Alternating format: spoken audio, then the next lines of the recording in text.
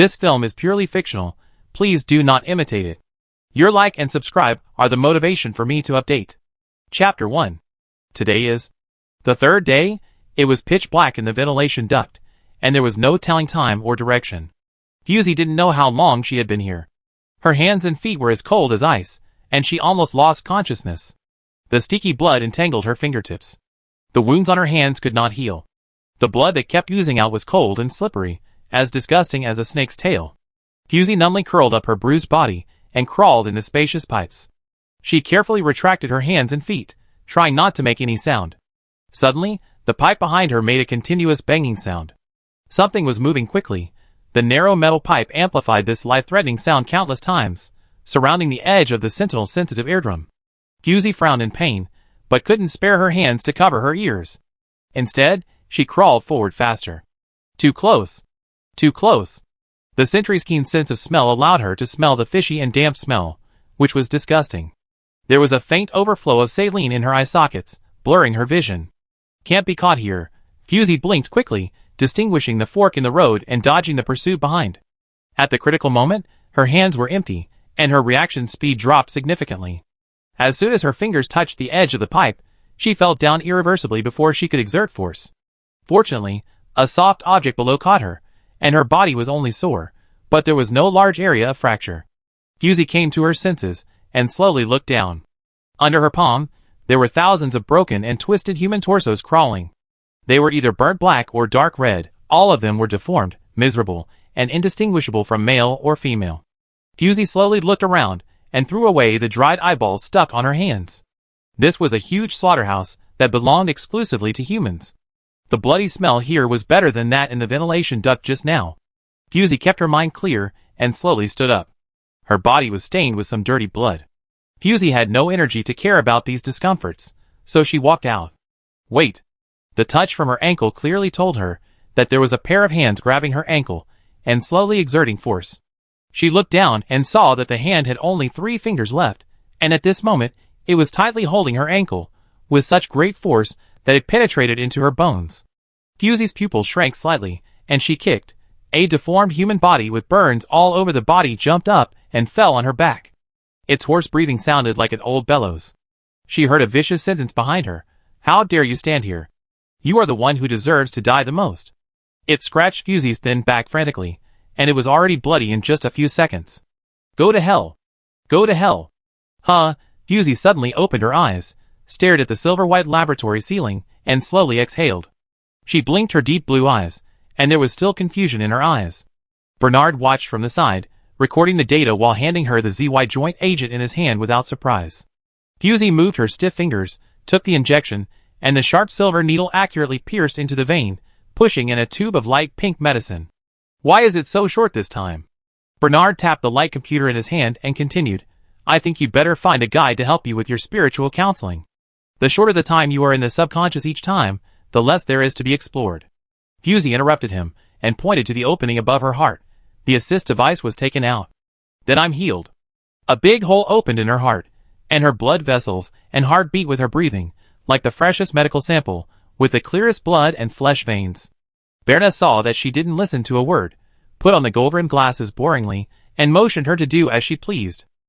Fusey quickly healed her wound and stood up to check the data results at the main console. Her movements were still a little stiff, and the whole person showed a weird and inhuman feeling like a puppet. Berna looked at her back and sighed with pretended sorrow. You Moran people's stubbornness is really engraved in your bones, and it's thankless. Fusey's slender fingers poked on the optical brain, and said without turning back, the funds for this experiment should have been transferred to your account. Please check it. Berna hurried to see. The balance of up to 10 digits was more tempting than anything else. Whatever he said turned into nothingness. Bernard shrugged. Tanya, school has already started for a week. Aren't you going to participate in the mic competition? Aren't you in a hurry to go back?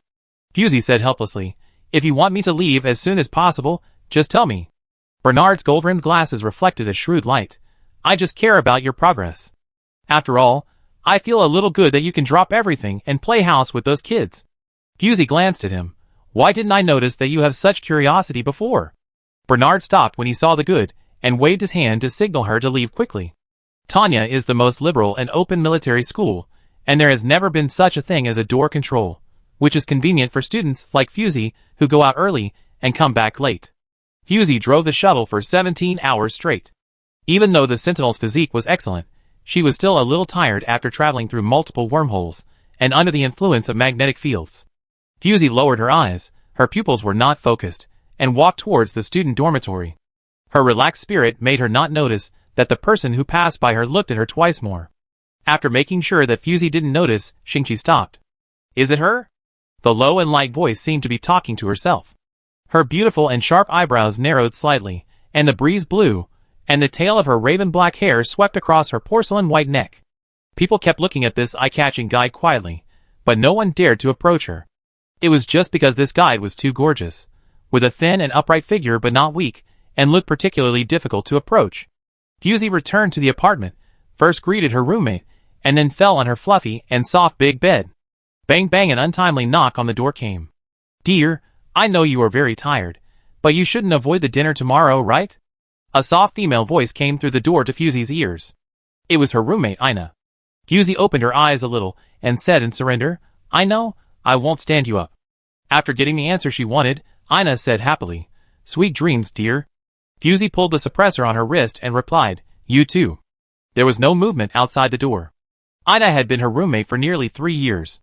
A month ago, she invited Fusey to taste the new dishes she had learned. Fusey agreed, but the manic period and combination fever completely disrupted her plan. Fusey raised her hands, looked at the black number on her wrist, sighed, turned around and buried herself in the soft bed, and did not move. The next day, it was almost noon. Ina gently dug Fusey out of the fluffy quilt. "Fusey, wake up." Fusey opened her eyes and looked at her for a while, and her low voice seemed to have just had a hangover. "Ina." Ina showed a relieved expression. "It's me, it's almost noon."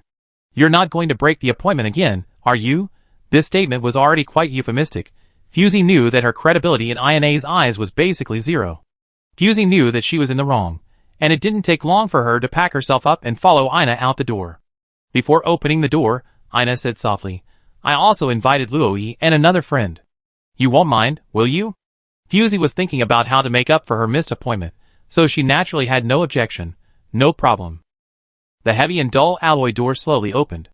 The person inside heard the sound, turned his head, raised one eyebrow slightly, and his brown eyes were unexpectedly soft. "No problem." Fusey fluently continued the second half of the sentence, looking at the strange yet familiar visitor inside, and said with interest, "Introduce me, Ina." Ina walked between the two and said solemnly, "This is Shingchi. I met him at the exchange meeting in Indakla, and his cooking skills are better than mine." Hearing this, Fusey was a little surprised. The person who could make Ina praise his cooking skills must have some skills. Looking at the young guide again, Fusey said with a bit of inquiry, "Hello?" Ina said quickly, "This is my roommate, Fusey. We are from the same class. She lives upstairs from me." Shingchi stretched out his hand, his upturned peach eyes curved into a perfect arc, and the little tiger teeth on his lips peeked out with a smile. "Hello." Ina was about to say something when he saw Fusey grab his fingertips, gently squeezed, and let go, very restrained. Everything was normal. But Ina's eyelids still twitched involuntarily. "Dear, what dishes did you prepare today? Do you need me to write you a tasting experience?" Fusey turned her head and asked kindly. Ina finally knew where her vague feeling of abnormality came from, but before she could ask, she was interrupted by a sudden greeting. "Hey, you are all here." After a not-so-obvious space distortion, Luoisen stepped out of the micro-wormhole, and his cold and enchanting face made the whole simple apartment look magnificent. Fusey was thoughtful. Has the patrol star near the apartment increased its number of members? Luoi exaggeratedly wrinkled his delicate features and said bitterly, "If I continue like this, I will be caught by the patrol star sooner or later. Next time, you can go to my place to save me from climbing over the wall." Yana was very happy. "Can I move the kitchen over there too?" Luoi looked at the kitchen that was full of things, orderly in chaos and disorder in order, and choked up. Yana's love for cooking has reached a point that ordinary people like him cannot understand. He even wanted to get involved. I'm afraid he was crazy. Click. Luoi turned around sharply, looked at the completely unfamiliar Shingchi in surprise, looked around at Fusey and Yana beside him, and almost made a question mark above his head. "Are you in love?" Because of her good upbringing, Ina couldn't say any sexually offensive words, so she could only say in a tactful way, "Wearing the suppressor for a long time may damage your brain, which is not smart to begin with." Luoi ignored her sarcasm, put away his exaggerated expression, and looked at Shingchi. Freshman? Shingchi nodded. Yes. Luo asked again. Guide? Which school were you assigned to?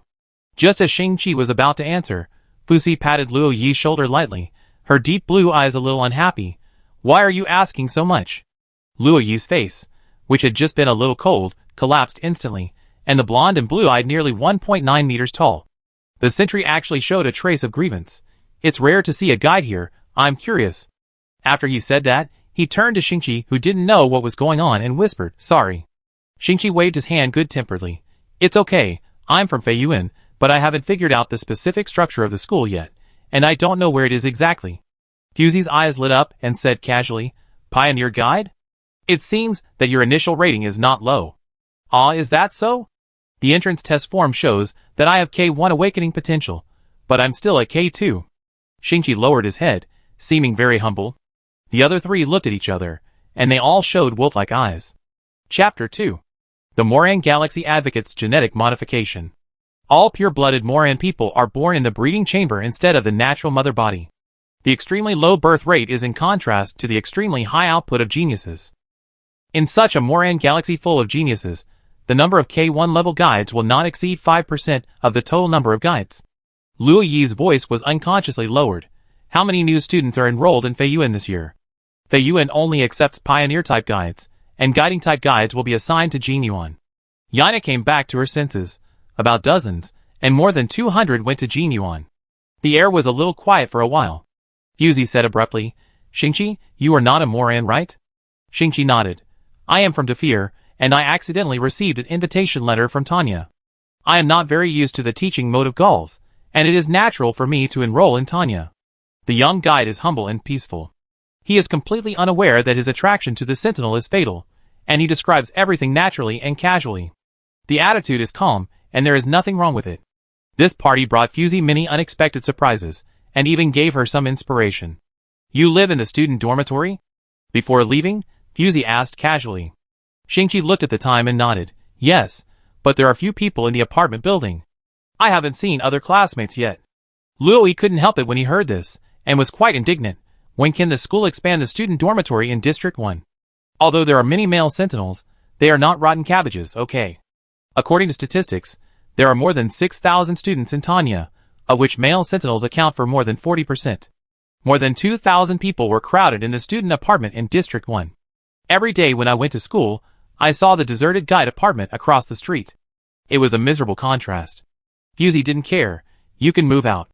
Most of the small villas around the central lake are empty. Just pick one. Luo showed an unnatural expression. Forget it. Everyone present except Shingchi knew what he was worried about, so they didn't extend the topic. Seeing that they were about to part, Fuzi looked at Shingchi's back, thinking, I take you back. District 3 apartment is still a little far from here. Fuzi invited Shingchi in a friendly manner. Luo and Ina looked at each other, and saw the shock that was hard to hide in each other's eyes. Shingchi didn't think anything of it, lowered his head, and the end of his hair brushed his neck. Will it be too much trouble for senior sister? Fuzi smiled, ignoring the horrified expressions of Ina and Luo, and walked forward to stand shoulder to shoulder with Shingchi. Let's go, my brother is also there. Let's go see him on the way. Luo couldn't help but rolled his eyes. Well, this reason that sounds so fake has been given, and the skills of chatting up can be a little worse. After watching the two of them leave the apartment building, Luo snorted. I bet 10,000 sabu that Fuzi has taken a fancy to her. Ina thought about it, and agreed. The mic competition is imminent, and we do need a guide. Luo shook his head mysteriously. I mean in another sense. Ina looked at Luo kindly. Aren't you going yet? The number of night patrol stars will double in a while, and I'm afraid it will be twice as difficult to get out. Luo wailed and hurriedly used the micro wormhole to escape. On the other side, it was just the end of get out of class, and the students coming and going were all in a hurry, but when they passed by Shingchi and Fuzi who were walking side by side, they all quietly slowed down their pace. After realizing for the third time that the guide next to her was not ordinary eye-catching, Fuzi became more interested. Shingchi, are you an adult? This question was out of context, but fortunately Fuzi's tone was very calm, as if it was really just a casual question. Shingchi nodded, his short black hair was fluffy and soft, and a few knotty hair ends were slightly raised, trembling slightly with his movements. His stature was between that of a teenager and a young man, and the guide would not have the exaggerated body muscles and terrifying height of the sentinel. Even if Shingchi was slightly taller than Fuzi, it would not bring any sense of oppression. There is no doubt that this is a guide who is very attractive to the sentinel. Shingchi secretly glanced at Fuzi with his peripheral vision, and found that her attention was not focused on him. It seemed that sending him back was just a matter of convenience, without any subjective emotion. The guide pursed her lips, which were as soft as rose petals, and Shingchi asked softly, "Senior, which college are you in?" Fuzi came back to her senses. "Oh, I'm in the White College, at the edge of the school. If you need me, you can go find Nina. She's in the Blue College, very close to you." Shingchi's eyes dimmed slightly when he heard this. We're here." Fuzi pointed to the hemispherical building in front of her. "I can't get too close. The half-day inspection is coming." Shingchi obviously didn't know what this meant, and showed a puzzled expression. In order to ensure the personal safety of the guides in the college, from 6 p.m. to 6 a.m. the next day, the patrol stars near the apartment buildings in Districts 3 and 2 will activate a high alert plan. The sentinels passing by will be recorded. Once the mental power fluctuation exceeds the threshold, they will be caught on the spot and nailed to the pillar of shame in the campus forum. Fuzi explained patiently. Shingchi was obviously more confused. "Well, not really," Fuzi said in a light tone. "There was indeed no such rule before, but 3 years ago, a guide brought a sentinel into his apartment. It happened to be the combination fever, and the mental power went out of control. The guides in the entire building were affected and forced to move. From then on, this school rule was added." She said it lightly, and it was completely invisible that this incident alarmed the entire school at the time. The acting principal personally confirmed the situation, worked overtime to announce the new school rules, and suppressed campus public opinion. Such strict management was unanimously praised by the guides in the school, and the suggestion box was finally not full. Shingchi hesitated to speak. His clear peach blossom eyes dared not look directly into Fuzi's eyes, and secretly glanced at her from the corner of his eyes. Fuzi was a little amused. "What? Can you add the contact information?" Shingchi took out his laptop and looked at Fuzi hesitantly. I thought he would be rejected, but Fuzi didn't pause at all, and took out the laptop very naturally. "Of course. Why do you use a question sentence? Do I look unkind?" Her tone was very relaxed, which eased the awkward atmosphere between the two. Shingchi hurriedly shook his head, looked at the extra people in the contact list, curled the corners of his lips, and said goodbye to Fuzi obediently. "I have to say, this guy is really eye-catching." After just a short while at the door of the apartment, Fuzi found no less than dozens of obscure eyes looking over here.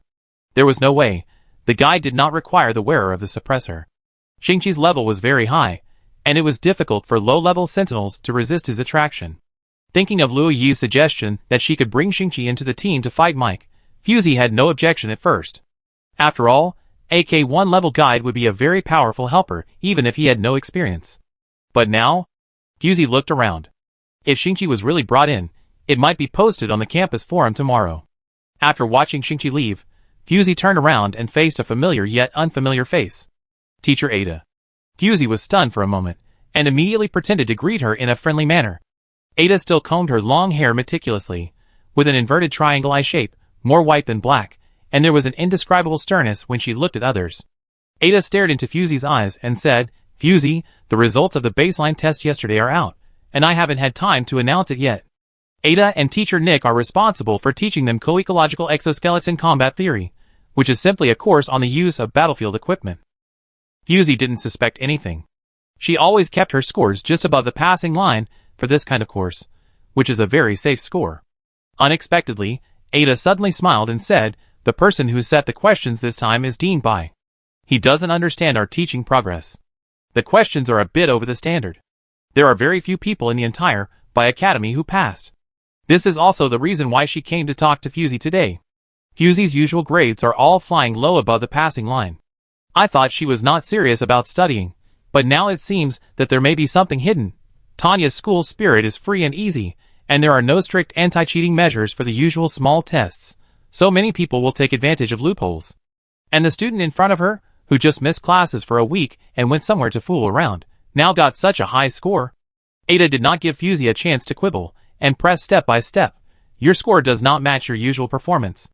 Now tell me, did you steal the questions or find someone to take the exam for you? The direction of things is a bit strange. For Fuzi, those questions are like eating and drinking water.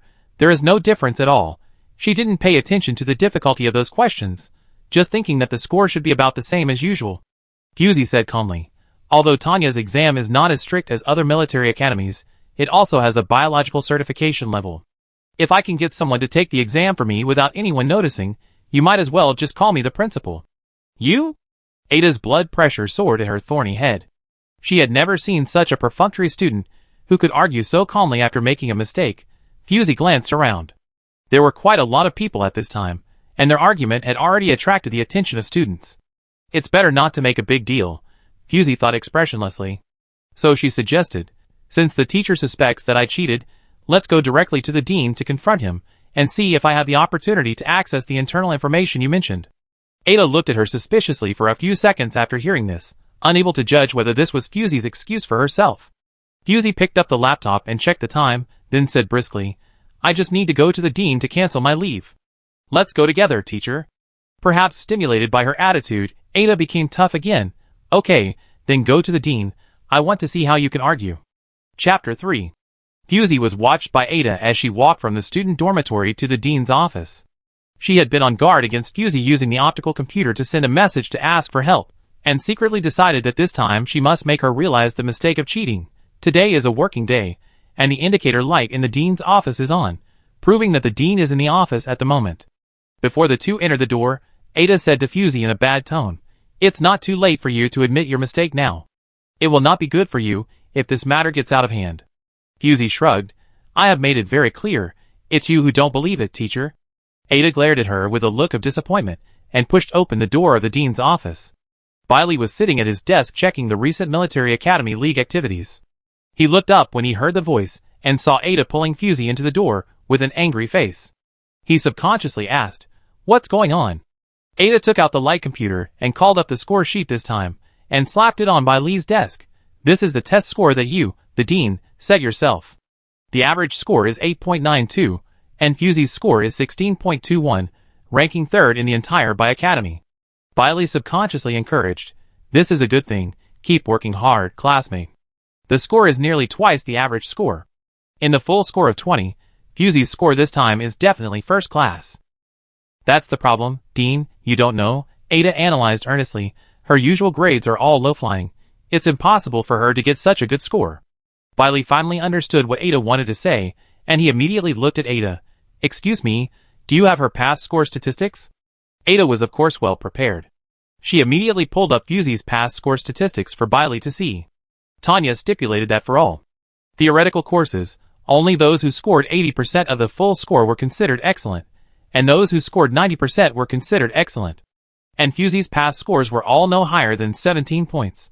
Her scores hovered between 16 and 17, and the whole table looked a little weird. Biley raised his eyes, glanced at Fusey's calm face, and coughed softly. So, Teacher Ada, you now suspect that her grades are fake? Ada took a deep breath. Yes, I now have reason to suspect that Fusey used abnormal means to answer the questions in the exam. I hope the dean can retrieve the on-site monitoring star footage.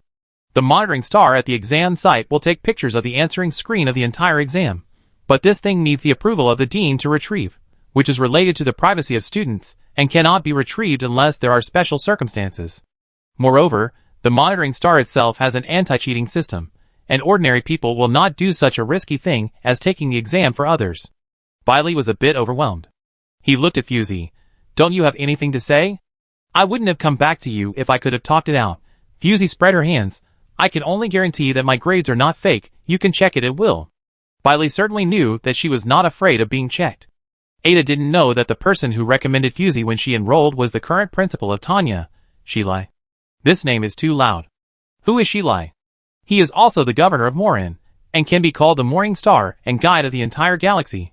How could the students recommended by such a person be mediocre? But the students' admission documents are confidential, and it is impossible to reveal them to Ada because of such a small matter. This is unfair to Fusey.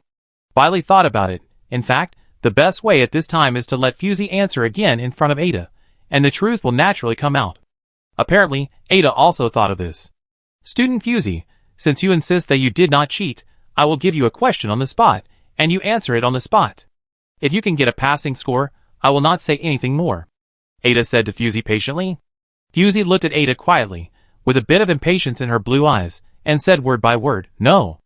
Bailey and Ada were both stunned. Fusey's reason for refusal was simple. If you suspect me of cheating, you can show me the evidence of cheating.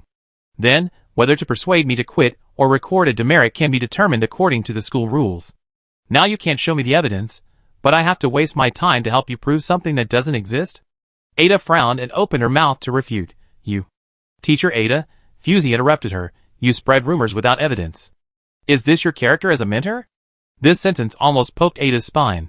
Fusey usually has a low presence in school and is not very active in class. This is the first time Ada has seen her so strong. But Fusey is now suspected of making specious arguments. Ada questioned again. Since you didn't cheat, why do you refuse to answer again? Seeing the situation escalate, Bailey immediately smoothed things over. Teacher Ada, Tanya will treat every student fairly. Without clear evidence, you really can't question whether her grades are suspected of cheating. I will retrieve the video footage of Fusey's test. If it is really the fault of the supervisory star, I will promptly announce the news, cancel Fusey's score, and make corresponding punishments. You can go back first, Bailey said tactfully.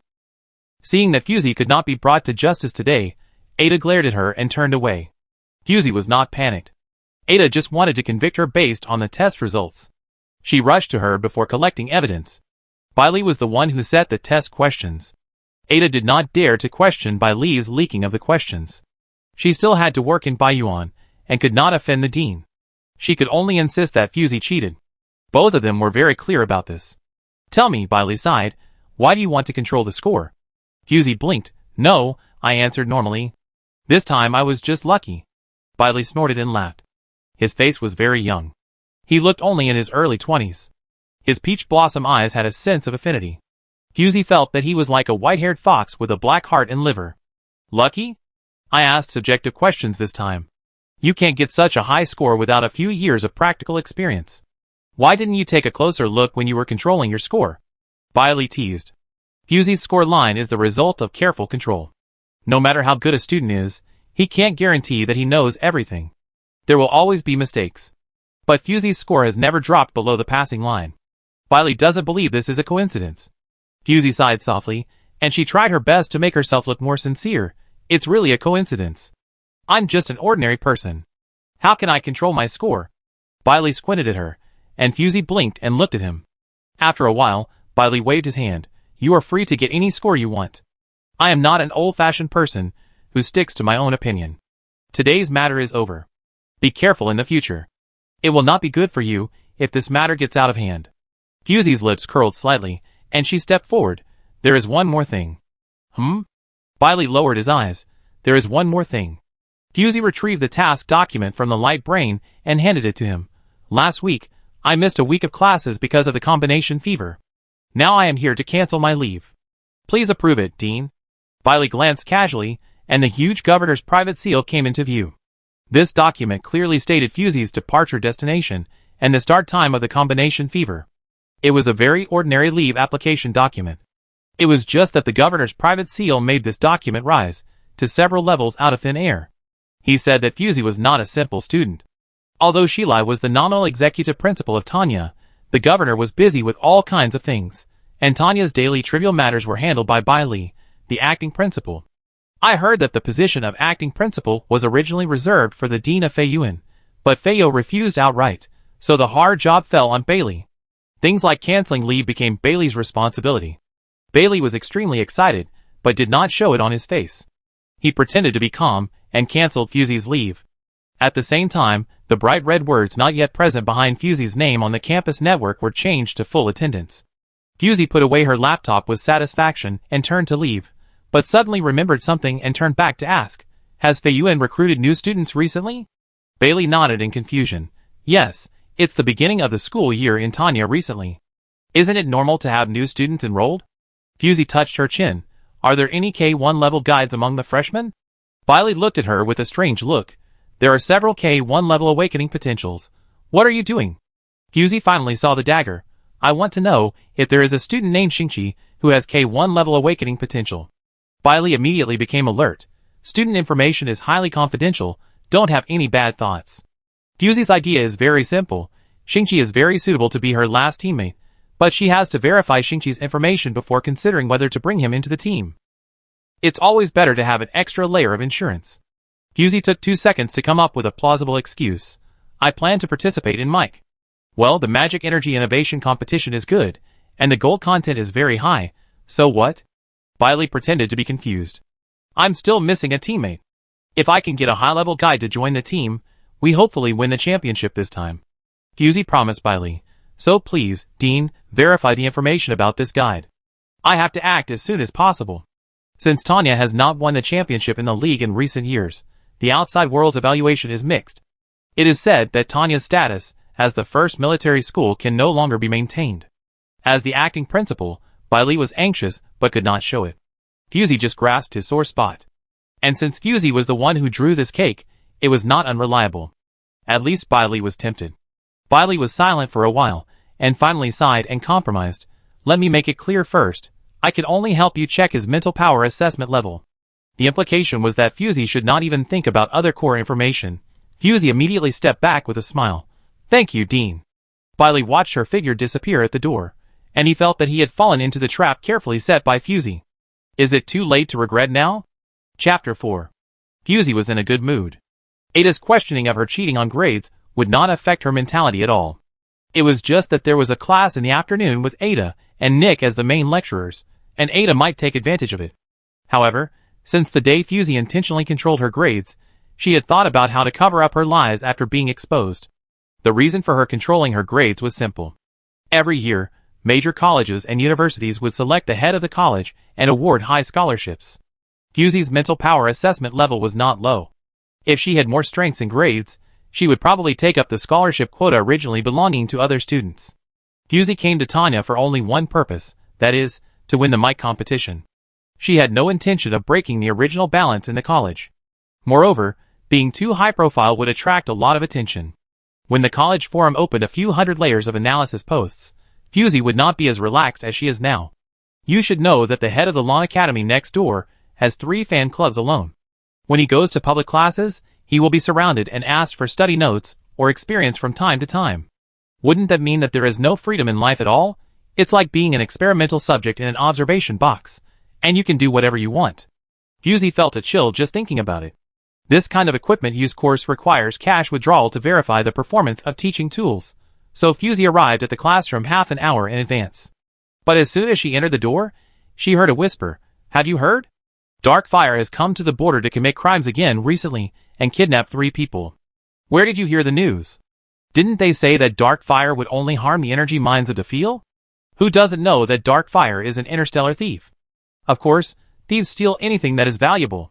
But they were able to take the stolen goods, but not to leave. They were beaten by Admiral Lakia. Fusey eavesdropped openly for a while.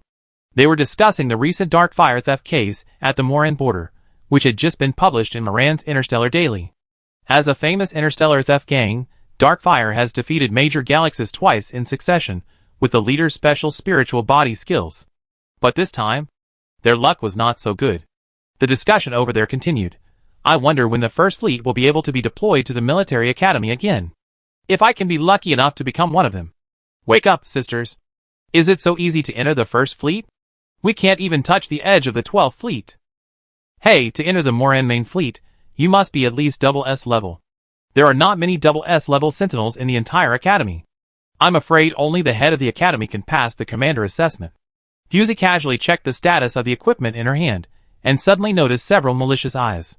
Fusey immediately raised her head alertly, and looked around calmly. This classroom consists of 2 parts. One half is the classroom, and the other half is the firearms practice area, separated by a single visible wall. At this moment, Fusey could clearly sense that someone was looking at her from the other side of the wall. Fusey touched the suppressor on her wrist, and her intuition was a little wrong. But this was a classroom.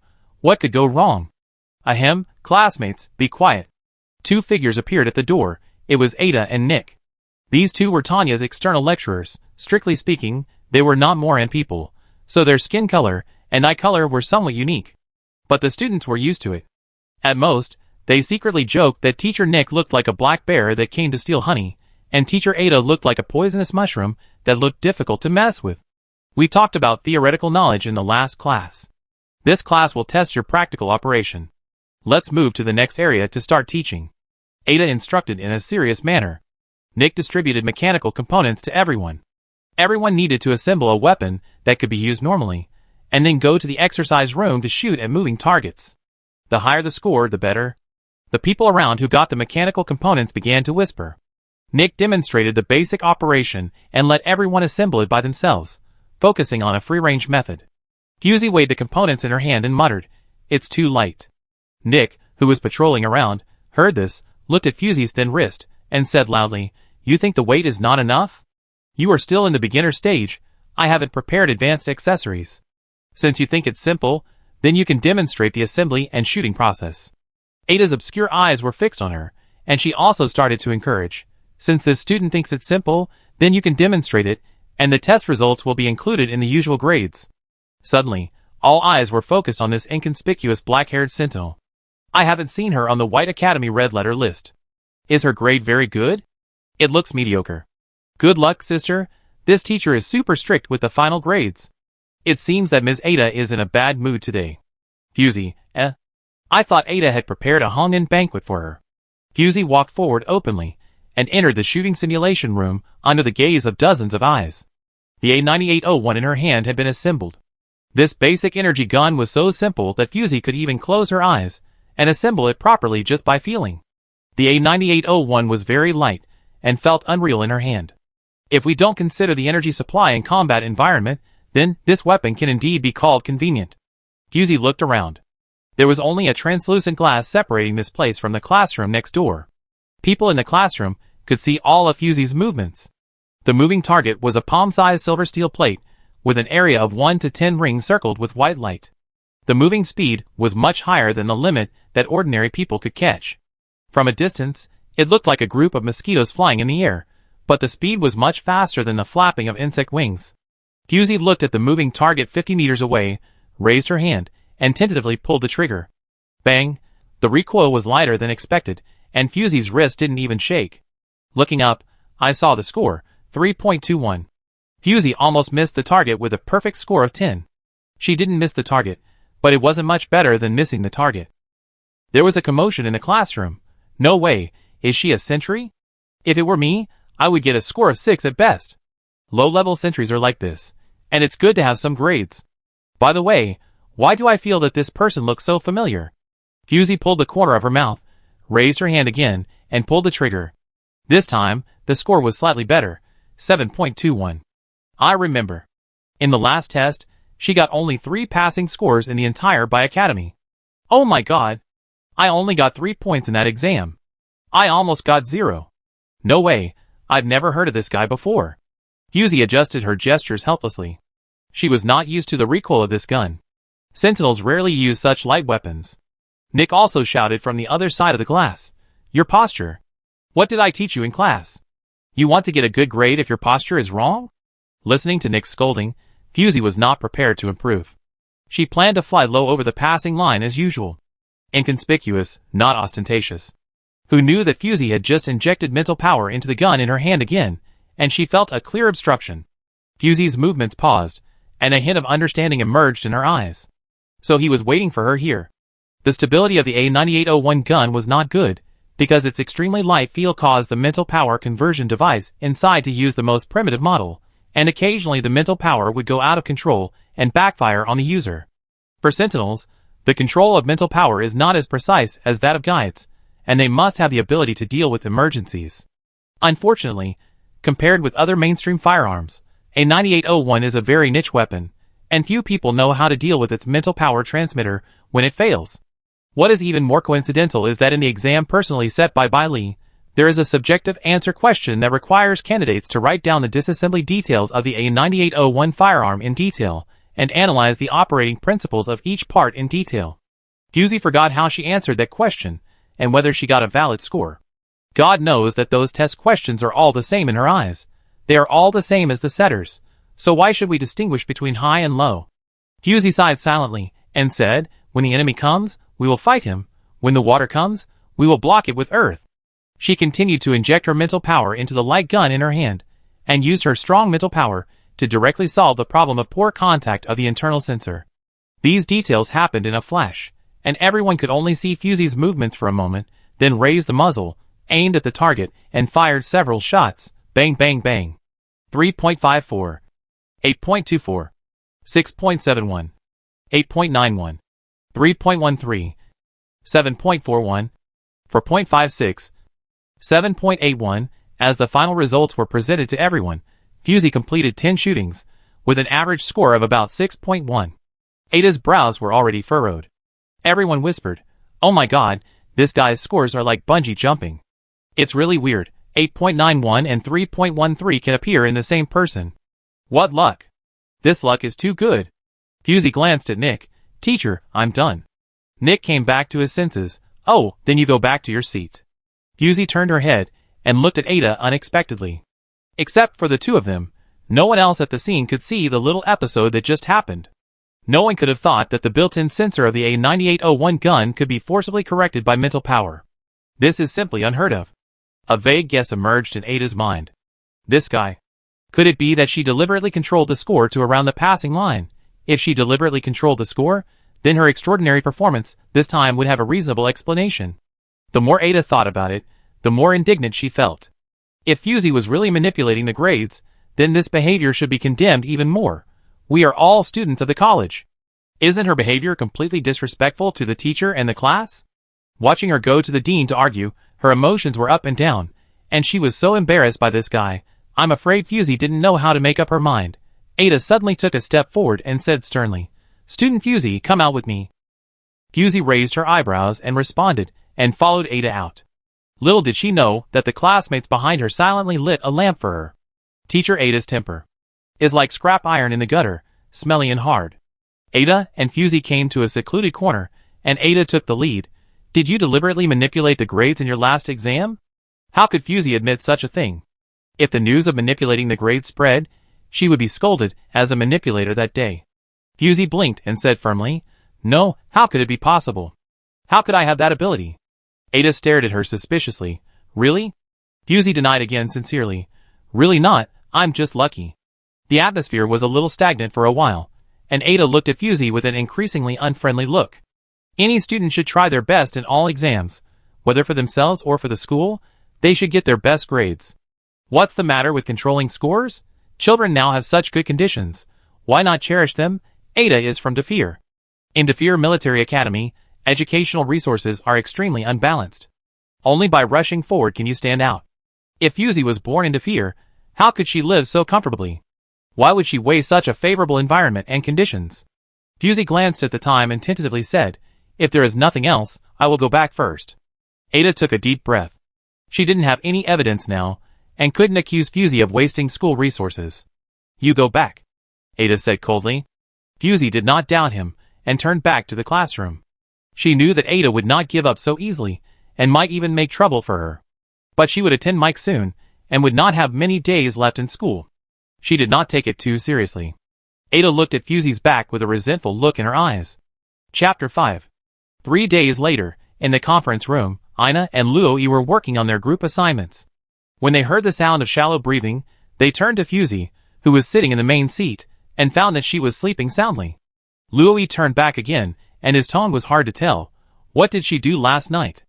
Ina shook her head. "I didn't go back to the student dormitory yesterday, so I don't know." This was a bit intriguing. Before Luo could show that subtle expression, he was interrupted by Inan, who came late. "Sorry, I went to the library to get some information, so I'm late." Inan pushed the portable computer on his nose. He closed the door with a loud sound. Fusey twitched slightly and woke up. She raised her head and said in confusion, "Ah, everyone is here?" Seeing that she was awake, Luo squeezed next to her with a little excitement and poked the inhibitor on her wrist. "Why do you have 2 more inhibitors on your body? Where have you been?" Fusey slapped his hand away and said in a light tone, "Has anyone told you not to pry into other people's privacy easily?" Inan never participated in their teasing. He glanced at the metallic rings on Fusey's neck and wrists and said in an unclear tone, "Can you still participate in the competition like this?" Fusey answered the question irrelevantly. "I forgot to tell you that I have already chosen someone for the scarce guide position in the mic competition." For at least half a minute, no one spoke. After a while, Luo stood up in disbelief. "No way, are you really going to pull Shingchi to play in the mic competition? He is still a freshman." "Who is Shingchi?" Inan pushed his glasses. "What's the extent of it?" Ina looked over worriedly. Fusey looked at the 3 pairs of eyes as bright as fire and sighed slightly. Why are you so surprised? His mental power level is not low. He is already a rare leader among the freshmen. The 3 looked at each other, and Inan said slowly, according to my understanding, you are not a person who produces a large amount of hormones and dopamine to paralyze the brain. Fusey spread her hands. Your inference is correct. Luo patted Inan's shoulder heavily. You don't understand.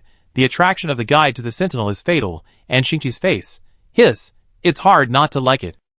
If this kind of evaluation was said by an ordinary person, the credibility would be questionable, but Luo, this guy, has a very persuasive face, so this statement is very credible. The implication of his words is that Fusey is blinded by lust, and wants to pull an inexperienced freshman into the team regardless of the consequences. Inan looked at him coldly. I am also a guide, why don't I understand? Inan was obviously more rational. Well, how should I put it? The difference between a guiding guide and a pioneer guide is probably the difference between a cactus and a thorny ball. Luo pretended to be deep. Inan could not deny. Speaking of which, it seems that Fei Yuan is holding an entrance examination today, and their dean is in charge of the exam himself. Fusey turned her head slowly. Ah? How could she forget this? Fei Yuan, a huge hemispherical energy shield covered the territory of Fei Yuan. At first, the students passing by thought it was newly built to protect the students of Fei Yuan. After observing for a while, I found that it was to protect the people outside from being harmed by the spirit of the pioneer guide inside. Wow, it's been a long time since I saw Dean Fei personally supervising the entrance exam for freshmen. The dean is still as simple and rough as ever. Isn't the intensity of this entrance exam too great for freshmen?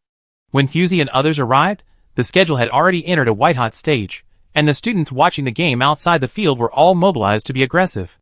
The score between the first and second place is really close. Fei Yuan has geniuses every year, and this year there are actually 2 such strong guides. Who do you think will win? Their mental power levels seem to be comparable, but the mental body of the guy ranked first in points is so strange. I still can't see what his mental body is. The people watching were so sad. Most of them were sentinels, who had just finished class in the Baiyuan next door. Their vision was more than 10 times that of ordinary people, and they could see more details. Fusey narrowed her eyes, and looked at the score screen hanging above the entire Fei Yuan. The first place was Shiza Kanan Kimlin. The name of the second place was not unfamiliar to Fusey. Shingchi and Shiza's scores were far apart, but they were firmly in the second place, leaving the third place by a large margin. The entrance examination of Fei Yuan was originally no different from that of Jinyuan, but if it was initiated by Dean Fei himself, it would be very interesting. Fei Yu was sitting at the commanding height of the entire teaching building, smiling at the battlefield below, her fiery red curly hair obediently draped behind her, and her long boots were shining with tiny red diamonds, shining under the light. The freshman exam initiated by Dean Fei Yu himself was called the King's Cloth Battle by everyone. The rules of the game were simple. Everyone had a golden king's cloth on their body, but considering that the thumb-sized coin was easy to hide on the body, everyone's king's cloth was fixed on the wrist by a bracelet. As long as you took away the king's cloth from others, you would get 1 point. On the contrary, if your king's cloth was taken away, you would be judged out. The one with the highest score will receive a mysterious gift prepared by Dean Fei.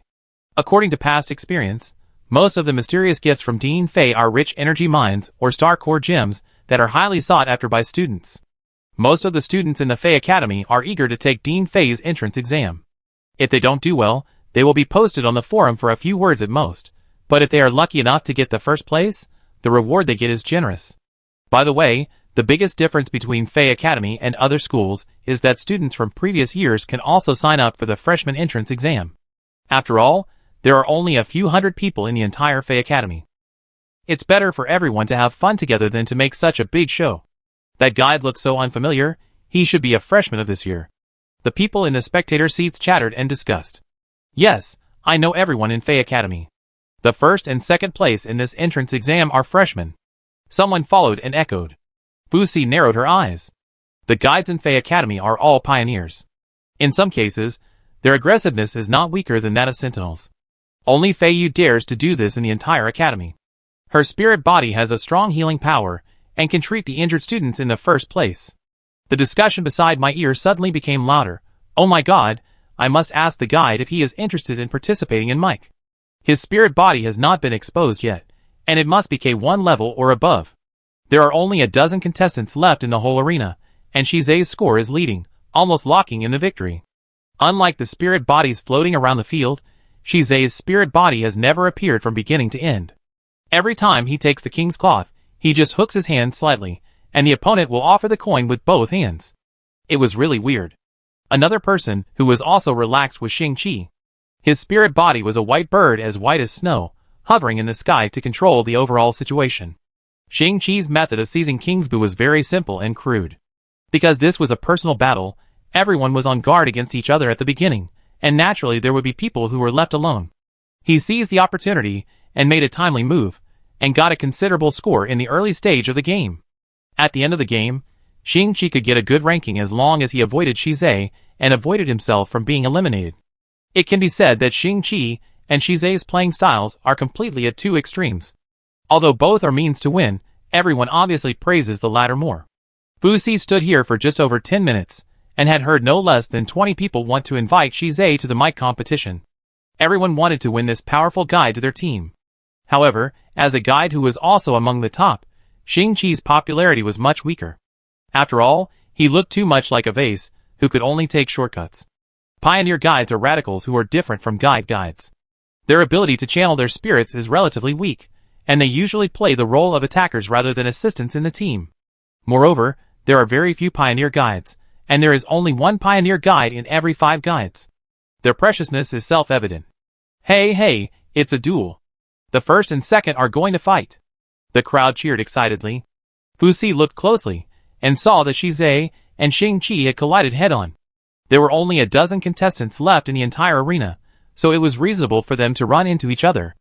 Unlike everyone's imagination of a tense situation, their body movements were very leisurely, looking at each other and chatting. Because of the interference of the energy shield, the sentinels watching outside could not hear their conversation and could only guess. Are you threatening each other? Fight! Who do you think will win? The first place is too far ahead. At this time, even if the second place kills the first place, it will be useless unless the second place can grab all the sabu of all the contestants present. Fusi stared at the two tall figures with a hint of interest in her eyes. For Shize, this kind of competition is too childish. The mental strength of K1 level is enough for him to crush everyone present. And Shingchi obviously does not want to have a head-on conflict with other guides. His true strength is still unknown. Despite all the speculation from the outside world, Shize casually tossed the golden sabu in his hand and asked the person opposite him calmly, "Do you want to win?" Shingchi couldn't figure out what he meant, and said calmly, "You are ahead by too much, and the victory is already decided." "Don't be so pessimistic," Shize smiled. "Now that you have taken my sabu and my points have stopped rising, you still have hope of turning the tables." Shingchi shook his head. He could see clearly that Shize's control of mental power was very precise, and his strength only showed the tip of the iceberg. Who knew that Shize hooked his finger and motioned Shingchi to come closer? "Let's make a deal." Shingchi glanced at the hidden guides around. The contestants who could stay until now were all quite powerful. At this moment, they were staring at the two of them, waiting for the fishermen to benefit from the snipe and the clam fighting. "Hey! Are they going to join forces?" "No, buddy, we have already secured the victory. Leave some room for others." Something is wrong. Their score changes are not evenly distributed. On the almost frozen scoreboard, the points behind Shingchi's name began to rise rapidly, and only stopped when they were on par with Shize. At this time, there were only 2 of them left on the entire field. Feiyu stood up in surprise, and leaned over to stare at the field below. Strange, after they joined forces, only the score of the second place changed. What is going on? A puzzled voice sounded beside Fusi. Everyone was puzzled. You know, if Shingchi took Shize's king's cloth away, he could win the first place in the whole game. Shize took off his king's cloth and handed it to him. "It's yours. Don't forget what you promised me." Shingchi stared at the king's cloth in his hand for a while. He asked once when Shize proposed cooperation just now. At this time, he couldn't help asking again, "Why do you want me to win?" Shize looked far away. There were many students standing outside Feiyu and watching the game. I don't know who he saw, but he smiled lightly. "When Feiyu announces your victory later, help me attract her attention. It only takes 10 seconds. Shize whispered. Shingchi didn't understand, but still took the king's cloth in his hand. The exam is over. The points are settled. Feiyu jumped down from the top of the teaching building, and the illusory wings opened from behind her, helping her to land slowly. Congratulations to this freshman. Feiyu walked in front of Shingchi, took a ring from her hand and handed it to him. It's yours. Shingchi looked closely, and saw that it was a seal made into a ring. Fei Yu smiled and said, "Today's mysterious prize is still the ownership of the energy mine. Everyone always complains that I have no originality, but who doesn't like money?" There were scattered boos and echoes from the outside, and it was obvious that they agreed with Fei Yu's words. Shingchi recalled Shize's instructions, blinked his peach blossom eyes, and asked in confusion, "Really give it to me? This is too expensive." Fei Yu rarely goes back to school, and hasn't dealt with the kids now for a long time. Seeing the clear stupidity in his eyes, he couldn't help but explain a few more words. "Of course it's true. Someone will come to you to sign the transfer contract later. The process is very simple, and there will be someone to take care of it later, so you don't have to worry too much." Shingchi nodded. His eyebrows and eyes were clear and handsome, and his obedient appearance made people feel no disgust. He just showed the ignorance and politeness that a freshman should have. Shize looked at the silver sabu in his hand and winked at Shingchi. The battle for the King's Bu has a history of several decades and has almost become a major feature of Feiyuan. However, few people know the hidden rules of this competition. Shize looked at the silver sabu in his hand. All the people in the arena are contestants, so Fei Yu, who is in the center of the arena, is naturally one of them. And his ultimate goal is this silver sabu. Chapter 6. Fei Yu seemed to be completely unaware that the sabu on her body had been taken away by Shize. After giving a few words to Shingchi, she went to check on the students' injuries. The school spirit of Tanya was free and relaxed, not as urgent and belligerent as other military schools. Everyone was restrained in this kind of entrance examination, and there would not be many casualties. Most of the students in the stadium were slightly injured, and she did not need to use her spiritual body mutation skills for treatment. Please trouble the school medical team to enter the venue. Thank you for your hard work. Today's exam ends here. The corresponding credits will be in place later. Rest early, Feiyo said loudly. Shize looked at her back. At this direction in time, Feiyo should return to the dean's office. Congratulations. The clear female voice reached his ears, and Shize came back to his senses and turned around quickly. Shize took 2 quick steps to Fu Si and hugged her affectionately. Sister, did you come to see me specially? His movements were natural and casual, and it was obvious that he had known Fu Si for a long time, which discouraged many sentinels who wanted to approach him to chat. Fu Si patted his back and whispered, "Have you got it?" "Yes." Shize gently rubbed the top of Fu Si's head while hugging. "I will go to her in a while." The two hugged for a short time, just 2 sentences. But in the eyes of some people, this is proof of their friendship. "Fu Si, don't you want to introduce me?" Ina poked her head out from behind Fu Si. Fu Si half turned sideways and introduced Shize to the teammates. "This is Shize, my younger brother. He is a freshman in Feiyuan this year." Shize nodded to Ina and others. "Hello." Everyone greeted him. Louis looked at Fuzi and Shize and said bluntly, "In that case, do you want to join us in mic?" His voice was not loud, but it was enough for the people around who were paying attention to the movement here to hear, and everyone pricked up their ears. "Sorry," Shize turned his eyes to Fuzi. "I am not interested in mic, and will not join any team." A disappointed wail sounded behind Fuzi, and many sentinels who were waiting to recruit people were heartbroken. Fuzi also nodded and said, "He never participates in this kind of competition, and I don't intend to force him." Louis said "Oh" with some disappointment. Fuzi couldn't help laughing. "Why are you so active this time?" "I have already decided on the candidate, so you don't have to worry." Louis explained, "It's not easy to find a pioneer guide. We don't have much experience in mic. If we can have a big guy in the team, it will definitely be twice the result with half the effort. K1 level guides are indeed rare. There are no more than 10 K1 level guides in the entire Feiyuan." Fuzi's peripheral vision caught a glimpse of a familiar figure, who was rejecting several sentinels, who came to invite him, and his toes pointed in her direction, as if hesitating. The guide's outstanding appearance and ability made him quickly gain popularity. Mike was about to start, and if you miss such a high-quality teammate, you would regret it for the rest of your life. Shingchi, Fuzi waved at the figure. "Congratulations." Shingchi finally moved his long legs and walked towards Fuzi naturally. "You are too flattering. This chip does not belong to me." He took off the seal ring on his hand and handed it to Shize. "This is yours." Shize's eyes were still fixed on Fu Si's ear, watching her hair trembling slightly because of her words.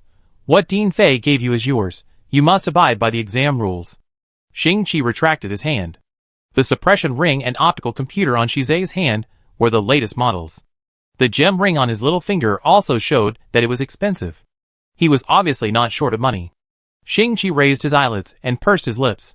Just now I heard you talking about Mike. Sorry, I didn't mean to eavesdrop. Yes, Fusi interrupted his defense. Do you want to join my team? Luoyi widened his eyes in astonishment. Just ask it like that? Don't choose a more formal occasion in time? Okay. Shingchi paused for less than half a second. Luoyi suspected that he accepted Fusi's invitation without even thinking about it. Shiza frowned calmly and glanced at Shingchi, just in time to see the look he cast at Fusi. For some reason, Shiza felt a little uncomfortable in his heart, as if his cat was tricked away by a stranger with dried fish. He came to his senses and thought that he was too sensitive. It was almost time. He had to find Feiyo, and the prize exchanged for the silver cloth was his ultimate goal. So Shiza hugged Fusi's waist and said goodbye in her ear. I will go to the dean's office first and find you later. Fusi nodded. As a guide, Shiza could enter and exit the sentinel apartment, so it was okay to say so. Shingchi watched Shiza leave silently, turned the seal ring on his finger, and lowered his voice. Senior sister, I am a freshman, and I am afraid that inviting me to join the team will hinder you. Fusi watched Shiza's back, and only turned her head when she heard Shingchi speak, and said in a calm voice, Don't underestimate yourself. Look at the people around you. They are all lining up to pull you to play Mike. I'm afraid I have to ask you in return. Are you sure you want to join my team? Shingchi didn't look at the covetous or envious eyes around him. He nodded gently to Fusi. Sure. Fusi nodded and smiled. Okay, we are very tight. Come to the training after you finish the freshman ceremony. I will send the address to your light brain. Shingchi nodded again. Okay. Gentle and docile, like a different person just now. Fusi has been able to hear the students whisper since just now. Who is this? Why do those two favor her? Damn, I'm still a step late. I said good guides won't circulate. She probably hasn't been on the department's red list. She's probably the last one. No way, the team that can make the top-ranked guide take the initiative to ask to join the team is the last one? I don't believe it. The Mike competition is an interstellar league that all military academy students yearn for. All Sentinel military academies will participate. It is a good opportunity to stand out and learn from their peers. It's normal that everyone is busy gathering talents as the competition schedule is approaching.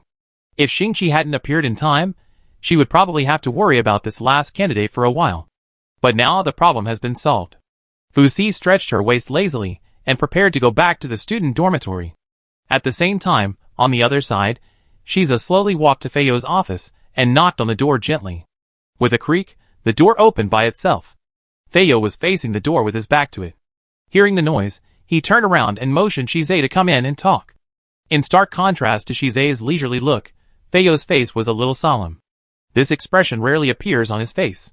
How did you know? Feiyo asked. She asked without a clear beginning or an end, but Shiza was not surprised at all. Shiza spread out his hand, and a silver sabu lay in his palm. Compared with the golden sabu they used in the competition, it was not only very simple, but also had little luster left. I just remembered that someone told me that this game can be played not only by students, but also by teachers. After all, the rules say that everyone in the circle is a contestant, isn't it? Shiza smiled slightly. Feiyo looked at his face, in a trance, as if he understood something. After thinking about it, he took the sabu in his palm back, and put it in the antique vase above the fireplace. The fireplace, which was originally used for decoration, suddenly caught fire. Soon, the fire disappeared, leaving behind a leather-bound book with a sense of age. Feiyo picked it up and patted it, then turned around and handed it to Shiza. My teacher told me that if anyone can beat me in the game, give this to him. Shiza took it with both hands, lowered his eyes to look at the patterns on it, and whispered, Thank you, Dean. Feiyo waved his hand. It's finally delivered. Take it quickly, and you should leave quickly too. I need to rest. Shiza laughed, but didn't say anything more. He also closed the door for Feiyo considerately. Feiyo looked at the corner of the clothes that disappeared in the crack of the door, turned his head, and looked at a group photo hanging on the wall with some nostalgia. The group photo was preserved in a transparent crystal frame, but there were some burn marks on the edge. I didn't expect that someone would really notice this hidden rule. Teacher, is he the person you are waiting for? In the silent room, only Feiyo's murmurs were heard. Chapter 7. On a quiet afternoon, the young and handsome guide sighed slightly, his cold and pale face drooped, and his beautiful profile made people fascinated. Feiyo won't give me a fake book, right? Shiza lowered his head and looked at Fusi, who was resting on his legs, with some sorrow. Fusey was taking a nap, and opened her eyes after hearing this. Why do you say that? Shiza patted the paper book in his hand unhappily. I reasonably suspect that Gulade was crazy when he wrote this book. Fusey laughed. Professor Najir Figulade was indeed diagnosed with mental illness in his later years. But doesn't this just prove that our direction is not wrong? It's no wonder that Shiza was so angry. Anyone who went to great lengths to get an out-of-print material, but ended up writing childish fairy tales and children's graffiti on it, would feel that he was being tricked. Fusey picked up the book that Shiza had thrown at hand and read the little story again. This is a very cliché beginning. A long time ago, a unique old tree was about to wither. Its companions had long since left it. It was lonely for a long time, and finally decided to end its life. Its lush branches withered, and the fallen leaves were as blue as the sky. The rhizomes were blue-green, and the annual rings were seed blue. The whole tree seemed to be irrigated by the ocean. The complex root system could no longer provide nutrients, and the trunk was hollowed out and split, and the past was gone. The text description ended here. This text was written in the very obscure Moran ancient language. If the people who got this book today were not Shize and Fu Si, I am afraid it would take a long time to translate the meaning of this ancient language. Gulade used a lot of paintings and graffiti to express the remaining things. Some of them are weird, some are childish, and some are very fascinating. Don't read it. Shiza snatched the book from Fusey's hand and stared at her eyes. You promised me that you would let me study this book. Fusey raised her eyes and looked at Shiza's blue eyes that were exactly the same as hers, and compromised. Don't worry. When have I not done what I promised you? Shiza glanced at her. My coming-of-age ceremony, you promised to go. Ahem. You agreed to accept my spiritual counseling if you don't have a guide this year. Fusey came to life. This doesn't count. I found a guide. Shiza was about to continue speaking, but his body froze when he heard the words, and his expression was not hidden. Fusey couldn't help but keep a distance from him. Who is it? Shiza asked, pretending to be calm. Fusey also tried to answer calmly. Shingchi? Hey, the book is about to be torn apart by you, and there is no copy yet. Shiza said in disbelief. You are obviously meeting for the first time. Fusey glanced at him. Of course, I just invited him to join my team to participate in Mike Together. What do you think? Shiza ignored her joke. You know that's not what I mean. He sat closer to Fusey. You know what I mean? After becoming an adult, the Sentinel is always at risk of losing control even with the assistance of the suppressor. The safest solution is to find a guide partner for regular mental counseling. As a natural warrior, the stronger the Sentinel, the more fragile his spirit is. This is a gift from God, but also a punishment. Fusey has not received any deep spiritual counseling from any guide so far, and has relied entirely on interferon and inhibitors to get through the disorder period. This is no different from chronic suicide. In this matter, Fusey never gives in. What is the difference between deep spiritual counseling and cutting open the chest to show others the heart? Compared with the spiritual C, the option of cutting open the chest to show others the heart is a little safer. Don't you believe me? Shize slightly opened his eyes. Fusey shook his head gently. It's not that I don't trust you. I just stick to my own principles. The two looked at each other for a long time, and no one said the next word, so naturally there was no step. Shize stood up stiffly, with a lukewarm tone. I want to go back. Fusey didn't say anything more. Then you have a good rest, and there is no rush for the notes. Shize turned his face to her, without saying a word, but his body leaned towards her faintly. Fusey knew very well that if she could find some other topic to coax him at this time, he would walk down the stairs by himself. But on this issue, Fusey didn't want to give him too much hope. Fusey walked to the door, opened the door and half turned sideways. I'm going out too. You can stay here for a while. I'm leaving first. You? Shiza didn't seem to expect her to leave so abruptly, and the rest of her words were shut in by Fusey. Fusey didn't want to escape from Shize, and wanted to go out. She asked Bailey to help investigate Shingchi's information, and had some clues, but Bailey said that he had something to give her, and asked her to go to his office. Fusey walked upstairs all the way. Fortunately, she didn't meet the old-fashioned teacher who pointed at her nose, and scolded her like last time. Sometimes Fusey was also very strange. Obviously, most of the teachers in Tanya were gentle and strong women like Feiyo and Jinsi. How could she run into a radical teacher like Ada? It must be her bad luck. Hey, are you here? Bailey's door was not closed, and Fusey knocked twice symbolically. Fusey walked in very familiarly and closed the door. What did you say you wanted to give me? Bailey spread his hands. Actually, there is nothing special, but there is a quota for exchange students this time, and I want to ask you in person if you want to participate. Fusey raised her eyelids to confirm that Bai Li was serious. I suspect you are taking revenge on me. Then she said, I will not participate in the exchange student activities. At present, we have no plans to visit and study in other military academies. Bai Li chuckled twice. Not? He insisted, pretending to chat. I heard that Feiyue is back. Did you go to observe the entrance examination of Feiyuan? Fusey's eyes moved slightly. You want to see it? Then why don't you go? Is it because I don't want to go? Bai Li was full of grievances when he talked about this. At the beginning, the position of acting principal was reserved for Feiyue. Not only did she not want it, but she also suggested to the governor that I take the position, which made me devote all my limited vacation time to the school. I didn't expect you to be so reluctant. Fusey teased. Bai Li waved his hand and handed her a paper document. This is the file of Shingchi that you asked me to check. Let me make it clear first. It involves student privacy. You can only read it here, and I will collect it after reading it. Fusey's hands did not hesitate at all, opened the file bag and read it at a glance. Bai Li held his chin and said lazily, such a young K1 level guide is indeed rare. He has good talent and a clean resume. Although he is from Defeer's side, you can't just kill him with one stick. It's a good choice for you to pull him into the team to participate in Mike. Fusey looked at the information in her hand and felt that something was wrong. According to this information, Shingchi has just become an adult and his mental power rating is currently K2, but he has the awakening potential of K1. To put it bluntly, he will reach the level of K1 sooner or later, not to mention that he is so young and has a lot of room for improvement. His spiritual body is registered as by Qiangnyo, who is good at long-range reconnaissance and mental interference, and his basic values are also very good, which can just make up for the current shortcomings of their team. The Mike competition requires 5 students to form a team to participate. At present, there are 3 sentinels and 1 guiding guide in Fusey's team. The best choice for the remaining position is the pioneer guide. It can be said that Shingchi is the most suitable teammate for Fusey so far. You are really lucky. The Mike competition is about to start. The last piece of the puzzle is so perfect that it can increase your chances of winning. Bai Li was still chattering in her ear. Fusey took a rough look at the next few pages of the file, which were about Shingchi's interpersonal relationships and family tree. His background was very simple, and Fusey finished reading it in a few seconds. She sealed the file bag. Such important documents are recorded in plastic film paper, which is waterproof and fireproof, and not easy to lose. It is only a thin piece in the hand. I finished reading it. Fusey put the file bag on his desk. Thank you. Bai Li snorted lightly, and his handsome eyebrows were stained with a little surprise. You can actually say thank you?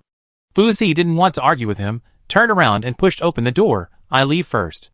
Bai Li didn't care, and finally said, if you don't participate in the exchange activity, I will recommend it to someone else. Fusey turned around and waved her hand. It's up to you. Chapter 8. Ever since Fusey accepted Liana's invitation to compete, Luo Yi has been worried. When he arrived at the door of the simulation room, Luo Yi showed a tragic and heroic look like he was going to the execution ground. In the end, Inan couldn't bear it anymore, patted his shoulder and comforted him. What is coming will come. Luo Yi turned his head to look at him, and said with grief, you are still good to me. Inan adjusted his glasses. He would wear a pair of silver-rimmed glasses when reading. He said coldly, don't get me wrong, I just don't want your personal emotions to affect today's training. You have to learn to adjust yourself. Luo Yi was comforted after hearing this, and cheered up and said, don't worry, today's victory will definitely belong to us. Fusey, who was originally discussing the topic with Shingchi, heard it, raised her head, and smiled. I hope you don't hide behind me today. Luo Yi waved his fist at her, and grinned to express his dissatisfaction. Fighting is fighting and quarreling is quarreling, but the procedures must be followed. Arriving at the simulation room 031, Liana was waiting early. When she saw them coming in, her eyes stayed on Luo Yi for a moment, and she said directly to Fusey, let's start now. The map is randomly assigned?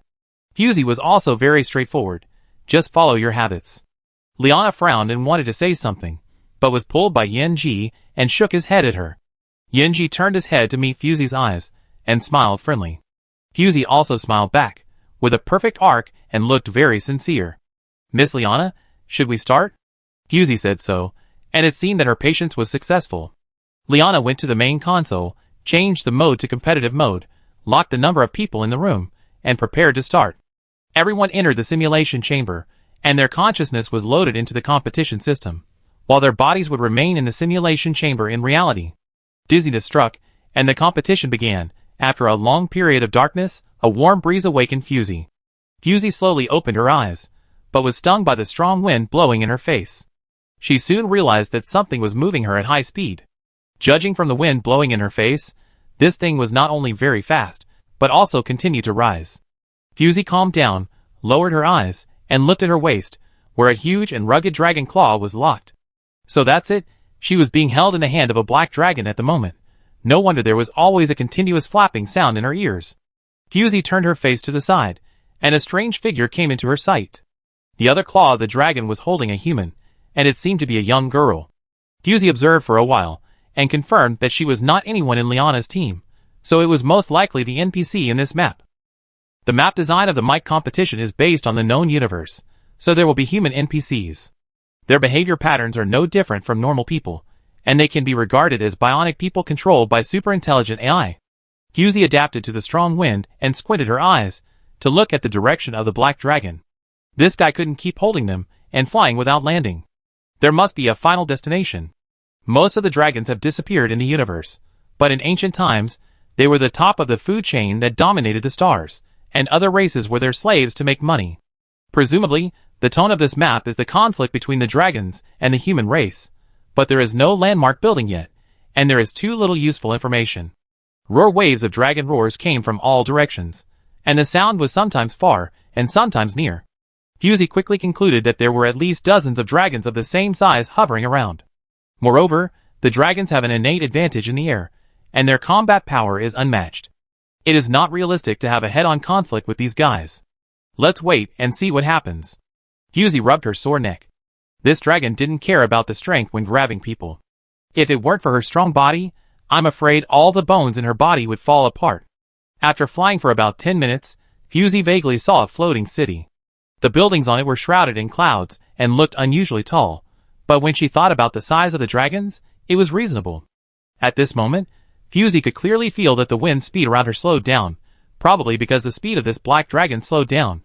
Then, Fusey keenly noticed that the power of its claws was gradually loosening. The floating city in front of her was getting closer and closer. The black dragon had no intention of landing. It flew directly above an open space and suddenly loosened its claws. The two humans were free falling in the air and fell straight to the ground. Fusey turned over nimbly to relieve the force. Except for a little dust, there was no scratch.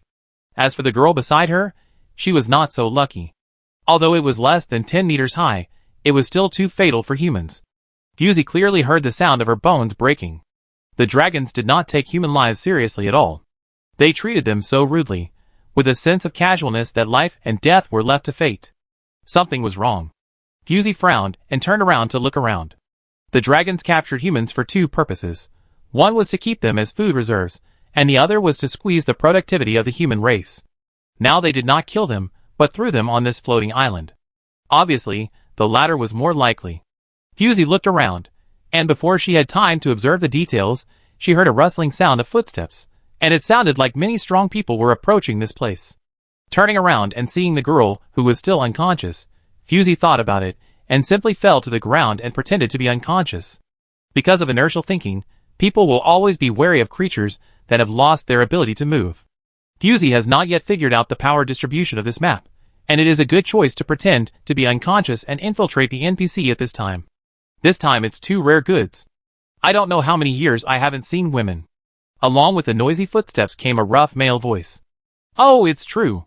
Fusey hid her face in her arms and listened silently. It seems that the technological level of this map remains in the pre-nuclear civilization. It is a primitive social structure that relies on labor to distinguish between human classes. Only in a barbaric and backward society will the value of a person be distinguished by gender. You guys should be quick and quickly transport the people back to Lord Shah's eye for review. This voice sounded more stable, as if it was a small leader. Fusey felt her wrists and ankles were bound by ropes, and then her hands and feet tightened, and she was dragged up. Fusey secretly exerted her strength. The ropes that bound her were just ordinary ropes, which were no different from soft spider silk to her.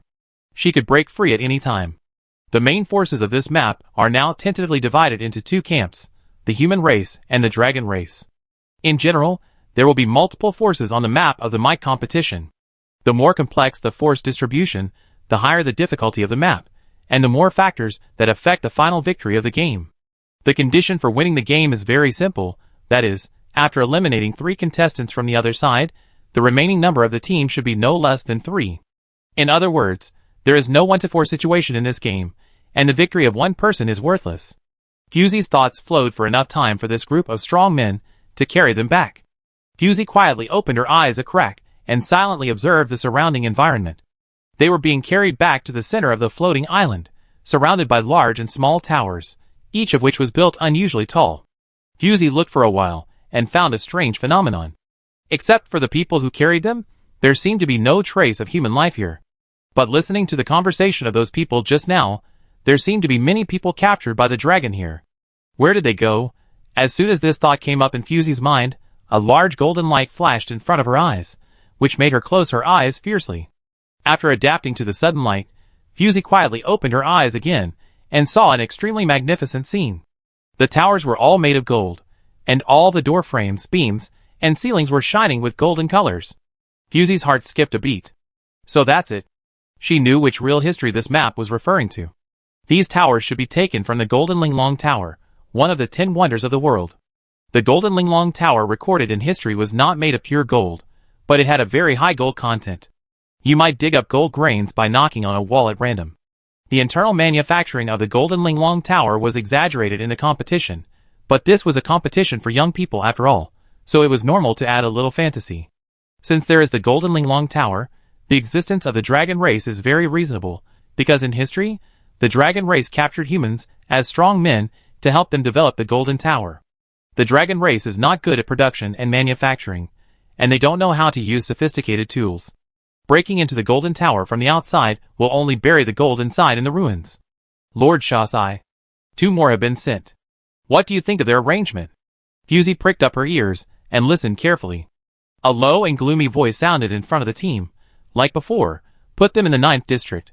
The language of the NPCs in the mic competition will automatically be converted into their native language that they can understand. So Fusey knows that this 9th district is not 9th. The 9th district? It sounds a bit like a work area for underground operations. Are you sure? They are women.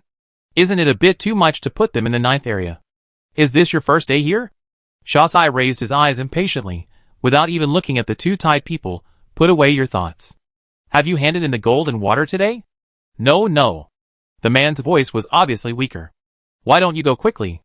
Accompanied by the sound of heavy objects falling to the ground, Shasai roared like an angry black bear. Fusey heard the panicked footsteps, and the ropes on her hands and feet were tightened. They seemed to be going down all the way. Finally, the team stopped and Fusey was thrown to the ground. The path here is extremely winding and tortuous. Fusey feels that she has passed at least dozens of stairs and dozens of slopes. The structure here is wider and more complicated than imagined. Before Fusey could draw a complete map in her mind, she heard a sound of breaking air, and someone splashed water on them.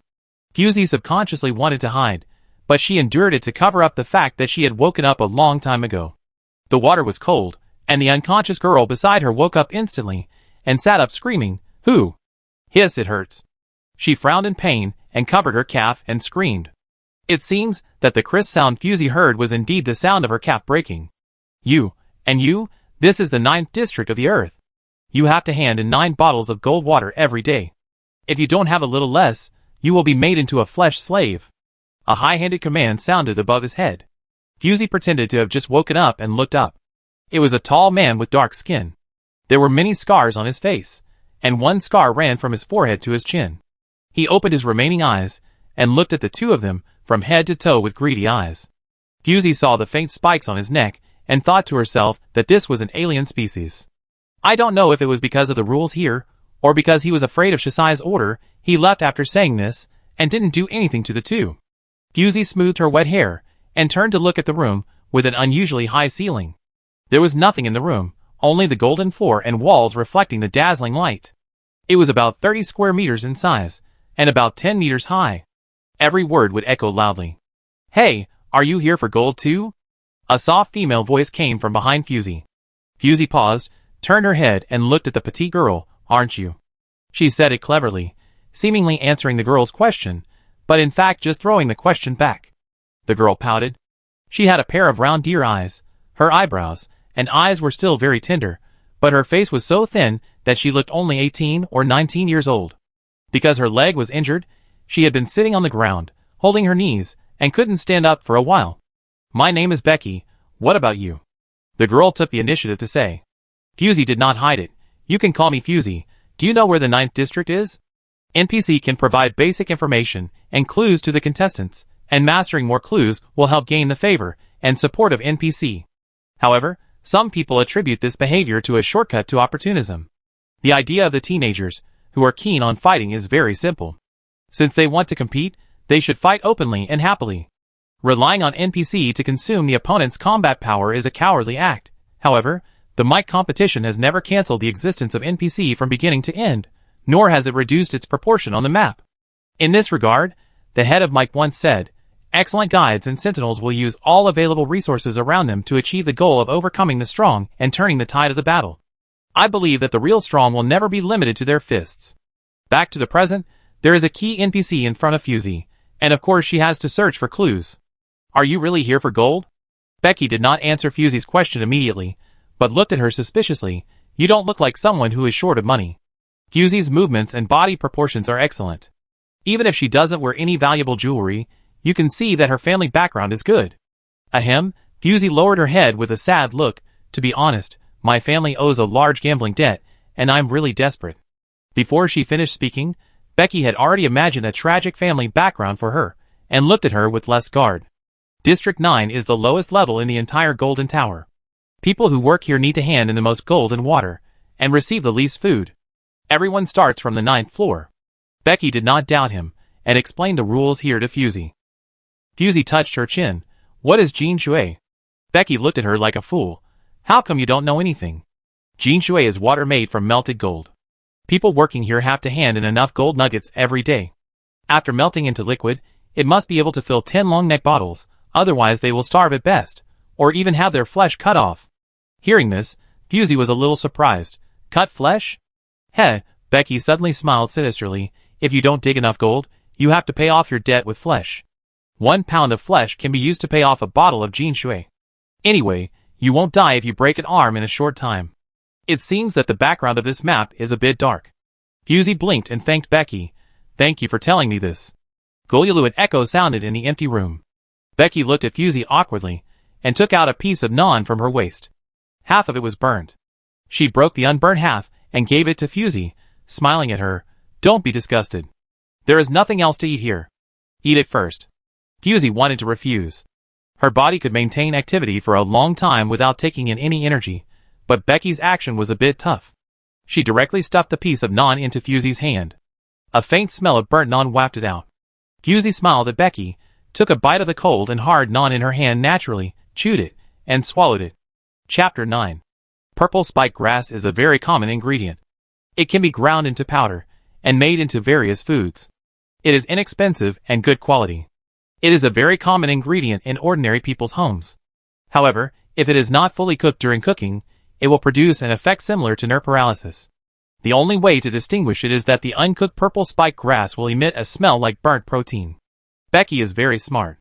The naan in her hand is indeed half burnt, so it is reasonable that it will emit a burnt smell. Fusey did not doubt her at first, but it was the sentence anyway, "You won't die if you break an arm in a short time," that made her notice Becky's unusualness. If a normal person reaches the point of cutting meat to pay off debts, he will choose the thigh, because digging for gold still requires arms to work. Losing an arm is like a fisherman losing his net. How could he choose to cut off his arm to pay off debts in the first place, unless Becky thought of cutting off someone else's arm in the first place? After all, it only said that meat can be used to pay off debts, but it did not say that other people's meat cannot be used.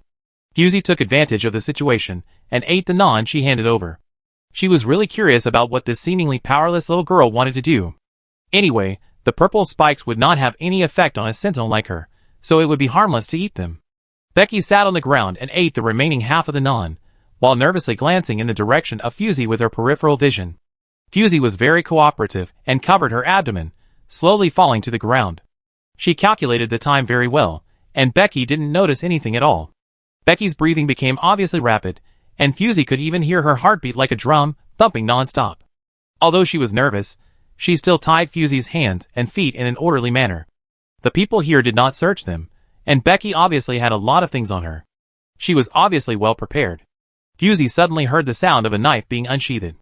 She closed her eyes to avoid the knife, easily broke the hemp rope tied to her wrist, slowly took the knife from Becky's wrist, and pressed it against her neck. Her movements were neat, and it was obvious that this was not the first time she did this. Fusey ignored her astonished eyes, and said in a light voice, "Why did you attack me?" Becky pursed her lips. Before she came back to her senses, she only felt that the knife was in Fusey's hand in front of her eyes, and she didn't see her movements clearly at all. "You? Were you pretending just now?" Becky said in disbelief. Fusey looked down at her. "Answer me, why did you attack me? I shouldn't have offended you in any way." Becky opened her mouth, and there seemed to be reluctance on her face. Fusey was about to ask again, when she suddenly felt a mental fluctuation. It was Innan's mental power, and Fusey was not unfamiliar with it. Fusey paused and chose to accept this mental power. "Fusey, can you hear me?" Innan's voice sounded from deep in her mind. Innan was a guiding guide who could create a large mental network in a certain area. Sentinels and guides in this area could be connected by him for a short period of mind sharing. Fusey glanced at Becky and connected to Innan's mental network. "I'm here. What's going on over there?"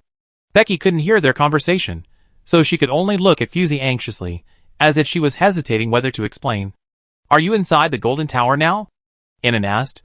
"Yes, I'm on the 9th floor. How about you?" "Shingchi and I are currently on the 7th floor. We haven't met other teammates or opponents yet, but we have a general grasp of the situation." "You say. The 7th floor needs to hand in 7 bottles of gold water every day. If you want to go up, you have to kill 3 people. The current known information is that you have to pay 1 more bottle of gold water for each floor you go down, and you have to kill 1 more person if you want to go up 1 more floor."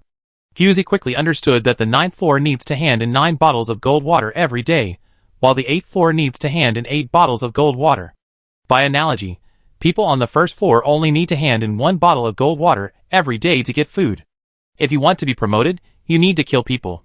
To be promoted from the 9th floor to the 8th floor, you need to kill 1 person, and to be promoted from the 8th floor to the 7th floor, you need to kill 2 people. The same rule applies to each floor. Fusey praised.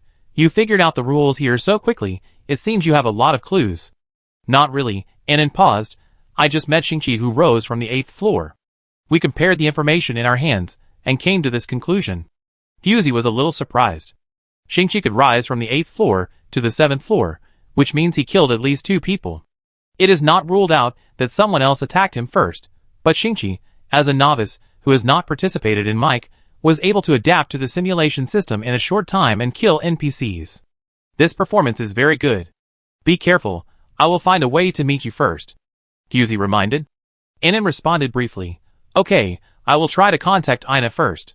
Fusey cut off the mental connection. This connection consumes a lot of the guide's mental power, so it should be used sparingly. It is worth mentioning that any communication equipment is prohibited in the mic competition. If you want to contact your teammates within the competition, you can only rely on the mental network built by the guide-type guide. This is also because most communication equipment will fail in the interstellar battlefield, so simulation is carried out in advance. If Fusey remembers correctly, there is also a guide-type guide in Liana's team, who is responsible for internal communication. Becky trembled under Fusey's hands. She was still considering what information to tell Fusey to spare her life. Who knew that the next second, her neck was cold and Fusey had already wiped her neck. Fusey's idea was very simple. Becky showed her familiarity with this place as soon as she came. First, she told her some information to gain her trust, and then gave her unripe purple spike cakes, with the purpose of killing her and advancing to the 8th floor. Because she was not sure whether the person she was assigned to was a man or a woman, strong or weak, Becky prepared ropes and unripe purple spike non very carefully. Everything shows that Becky was not brought here by the dragon by accident. She entered here on her own initiative. Fusey recalled the question she asked, "Are you really here for gold?" which probably guessed Becky's purpose. Many people in the Golden Tower should have come here voluntarily. The higher you go, the less gold water you need to pay, and the more gold you can earn. If you can reach the first floor, you only need to pay 1 bottle of gold water every day, and an adult can dig out 5 or 6 bottles of gold water every day. The gold that you don't have to pay will naturally become your earning. If this is a puzzle game, Fusey would probably say that the level design is too simple. But this is the simulation training question bank provided by Mike. The whole picture of the Golden Tower is definitely more than that. because the human race here does not have the ability to shake the result of the game. Although the management here is an alien species, it can pose a certain degree of threat to the guide, but it is still vulnerable in front of the Sentinel. The dragon is the biggest threat here. In this map, if the weaker team wants to win, it must find a way to use the power of the dragon race to weaken the opponent's combat power. But there is obviously no dragon race in the Golden Tower. Hey! You have obtained the opportunity to be promoted to the 8th floor. Come with me. A rough voice sounded outside the room. The door here is very narrow, and Fusey saw a figure equivalent to twice the width of the door appearing outside the door.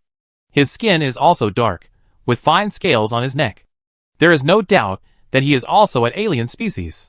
Fusey lowered her eyes, and watched him turn sideways, and squeeze into the door to drag Becky's body out.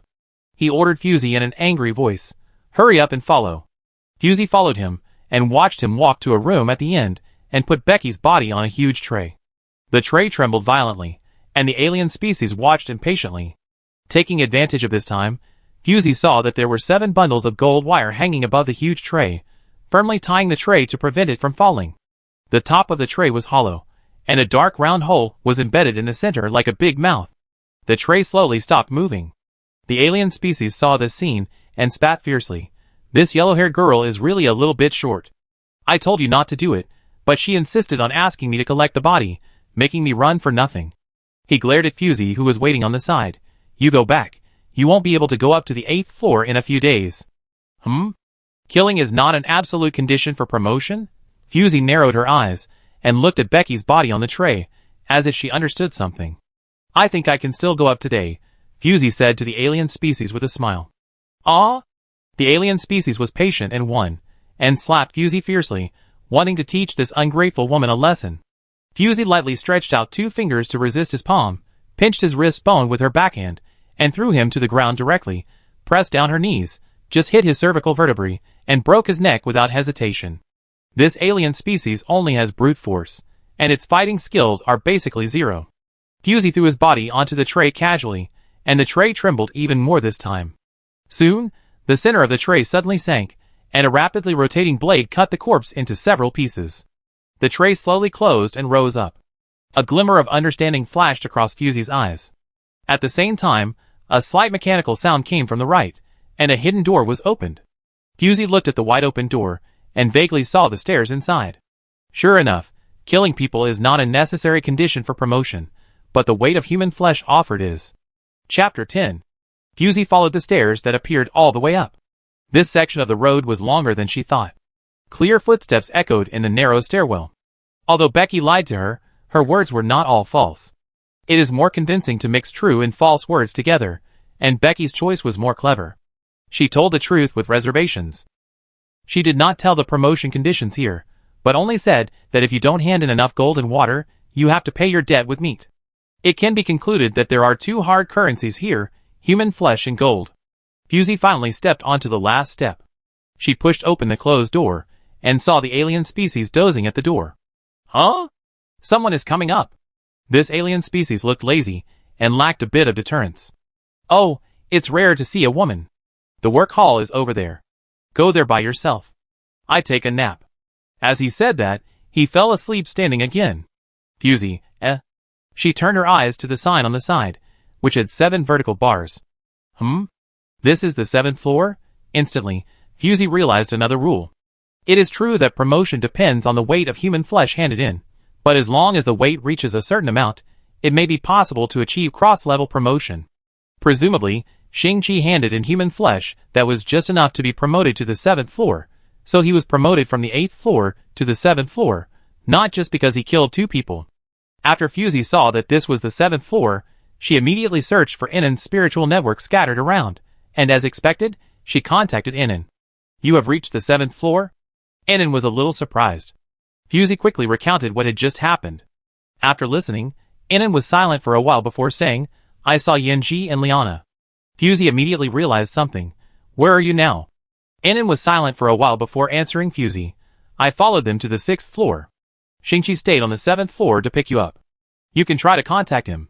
Obviously, Shingchi and Innen saw Yenji and Liana on the 7th floor, who were about to go to the 6th floor. They did not alert them, but chose to act separately. Yenji's strength was there, and Inan could not confront them head-on, so he simply followed them all the way to collect intelligence. But Fusey was a little concerned about why Yanji was so anxious to go up. This map is bigger than expected. According to the information of previous mic competitions, if this map appears in the competition, it will be at the level of the quarterfinals. The later the competition, the more complex the map will be, including but not limited to the strength of the NPC. A faint sound of footsteps approached from behind her, and she stopped thinking. Fusey? A slightly puzzled voice sounded from behind her. Fusey turned her head, and saw Shingchi's beautiful face as expected. You came up so soon? He seemed a little surprised. Fusey nodded slightly. The structure of the 7th floor was very different from that of the 9th floor. There were no small rooms, like beehives here, only an empty and vast hall, with some undulating square protrusions distributed on it. The small ones were like human heads, and the big ones were more than 2 meters high. Many people were working on the towering walls, knocking off gold grains, and putting them into the toolkits they carried with them. Fusey couldn't help wondering, if they continued to dig like this, no matter how thick the golden wall was, it would collapse sooner or later. It's not suitable to talk here. Let's go up to the 6th floor first, Fusey said. Shingchi nodded gently, and he told the clue he had just found. The level here is not promoted according to the number of heads. It's based on the weight of human flesh handed in. Fusey continued his words. If you want to reach the 6th floor, you need about 150 kilograms of human flesh. Shingchi was not surprised that she had figured out the rules of promotion. Since Fusey could appear on the 7th floor so quickly, it was enough to show that she had killed more than one person. Senior sister. Shingchi was about to say something but stopped. Fusey took him to a corner, and used the irregular protruding walls around to block the two of them. Fusey signaled him to speak directly. Shingchi pointed at the golden wall. I've been here for a while. Why haven't I seen any energy stones like cores? Fusey glanced at him and said, You should have read the mic competition manual. Shingchi lowered his eyes. Well, I'm worried that I drag you down. Not all maps will have cores. Cores will only appear when the strength of the two teams is too different, or when the strength of the map NPC is obviously stronger than the contestants. Fusey explained as she reached out to touch the cold golden wall. But it's also possible that there are fewer cores on this map. Cores are the special products of the mic competition, and they look no different from gemstones. It's just that the size and purity are obviously greater than naturally produced gemstones. Fusey pointed to Shingchi's wrist, where there was a bracelet-style metal ring with an obvious dent on it. If you can find the core, you can put it into the activation ring to stimulate the power in it for your own use, Fusey said patiently. The basis for sentinels and guides to use the spiritual body mutation skills is strong mental power, and the core can maximize the potential of sentinels, or guides, and guide their undiscovered abilities. In the final analysis, the core can only be used as an auxiliary, and it will not allow people to suddenly burst out with extraordinary strength that does not belong to them. Just like ants wearing nano-armor cannot shake the body of mammoths. But not all cores can be used by the initial activation ring, Fusey said seriously. Shingchi humbly asked for advice. How to deal with special circumstances. Some maps will issue extremely high-quality cores, because the strength of the two teams is too different, and the conditions for use will be more stringent. You must find the corresponding high-quality activation ring to use it. In this case, not only are nano-armors put on ants, but also corresponding thermal weapons are provided. Although the chance of winning is still slim, it at least provides a possibility. Shingchi nodded in understanding. Thank you, senior sister, I understand. Fusey thought for a moment and added, when the strength of the two teams in the game is too different, the team with too low strength is likely to not get a high-quality core. When the elephant wears nano-armor and is equipped with thermal weapons, the ants can only wait to die. Shingchi pursed his lips. Do you think there will be a core in this map? Fusey recalled the black dragon he saw at the beginning. It is very likely. By the way, where were you refreshed at the beginning? I was refreshed on the 8th floor. When I woke up, I saw a blade hanging on my neck. Shingchi seemed a little scared. They seemed to be fighting, and I escaped in the chaos. I accidentally pushed down 2 people and inexplicably rose to the 7th floor. According to him, he seemed to be forced to ascend to the 7th floor due to the situation. Fusey looked him up and down. Without further investigation, let's find an opportunity to ascend first. If nothing unexpected happens, Yanji should be looking for us. As the first person in Lanyuan, Yanji's ability to fight alone is unquestionable. No one present can match him in a single fight. Shingchi recalled the information Inan sent him. I heard that Yanji's team is the only sentinel, which is a very rare team in Mike with a very high proportion of guides. That's right. Fusey rubbed the gold powder on her fingers. Being able to team up with 4 guides shows that Yin Ji is absolutely confident in his ability, and his teammates can also provide him with excellent auxiliary capabilities. By the way, Fusey suddenly thought of something, and her voice was drowned out by the sudden high-pitched argument next to her. Go to hell! Go to hell! A madman was waving the blade in his hand frantically to chase the slightly thin boy in front. There is no body search when entering the Golden Tower, which means that everyone here may have a weapon hidden on their body. The number of people on the 7th floor is obviously more than that on the 9th floor. At least Fusey did not see such a large-scale fight on the 9th floor. Fusey looked at the increasingly fierce dispute in front of her, and probably understood the reason why there were so few people on the 9th floor. The task of handing in 9 bottles of gold water every day is really a bit harsh for normal people. According to Fusey's observation, an adult can get about 7 bottles of gold water by working 16 hours a day, and this is based on constant hard work. Once this task is not completed, then the corresponding human flesh must be paid to pay the debt. It is okay for 1 or 2 days, but it will form a dead cycle over time, and people will be disabled if they don't die. In order to get rid of this dilemma, they can only keep killing people and handing in enough human flesh, which makes the 7th floor the place with the most fights.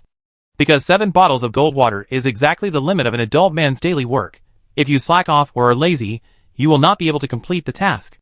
Those with slightly worse physical fitness need to reduce their sleep time and work harder to earn gold and water. Over time, their physical functions will not only decline, but they will also become a shortcut to the next level in the eyes of others. Fusey pushed Shingchi to the corner behind her to avoid being affected by the fight. Who knew that this action attracted the attention of many people? Fusey never concealed her feminine characteristics. Her long black hair was tied behind her head, and a few strands of hair hung in front of her forehead. Her facial features were feminine and beautiful, with a little imperceptible laziness. From the outside, ignoring her tall figure and the faint muscle lines on her forearms, she was no different from a traditional woman. In this backward ancient period, women's upper limb strength was only 60% of that of men, and they were the last in the labor force. Fusey suddenly became a breakthrough in the eyes of everyone. Fusey looked at the crowd flying over and raised her eyebrows unexpectedly. It seemed that she was underestimated. Chapter 11. Fusey had observed Becky's body. The humans working here were just ordinary people, with more strength and wider arms. As for threats, the mutants here are obviously more powerful. There are quite a few mutants on the 7th floor. They are responsible for collecting corpses at any time and guiding those who advance to the upper floors. Fusey's bone density is much higher than that of normal people. Correspondingly, the calculation method of her weight base is also different. The ferocious man was easily broken by Fusey, and the handle of the knife hit the ground, making a crisp clang sound. Fusey slightly hooked her toes, kicked up the handle of the knife, held it with her backhand, and looked at the sharpness of the knife. She used it to cut the tendons of the struggling man's hand. Ah! The man let out a heart-wrenching howl, and the amount of blood was enough to dye the golden floor under him red. The golden and red colors intertwined, and Shingchi couldn't help but hold his breath and looked up to see Fusey's condition. Sentinels are called lunatics with sanity. Their mental barriers are very fragile. Harsh noises, bright colors, and rough touches may increase their mental stress. This is also one of the conditions that my competition focuses on. If a guide is needed to comfort a sentinel for just a little visual impact, then this sentinel does not need to continue the competition. From Shingchi's perspective, Fusey just glanced at the blood-stained floor, gently kicked the man's twitching body a little further away, and let him die from excessive blood loss. This scene shocked the onlookers, who wanted to pick on the weak. Compared with the man who was as strong as a bear, Fusey's appearance was too deceptive, and many people wanted to use her as a tool. Fusey played with the rough knife in her hand, and had the leisure to chat with Shingchi behind her.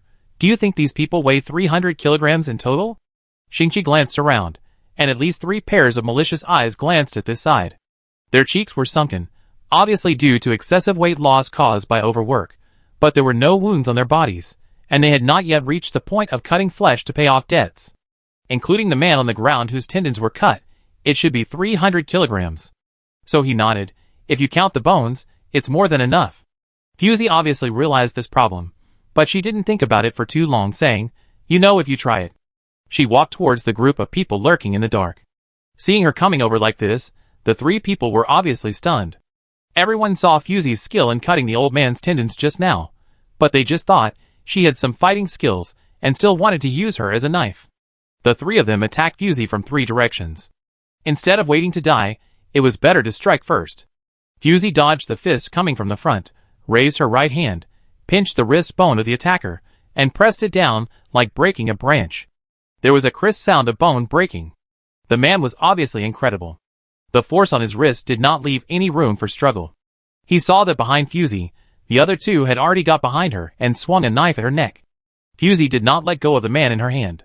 Her center of gravity was always on her left leg. She swept her right leg backwards, and the fierce movement brought a sound of breaking through the air. With two consecutive crisp sounds, the neck bones of the two men were kicked off. Fusey regained her balance, grabbed her opponent's forearm with her right hand, and pulled him back, exposing the fragile neck of the fallen body to the air without reservation. Fusey casually pinched his neck, exerted force with 3 fingers, and the man died.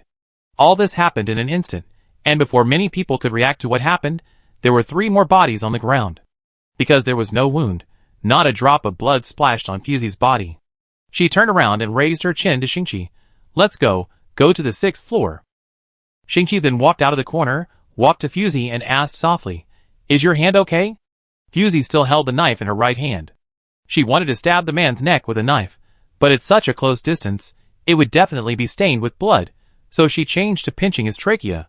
In this way, the blade in her hand would inevitably cut across her wrist. Fusey raised her hand to show him. Shingchi lowered his eyes and blinked in surprise. The sharp blade was curled up, as if it had been hit by something hard. The technology level of this map is very low, and the development of minerals is still in the primitive stage. Fusey threw away the knife and explained slowly. Shingchi nodded and saw the alien guard coming over here, as if to collect the bodies. He stood in the direction of Fusey without leaving a trace. Fusey noticed his approaching action and looked at the weird and rugged face of the deformed species, teasing, "Are you scared?" Shingchi was stunned, and then smiled faintly. "No, I don't like the smell on them." Fusey was stunned. Smell? Her sense of smell was partially blocked by the suppressor, but it was definitely far better than Shingchi's. But she didn't smell any strange smell. Shingchi thought for a moment and whispered, "To be precise, it's a kind of aura, chaotic and sticky. I don't like it very much." Generally speaking, the higher the spiritual level of the guide, the richer the world he perceives. Shingchi can sense the chaotic aura around the alien species, which means that he has reached the threshold of K1 level. Fusey was not surprised. Shingchi showed his excellent perception in the entrance examination of Feiyuan. Although the alien species on this map are not highly alienated, they should be invisible in the eyes of the guide. The bodies of the 4 people added up to just enough for Fusey and Shingchi to ascend to the 6th floor, but the look that the alien species gave Shingchi was very intriguing. Fusey took Shingchi to the 6th floor and asked him to contact Enon. Enon followed Yunji and Liana to the 6th floor. It was good if he was not exposed. Once Yunji found out, Enon would be in danger. Shingchi's breathing suddenly became heavier beside Fusey's ear. Fusey turned her head. "What's wrong?" Shingchi took a deep breath before answering, "I don't know why, I suddenly feel very heavy." Fusey savored his wording, and stretched out her hands to make a grasping motion. "I am not affected." Fusey frowned slightly. "Is it within your tolerance range?" Shingchi nodded. "It will not affect the action." Suddenly, his expression froze, and he pulled Fusey's clothes. "I have contacted Enon." Fusey also stopped. In the quiet stairwell, only Shingchi's breathing could be heard. "He seems to have encountered a lot of trouble," Shingchi said quickly. "Yunji seems to have discovered him." Fusey frowned slightly. "Can we find his exact location?" Shingchi looked up at the faint light coming from the 6th floor and suggested, "Let's go up first. The mental fluctuations here are relatively weak, and I can't accurately locate him." The two climbed up to the platform of the 6th floor. There were more alien species at the door. They were not surprised to see people coming up, and pointed to a secret door for them. The aura of these alien species was more chaotic and turbid. Shingchi quietly got closer to Fusey and whispered in her ear, "This floor has a larger area and more rooms. I need some time." Unlike what he imagined, Fusey did not show much anxiety on her face. When she heard him say that, she comforted him. "It doesn't matter. Enon will not be in trouble in the short term. His mental fluctuation network still exists, which means he has not been forced into a desperate situation. I will do it as soon as possible." Shingchi concentrated on sensing the mental fluctuations around him. The area of the 6th floor was twice that of the 7th floor, and the terrain structure here was very complex, like a honeycomb, with 2 entrances and exits connecting each room. People with a poor sense of direction would have to walk sideways when they get here. There are fewer people here. You can only see a few people working every few rooms. They are in a hurry, and seem to be struggling for a living. But compared to the 7th floor, it is much better. At least there are no people with limbs. The faint smell of blood below the 7th floor tortures Fusey's sense of smell all the time. The higher you go, the heavier the effect. Strange, in various legends, the Golden Linglong Tower is a place that can communicate with the heaven, but here it has become a tower of flesh and blood that can only be climbed by stepping on the bones of countless people. This increasingly strong smell of blood is the best proof. Fusey led Shingchi through rooms of all sizes.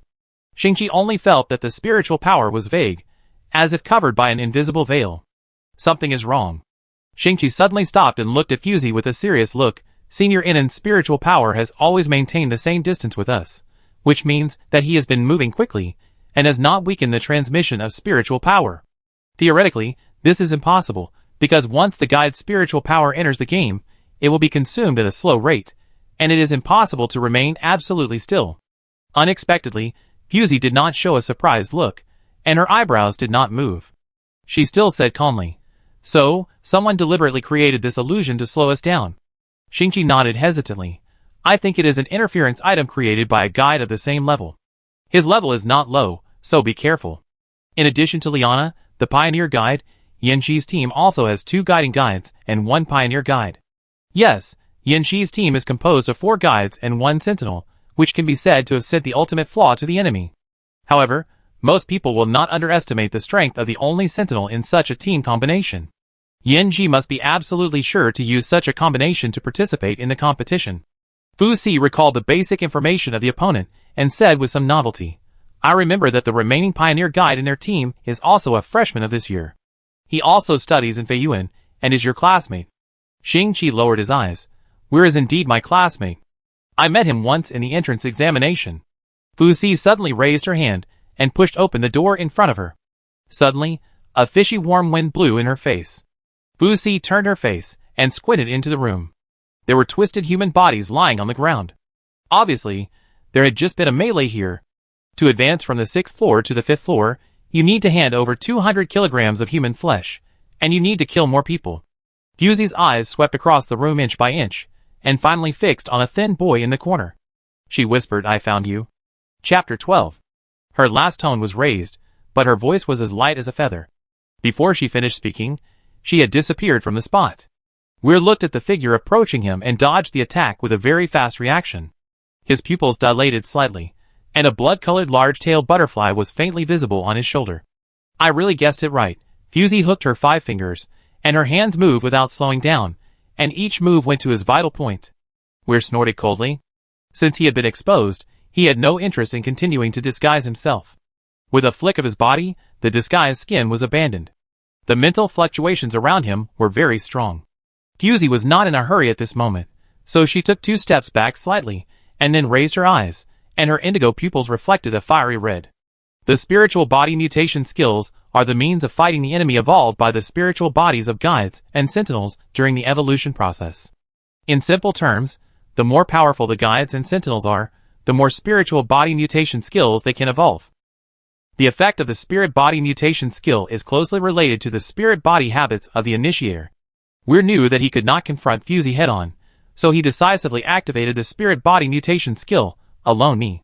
The palm-sized blood butterfly fluttered in his palm, and the blood-colored mist immediately enveloped his body. Fusey did not rush to stop it. She and Liana did not play a training match for victory.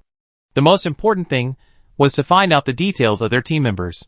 The spirit body mutation skills of the sentinels and guides were confidential in the competition materials. Unless the person took the initiative to expose them, the opponent would not know. The competition officials have always kept the spirit body mutation skills of the contestants confidential. Because of this, many contestants would not easily expose their spirit body mutation skills before the competition officially started. Exposing one more trump card will reduce the chance of winning in the subsequent matches. This is also the consensus of many players in card games. It was a bit unexpected for Fusey that Will would easily use the spiritual body mutation skill here. The blood-colored mist enveloped Will's body. Those who were stuck around him didn't know why. By the time they reacted, they could no longer break free from the spiritual lock of I. I saw that the flesh and blood of those people turned gray quickly, and the endless life essence was absorbed by Will. The blood-colored big-tailed butterfly trembled more happily in an instant. Fusey looked at the scene in front of her, and for some reason, a primitive feeling of disgust spread from the bottom of her heart. But this was obviously a freshman in Feiyuan, and Fusey should have never seen him. What was this inexplicable familiarity? Before Fusey could think about it, a provocative smile appeared on Will's face. Want to kill me? Come up there. As the blood mist expanded further, more and more people were sucked of their life essence by Will. Soon, only Fusey and Shingchi were left alive in the room. Fusey pulled Shingchi back. Will had no intention of fighting her head-on. The guide's individual combat capability was almost zero in front of the Sentinel. He was not so arrogant. Fusey was very curious. Will had killed so many people. The amount of human flesh that could be offered had long exceeded the weight of the 5th floor of the promotion. Which floor would he be sent to? As the blood mist was about to spread, a long dragon roar suddenly came from the sky. Fusey felt something was wrong and looked up. The originally sealed ceiling suddenly had a big hole, and dazzling white light shone down, like a greedy bottomless gravity hole, instantly sucking Weir in. This sudden scene suddenly opened Fusey's mind. The presence of another major force on this map is too low. In the history of the world, the Dragon Clan and the Golden Linglong Tower almost appeared and disappeared together. So Fusey had a bold guess that the upper level of the 6th floor might not be the 5th floor, but the sky-level area leading directly to the dragon's nest. Fusey, can you hear me? Annan's voice suddenly sounded in the depths of his mind. Fusey didn't bother to continue speculating, and quickly replied, Annan, where are you?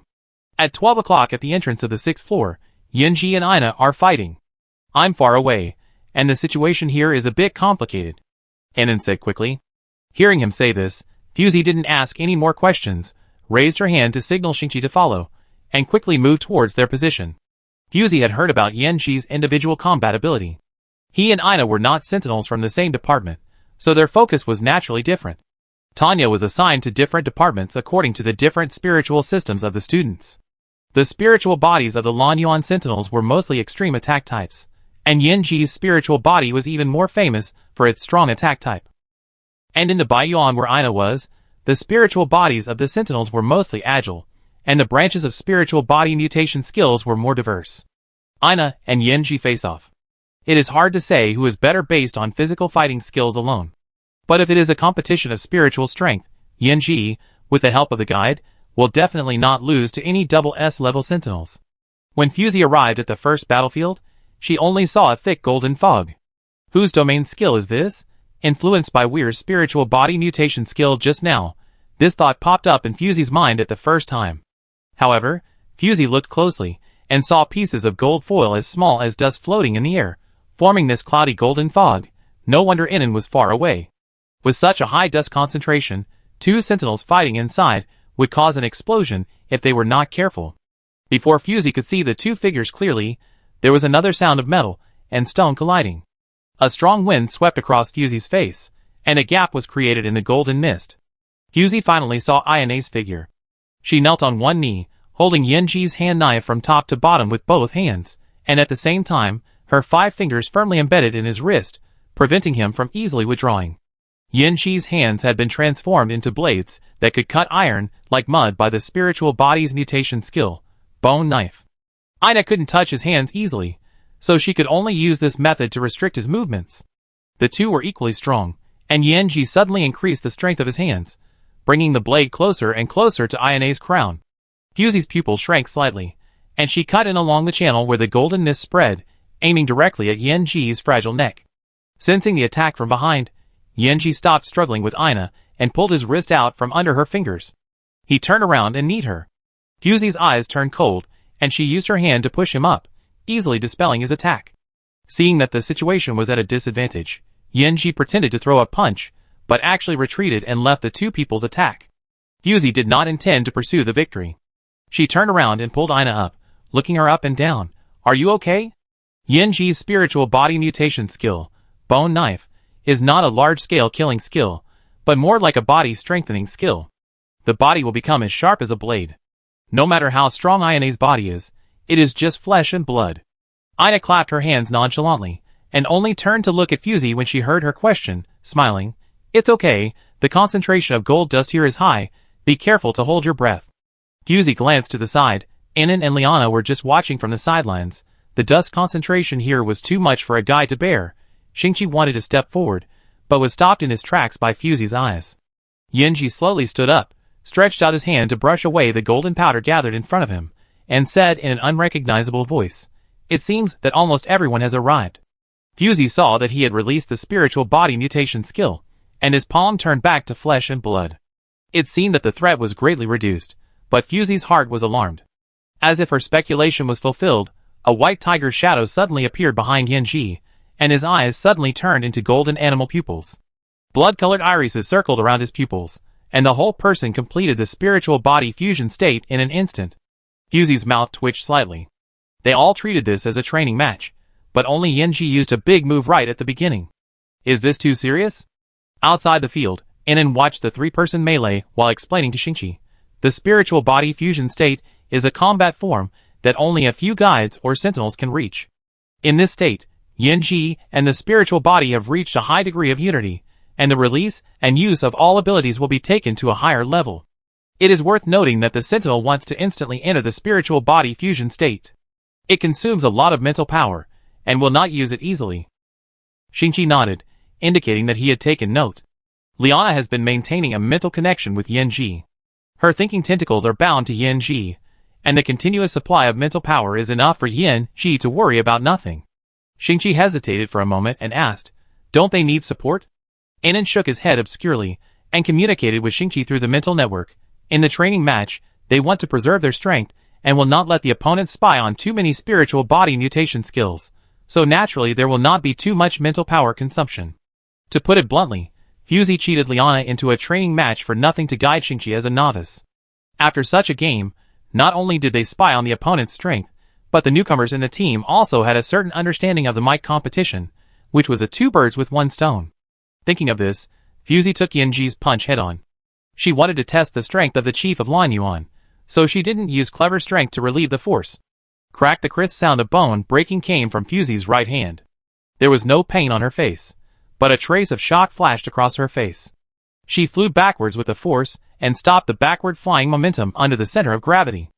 Ina blurted out, "Fusey." Fusey shook her head to indicate that it was not a big deal, but her forearm was penetrated by this huge force and fractured. The strength of this body is lower than expected. "I'm a little surprised." Yinji shook his hand. He broke Fusey's arm with a punch, but his expression was still very relaxed. "Is your strength just this much?" He said such provocative words, with a harmless baby face, and the degree of ridicule was full, even if his original intention was not to ridicule. Fusey could see that he was sincere, and seemed to be looking forward to a good fight with him. Ina was still worried about her broken arm. She stared at Yinji's movements with her peripheral vision, and her eyes kept scanning her arm. "How is it? Can it still move?" Fusey raised her voice, and said nonchalantly, "It seems to be completely broken. The frontal impact is no less than a high-speed interstellar train. It's a very strong opponent." Yinji was not happy to receive her praise, because there was no fear or retreat in her eyes. Interest flashed through her blue eyes, more like a guy who teased his opponent on a whim. Yinji rarely frowned. Even though his baby face was not scary with frost, he still suppressed his brows and voice. "Since you don't want to fight, let's end it as soon as possible." After speaking, Yinji's hand lit up with a familiar mental power fluctuation, and his momentum rose again. Chapter 13. Fusey shook her wrist. The pain and touch in the simulation chamber were replicated one-to-one. There was no numerical reduction of pain nerves, so if the hand was broken, it was really broken. Ina had already faced Yinji, who had entered the spiritual body fusion state. The two fought back and forth, and Fusey was still observing the wound on her arm. As time went on, Fusey had almost figured out the rules in the Golden Tower. Starting from the 9th floor, people have been instilling a rule of killing to promote to guide the contestants to move up. At the same time, this is also one of the core rules of this map, providing human flesh in exchange for more extensive resources and a more relaxed labor mechanism. However, there was no trace of the core and the start ring along the way. Fusey suspected that the distribution of forces in this map was far beyond the average strength of the contestants. But the alien species in the Golden Tower posed no threat to the Sentinels at all. Even Weir could kill people here with his spiritual body mutation skills. So the real threat in this map is still the group of dragons that appeared at the beginning. Fusey's eyes swept around the surroundings. The movement here attracted many NPCs to stop and watch. The people on the 6th floor were distributed in various rooms. At this moment, they gathered together, which was even less than she thought. Something was wrong. the place just affected by Ina, and Yunji had been sprinkled with a layer of gold powder. The dust content in the air was still over the standard. I don't know how they made such a big noise. This room can accommodate nearly 100 people, but it seems a bit narrow in the confrontation between Ina and Yunji. Fusey frowned slightly. If this continues, the dust concentration in the room will be saturated, and an explosion will be inevitable. Yana, find a way to get out, Fusey shouted. Yana blocked Yunji's attack again. Hearing this, she glanced sideways. The concentration of gold powder in the room was getting higher and higher.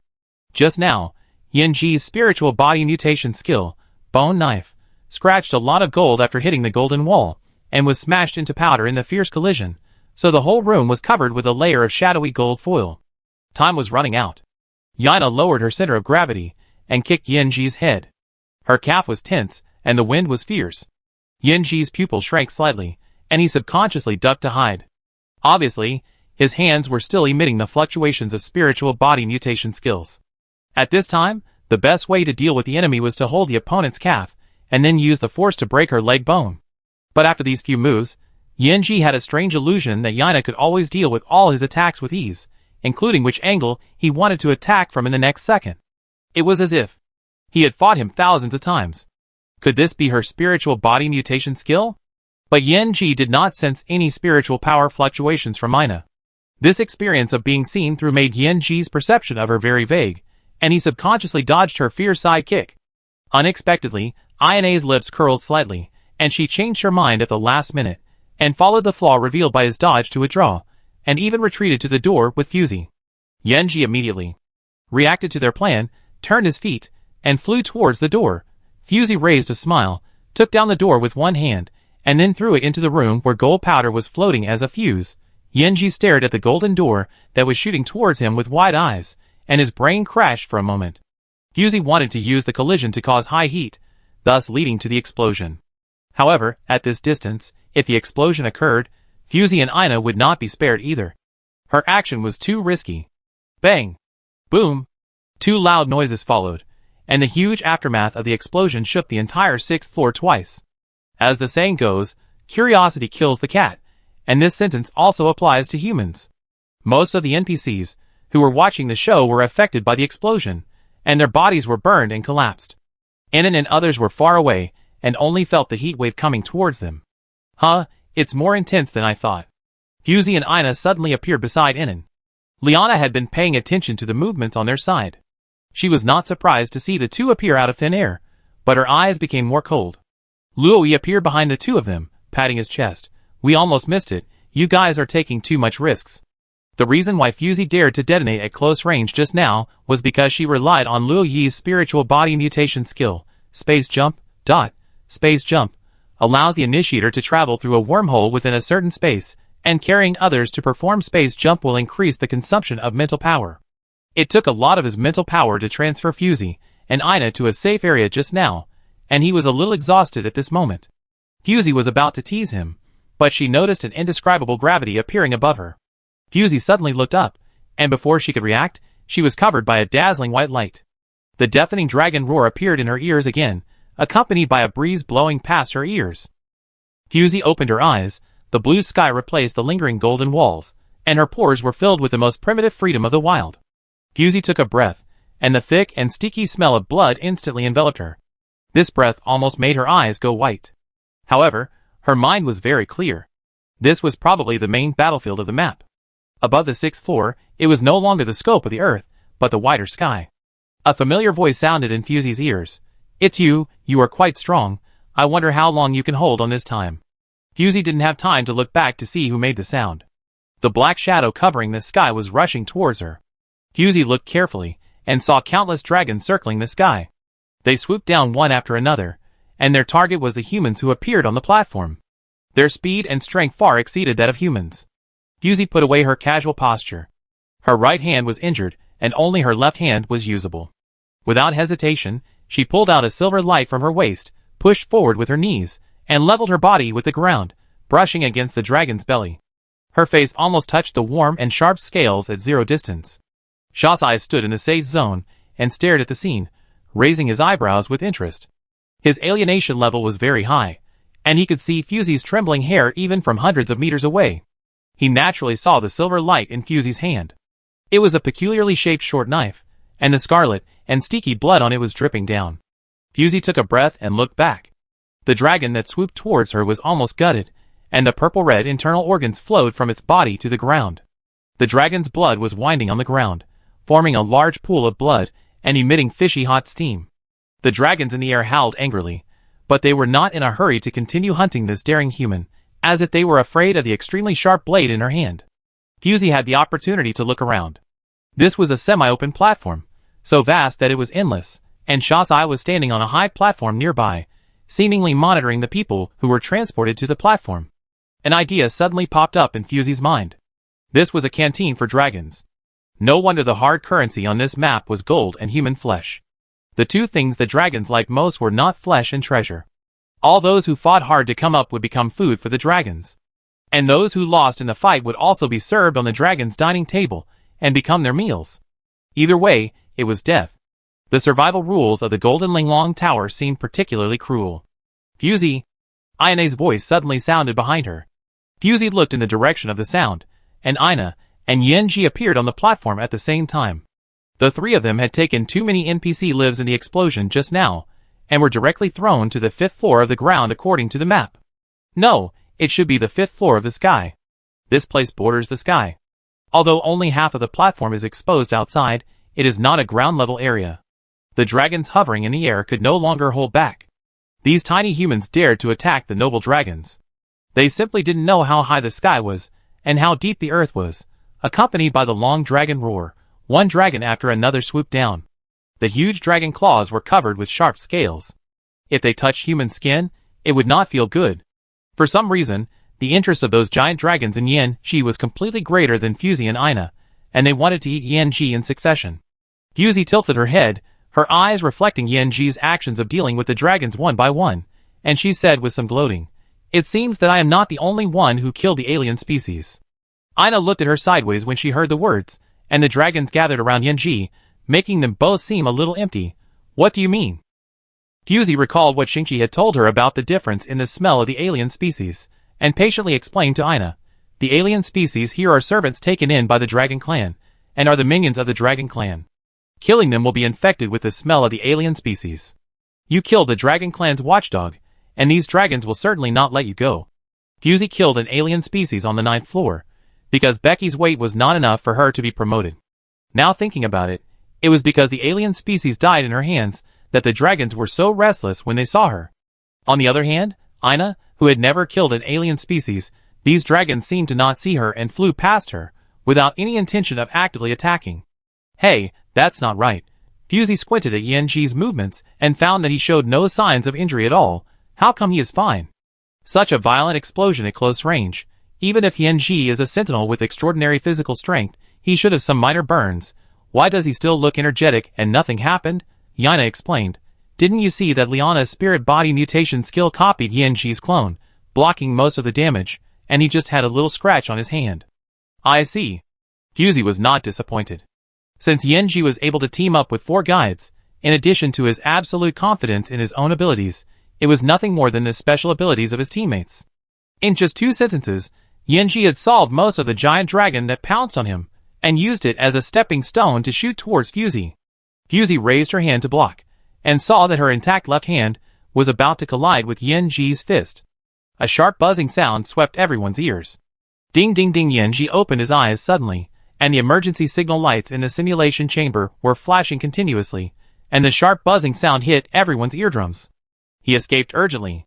His attack did not hit Fusey. What happened? Yenji calmed down and saw Fusey walk quickly to the main console through the simulation chamber, quickly clicked a few buttons, and opened everyone's simulation chamber. Something happened. This was the first sentence Fusey said. Before they could think about it, she immediately said, "There should be a problem with the energy system, and the simulation chamber has activated the emergency escape plan." Liana also calmed down at this time, frowning. How could this happen? Fusey did not answer. She shook her head rarely, indicating that she did not know. This situation has never happened in Tanya. Liana looked out the window in doubt. The campus was dark, and the lighting system was also affected. The team members woke up one after another, and Liana frowned unwillingly. Fusey said with regret. Let's stop here for this time, and we will decide the winner next time. Obviously, Liana was not satisfied with this result, but she had no choice. In the end, she could only give up and watch Fusey and the team members leave in silence. Chapter 14. After leaving the simulation room, everyone had different expressions, only Luoyi still looked surprised. Is this over? Ina nodded and glanced at the direction of the library with an ambiguous look. It seemed that the backup energy was activated there, which was particularly conspicuous in the dark campus. Fusey followed Ina's gaze and said faintly, "It's really a coincidence. It's rare for Tanya's energy system to have problems in a century. I believe the school will issue an announcement soon." Sure enough, as soon as Fusey finished speaking, everyone's light brain received Tanya's official announcement. Due to the aging of the energy was suddenly cut off, which brought inconvenience to all students. The secondary energy system has been activated. In order to compensate all students, the entertainment room will be open for free for 7 days for everyone to enjoy. Energy aging maintenance. Fusey snorted and laughed. It's a legitimate reason. No one knows better than Fusey that even if the star-level energy system used by Tanya runs continuously for 1,000 years, it will not have aging maintenance. Shingchi, who had been walking beside her, asked softly, "How many floors are there in the school library?" Fusey answered casually, 12 floors. If you encounter academic problems in school, the books on the first 6 floors can satisfy your curiosity. She said it naturally, without hiding her understanding of the library at all. But according to Liana and Tanya's other classmates' description of Fusey, she was obviously a low-achieving student who often skipped classes and disappeared. Can a person who has been slacking off for years really know so much about the library? Inan listened to the conversation between the two calmly, and did not miss the inquiry that flashed across Shingchi's face. The group walked slowly on the dark road. The Sentinel's superior night vision was put to good use. After sending the two guides, Inan and Shingchi, back to the student dormitory one by one, the three of them parted ways. Luoyi was still in shock about today's game, and he was still in shock when he said goodbye to Ina and the others. He barely came to his senses after Ina promised him a full fish feast. Fusey and Ina walked side by side on the way to the dormitory. The two were of similar size, but Ina was obviously slightly taller than Fusey, and they walked in a straight line. Fusey stepped on the brick line on the ground, lowered her head, and didn't know what she was thinking. Ina looked at her for a while, and occasionally stretched out her arm to help her. "Is it okay?" Ina suddenly spoke. Well, Fusey didn't look up, and kept staring at the brick line under her feet. "I thought you wouldn't ask." At this time, students were either studying late at night in the library, or having dinner and dating outside the school. There were few pedestrians on the dark road.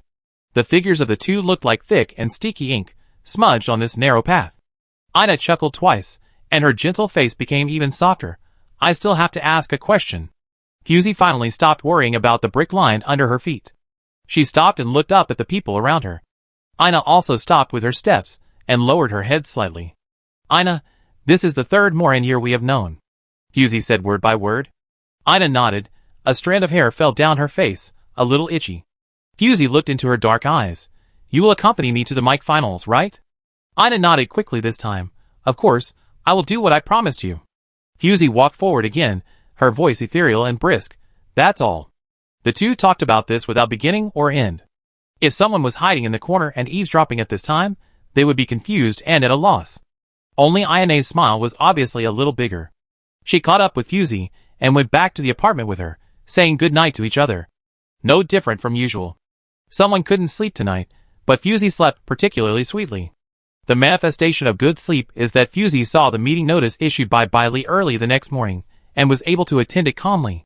Dean Bailey, a magical man, is currently the acting principal of Tanya. But he didn't use the principal's office that was so big that you could run a 100-meter race in it, but still used his own office. So when dozens of people gathered here, it was inevitably a bit crowded. Fusey found a place to sit down and looked around. She didn't find many acquaintances. Most of them had met once or twice, but didn't know their names, and some had never met them. After a while, Bailey finally appeared, with long hair tied behind his back, and his elegant and delicate face made him look like he had not been beaten by the years. Moreover, he smiled as soon as he came in, and looked more like a student who had not graduated for a few years than a teacher. "Sorry, classmates, I am late. But I also received the notice at the last minute, so it is inevitable to be late." He said so to himself. Fusey snorted in her heart. This guy was obviously making excuses for his lateness.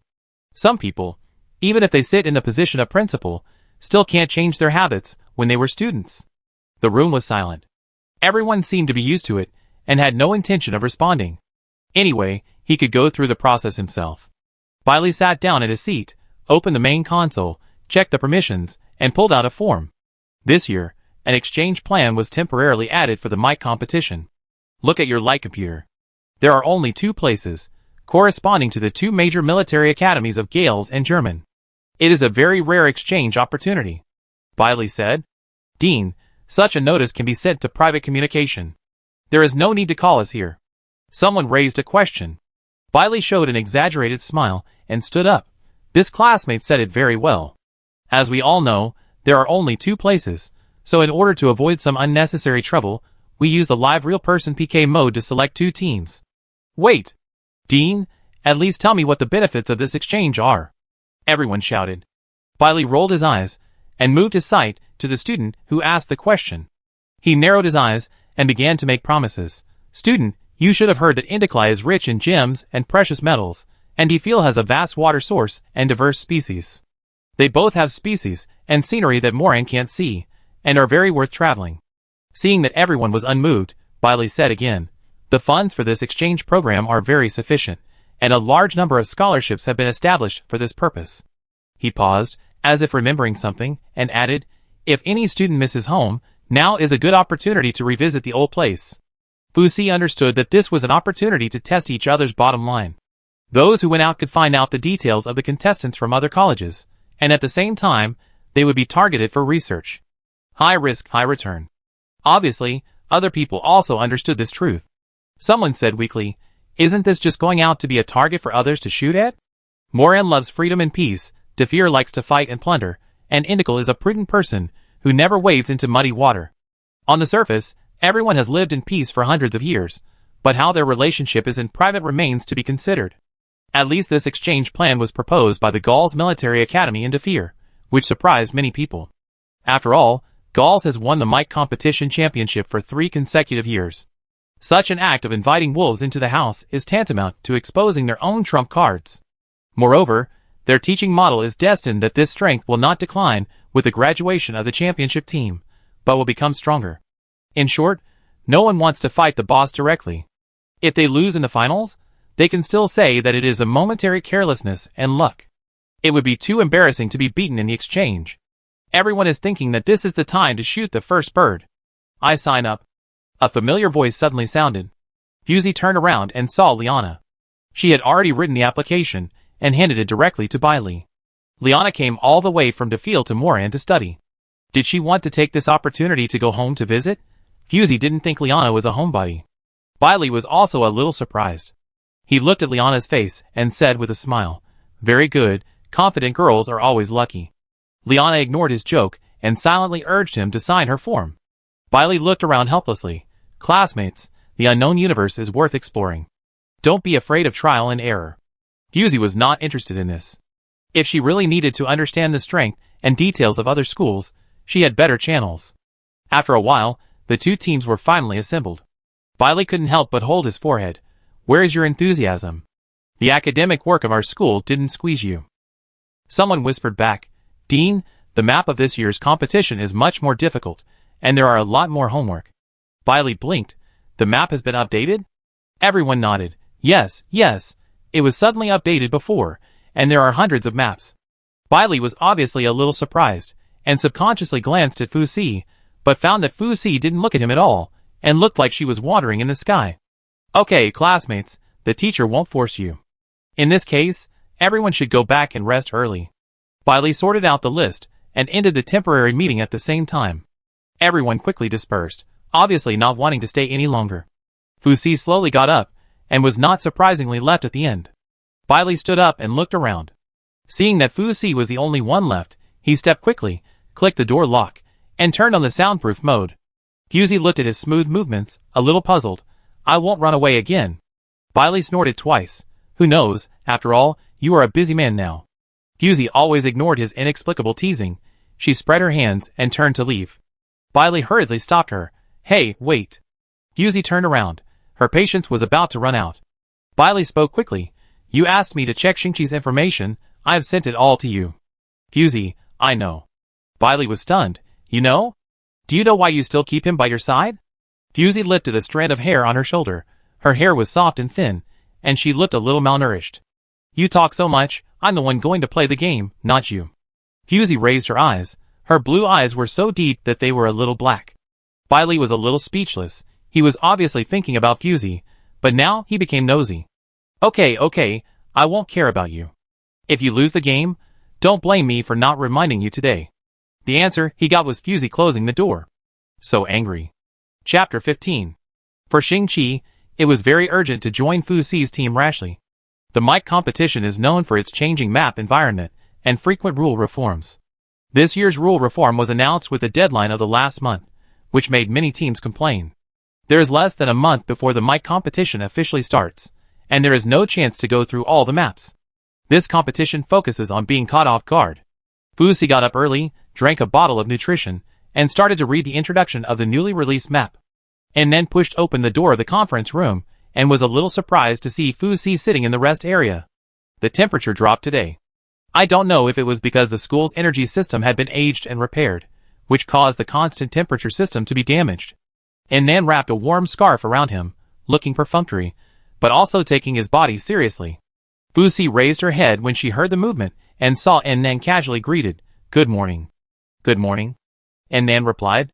The two of them looked very harmonious sitting in a straight line, each busy with their own things.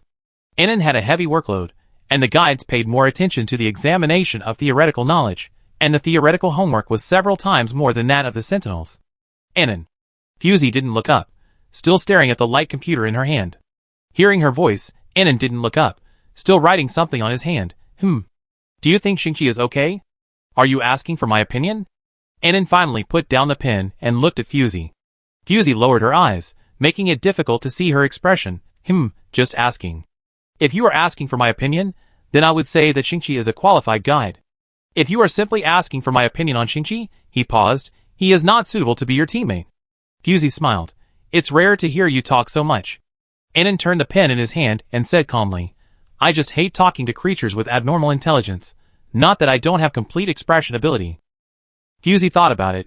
Isn't this equivalent to saying that Luo Yi is a fool? Fusey turned her eyes away. Luo Yi will be sad when he hears it. Nan glanced at the door with his peripheral vision. No, he doesn't understand. He was not wrong. Fusey subconsciously tapped the second joint of her index finger. Shingchi is trustworthy, don't think too much. Nan didn't answer for a long time, nor did he write. Fusey lowered her head again, to look through the detailed information on the light computer. If you insist, Nan finally spoke, his voice sounding flat, I have no objection. Fusey looked up, and looked into his eyes. Nan's pupils were lighter than those of normal people, showing an inorganic gray, which looked very empty, and gave people a feeling of being difficult to approach. At the beginning, Luo Yi lived in the same room with him, and often complained that he seemed to have just come out of the extremely cold planet, and half of his body was stained with ice. Later, after getting along for a long time, he gradually became more unrestrained. Fusey whispered, Thank you. Nan raised his eyebrows slightly, and because of this subtle expression, his whole face suddenly became lively.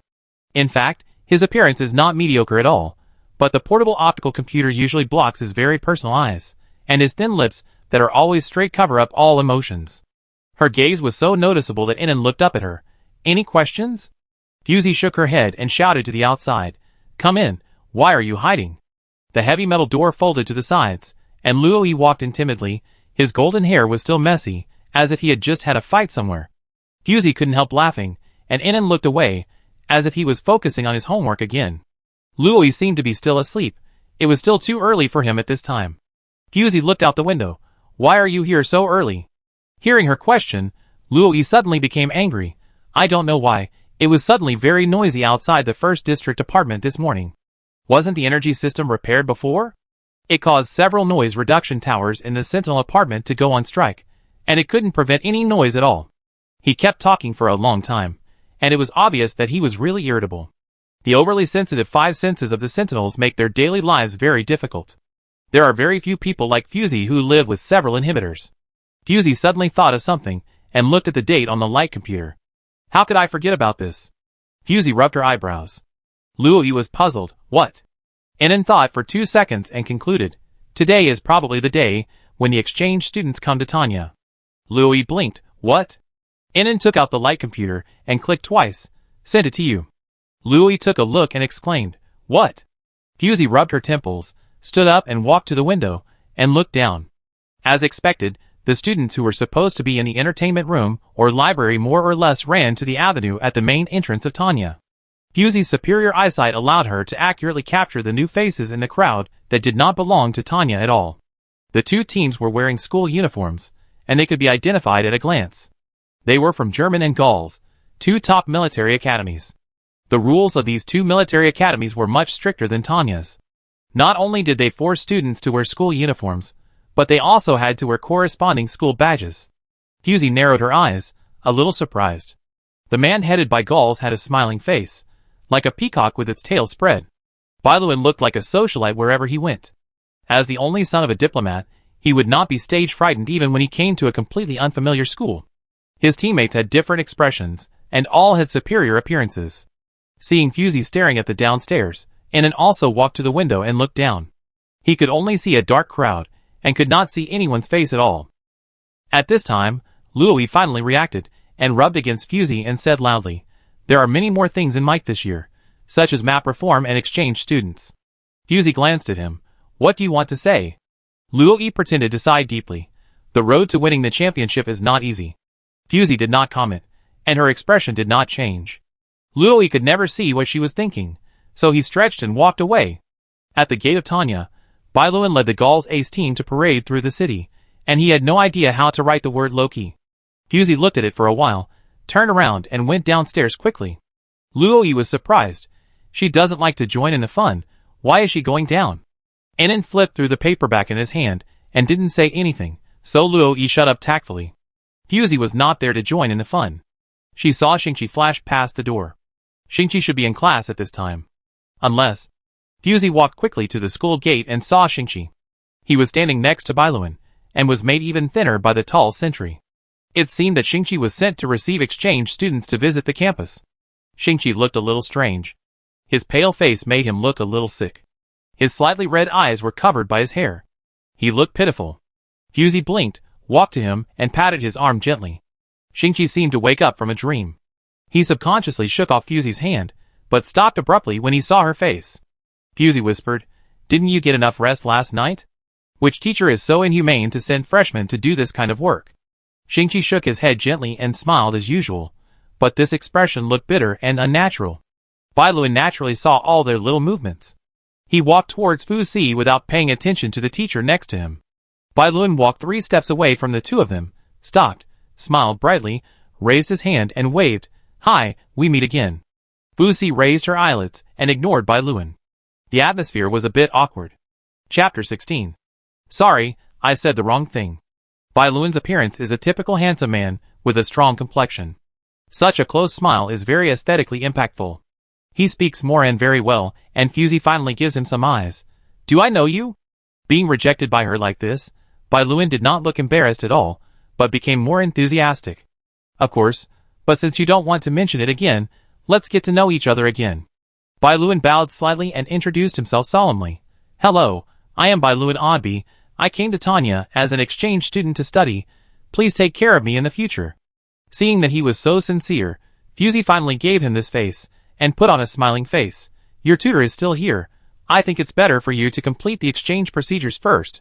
The implication is, don't get involved. After hitting a snag twice in a short period of time, if it were someone else, they would have been angry and embarrassed, but Bailuan still had that decent smile and said calmly, then we go first. He also glanced at Shingchi and said sympathetically, this guy doesn't look good. We can find the destination by ourselves, so we won't bother you to lead the way. After that, Bailuan led his team to the instructor next to him. Fusey looked at the little old man, who was constantly wiping the non-existent sweat on his forehead, looking anxious. Oh, my little ancestors, it's already late. Principal Bai is already waiting for us. Can't we put it aside for later? Before Bailuan could say anything, Pei on the side spoke first. Then prepare another gift, and bring it over as an apology. Before the old man could speak, Bailuan patted Pei's shoulder, and said kindly, you can't do this. We just came here on the first day. It's not good to be known as bribing the principal. Pei fell silent, and his icy face became even colder. With his extremely superior height, passers-by took a detour when they saw him. Fusey turned around, and Shingchi stood behind her, with his head down, and his hair covering half of his face.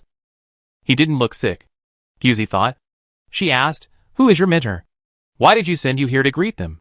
This is not what freshmen should do." Shingchi's reaction seemed a little slow.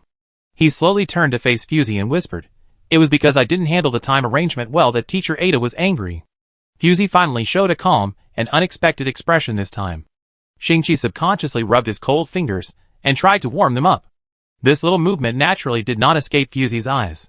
She put away her expression and said gently, "Go back and rest. The training has indeed delayed you for a long time these days. I will go to Teacher Ada to explain." Shingchi nodded woodenly, looking obedient and submissive. Fusey paused for a moment, and then continued to leave in the opposite direction of Shingchi.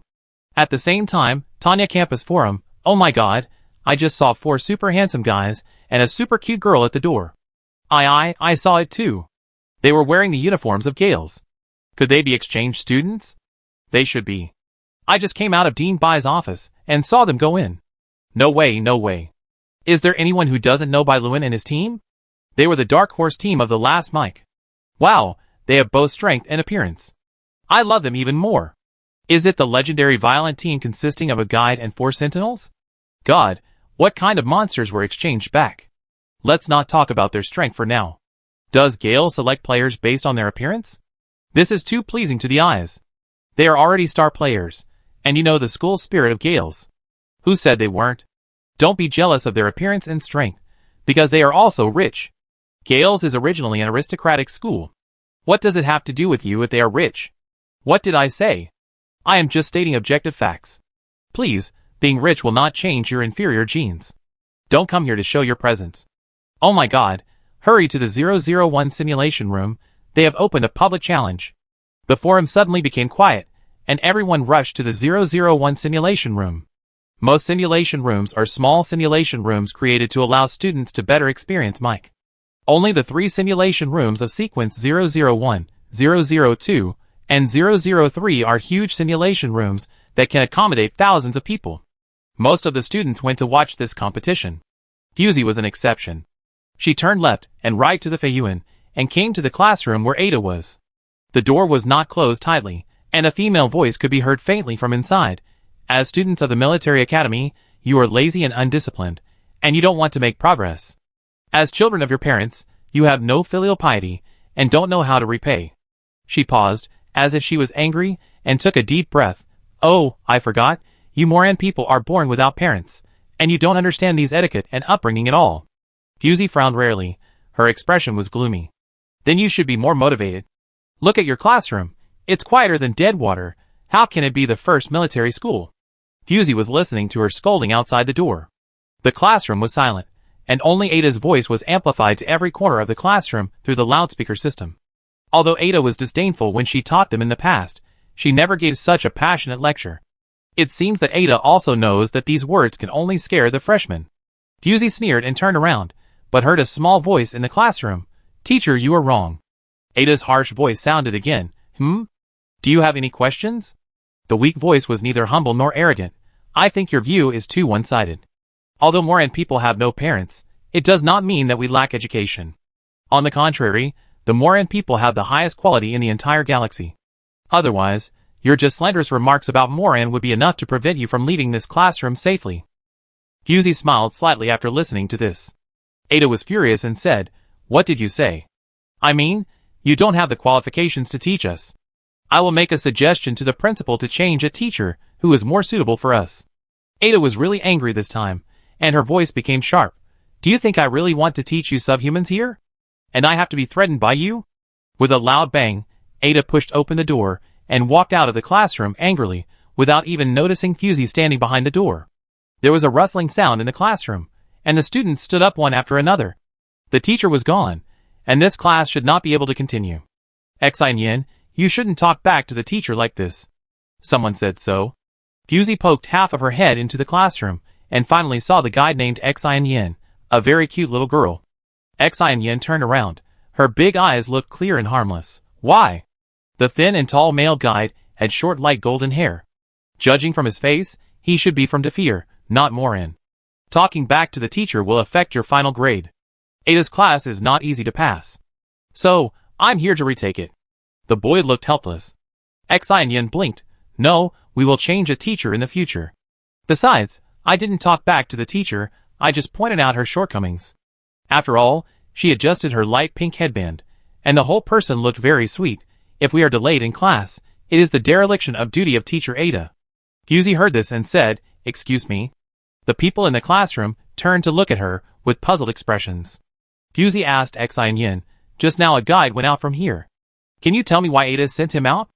Yin's voice was very soft, which made people feel a little soft-hearted. "Are you talking about Shingchi?" Teacher Ada said that his homework was too perfect, and it didn't seem like a freshman could write it. She suspected that he had someone else do it for him, so she kicked him out of the class and pushed him to teacher Nick to do hard work. Although welcoming exchange students is not considered hard work, for a freshman who is unfamiliar with the place, if something goes wrong, it is possible that the school will blame him. Fusey nodded, "Thank you." Yin's smile became brighter, "You're welcome." Fusey turned and left the classroom, and the smile on her face disappeared instantly. Maybe after staying in Tanya for 3 years, Ada gradually became confident and thought that she had established a foothold in Tanya, and no longer concealed her contempt for the Moran people. Fusey could sense this kind of contempt, but since Ada didn't do anything too outrageous, she didn't bother to pay attention. If the speech Ada made in the classroom just now was presented to by Lee's desk, it would be enough to get her fired from Tanya. Fusey rubbed her eyebrows. The matter was resolved in advance, and Shingchi should not encounter any resistance in the future. Suddenly, the optical brain received Inan's message. "Have you watched Bailuan's competition?" Fusey did not reply, but opened the school forum. The homepage was broadcasting the live broadcast of Bailuan's competition. There was a scoreboard in the lower left corner, which clearly recorded 12 o'clock. Bailuan led the team to win 12 games in a row. Chapter 17. The competition held by Bailuan and his team was a very simple and rough 5v5 real-time challenge. This is a mode that shows the purest spiritual body ability. There is no starting ring and no core, which means that everyone has the same starting point, but different strengths. It is this strength that allows many people to see what kind of team can be nurtured by the devil training of Gales. Too scary, more than a dozen teams. No one can take 100 moves in their hands. Did you see clearly what the spiritual body of the leading sentinel is? I can't see clearly. I can't see clearly at all. Their guide hasn't made a move yet. They should still be hiding their strength. Fusey watched for a while, turned off the live broadcast expressionlessly, and answered Inan's message. "Just saw it." Inan replied almost immediately. "Do you need to explore their strength, Fusey?" "No, if they don't want to expose their true strength, it's useless to explore more. Wait for the official game." Inan had no news and acquiesced to Fusey's approach. The competition system of the mic competition is very flexible. It is roughly divided into preliminaries, auditions, and official competitions. Some teams with insufficient strength will be screened out in each stage. It is really difficult to guess the motive of Bailuan coming to Tanya. If he went to German to investigate the last champion team, Fusey would still think it is reasonable. In the end, the competition initiated by Bailuan ended with 23 wins and 1 loss. The loss was very suspected of letting the game go. Because after losing, Bailuan smiled and said, "This is Tanya, don't be too ostentatious." It is very suspected of showing off. As the only son of the top diplomatic family of Defeer, Bailuan would not be unaware of how to create a positive image. Fusey remembered that when Bailuan introduced himself in the morning, he mentioned his full name, Bailuan Oddby. Bailuan is best at keeping a low profile and doing high-profile things. Calculating the time, the mic competition is about to start. Before that, it is best not to face Bailuan head-on.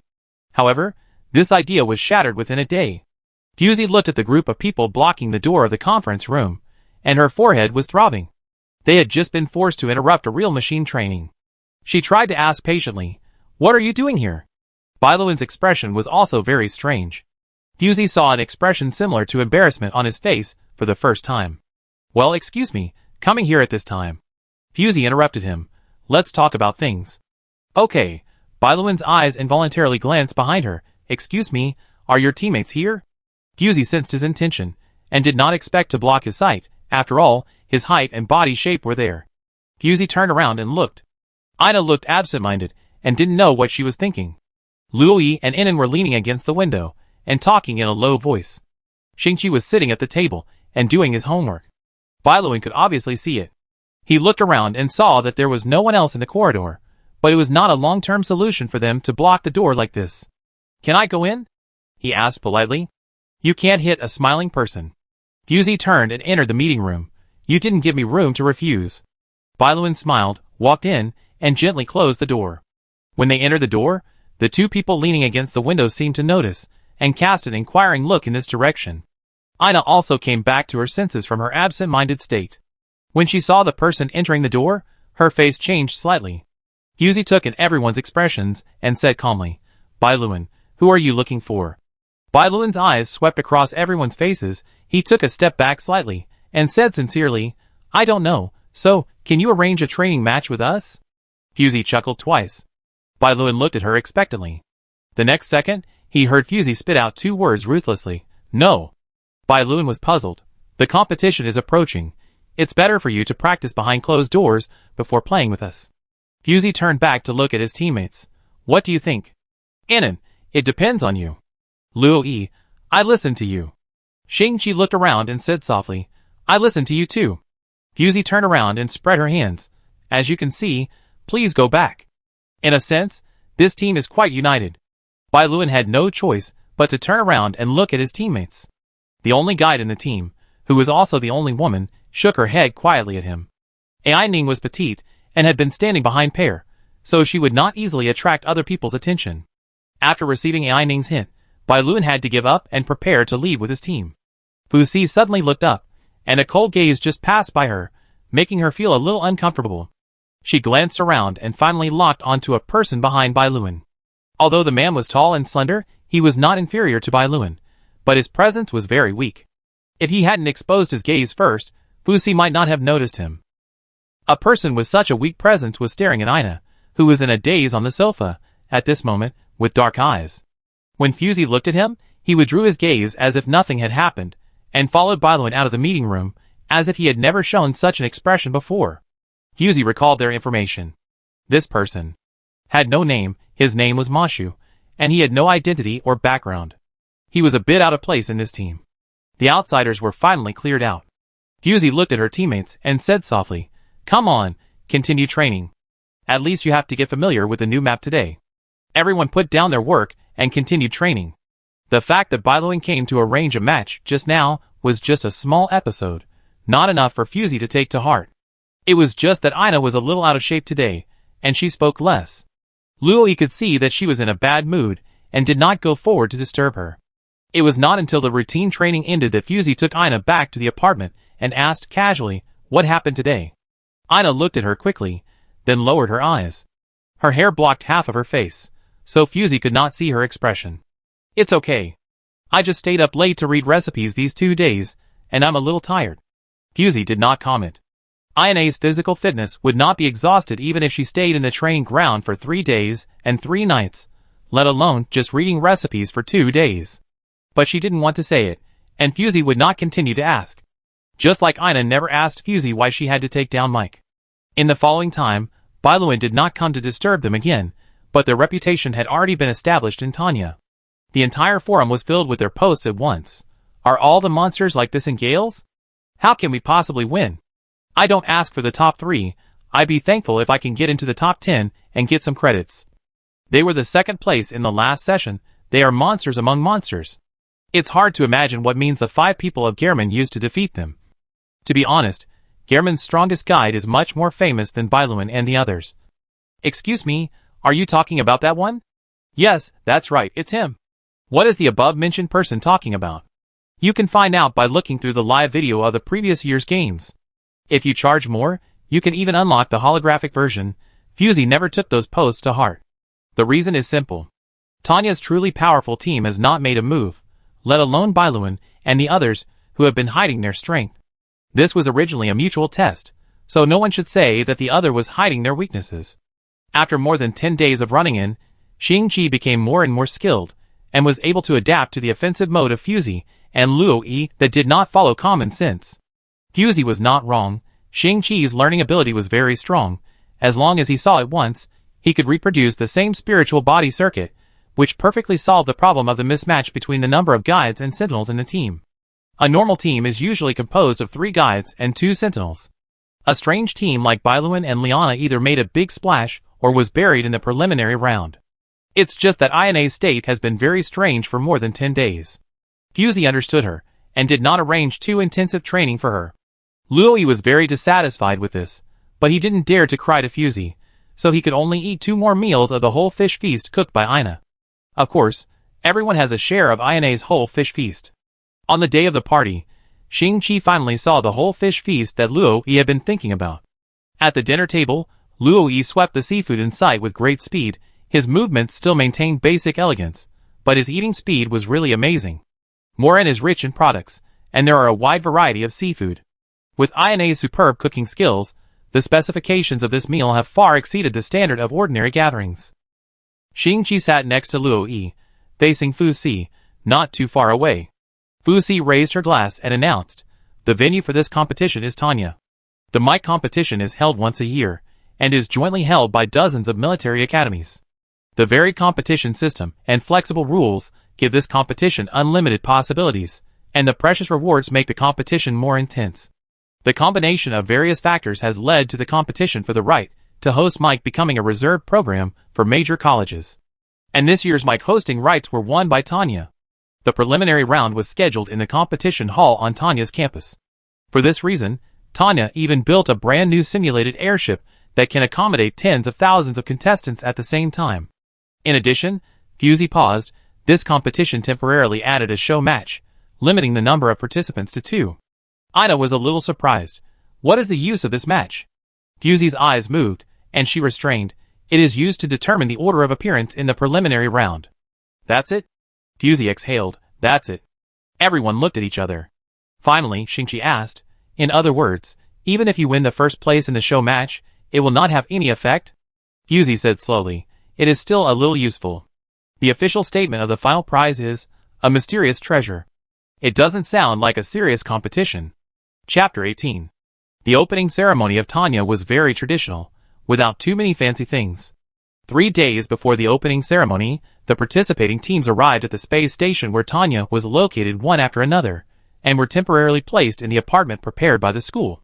Bailey looked at the shuttle ships parked at the school gate, and couldn't help but sigh.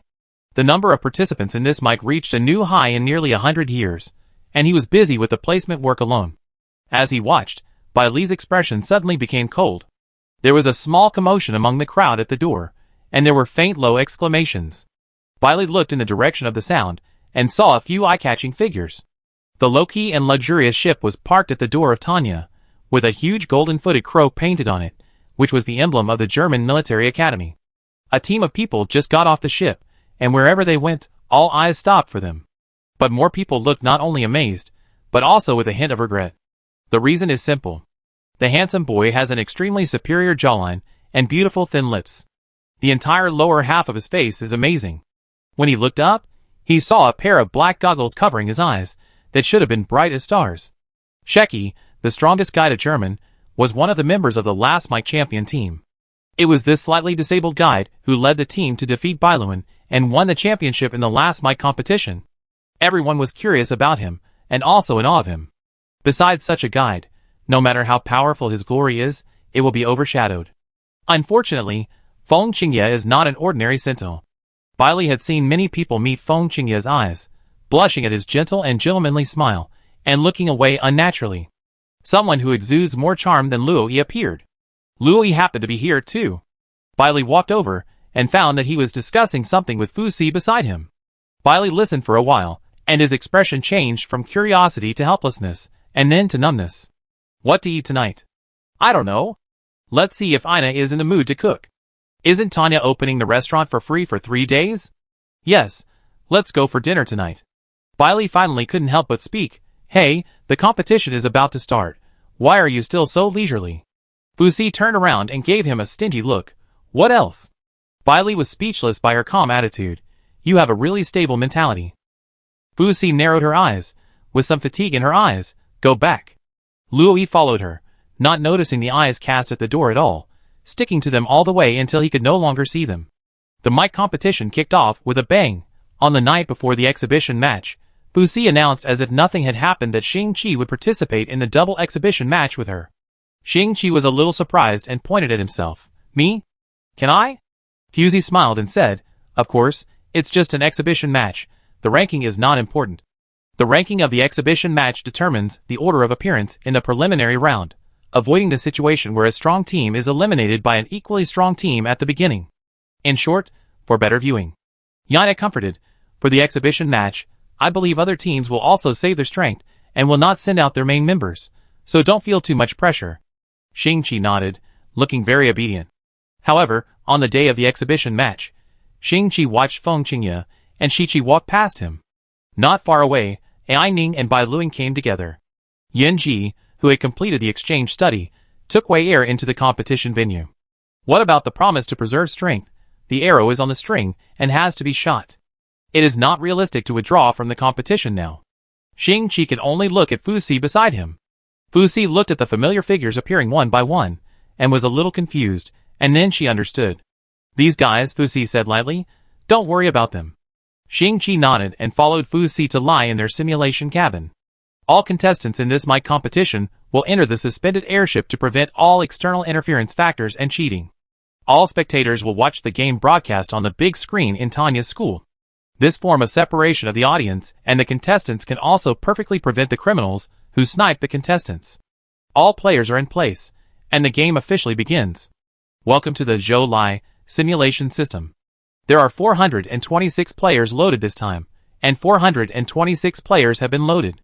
The name of this map is Half-Life. I wish you all a smooth game. Hundreds of live images are turned on at the same time, and the first thing that appears in front of us is the charred land. Countless cracks and cliffs on the surface have created a rugged terrain. There are whispers from the audience. I haven't seen this map before. It looks quite fresh. It looks like the main body of Doomsday? Not bad, not bad. I'm tired of seeing the normal maps before, but this is still exciting. I wonder if we can discuss with the organizers about inserting soft ads this time. Unlike the viewing area on the airship, the audience seats below were obviously more agitated. Wow! Qingye is so handsome. His face is really good at fighting. Sheki looks so good wearing goggles. Woohoo! This pair really pokes me to death. Don't say such mean things during the game. Isn't it better to focus on the game content?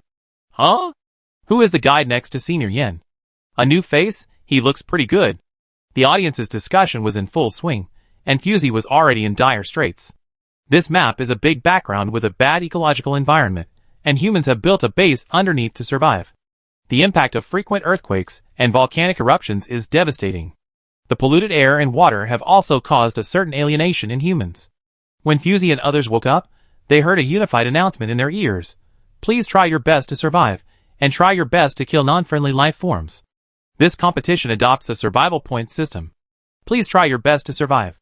Just one sentence. It didn't say what the friendly side included, nor did it say the specific system of points. The game started with one sentence, and the rules were all guessed. Fortunately, Fusey was used to it. The most urgent thing was to find Shingchi first. As her consciousness gradually became clear, Fusey moved her fingers. The resistance was a bit strong. Is this in the water? Fusey slowly opened her eyes, but saw several mechanical arms around her, grabbing her. Fusey's heart stopped beating for half a second. This extremely familiar scene made her feel uncomfortable. Like a conditioned reflex, Fusey stretched out her hand and grasped it, and the fragile alloy mechanical arm was broken like a biscuit. This attracted the siege of the remaining mechanical arms. Fusey moved her hands and feet, and found that her feet were locked in shackles at the bottom of the pool, and could not move at all. Her whole body was wrapped in an unknown liquid with great resistance, which restricted her movement to a certain extent. Fusey quickly observed the surroundings. In front of her was a one-way visible glass wall. She was very familiar with this thing. She broke off another section of the mechanical arm and rubbed it carefully. The hardness was acceptable. It was just severely worn and seemed to have not been maintained for a long time, otherwise it would not be so easy for her to break it. The mechanical tentacles seemed to sense that she had regained consciousness and moved twice as fast. Fusey had to get out of here as soon as possible. Fusey lowered her head and weighed between cutting off her ankle and prying open the shackles. Just as she was about to start, she found that the mechanical arms around her stopped and the electronic lock on her ankle opened automatically. Although it was unbelievable, Fusey still felt that these mechanical reactions were like a power outage. There was a regular knocking sound coming from the glass window in front of her. Fusey thought about it, swam over and knocked at the same position. This layer of glass has a certain soundproofing effect, and the surrounding area is also filled with unknown liquid, which pours into the ear canal, greatly reducing her hearing. So Fuzi could only vaguely hear. Hide. Away. The voice was a very familiar tone. Fuzi thought about it, and retreated a little as he said, leaving the glass window. The person outside didn't say anything nonsense. The blue light blade cut the glass wall like cutting pudding, and the ubiquitous liquid also flowed out along the gap. Shingchi leaned against the wall, and looked over weakly. He didn't seem to be in good condition, and there was a bloodstain under his eyes. He was holding a small military light blade in his hand, which had run out of energy. Fuzi was a little surprised. She didn't expect that Shingchi would find her first this time. When the liquid level dropped to her ankle, Fuzi came out of the gap and touched the wound on Shingchi's face, where blood was oozing out. Don't be so anxious. Remember to protect yourself first next time, Fuzi reminded. Shingchi nodded, took off his coat, and put it on Fuzi. Seeing Fuzi raised her eyebrows and looked over, Shingchi explained, the situation outside is very complicated. The temperature is dropping rapidly, and there are some mechanical life forms wandering outside. Fuzi nodded and was about to say something, but a huge explosion sounded in her ears, and the whole room was shaking. This was not the worst. The ceiling could not bear the weight and cracked. It was about to collapse. The two looked at each other and rushed out of the room quickly. Shingchi threw a short knife to Fuzi. Take it and use it first. Fuzi caught it and slashed it with her backhand, cutting the flying mechanical spider in half. Fuzi frowned. The feeling seemed to be wrong. At the same time, the system sound popped up in Fuzi's mind, points +1. Without time to think about it, the collapse behind her followed all the way. Fuzi pulled Shingchi to dodge left and right in the narrow passage, flexibly avoiding falling objects and small mechanical bodies that fled in a hurry. Shingchi stretched out his thought tentacles and connected to Fuzi's spiritual sea. This is not a solution. Fuzi was very calm. I know, do you see the second to last door in front? Shingchi, I see it, but the thing at the door looks difficult to deal with. Fuzi, don't worry, there is a main control panel inside. In this situation, I don't know if the line can still be used. Go and see where the elevator is and whether it can still operate. Fuzi ducked again to avoid the flying mechanical spider. For some reason, she didn't attack these things again, but just dodged. Shingchi was still hesitating, but the passage was almost at the end. Fuzi didn't give him the chance to hesitate, and directly grabbed his wrist and threw him forward. Shingchi fell into the half-open door before he could react. Shingchi rubbed his wrist and pulled down his sleeve to cover his wrist that was scratched blue and red. Compared with the pain in his wrist, the scene in front of him was obviously more eye-catching. This room was indeed the main control room, but at the end of the room, there was a huge cylindrical glass chamber. A sleeping girl floated in it. The bloodstains under Shingchi's eyes were slightly hot, and he looked at the girl in front of him. Is this also a contestant? Chapter 19.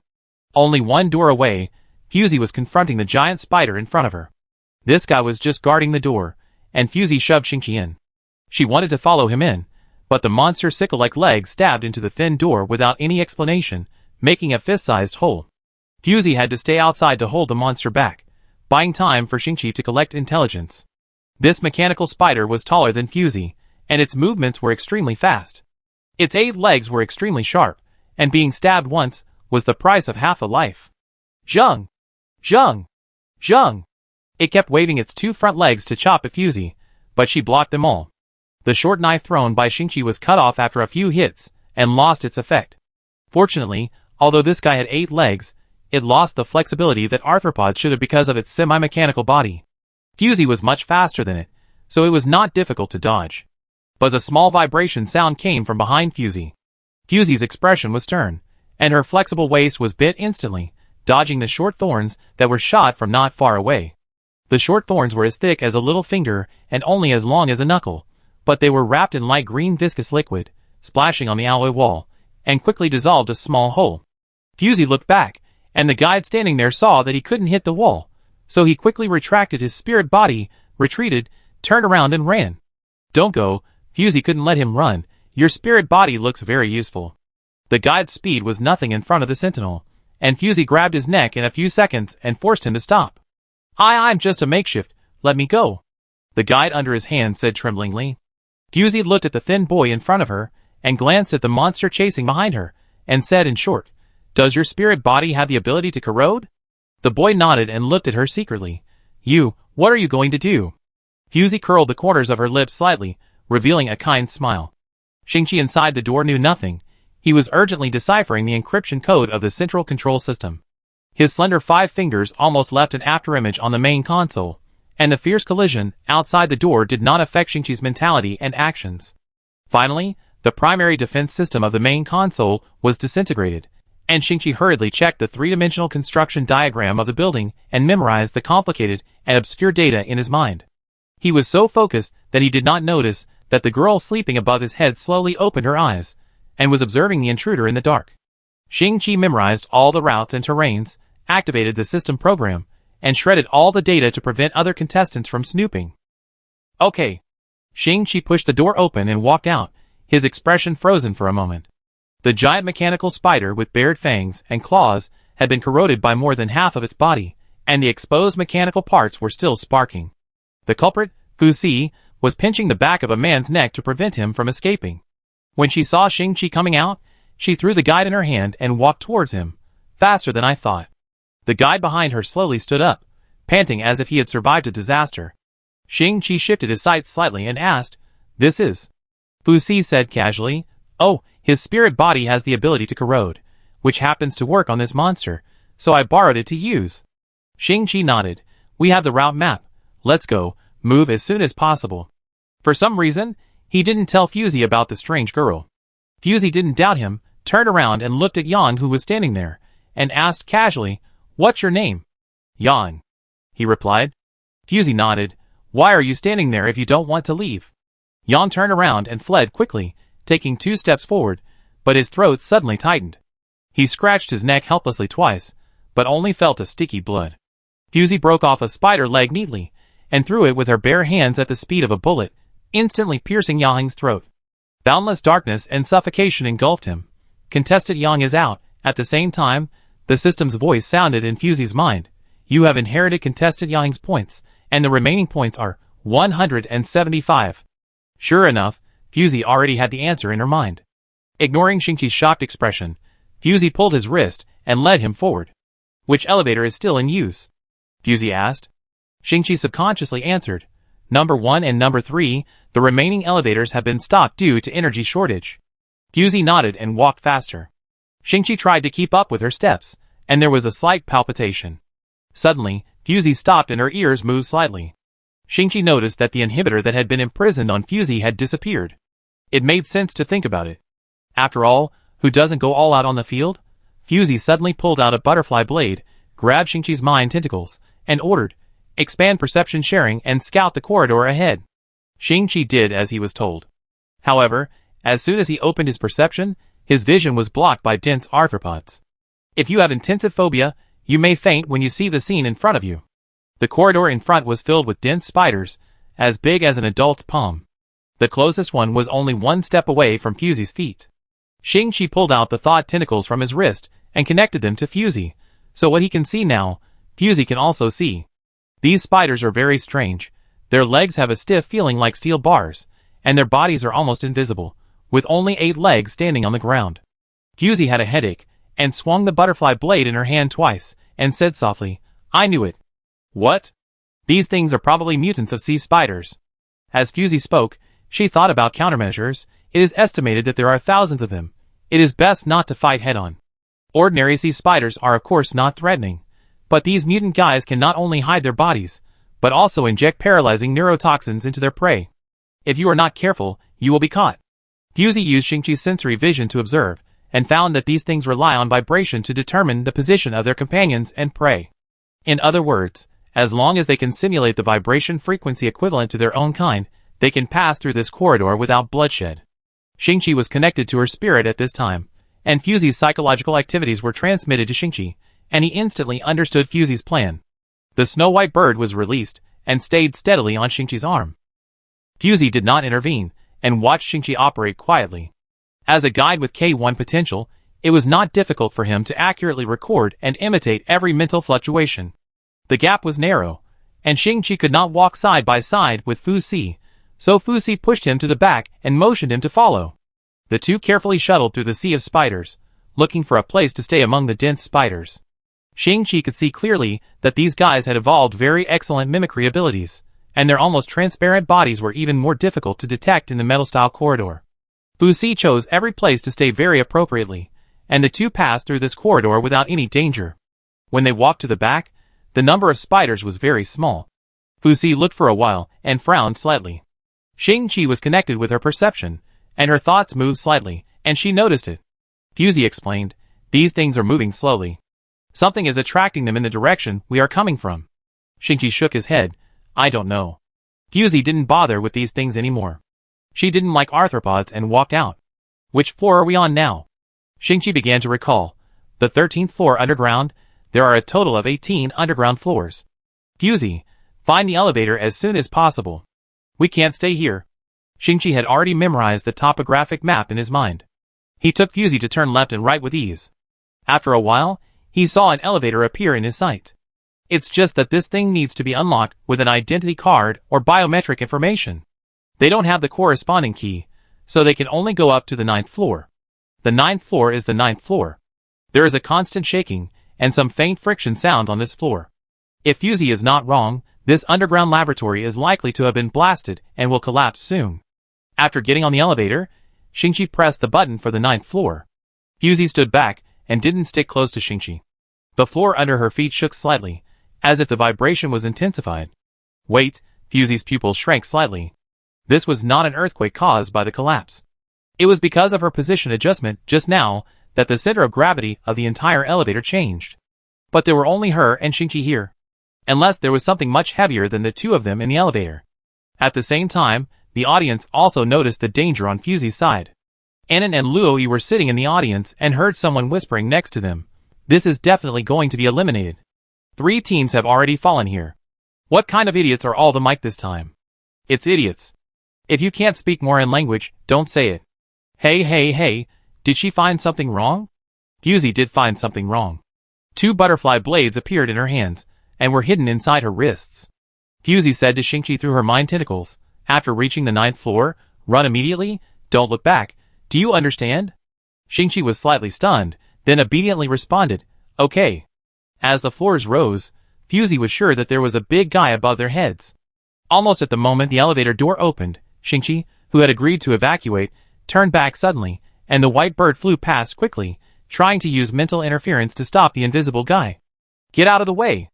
Fuzi freed one hand to push Shingchi out, and pressed the door closing button to close the entire elevator. Shingchi lightly released the force, slowly stood up, looked at the closed elevator, and fell silent for a rare time, but there was a faint smile on the corner of his mouth. Chapter 20. Fuzi hates maps where the ocean accounts for more than 80% of the map. In other words, she doesn't like underwater combat. To be more precise, she hates creatures with many tentacles. And the thing in front of her is clearly a mutated blue-ringed octopus that has expanded dozens of times. After removing the invisibility state, Fuzi can see that the thickest end of its tentacles is thicker than her waist. What's more tricky is that if you take a little bit of the toxins of this thing, it will not be a problem to die on the spot. The audience seats are also singing bad news. No way, is there really anyone stupid enough to fight this thing in a closed space? It's basically hopeless. You may not be able to escape those tentacles in an open space, let alone such a small place in the elevator.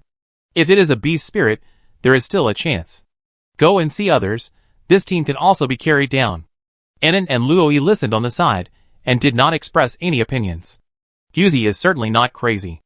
After mutation, this thing has evolved from emitting blue light to warn to strangling with tentacles, and the desire to attack is very strong. The strong and powerful tentacles quickly spread out, and the whole octopus was like a pool of spilled red wine. The scarlet body flowed down from the ceiling and slowly surrounded Fuzi's body. As a female sentinel, Fuzi's body flexibility has reached a limit. When those tentacles attack, she can always find tricky blind spots to avoid. Blindly avoiding is not a long-term solution. While avoiding, Fuzi looked for blind spots in the octopus's vision. Octopus is really difficult to deal with. Not only is it very intelligent, but it also has a very broad vision. In the case of equal size, tiger sharks are much easier to deal with than octopuses. Bang! Another tentacle attacked, and Fuzi was forced into a corner with nowhere to hide.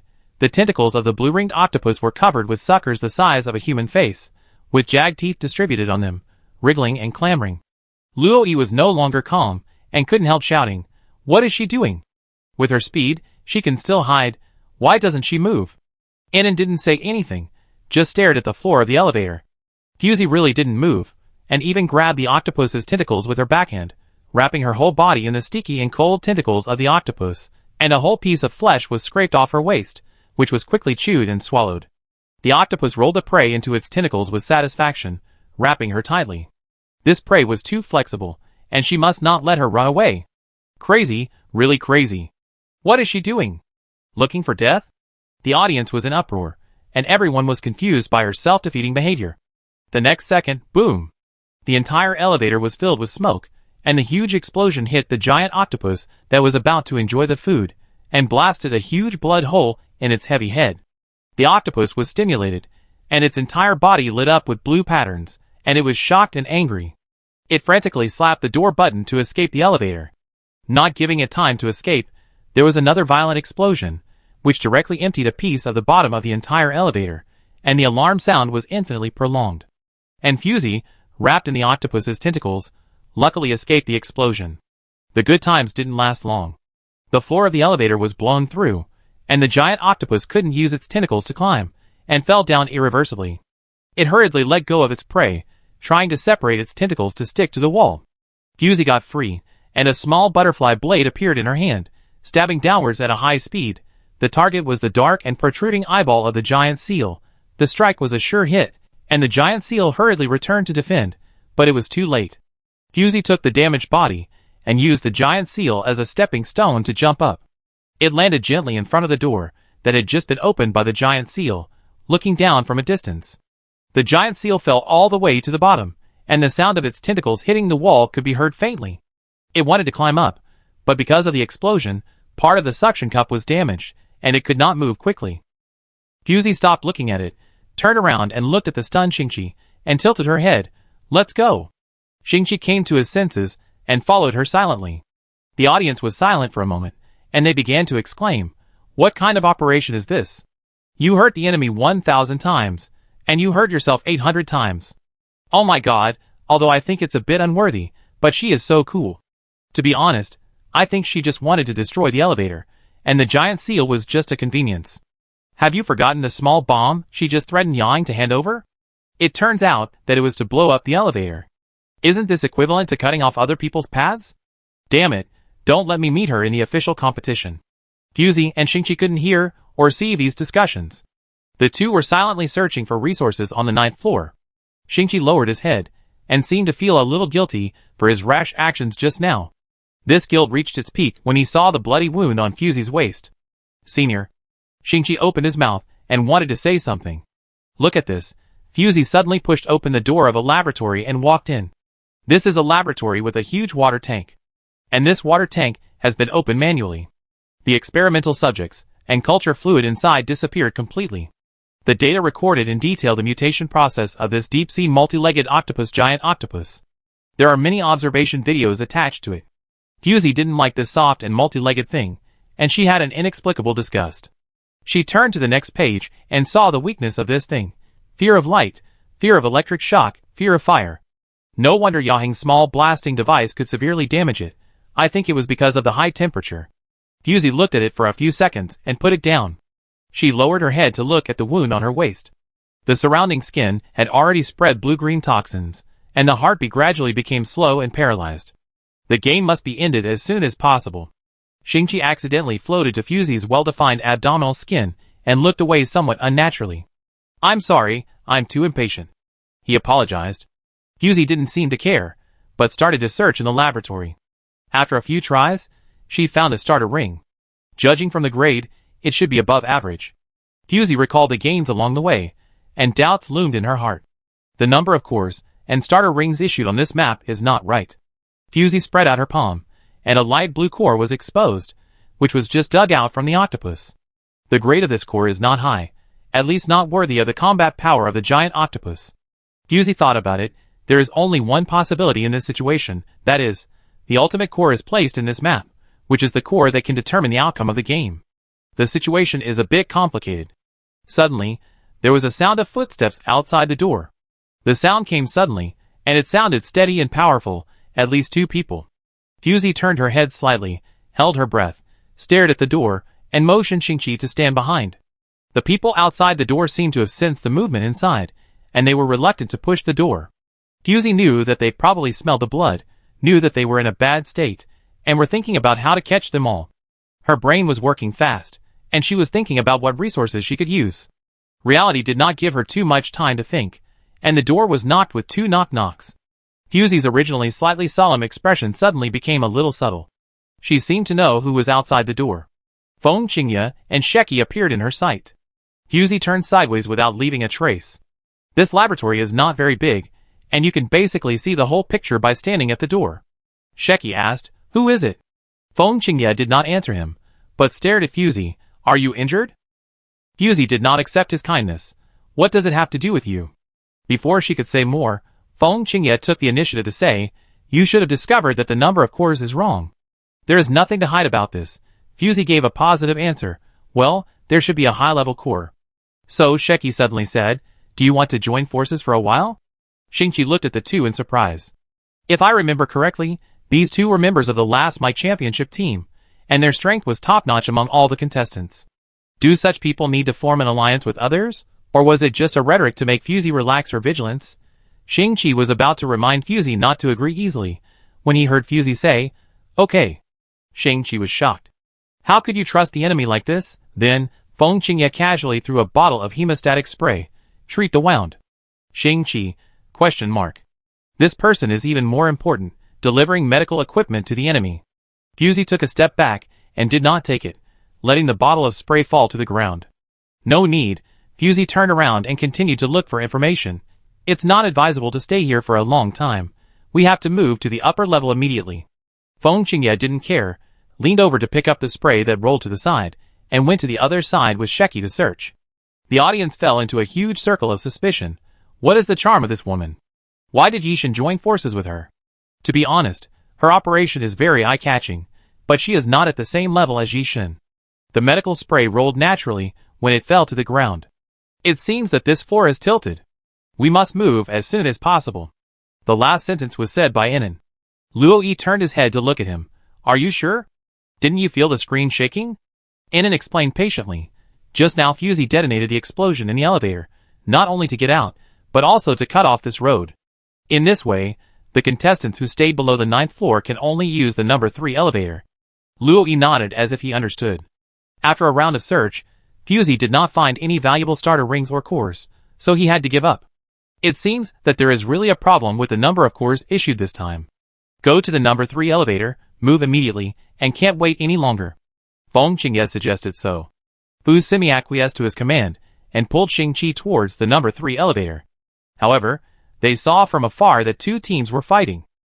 Chapter 21. Fusey didn't recognize the 2 teams, but they looked familiar. It's no wonder Fusey didn't recognize them. She spent very little time in school, and didn't know many of her classmates, let alone those from the same school, but different grades. In other words, the 2 teams of Tanya's students on the opposite side didn't know Fusey either. But Feng Qingye and Sheki were so famous that almost everyone knew this ace duo. As soon as they appeared, the 2 teams that were fighting fiercely stopped in stalemate. "It's Sheki. What should we do? We can't beat him. This elevator can only take 4 people at a time. We rush up when the time is right." They communicated through spiritual connection, and outsiders should not be able to explore the content of their communication. However, the reason why Sheki was regarded as the strongest guide was not just because of his title of champion. Sheki said softly, "Lift number 3 is limited to 4 people." Shingchi nodded. Lift number 3 was originally used to transport special experimental subjects, so a closed box was built, limited to 4 people. Fusey looked around. The 2 teams did not use the core to enhance their strength, but only relied on the purest ability of the spirit body to rob. It seems that they also found that the vibration of this floor was unusual, and wanted to go to the 8th floor first, and then blow up the elevator on the 9th floor. In this way, the battlefield will be divided into 2 areas to reduce direct conflicts between people. Fusey had a plan in mind, and said in a deep voice, "Let's go up first." Sheki also had this intention. He took 2 steps forward and looked at the 2 teams with his goggles. The 4 looked at him in horror. Sheki's combat power has always been a mystery. It is said that he only showed his spirit body in the finals, so most people don't know what his specific abilities are. In just a moment, the bodies of the people who were thinking about how to take advantage of Sheki's unpreparedness to step onto the elevator all froze. They seemed to be frozen in time. Their limbs and expressions were all frozen in the same second. Sheki nodded, very gently. Sorry, we go first. No one saw what he did, and the 4 people didn't understand that they'd lost control of their bodies after just one encounter. Fusey pulled Shingchi onto the elevator without any surprise, and watched the 4 doubtful faces being isolated outside the door. Shingchi lowered his head to cover up the shock in his eyes. There was no flash of blood, and no close combat, and the fight was avoided so lightly. Is the 8th floor the technology research and development room? Fusey asked. Shingchi came back to his senses and replied, yes, the 2 R&D labs occupy most of the 8th floor, and there should be no experimental subjects. Shingchi suddenly denied. Not necessarily, some experimental subjects have the ability to act on their own, and will not be trapped on a single floor. Fusey glanced at him, and said nothing. Shingchi could only say, I am biased. Finally arriving at the 8th floor, Fusey looked at the elevator control console, which was a very simple opening and closing device. Fusey turned her wrist, and the butterfly blade accurately inserted into the central control panel, causing a short circuit and black screen. In this way, even if the elevator receives instructions from the lower floor, it will not go down. Fusey concentrated and felt it, and the vibration of this floor was very weak, and it should not collapse for the time being. However, a new crisis has emerged. All the contestants present heard a system prompt in their heads. In order to increase the fun and playability of this competition, the points inheritance system is now enabled, and the points ranking list is announced in real time. The killer inherits all the points of the killed, and the points of the eliminated will no longer change. The dynamic points list has been updated. At the same time, a huge screen appeared above the projection outside the venue, with hundreds of names and their scores densely arranged on it, and several names at the bottom have turned gray. Several people looked at each other. Fusey raised her eyebrows and looked at the guy who was currently ranked first, Feng Qingye. This guy had more than 1,400 points, a cliff-like first place, and more than 600 points ahead of the second place. As for Fusey, she was ranked in the middle, not outstanding, but not at the bottom. The real bottom was Shingchi and Ai Ning, both with 0 points. Sheki was also at the bottom, with double-digit points, which looked particularly miserable. This situation was also reasonable. Feng Qingye followed him, and he must be the first to bear the brunt. Fusey's face was a little bad. This kind of ranking list can clearly see who has the most points. It is simply a disguised bounty order.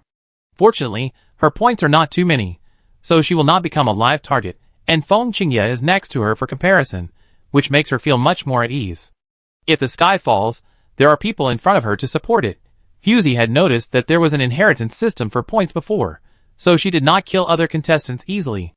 As for Yang, he was just a stepping stone for her experiment. Feng Qingye didn't know what he did before he met her, but he had so many points. Fusey blinked quickly and turned to look at Feng Qingye. We are temporarily forming a team. We can't let you get nothing. How about this? All the resources such as the core will belong to you. How about it? As soon as she opened her mouth, everyone present looked at her, with surprise in their eyes. Sheki also turned his head, his goggles covered his eyes, but everyone could see his urgent movements. Sheki, we can form a team, but we have to divide the resources equally. Fusey raised an eyebrow and said in an unclear tone, isn't that taking advantage of you? Sheki was puzzled. It should be divided equally. Why do we take advantage? Fusey laughed, shook her head, and walked to his side. Nothing, let's do it this way. Feng Qingye remained silent. His opinion was not important. The one who really holds the power of decision in the team has always been Sheki, not him, the nominal captain. Fusey now doesn't have to use his brain at all, just follow Sheki and the others to pick up garbage and paddle. Shingchi has been very quiet, quietly watching Fusey and Sheki stand side by side, watching Fusey lean over to listen to Sheki whispering something, with a smile on her face. When did the Sentinel's hearing become so bad? Sheki was asking what the next plan was. Fusey said, try to get closer to the central building. I guess the ultimate core must be there. Sheki was not surprised. Generally speaking, the closer to the center, the more good things there are. Sheki's next words were a little strange. He said with a hint of meaning, are you okay? Fusey glanced at the wound on her waist, and didn't care much. Nothing serious. Seeing that she only talked about her wound, Sheki didn't force her and said, that's good. A harmonious conversation. Turning her head, Fusie's eyes darkened. She knew what Sheki was asking. The wound on her waist was just an excuse. What Sheki really wanted to ask was the situation of this body. But Sheki didn't continue to ask, and Fusie was happy and comfortable. She liked this kind of conversation that was just enough. She didn't have to think about it. The other party could keep a good distance by himself. Opening the leaderboard was also a good thing. Fusie could roughly grasp the number of survivors on the field and decide whether to end the game. There is just one question that bothers her a little. Which one accounts for a larger proportion, points or survival? If the points are always maintained at a relatively low level, but you survive to the end, how should it be calculated? The new rules this time are full of strange colors no matter from which angle you look at them. Maybe it is also because the simple survival competition is too monotonous, and the contestants have already figured out the rules to prevent the competition from being regularized? Feng Qingye suddenly said, not quite right. Fusie's thoughts were interrupted, and she asked patiently, what's wrong? Feng Qingye, there are too few rooms on this floor. The walls on both sides are smooth and seamless, which is very different from the previous 2 floors. Fusie stretched out her hand and clapped twice, half teasingly and half admiringly. So what? Feng Qingye said in a deep voice, there may be a trap. I guess you will say next that for safety, we should return to the original route and find other ways to leave this floor, right? Fusie said in a calm voice. Feng Qingye frowned, which was rare. You just don't want to attack the child. And you don't want to see us attack the child, right?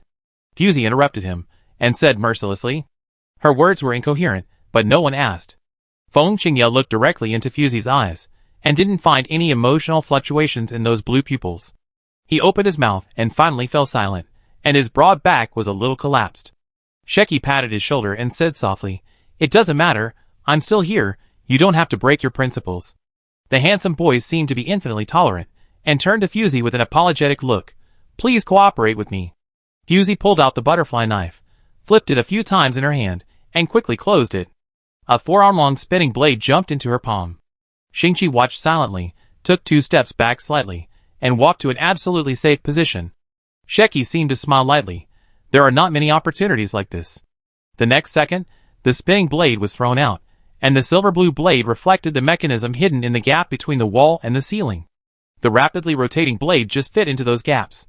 As the spinning blade spun, the opaque walls were restored one by one, exposing the threats hidden behind them. Those were the faces of dozens of children, who were either laughing or angry, standing or sitting, quietly watching them behind the single-sided visible wall. As if they had already known that they were exposed, they began to smile, and their cherry mouths could be stretched to an incredible arc, just like the exaggerated oil makeup of a clown. Looking at these children who were less than half a person's height, Fusie did not waver at all, but Shingchi's breathing was rapid. They can no longer be called children. Their large heads are disproportionate to their bodies, and their completely black pupils look somewhat similar to octopuses. There are dozens of such children, densely packed behind the glass, silently watching them. Sheki sighed softly, and took off his goggles. He was born with a pair of white pupils, beautiful and affectionate eyes, which added a bit of humanity to his face. However, these eyes were destined to not have spirit. Chapter 22. The moment Sheki took off his goggles, the audience was boiling. Wow, when was the last time Sheki opened his eyes? When? It was the finals. I didn't expect to see such a scene in the exhibition match. Today's match is of great reference significance. No matter what the result is today, I have no regrets. The voices of the cheering group were getting louder and louder, and the entire audience was excited. However, some people had never seen Sheki's strength in the past, and quietly asked their companions, what is Sheki's spiritual body? The companions didn't care about him, and could only perfunctorily say, you just need to know that it is the strongest among the known new generation of guides. Sheki's spiritual body did win at the starting line, and even created a new category for this. The pair of white pupils were also to carry the defects caused by the backlash of the overly powerful spiritual body. Oh, those children suddenly opened their mouths and sprayed out streams of black mucus. Shingchi frowned. There is a wall blocking it. Before he finished speaking, the single-sided visible wall had already collapsed towards them. Fusie's pupils shrank slightly, and she turned to look at Sheki. Sheki did not dodge or avoid it. The wall was about to fall on him. Feng Qingye also had a calm expression on the side. They had an unconditional trust in Sheki's ability. Shingchi watched silently, and Fusie's expression was not very nervous. She could still spare her attention to observe those deformed children. Crack, the wall stopped. It stopped in midair at an extremely strange angle and way. The gushing black mucus was all frozen in midair. It was very strange, as if the god of creation had torn open a crack in time and space, and as if the evil god had not yet figured out how to write, time stopped at this moment. Shingchi still couldn't see Sheki's spirit body. Fusey took this opportunity to find a way out. She pointed to a secret door next to her, and went over to decipher the code first. Fusey glanced at the situation on Sheki's side. The group of things that were neither human nor ghost were still stuck in that action. On the leaderboard, Sheki's points did not change, hanging there motionlessly. It seems that there will be no increase in points without killing. Sheki urged. There are too many of them. I can't limit them for too long. Fusey deciphered the code door in a few strokes, and called them to follow. Sheki put on his goggles again. There was a huge sound of hitting the ground behind him, and countless beast-like roars. The group of monsters regained their ability to move. Fusey noticed something and quickly turned back, keenly capturing several figures fleeing quickly inside the wall. It seems that there are other teams behind the wall. Fusey listened attentively, and their screams became clear. Ah, who told you to chop it down? Didn't you tell me to chop it down? Who can resist taking so many points? Why did they stop for a moment just now? Who knew they would explode? Just now, each one was more anxious than the other. Now you should think of a way to get out of here. Following closely behind them, there were pieces of black viscous liquid exploding. The heads of those children were like exploded balloons, and their bodies quickly collapsed after losing their heads, melting into the black liquid, and emitting bursts of yellow smoke. Fusey's pupils shrank slightly, and she grabbed Shingchi's wrist. Go. I don't know what effect those gases have, but they must be bad. The viscous liquid behind him didn't flow fast, but the light yellow gas could drift fast and far, and it wouldn't take much time to catch up with them. Fusey's clone paid attention to the movements of the people behind him, and only heard a few chaotic and vague calls for help, and nothing else. Sure enough, several people's names on the scoreboard dimmed. They all had a lot of points, but it was a pity that they died too quickly. It seems that the bounty points for this kind of little monster are not low. But it also comes with high risks, such as self-destruction and venom spray. As Fusey was thinking, she heard Shingchi whispered, "There is a core, do you want to take it?" Fusey turned around, and in the dark and viscous liquid, there was a glittering golden core. The quality was not low. The gas that was obviously highly toxic was already in front of her, and the liquid with unknown hazards was still around it. Any creature that stepped into it would be skinned alive. It was obviously not a good time. A flash of white light, the core was picked up and thrown by a shadow, and landed steadily in Sheki's hands. The core with golden light fell into Sheki's hands. Feng Qingye nodded slightly to him, and his footsteps were not slow. Fusey looked at Feng Qingye's profile, said nothing, and pointed to a room in the corner. Go there. This is a door of unknown material with a high ceiling level. Fusey touched it with her hand. It looks a bit like ceramics, and a bit like some kind of crystal. It should be able to resist the strong acidic liquid outside. Several people stopped here and searched by the way. Sheki slowly stroked the irregular core in his hand, and didn't know what he was thinking. Fusey observed the room. The walls around were made of the same material as the door, and they were slightly fluorescent, which was the only light source in the room. Without lighting, Shingchi stayed where he was, not daring to walk around. Fusey and Feng Qingye were both sentinels, with superb eyesight, and this situation did not prevent them from seeing things. The brightest things in the room now were the walls, and the golden core in Sheki's hand. Fusey turned around a few times, and found a starter ring on the table. It was like inviting someone into a trap. Fusey took it without any burden, turned around and threw it to Sheki. See if it can be used.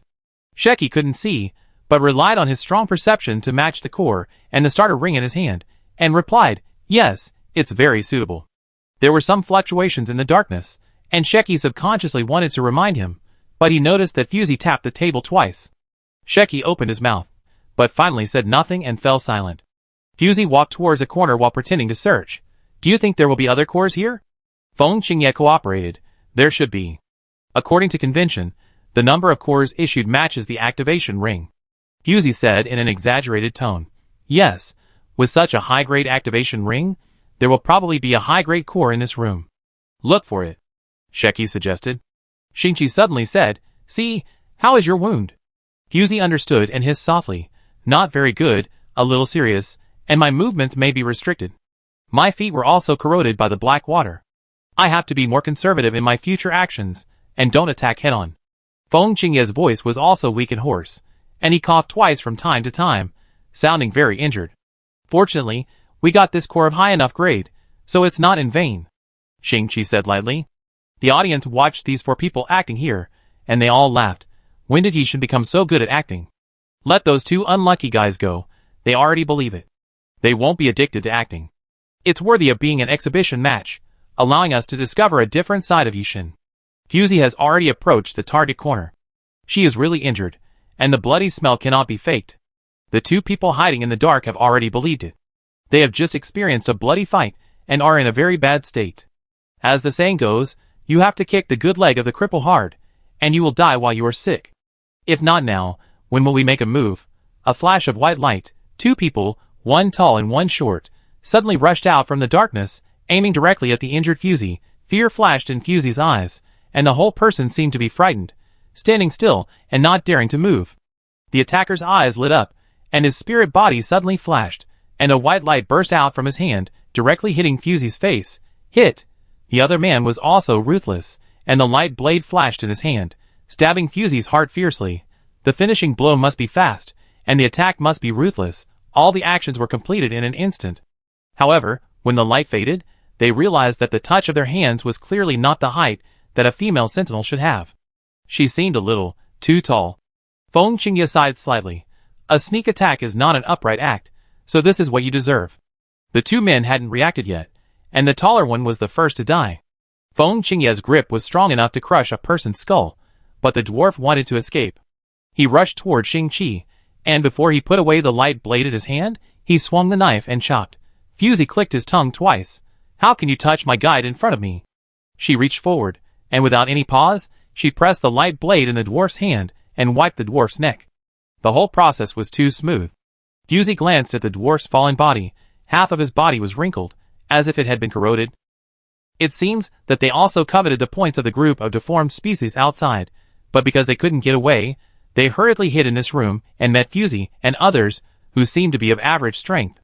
It was really unfortunate. If he could see Sheki's face a little more clearly, he probably wouldn't have acted so easily. Fusey looked at her own points and found that she had added several hundred points, while Feng Xiaoqingye had added even more. However, the gap between her and the second place was gradually narrowing. She wondered if she had encountered a monster with more points. It seemed that the points conversion here was very superficial, and there were no underlying rules. Fusey thought a little boredly. Wait. Fusey stood up straight and suddenly became a little excited. She thought of a good way to end it early. Fusey's execution ability has always been very high, and she came up with several plans in an instant to realize this bold and crazy idea. How far are we from the central area now? Fusey found a wrinkled piece of something that she had found from some corner, spread it on the table, and looked at it with the help of the glowing core in Sheki's hand. What are you going to do? Shingchi asked in confusion. Fusey quickly replied, Nothing, just want to see where we should go next. Her answer was obviously a prevarication, and Shingchi was silent. Fusey's idea was simple. The reason why she was still here was because she couldn't control her own ranking very well. Only when she was in the game could she push the outcome. Therefore, as long as she climbed to the right position and then sent everyone out, wouldn't she be able to achieve perfect control of the score? Chapter 23. The current situation is not clear. We still need to figure out the biggest variable of this map, who holds the ultimate core. Just now, Fusey noticed that after the man was sent out by Feng Qingye, all the points were accumulated to Feng Qingye, while Sheki's points on the same team did not change at all. Similarly, Fusey's points were not shared by Shingchi. In other words, the points are individual, and the final ranking is likely to be the sum of the 2 people, and all members will be ranked. It's not easy. Fusey was a little distressed. If she was the only one in this game, she could naturally decide her final ranking. Thinking of what Shingchi had just done in the elevator, Fusey's eyes dimmed for a moment. The light was dim, and no one noticed the change in her expression. Fusey pinched her eyebrows and turned back to Sheki and said, We can't go the way we came. Sheki agreed. There should be a channel connecting to the outside world here. Study this map. The wrinkled thing Fusey took out was a room distribution map on the 8th floor.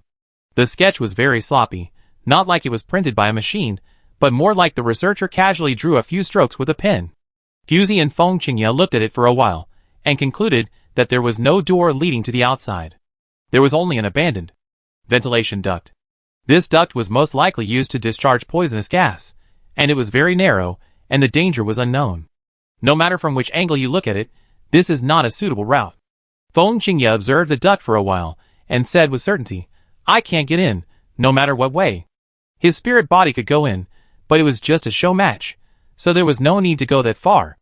To put it bluntly, Sheki and Feng Qingye are now on vacation before the game. Just for fun, there is no need to expose their true strength. Fuzi's face was solemn. If she guessed correctly, the preliminary round of the C selection should be divided into two major venues. According to the strength of their team, it is best not to encounter two strong teams in the preliminary round. Therefore, she must make herself and Shingchi rank in even numbers, the higher the better. Kala Fuzi pinched her left shoulder and pressed it down hard. Shingchi noticed what she did and took a step forward in shock. You. The sound of bone dislocation was sore to hear. She was very determined and did not hesitate at all. You want to go in? Shingchi was a little puzzled. Wait until the poisonous gas outside dissipates, then we can go out. Fuzi shook her head. Have you seen the scoreboard? Shingchi quickly called up the scoreboard and saw that the score of the last person was rising rapidly. The speed was very exaggerated, not like the speed of obtaining points through normal channels. It was like cheating. Someone has already obtained the ultimate core. Feng Qingye hit the nail on the head. Shingchi realized that the pace of the game was artificially accelerated. Fuzi turned her head halfway and said, I go first. Shingchi's heart trembled, and he realized something, but he couldn't ask aloud. The ventilation duct was not only tight, but also extremely dark, like a beast with its mouth open silently, waiting for its prey to come. Fuzi removed one arm, and her shoulders were wide enough to fit into the ventilation duct. Relying on the sentinel's strong arm strength, moving was not a problem. But if she encountered any danger and didn't have time to react, it would be another matter. The audience was puzzled. Why do we have to go out now? Yishin and the others are not in a hurry. Of course Yishin is not in a hurry. With their strength, no matter which venue they are assigned to, it will not affect the result. The monsters outside the door have gathered. Did she hear it? Impossible, Yishin didn't hear it. German is so lucky this time. A team of rookies can also get the ultimate core. Their points are soaring too fast. They really kill people and ghosts. This kind of core affects the balance of the game too much. To be honest, if you dare to enter an unknown road in this situation, you are either stupid or foolish. The perspective cuts back to the room. After Shingchi was left behind by Fuzi, he remained silent and did not speak again. He knew that Fuzi was clearing up his reckless actions in the elevator just now. Fuzi disappeared as soon as she entered the ventilation duct. She could move so fast with just one hand. It seems that she is very experienced. Shingchi thought lazily. Feng Qingye suddenly stood up and looked at the door. Something is coming. Sheki slowly frowned. Not right. Shingchi lowered his eyes and minimized his presence. Knock knock. A very light knock on the door sounded. It's a annoying guy. Sheki's lips curled up a smile and looked in the direction of Shingchi. The crisis is imminent. In the ventilation duct, Fuzi's body kept moving along the inner wall of the duct. The pain of the wound on her waist was obvious, which allowed her to stay just right. But from the moment Fuzi entered the duct, there was a strange sound lingering in her ears, as if someone was scratching the iron sheet with nails. Crack, crack, crack. The sound was getting closer and closer, and Fuzi suddenly thought someone was scratching her eardrums. Despite such interference, she still moved forward to the room she had just seen. There were only two large laboratories on the 8th floor, and this ventilation duct would lead to the corridor and the laboratory. The other laboratory had an elevator that went directly to the upper floor, and there was probably a main control desk, so Fuzi didn't have to rely on Shingchi to find the way. Crack, crack, crack. The sound became louder, from scratching nails to chewing teeth. The closer it got, the more it sounded like a mouse living in the head, gnawing at the cerebral cortex. I don't want to have this experience for the third time in my life. Fuzi closed her eyes and continued to move forward, ignoring it. The dark duct would magnify people's fear. Even the bravest people couldn't stay calm when they were squeezed in the front and back. But Fuzi turned a deaf ear to him and did not slow down at all. She merged into the darkness and crawled with the strength of one hand's wrist and fingers. Louis couldn't help sighing outside the venue. She seems to have never been afraid of anything. Enin glanced at him and said coldly, Are you empathizing again? Louis muttered softly, Can't I sigh? I have claustrophobia. Such a small place is no different from a can of compressed sardines. Bang! Finally, Fuzi arrived at another laboratory. She pushed open the pipe opening, climbed out neatly, and restored her arm without changing her expression. Fuzi looked around and found that the lighting system here was still working, and the main console was not damaged and could still be used. She immediately went forward to check, and after just a moment, She frowned and looked solemn. The situation on Shingchi's side was not optimistic either. After the knock on the door, no one moved, and the door creaked open by itself. The dazzling light came in, reflecting the dark shadow at the door. Standing outside the door was a humanoid creature that looked exactly like a human except for its head. If you ignore the squid-like swollen and lively head, you can still praise its good figure. His head and body grew together in a strange posture, as if a squid had swallowed a human head and replaced it, and the mucus that kept falling was fishy. The protruding eyeballs patrolled the people in the room, and several tentacles crawled on his shoulders. Shingchi took 2 steps back without a trace. Sheki did not move, and Feng Qingye took 2 steps forward to block him behind him. Mature version. Sheki uttered a few words. Feng Qingye said in a deep voice, "It's probably not easy to deal with if it's the only one. Sheki, do you need to establish a mental connection?" "No." Heh, Sheki stretched his body lazily. "What's so difficult about that?" Shingchi looked at Sheki with his peripheral vision, and a strange thought arose in his heart. Why does Sheki look more relaxed than just now? It's obviously time to take it seriously now. But he looks completely free of the tension just now, and his state is relaxed a lot. Shingchi glanced at the pipe mouth behind him, as if he was about to catch the tail of his thoughts. However, reality did not give him so much time to think. Splash, a strong black ink suddenly broke into his sight. Shingchi subconsciously dodged, and the whole person turned onto the experimental table. The monster moved. The squid-like inverted triangle head suddenly began to grow larger, then suddenly contracted, and a large amount of black mucus was sprayed out of its mouth parts, splashing. Shingchi dodged in a slightly embarrassed manner, but Shingchi just turned his feet a few times and dodged all the ink flying towards him. Feng Qingye's voice came from the front of the door. "This is only for you." Seeing Feng Qingye's eyes fall on him, Shingchi pointed at himself in disbelief. "Me?" Shingchi raised his chin. "It probably has a core in its body," he said lightly. "Kill him and take out the core." Shingchi, is he really talking about me? Chapter 24. Fusey stared at the console for a long time, reading the information inside. Since the broadcast perspective was a third-party perspective, no one in the audience could see what she was studying. Only the red light that kept flashing reflected on Fusey's face, making her already serious face even more terrifying. After an unknown amount of time, Fusey raised the corners of her mouth, her lips moved a few times, and she seemed to curse something in a low voice. But her voice was not silenced, so I don't know what she said. Luo Yi was confused and looked at Inan next to him. The cold guy didn't even give him a glance. Fusey stood up and wanted to leave, but suddenly remembered something and checked the scoreboard to see the scores of Feng Qingye and Sheki. There was no change. Unexpectedly, Shingchi's score suddenly jumped up a lot. Fusey's forehead twitched slightly. This situation was not something she had not expected, and she could accept it. I wanted to just leave him there, but now it seems that he still has some value. Fusey went out to confirm the direction, and her ears moved slightly, but there was no unusual sound. It seems that there is only one ultimate monster on the 8th floor, and Shingchi got it by mistake. TSK, Fusey knocked her forehead. How can we see such things in the arena? It is worthy of being a moral model.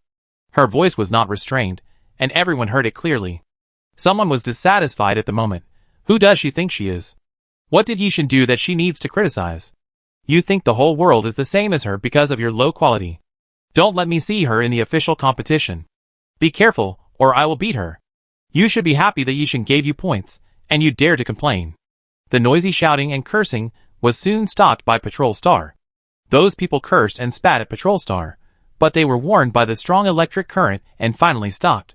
Fusey walked back to the laboratory without stopping, but saw Shingchi squatting in the corner with a pale face. Feng Qingye and Sheki were whispering something beside him. There were 2 corpses lying on the ground, and the monster that was cut in half was lying on the ground, and the black and sticky ink was still flowing slowly. It looked like it had just died not long ago. Fusey appeared in their sight with a normal face, pointing behind her. I found a way to get out of this level. Shingchi's eyes lit up when he saw her, but he thought of something, stood up tremblingly, and did not greet her immediately. On the other hand, Sheki, upon hearing Fusey's voice, immediately moved 2 steps towards this side, and looked over with his goggles.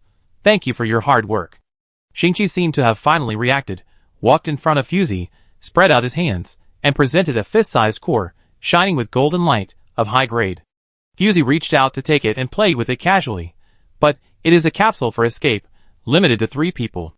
The 8th floor is a hub connecting the upper and lower floors, and the confidentiality level is obviously higher than that of the other floors.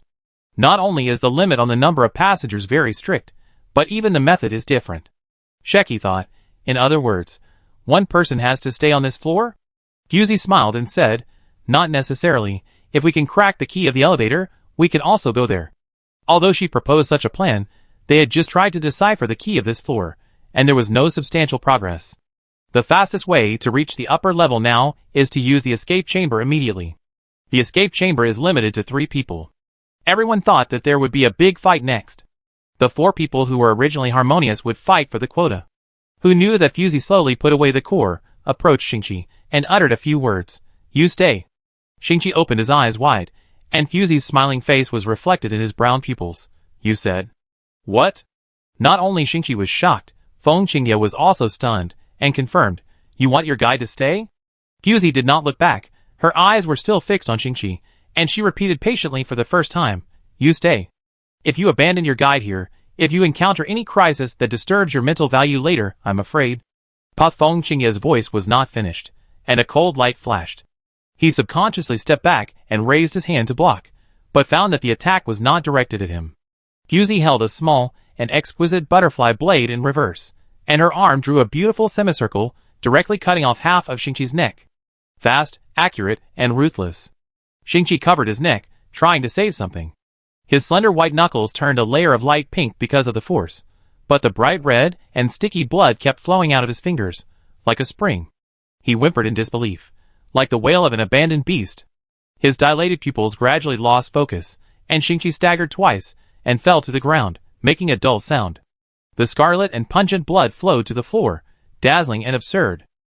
Neither the stunned Feng Qingye nor the frowning Sheki expected this scene. The audience could hear a pin drop.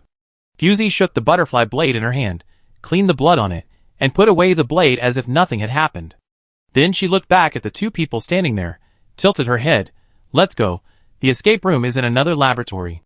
Her expression and behavior were no different from usual. She didn't realize how ridiculous it was to hit her teammates. Shingchi's name was grayed out on the scoreboard, and his points were always fixed at 345. Fusey's score didn't change at all.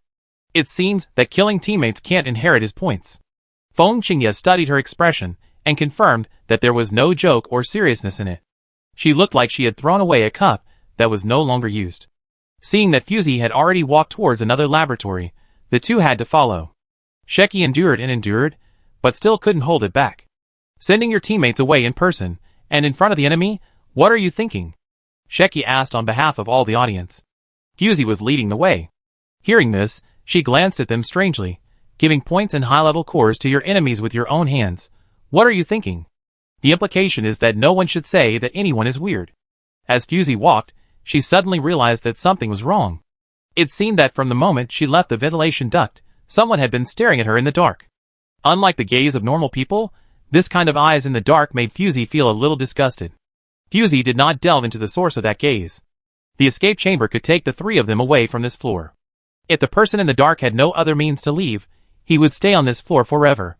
They successfully reached the upper floor. As soon as the door opened, Fusey's entire vision was covered with dazzling white light. There was a sound of breaking air in her ears. The angle was tricky, and the target was heading straight for the 3 people. Another surprise as soon as the door opened. Chapter 25. Fusey went through the escape chamber and directly skipped the 7th floor to the 6th floor, which can be regarded as avoiding some trouble. Shingchi has been eliminated, and the points have been fixed, and there will be no more variables. In fact, Fusey's starting point is very simple. Shingchi has always been an uncertain factor. His obedience is not absolute, and being eliminated is a better result. It's a pity that this opportunity for training was wasted. I wanted to take the newcomers to get familiar with the competition venue. It's a pity. Fusey sighed faintly and looked up. Dozens of contestants have gathered in the hall. They launched the attack just now. Feng Qingye was standing in front of them, so the spirit body naturally couldn't move forward any further. The facilities in the hall were almost destroyed. It seemed that they had been through a bloody battle. A faint smell of rust filled the air. Those dozens of contestants had obviously become frightened birds. When they saw the escape chamber appear, they hurriedly took the initiative, but they didn't expect to kick Feng Qingye's iron plate. The atmosphere was stagnant for a while, and no one dared to act rashly. Feng Qingye came, and the people who were fighting enthusiastically just now stopped and waited to see which way the wind would blow. If this person said that he would take all the cores and activation rings of this floor, no one would object. Fusey looked at the nervous expressions of those people, and was content to slack off on the side, staring at the cold and hard lines on the walls of the hall in a trance. Hey! What are you doing standing there? There are not enough to share, and now there is another pretty boy. It's not enough. Kill him! The man with bloodshot eyes yelled at his companions. His companions stared at the red-faced man as if he was a fool, and kept signaling him to shut up with their eyes. Are you blind? I told you to get away from the bean sprouts just now, but you didn't listen. Now you're fine. Your eyes weren't working well anyway. His companions continued to signal him, telling him not to go forward and seek death. Who knew that this guy was reckless? He ignored his companions' dissuasion. His spirit body flashed, and a leopard covered with black spots appeared behind him. It was majestic and strong, baring its fangs and pounced on Feng Qingye. The man had a scar on his forehead, which made him look particularly ferocious. The leopard moved very quickly, and its agile body pounced in front of Feng Qingye in the blink of an eye. Fusey looked at that side leisurely, and all the scenes in front of her seemed to be slowed down by half, so slow that she could clearly see the sharp claws on the raised claws of the leopard's spirit body. In a flash, Feng Qingye just raised his eyelids, and a crescent-shaped sickle appeared out of thin air, directly cutting off the leopard's spirit body, and then scattered and disappeared in an instant. The whole process took no more than a breath. Contestant Rudolph is out. Rudolph's companion covered his face helplessly, and said sadly, I don't know him, don't kill me. Sheki sensed a circle, and found that the garbage on this floor was far better than the other floors. It was a pity that this group of people fought so hard just to fight for a bunch of garbage.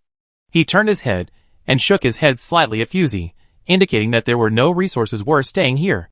Everyone in the hall was observing Sheki's every move. Seeing him turn his head and communicate with a completely unfamiliar guy with a familiar and intimate attitude, their eyes fell on Fusey and began to look at this inconspicuous sentinel. Fusey noticed those kind or malicious eyes, but didn't care. She said goodbye to Sheki.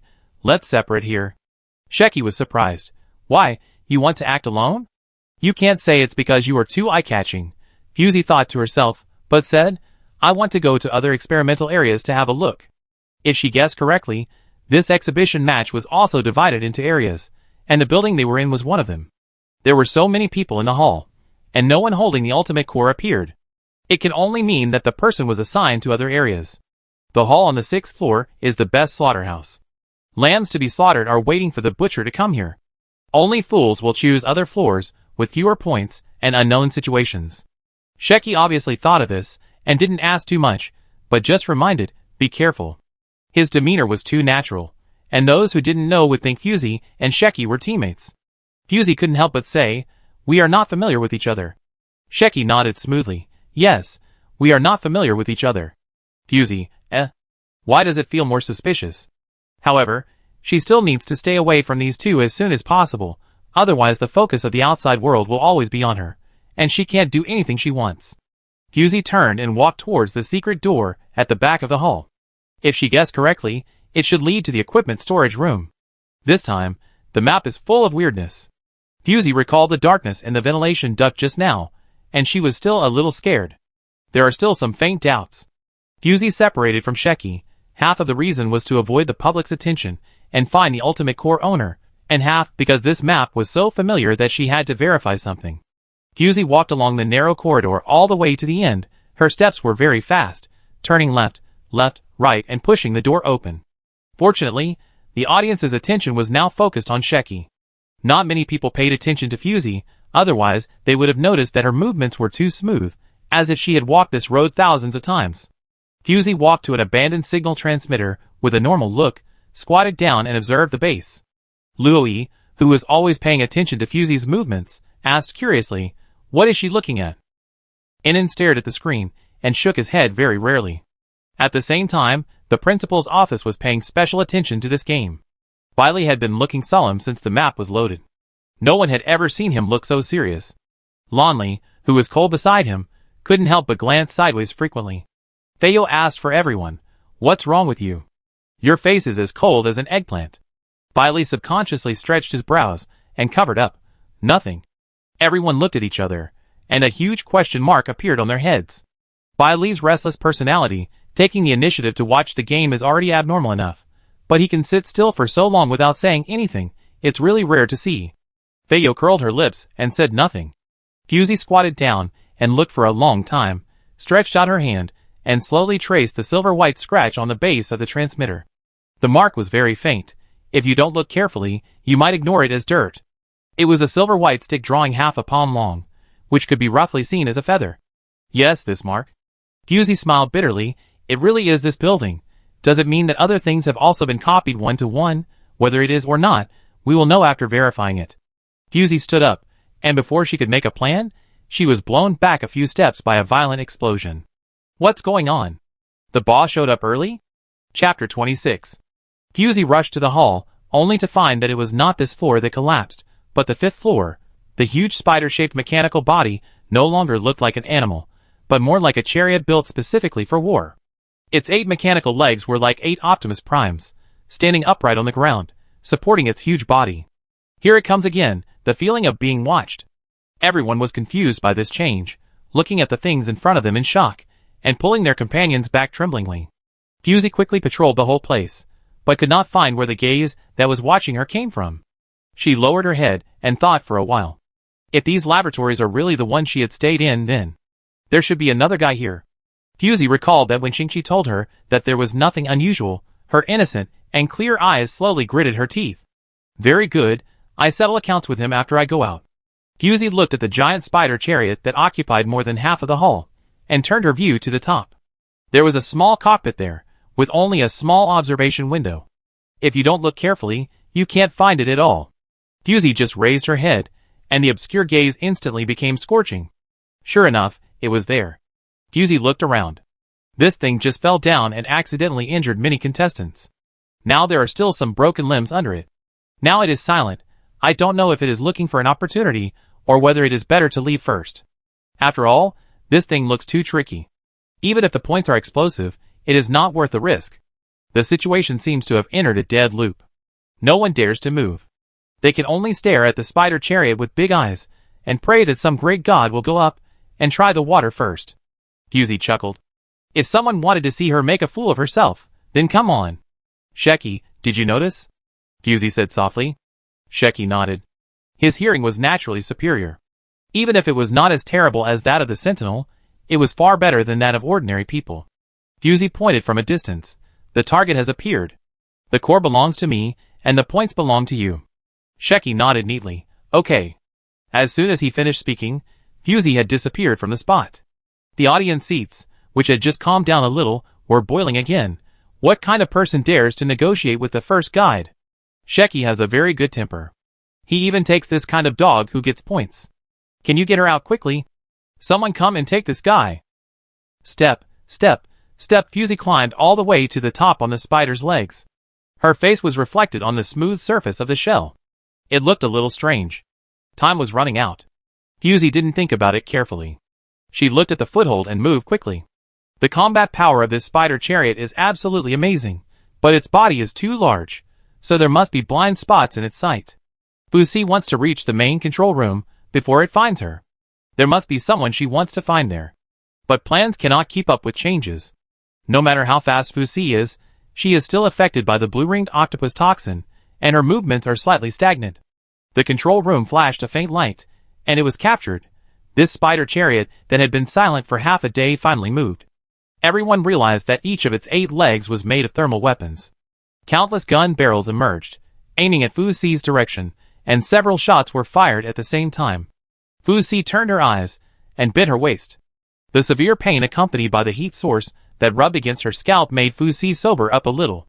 Fusey, 10 o'clock. Sheki suddenly called out. A laser cannon as thick as a wrist shot out from the control room and shot towards Fusey's back. Fusey did not move in a flustered manner.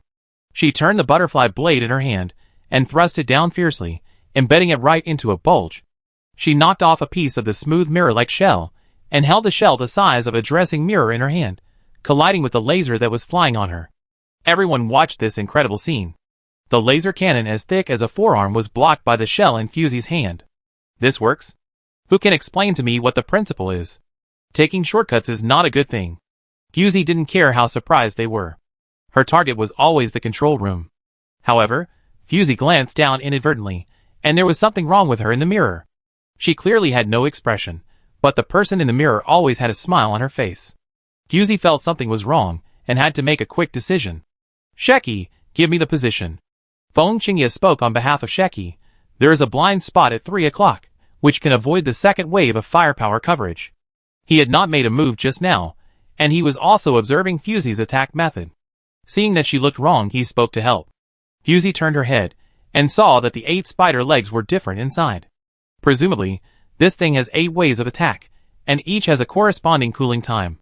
With her speed, it will take some time to reach the top. It is basically impossible to reach the control room without any injury. There was a faint voice of dissatisfaction from the audience. What is she waiting for? Yishin has given instructions. Why don't you do it? It's good for people to be confident, but being too confident will kill yourself. Fusey's movements were indeed stagnant. Seeing the claw on the spider's second leg extended, she didn't move. Sheki slowly frowned and whispered, too risky. Squeak, squeak, squeak. Hundreds of claws were launched at the same time, and the claws with tracking function grabbed Fusey fiercely. The reflection of the claws in Fusey's pupils became larger and larger, and it seemed that she was about to grab her body. Fusey finally moved, but the target was not the position Feng Qingye said, but the top of the control room. Fusey's body was extremely flexible, and she could dodge by the edge of the claws every time. The lack of a piece of meat on her waist made it easier for her to pass through some narrow obstacles. Feng Qingye looked at it, and the more he looked, the more terrified he felt. Fusey was definitely not a newcomer. All her decisions were very bold, and her action ability could keep up. But when did Tanya have such a person? Fusey didn't need to see with her eyes. She could hear the distance of the claws behind her with her ears. There were almost 2 body lengths left before she was caught up. Fusey showed an expression of confidence. Chapter 27. The small window of the main control room has appeared at the end of the field of vision. The exposed part of the main control room is a circle.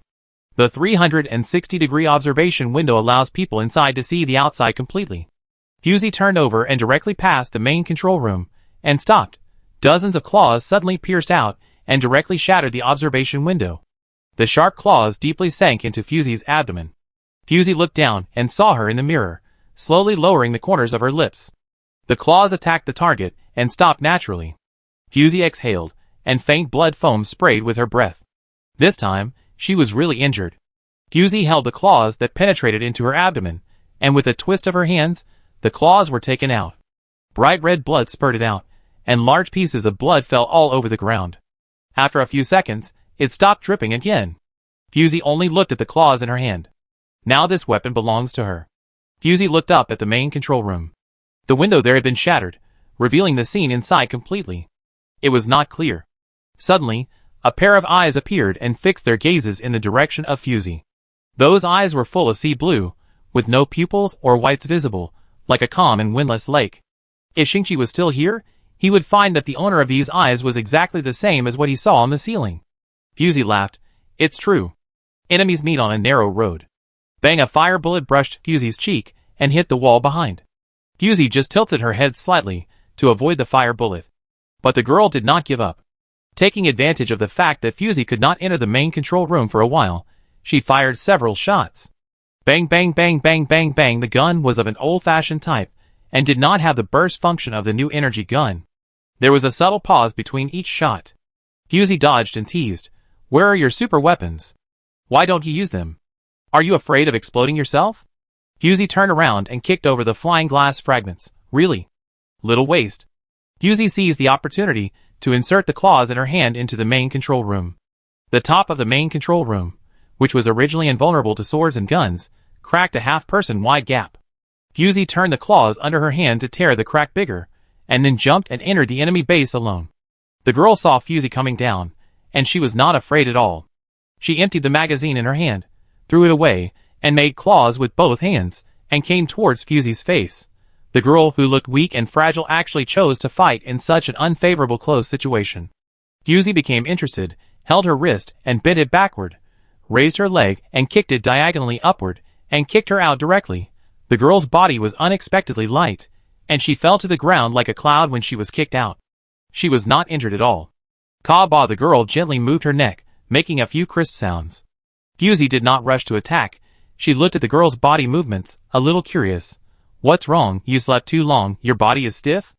The girl turned a deaf ear to it, toward two sections of the white clothes that were in the way, revealing the smooth arm muscles, and the muscles could be seen bulging when she exerted force, which seemed to be a bit more deterrent than before. The action took only a moment, and the girl punched instantly. Fusey dodged sideways, seized the flaw in her lower body, clenched her hand into a fist, and hit only one point, and hit it in one hit. The girl flew out again. Fusey shook her hands and felt as if she had hit an extremely hard crystal stone. Her hands were numb from the shock. The girl attacked again without giving up. But this guy's strength was really worrying. His movements were too simple, and she was a little too weak without the armed forces of the spider chariot. Fusey frowned, and suddenly opened the scoreboard. The number of participants was decreasing rapidly. Fusey quickly analyzed that the ranking change was very sudden, as if a large-scale melee broke out, and it didn't seem like the people who held the ultimate core were slaughtering the people. The number of participants began to decline at a slow rate, and at the same time, Feng Qingye's points were growing rapidly. It presented a strange complementary state. Fusey roughly understood, looked at the girl who stood up again next to her, and asked, "Is it you?" The girl didn't say anything, clenched her fist again, and attacked. Fusey saw that this thing would not stop unless it fought with her. The fight had already started outside, and she didn't know why. Fusey turned her head, pressed her temple, and called softly, "Sheki, what happened outside?" When she and Sheki reached a cooperation, they established a brief mental connection. Sheki's voice sounded very stable. Some sentinels were affected, and their mental values were almost zero, so some people had evil thoughts. "Are you mentally okay?" Sheki seemed a little worried. Fusey did not answer him, because the girl had attacked again, and her movements were more flexible than the previous times. After a fist-to-palm encounter, both of them retreated half a step, and Fusey was slightly startled. "You're using me as a training ground?" Fusey's lips curled up slightly. "I'm so sorry." Fusey stepped back with her right foot, made a strong move, put her 5 fingers together, extended the blade, and went straight for the girl's throat. Dang! A spherical bullet flew over. Fusey's pupils trembled slightly, and she quickly turned the blade to block it. The girl had a slightly evil smile on her face, and between her white teeth, she was biting a black gun barrel. The round marble just now was fired from this gun barrel. This man hid the gun in his mouth. It's really hard to deal with him if he uses hot weapons without a spiritual body. Do you think that you can defeat me by transforming your body into a cyborg? Fusey looked the girl up and down and said provocatively, "Don't blame the uneven road if you are not good enough. If you are so weak, just stay down there. Why are you running up here?" Fusey's words obviously stimulated the girl. She swallowed the gun barrel, rotated her hands in a circle, turned her palms up, and 2 huge purple gold swords replaced her original forearms. The girl now looked like a giant mantis, with 2 swords in her hands and her momentum sword. But Fusey still seemed to think it was not enough. While dodging the sickle, she continued to output, "A failure is a failure. No matter how many transformation experiments are put on you, it will be in vain." The empty blade swept across the end of Fusey's hair and cut off a small section of black hair. Fusey ignored him and continued, "It's a joke that a rat in the gutter can see the light of day. You should die in the incubator." As she spoke, the girl's attack became faster and faster. She brushed against Fusey's side several times and stabbed into the inner wall, then slashed across, trying to behead Fusey directly. It can be seen that she was very angry. Her sea-blue eyes bulged, staring at Fusey's figure, and constantly swinging the knife. The movement became faster and faster. But Fusey could always predict her next move and react 1 step ahead. The two fell into a stalemate. At the same time, dissatisfied voices came from the audience. "What's going on? That woman's screen is black. Is the equipment so bad? Can it be fixed? I can't see anything. Damn, what happened?" Luoyi was also wondering, why is only Fusey's screen black? Anan observed for a while, and concluded, "I don't know." Luoyi, There is still a day when you say you don't know. Strange. This seems to be the first time that Anan admitted that he didn't know something. Luoyi looked at Sheki's perspective again, secretly sighing that this guy's ability was really foul. In front of Sheki, 4 tall and strong sentinels were frozen. Each of them had a ferocious look, bloodshot eyes, hot sweat on their foreheads, and their fingers and legs trembled slightly, but they could not move at all. This is Sheki's most commonly used skill, space stagnation, but no one can test the maximum range and time of use of this skill.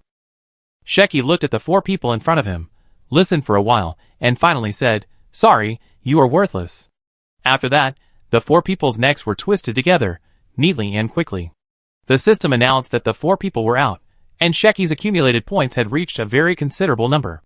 The civil war had begun for a while, and the number of participants in the hall had dropped sharply. Shingchi looked at the people chasing him from behind and slowly frowned. These people are not in the right state. Their speed has increased by more than double compared to just now. The civil war just now was because someone's spirit body went berserk and launched a large-scale attack. Now thinking back, the state of the person whose spirit body went berserk was very similar to the people chasing him. Their spirit value was too low, and the number of guides present was too small to restrict them at all. Shingchi was not a person who would meddle in other people's business. If someone came to cause trouble, just kill him. Shingchi was very disgusted with this method. He looked at the top of the spider chariot, where the control room was located, which had been broken by the claws fired by the chariot itself. Shingchi turned around and took a look at the tail that could not be shaken off, and jumped out of the encirclement. Dong! With a light sound, Shingchi landed on the spider's leg.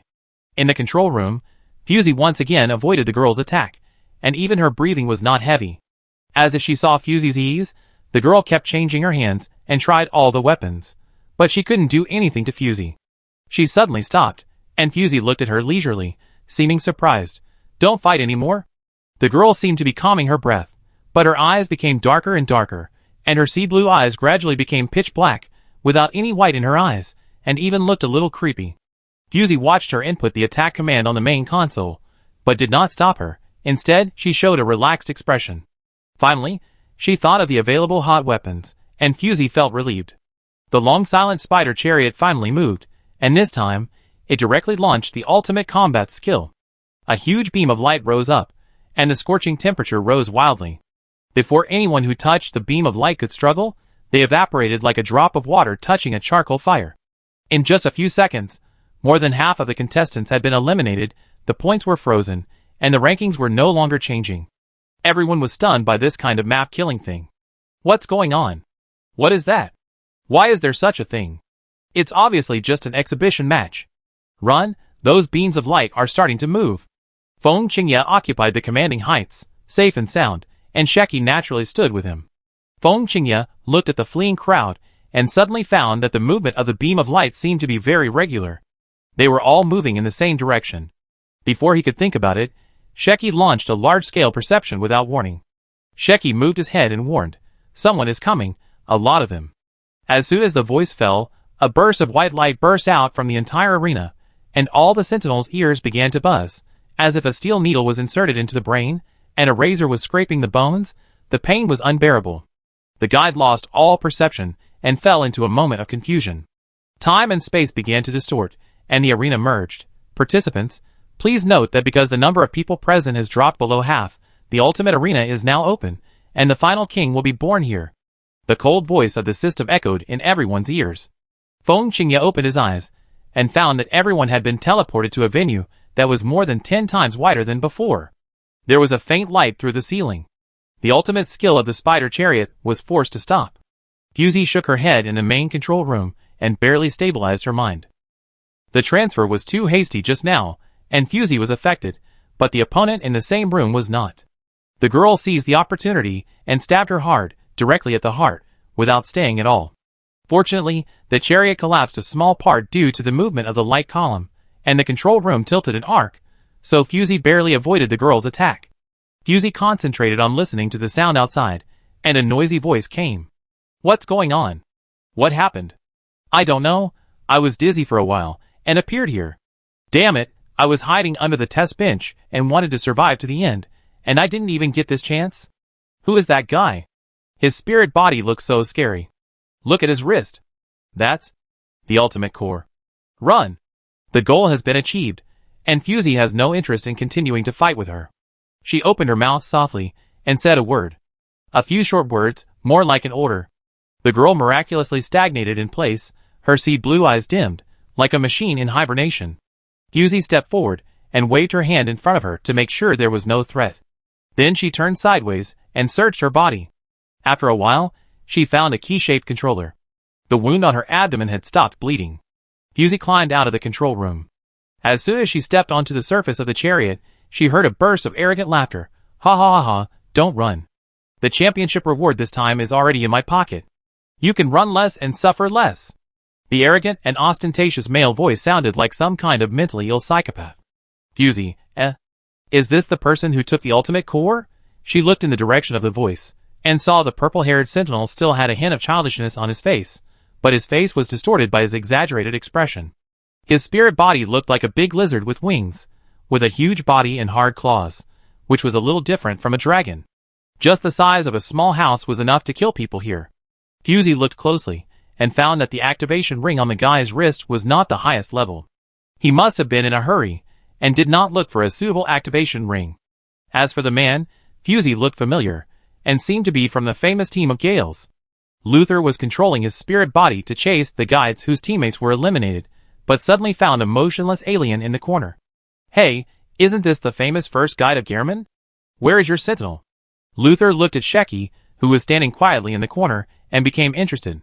He walked over, and the people around him saw his terrifying and disgusting spirit body, and they retreated and avoided him, with obvious disgust on their faces. German and Gauls have never been on good terms. The two military academies have been competing secretly for many years. Now there is finally a chance to embarrass German, and Luther will certainly not let it go. You Germans, to put it nicely, respect strength, to put it bluntly, aren't you all dogs of the Queen? Luther laughed sarcastically, and the whole person was on the verge of madness. The German students present had a gloomy look on their faces, but the people of Gauls had an expression of watching a good show. Go, Luther, show this sickly person some color. Let him know the strength of our Gauls. Those who fanned the flames in his ears kept putting pressure on Luther, asking him to quickly test Sheki's depth. Oh, I see you look like you fall down if the wind blows. Did you win the championship with the help of the sentinel in the team? Luther looked Sheki up and down, his vicious eyes almost becoming real. Look at your sissy look, you German people are just like your queen. Such a big galaxy, but you still have to rely on a woman. Bah, you are so useless. Luther was unconscious, and said something he didn't want to say. If he was sober, he would never say such words. At most, he would gossip about it behind her back. Sheki's attitude was still very calm. He took off his goggles and looked at Luther. If I let you die decently today, I don't have to stay in German. His tone was flat, but the ending was cold and powerful. Indical believed in the Queen, and German depended on the Queen to exist, and the faith must not be tarnished. The people present opened their eyes wide, and stared at the monster that came out from behind Sheki. The half-human, half-snake spirit slowly swam out from behind Sheki. Its face was indistinguishable from male or female, and it was inexplicably beautiful and charming. Its jaw was somewhat similar to Sheki himself. Its snake body was thick, and its scarlet and black phosphorus armor was staggered all over, enough to support it to stand like a human. There was a kind of magnificent and curious beauty. After looking at it for a long time, I even wanted to reach out and touch its gorgeous phosphorus armor. Sheki slowly turned his broken eyeballs and stared at Luther, like a venomous snake taking a fancy to a flying bird, coiling up his body and ready to go. He was a top-level pioneer guide, and he didn't need to rely on devastating destruction like a sentinel to make people collapse. There were nearly half of the contestants in the entire arena, but they didn't move. Everyone held their breath and looked forward to this unexpected battle. The human-faced snake-bodied spirit stood up. Its black hair was endowed with vitality, and it danced with its claws and teeth. Looking closely, each strand of black hair had blood-red eyes and fangs. It was clearly a black snake. Just a glance at this spirit was a kind of pollution. Everyone avoided their sight, not wanting to look directly at it. But Fusey stared at the guy with a human head and a snake body, and saw that his face was becoming more and more like Luther from Sheki. The distance between the two was only a dozen steps, but Luther, as a sentinel, had completely lost the intention to attack. He seemed to be possessed, opened his arms and shouted, "Ha ha ha! The final victory will definitely belong to Gales. What the first guide? What the my champion, but a group of ants. I won! Ha ha!" As his hysterical screams became louder and louder, the flying lizard sprayed a mouthful of fishy yellow mucus, smashing towards Luther's head. The highly corrosive mucus gradually melted his body. During this time, Luther's extremely excited voice could be heard intermittently. The pain of being dissolved alive to death did not wake him up. Contestant Luther is out. Contestant Sheki topped the points. A battle ended quietly, without blood and violence, just a little disgusting. A dead silence. Will, who was huddled in the corner, widened his eyes in disbelief. This is the strongest guide. Without any effort, The sentinel with the ultimate core was eliminated. Feng Qingye did not make a move from beginning to end. Fusey retracted her gaze, and Sheki's second ability could be guessed almost exactly. Fusey was very satisfied with the unexpected gain in the exhibition match. Sheki put on his goggles nonchalantly, as if he had just crushed an ant. "It's time to end, Qingye." Sheki looked up and said. Everyone looked up in astonishment. The sky was covered by the wings of a huge falcon. Feng Qingye bit one leg and sat casually on the back of the white falcon. Feng Qingye lowered his eyes, and the white falcon spread its wings, and the light blade condensed and fell like a rainstorm. Reality was raining knives from the sky, and everyone took out their best skills to resist. However, misfortunes never come alone. A bunch of beams of light that penetrated the sky lit up, and a few people exclaimed, "It's that thing again, run! If you touch it, you will die." Feng Qingye looked in the direction of Fusey. She was holding a small remote control and carelessly tapping it in her hand. His eyes moved down uncontrollably, and saw Fusey's abdomen that was almost pierced. Recalling Sheki's previous instructions, Feng Qingye moved his eyes away and stopped looking at that place. Fusey knew that Feng Qingye was looking at her just now, and she was sure that he would not rashly attack her at this time. Hot weapons are still useful, Fusey thought lazily. She now occupies the second commanding heights and holds the ultimate weapon, so she should not be too leisurely. Fusey looked at the scoreboard while making precise sniping, freezing all the people she liked in the double-digit ranking. Although this behavior is shameful, it is useful. Fusey looked at it and felt a little strange, so she looked at the scoreboard again and found the names of Ai Ning and Bai Luan at the bottom. They were out long ago. At a slightly higher position, Yanji's name was also grayed out, leaving only Wire still struggling. No wonder I didn't see their figures. It turned out that they had been away for a long time. The size of the light column is gradually shrinking, probably because the spider chariot's stored energy is about to run out. Fusey thought of the troublesome guy in the control room, and her good impression of this map was almost gone. When almost all the people below disappeared, Fusey looked up at Sheki and waved her hand from a distance. Feng Qingye raised his hand and was about to say something, but Fusey wiped his neck neatly. Feng Qingye, You don't want to stay for even a minute. End of the game. Fusey got the second place as she wished, and Sheki and Feng Qingye were the first place as expected. The game seemed to have ended successfully. Chapter 28. The exhibition match ended. Shingchi sat up from the simulation cabin with a look of realization, and Fusi was waiting for him. When Shingchi saw Fusi, a faint fear and embarrassment surged in his heart. Before he could say anything, Fusi urged him, "Let's go." After that, she turned around and left without caring about Shingchi's expression, as if something was chasing her from behind. Shingchi could only quickly catch up with Fusi, and his timid look made people feel particularly humble. The two of them left the airship one after the other. Behind them, other contestants had just woken up from the simulation cabin. Next, there was a ceremony that was not considered an award ceremony. The organizers prepared a mysterious gift for the team that won the first prize. But what exactly this mysterious gift was, no one knew except Shingchi and Feng Qingye. Many people wanted to find out, but they were stopped outside by Patrol Star. Fusey had no intention to explore the mysterious gift. Her mental value was always in a critical state. For her, resolving the conflict within the team was the most important thing now. Fusey led Shingchi all the way back to the conference room. She ignored Ina, who was trying to persuade them to make peace. Fusey pushed Shingchi into a small closed observation room and said bluntly, "Let's talk." Luoi and Inan, who caught up, looked at each other and stepped back. No one went up to persuade them to make peace. Shingchi lowered his eyes and nodded submissively. Seeing her tough attitude, Ina did not stop them and let them solve the conflict themselves. Fortunately, this problem broke out earlier. If it happened in the middle of the official game, Fusey's mental state would not be so calm now. Fusey closed the door, and she and Shingchi were the only two people left in the room. "Tell me, what do you think?" Fusey picked a chair and sat down. There was not much blame in her tone. It seemed that she was really asking Shingchi what he thought. Shingchi knew that this matter could not be easily passed off. The knife that Fusey cut him with in the arena was really full of murderous intent. Shingchi could not guarantee that Fusey would not retain this murderous intent in reality. "Sorry, I just want to help." Shingchi raised his eyes weakly, and there was obvious guilt in his clear eyes. "I don't want to drag the senior sister back." Shingchi did not continue to speak. He saw Fusey made a stop gesture. Fusey looked into Shingchi's eyes, and their eyes met. Shingchi was the first to be unable to bear such a look and looked away first.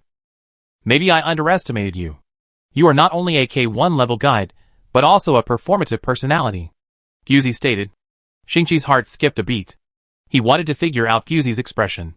He raised his head in panic and met Fusey's eyes. Fusey stood up and took 2 steps to Shingchi. The distance was shortened. Shingchi's brown eyes could even reflect her figure.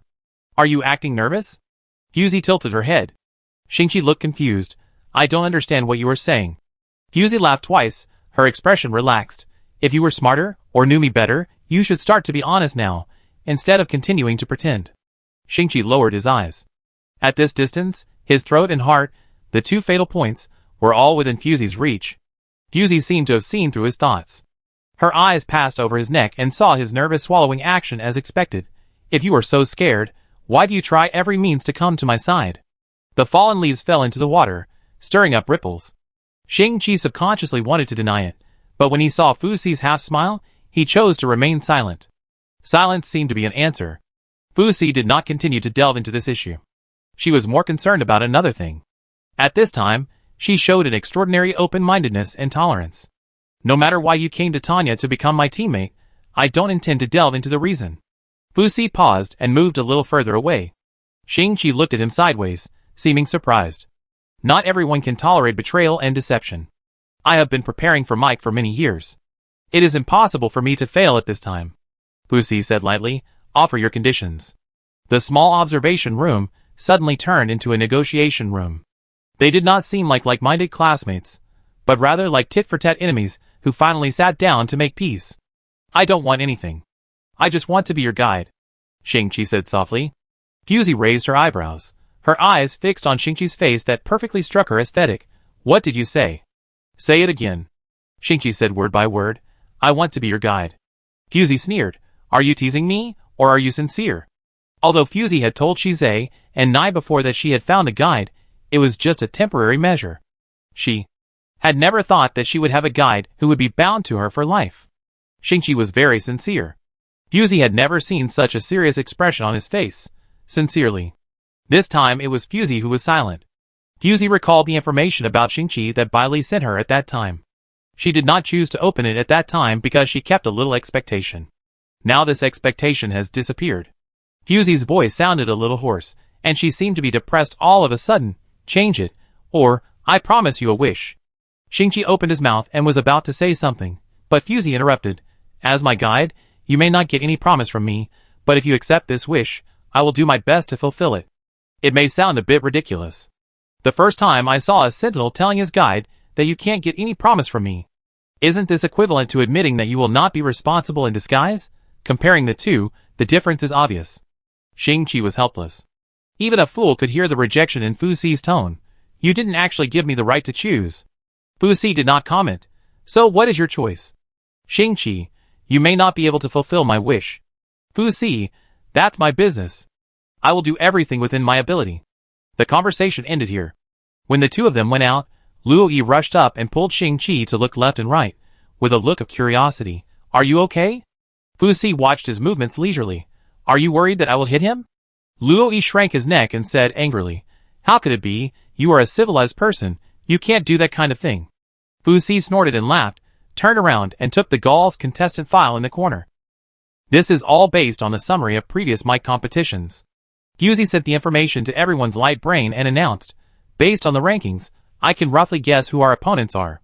There is not much time left, so make preparations early. Yana saw her pale face and reminded her gently, take a break. It won't hurt to take a moment. Speaking of which, Fusey worked non-stop for 2 days. Not only did she play a game, she also sorted out the opponent's information within an overnight. She also had to beware of Shingchi's backstab in the arena. The hard work behind the scenes was no less. Fusey pinched her eyebrows, and a pair of eyes without whites flashed in her mind. She frowned subconsciously. The appearance of this map could not be a coincidence. If the mic official can copy and reproduce even a tiny trace, then they are not far from ruling the universe. Fusey calmed down, and suddenly a glimmer flashed in front of her eyes. Someone sent her an encrypted message. Ornai, Talus is back. Do you want to see her? The haze on Fusey's face was swept away. Although her expression hardly changed, Shingchi could sense that she seemed a little happy. I leave the rest to you. The preliminary round will be in 14 days. Come on, everyone. I'm going on vacation. Fusey spoke quickly. Ina hesitated and said yes, yes. Then it settled. Fusey winked at Ina. I'm relieved to leave it to you. Ina looked at Fusey's back as she left, feeling a little strange. She was so eager, as if she was not going on vacation, but to catch an interstellar flight. But considering the state of students rushing home after the holiday, it was reasonable. Ina shrugged, sorted out the information in her hand, and continued to explain. Of course, Fusey was not going on vacation. She was rushing back to Kananki.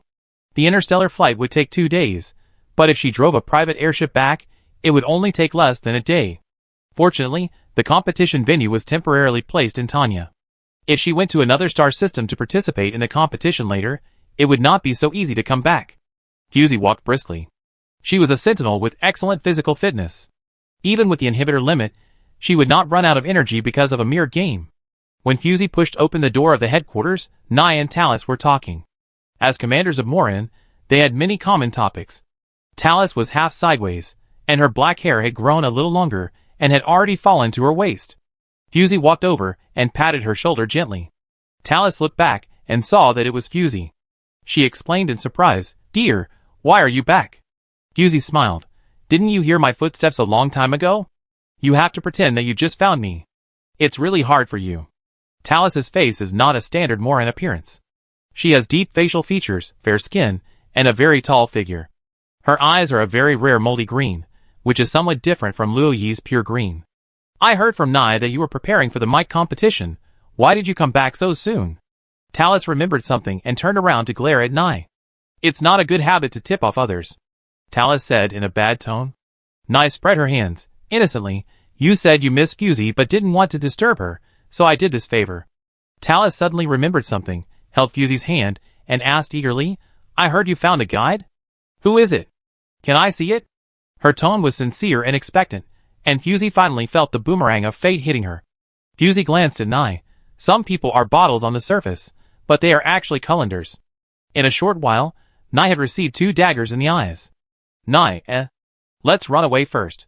Fusey began to explain to Talus that she only accepted a teammate, not a partner, and as for what she said to Nai at that time, it was just to tease him. Talus kept smiling and listening, and the two of them talked and laughed all the way back to Talus's residence. Anyone who saw their harmonious appearance would be surprised. When did the notorious Thorn have such a gentle side? Chapter 29. It seems like a long time since Fusey and Talus last met. Talus is not the permanent commander of Morin. She is sent to a very far place every time she is on a mission. It is impossible for her to travel back and forth in a short time. During the mic competition, is it okay for you to come back like this? Talus's eyebrows were slightly sad. Fusey had already poured red wine for the two of them. The mellow and long-lasting taste was diffused in the air. Just taking a sip was a lot of alcohol intake. "Of course it's okay. It's not like you can't move around without me." Fusey lightly lifted the lid and raised her hand to invite Talus to sit down. Talus knew that Fusey had found 2 very reliable teammates in Tanya. It can be said that although she was not in Morin, she knew Fusey's every move. Fusey never hid anything from her. This time the guide was an accident. "I was really relieved for a while when I heard that Nai had found a guide, but now," Talus said tentatively. Fusey shook her head, not seeming to reject the topic. "There's nothing to say. There's no difference between a guide and an inhibitor for me." Talus frowned, seeming very dissatisfied with such an answer. "You've used this excuse more than a dozen times." Fusey smiled awkwardly. She did use Moran's newly developed inhibitor to convince Talus every time. If this reason is used too much, the persuasiveness will decrease. There's no other way. "Aren't you still single?" Fusey blinked and brought out the ultimate killer move. Talus was speechless for a while, and it took a long time for her to organize her words. "I have a job to do, and it's impossible for me to have a lifelong connection with a guide." "You are different." Fusey took a sip of red wine and looked at her with her chin in her hand. "What's the difference?" Talus blurted out, "You don't need to go to the front line." After she finished speaking, she felt that something was wrong, and she quickly changed her words. "You have a family, you deserve a stable life, and spend the rest of your life in peace." Fusey understood what she meant, but at this time she could only say in a calm voice, "Talus, you are no longer my guardian, you don't have to think about my future all the time." Talus lowered her eyes, and drank half of the wine in her hand. When she raised her head again, she returned to her original appearance, with a smile on her eyes and eyebrows. Okay, let's not talk about this. Let me tell you about the interesting things I saw on A987. The topic gradually became relaxed. Fusey unconsciously stretched her body, and the fatigue of working non-stop disappeared a lot. Fusey stayed in Kananki for 3 days. On the last day, Fusey and Talus said goodbye on the terrace. The two were of similar stature. When they hugged each other, Fusey could smell the rich rose scent on Talus, which seemed to be the incense she had just changed last night. A familiar yet strange smell. Fusey thought so. During the time when Fusey was away, Ina took over her original work and tasks. The moment she saw Fusey's figure appear at the door, Ina breathed a sigh of relief for no reason. Have you read the school forum? Teacher Ada has resigned, Ina said. Fusey was not surprised. Tanya's handling speed has always been criticized. Ada's resignation now is also considered to be the school's kindness, giving her a buffer period. That's not the point, Ina paused and said carefully. Before Ada resigned, she sent a letter of complaint about you, slandering you for having an improper relationship with the school's top management and arbitrarily tampering with the final grades. Fusey became interested. She has a rich imagination.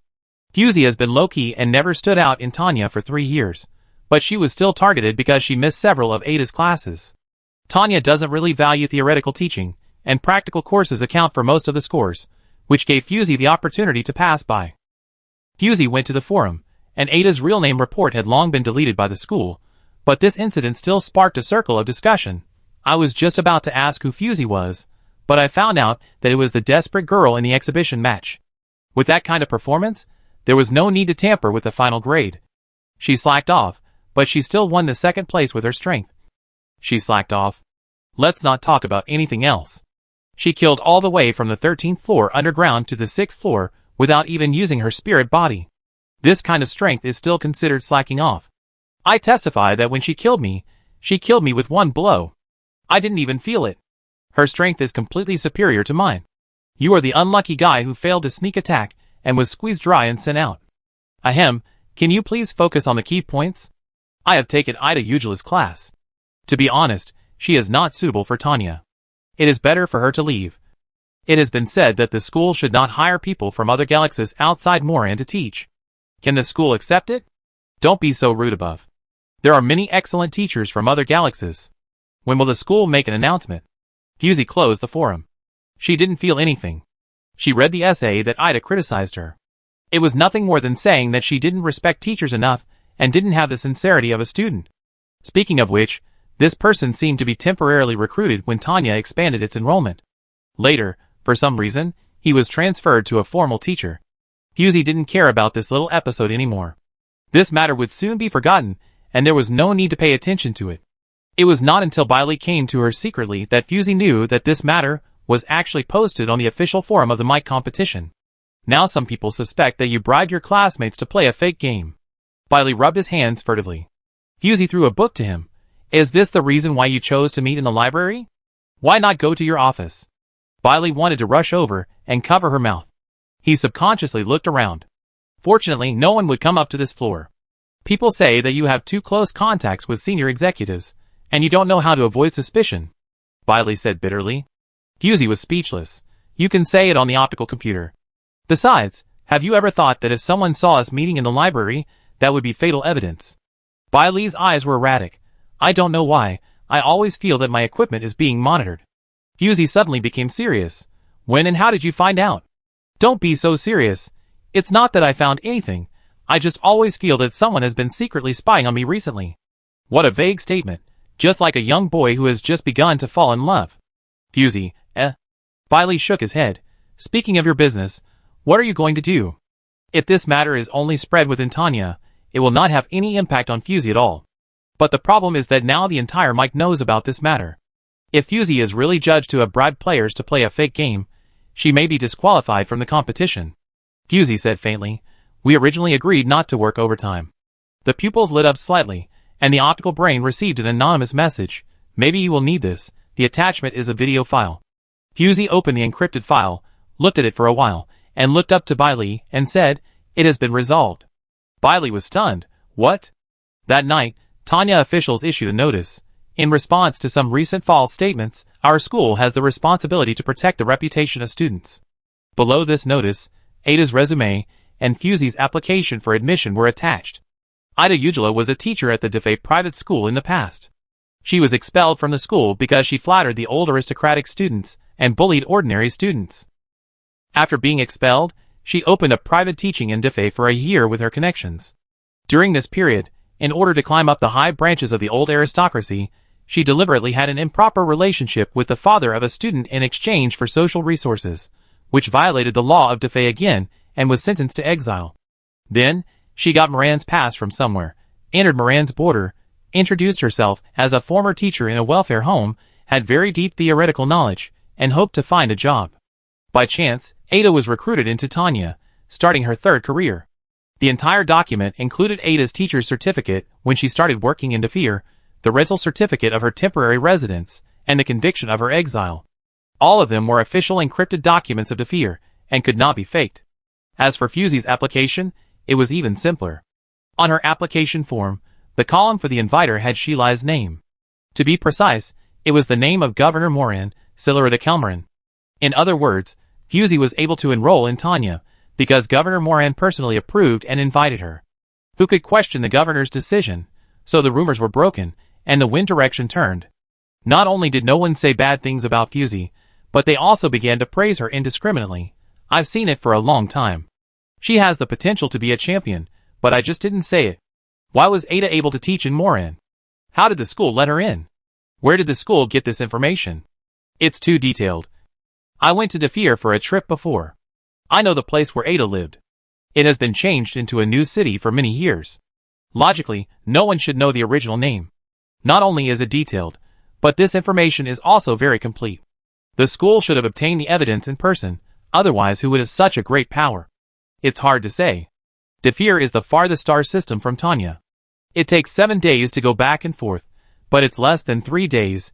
Anyway, Fusie's reputation has finally been restored, but she is not satisfied. Why did you post my application for admission? Fusie asked Bailey.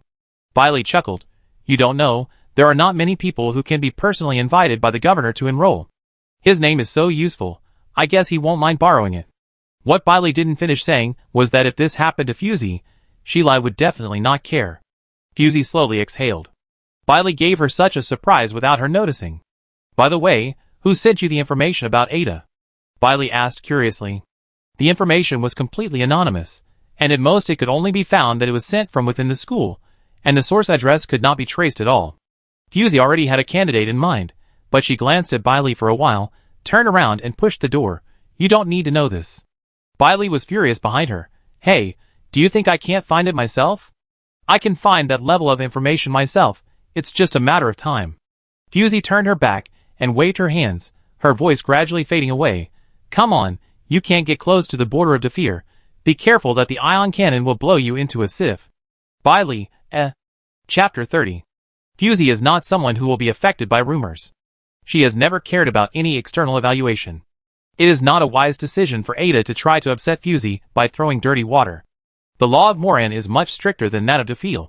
After she leaves this time, she may not be able to get away with it. There are still a few days before the preliminary round. All teams gather in Tanya, just waiting for the day when the ranking results are announced. The preliminary round can also be called the audition. It is divided into 2 major competition areas and carried out at the same time. When there are only 32 teams left on the field, the game ends. In other words, it is a big screening game. Because of Fusie's strong guidance, they are unlikely to collide with Sheki's team. But when the competition area is announced, Fusie is still a little dissatisfied. The reason is that Bailuan's team and Fusie's team appear in the second competition area at the same time. Ina comforted her. The current results are very good, and there is no perfect solution. Fusie looked up at her and said in a light tone, if it was a few days ago, I would still worry about it, but now? She meant something, and Ina looked at Shingchi who was sitting in the corner. Fusie had always regarded him as an uncertain factor before, but now that she has settled down, the opponent is not so important. What is Fusie worried about? Ina was a little confused, but she didn't ask any more. Because the game was about to start. Fusie took 2 inhibitors before the game and manually postponed the combination heat date. Inan looked at her neat and tidy movements and was about to say something. What's wrong? Fusie asked. Inan looked at a slightly familiar name on the competition list and swallowed the unspoken words. Nothing, Just reminding you to take care of your body. Fusey's expression didn't change much. Shingchi raised his head with a subtle look. Luoyi looked left and right, and didn't understand why he had an illusion of undercurrents. It might be an illusion. He stroked his hair. On the day of the game, Fusey led the team members to quickly enter the login area of the second competition area, without giving any unknown creatures a chance to come up and chat and tease. Soon, all the players were in place, and the game began. This game adopts an elimination system. When there are less than 16 teams on the field, the game will end automatically. When each team has less than 2 people, it will be considered eliminated. The map of this game is Thanatos. Resources loaded, the game begins. Jeffrey woke up with his head shaking, and found himself lying in a meadow. On the barren land, even the grass was dark, as if it was contaminated by some impurities. Time was running out. Jeffrey had to quickly meet up with his teammates. He looked around and found an old-fashioned energy vehicle that was locked. Jeffrey is the most typical Sentinel figure, tall and strong, with muscular muscles. He doesn't need to consider any obstacles at all. He just opened the car door and got in the car and started it. The sky was dark, and it looked like it was going to rain heavily or blow a howling typhoon. It was probably a map with bad weather. There were impurities floating in the air. After taking a breath, the lungs were not very comfortable. Preliminary speculation is that a disaster is about to come. Jeffrey was eager to meet up with his teammates, but he was unlucky. Halfway through the journey, the car, which was already short of energy, stopped working and refused to move no matter how he threatened it. No choice but to get off the car to find if there were any supplies nearby to power this broken car. The wind was blowing harder and harder, and Jeffrey was getting more and more anxious. Just when he was about to explode, a small energy supply station appeared in his sight. The supply station consisted of several small houses, and there were cans of container barrels piled outside, which looked rich in supplies. Jeffrey was delighted and ran over, only to find that it was actually a supply station run by NPCs. There was a man and a woman going in and out, and they were collecting the container barrels placed outside into the room. The boss had a traditional NPC face, with no memorable points. Her light golden hair was tied behind her head, and a few faint wrinkles appeared around her eyes. With a little effort, her rough hands lifted the container barrel that was twice as tall as her. Jeffrey, who was about to rob, said, "Shock. This NPC is a bit strong." The other person standing next to her, to help, seemed to be her son, and the two looked 50% similar. It's just that the woman was more gentle, and although her son was stunned, the muscles exposed by the sleeveless vest were not limp. Jeffrey didn't have time to care about why there were people in this desolate mountain. He took 2 steps forward and asked tentatively, "Is there any white rock oil? My car broke down, and I need some energy supply." He spoke Moran language. Anyway, the system will automatically translate it into a language that NPC can understand, so there is no need to worry about communication problems. Unexpectedly, the NPC spoke very fluent Moro's language. Of course, the weather today is as bad as a salted fish that has been frozen for 3 days. It's not easy for you to stand here. There is still a lot of white rock oil in the warehouse. How much do you need? Her voice was rhythmic, and there was a strange pause, not like the tone of a normal person's daily speech. Jeffrey was a regular resident of Defel. This Moro's language made him feel at home, and his vigilance was reduced for a while. He replied in Moro's, "2 barrels are enough. My car is not far away. I have to go find a friend." After hearing this, the woman replied gently without hesitation, "Okay, John, go to the warehouse and bring up 2 barrels of mineral oil. Hurry, the typhoon is coming."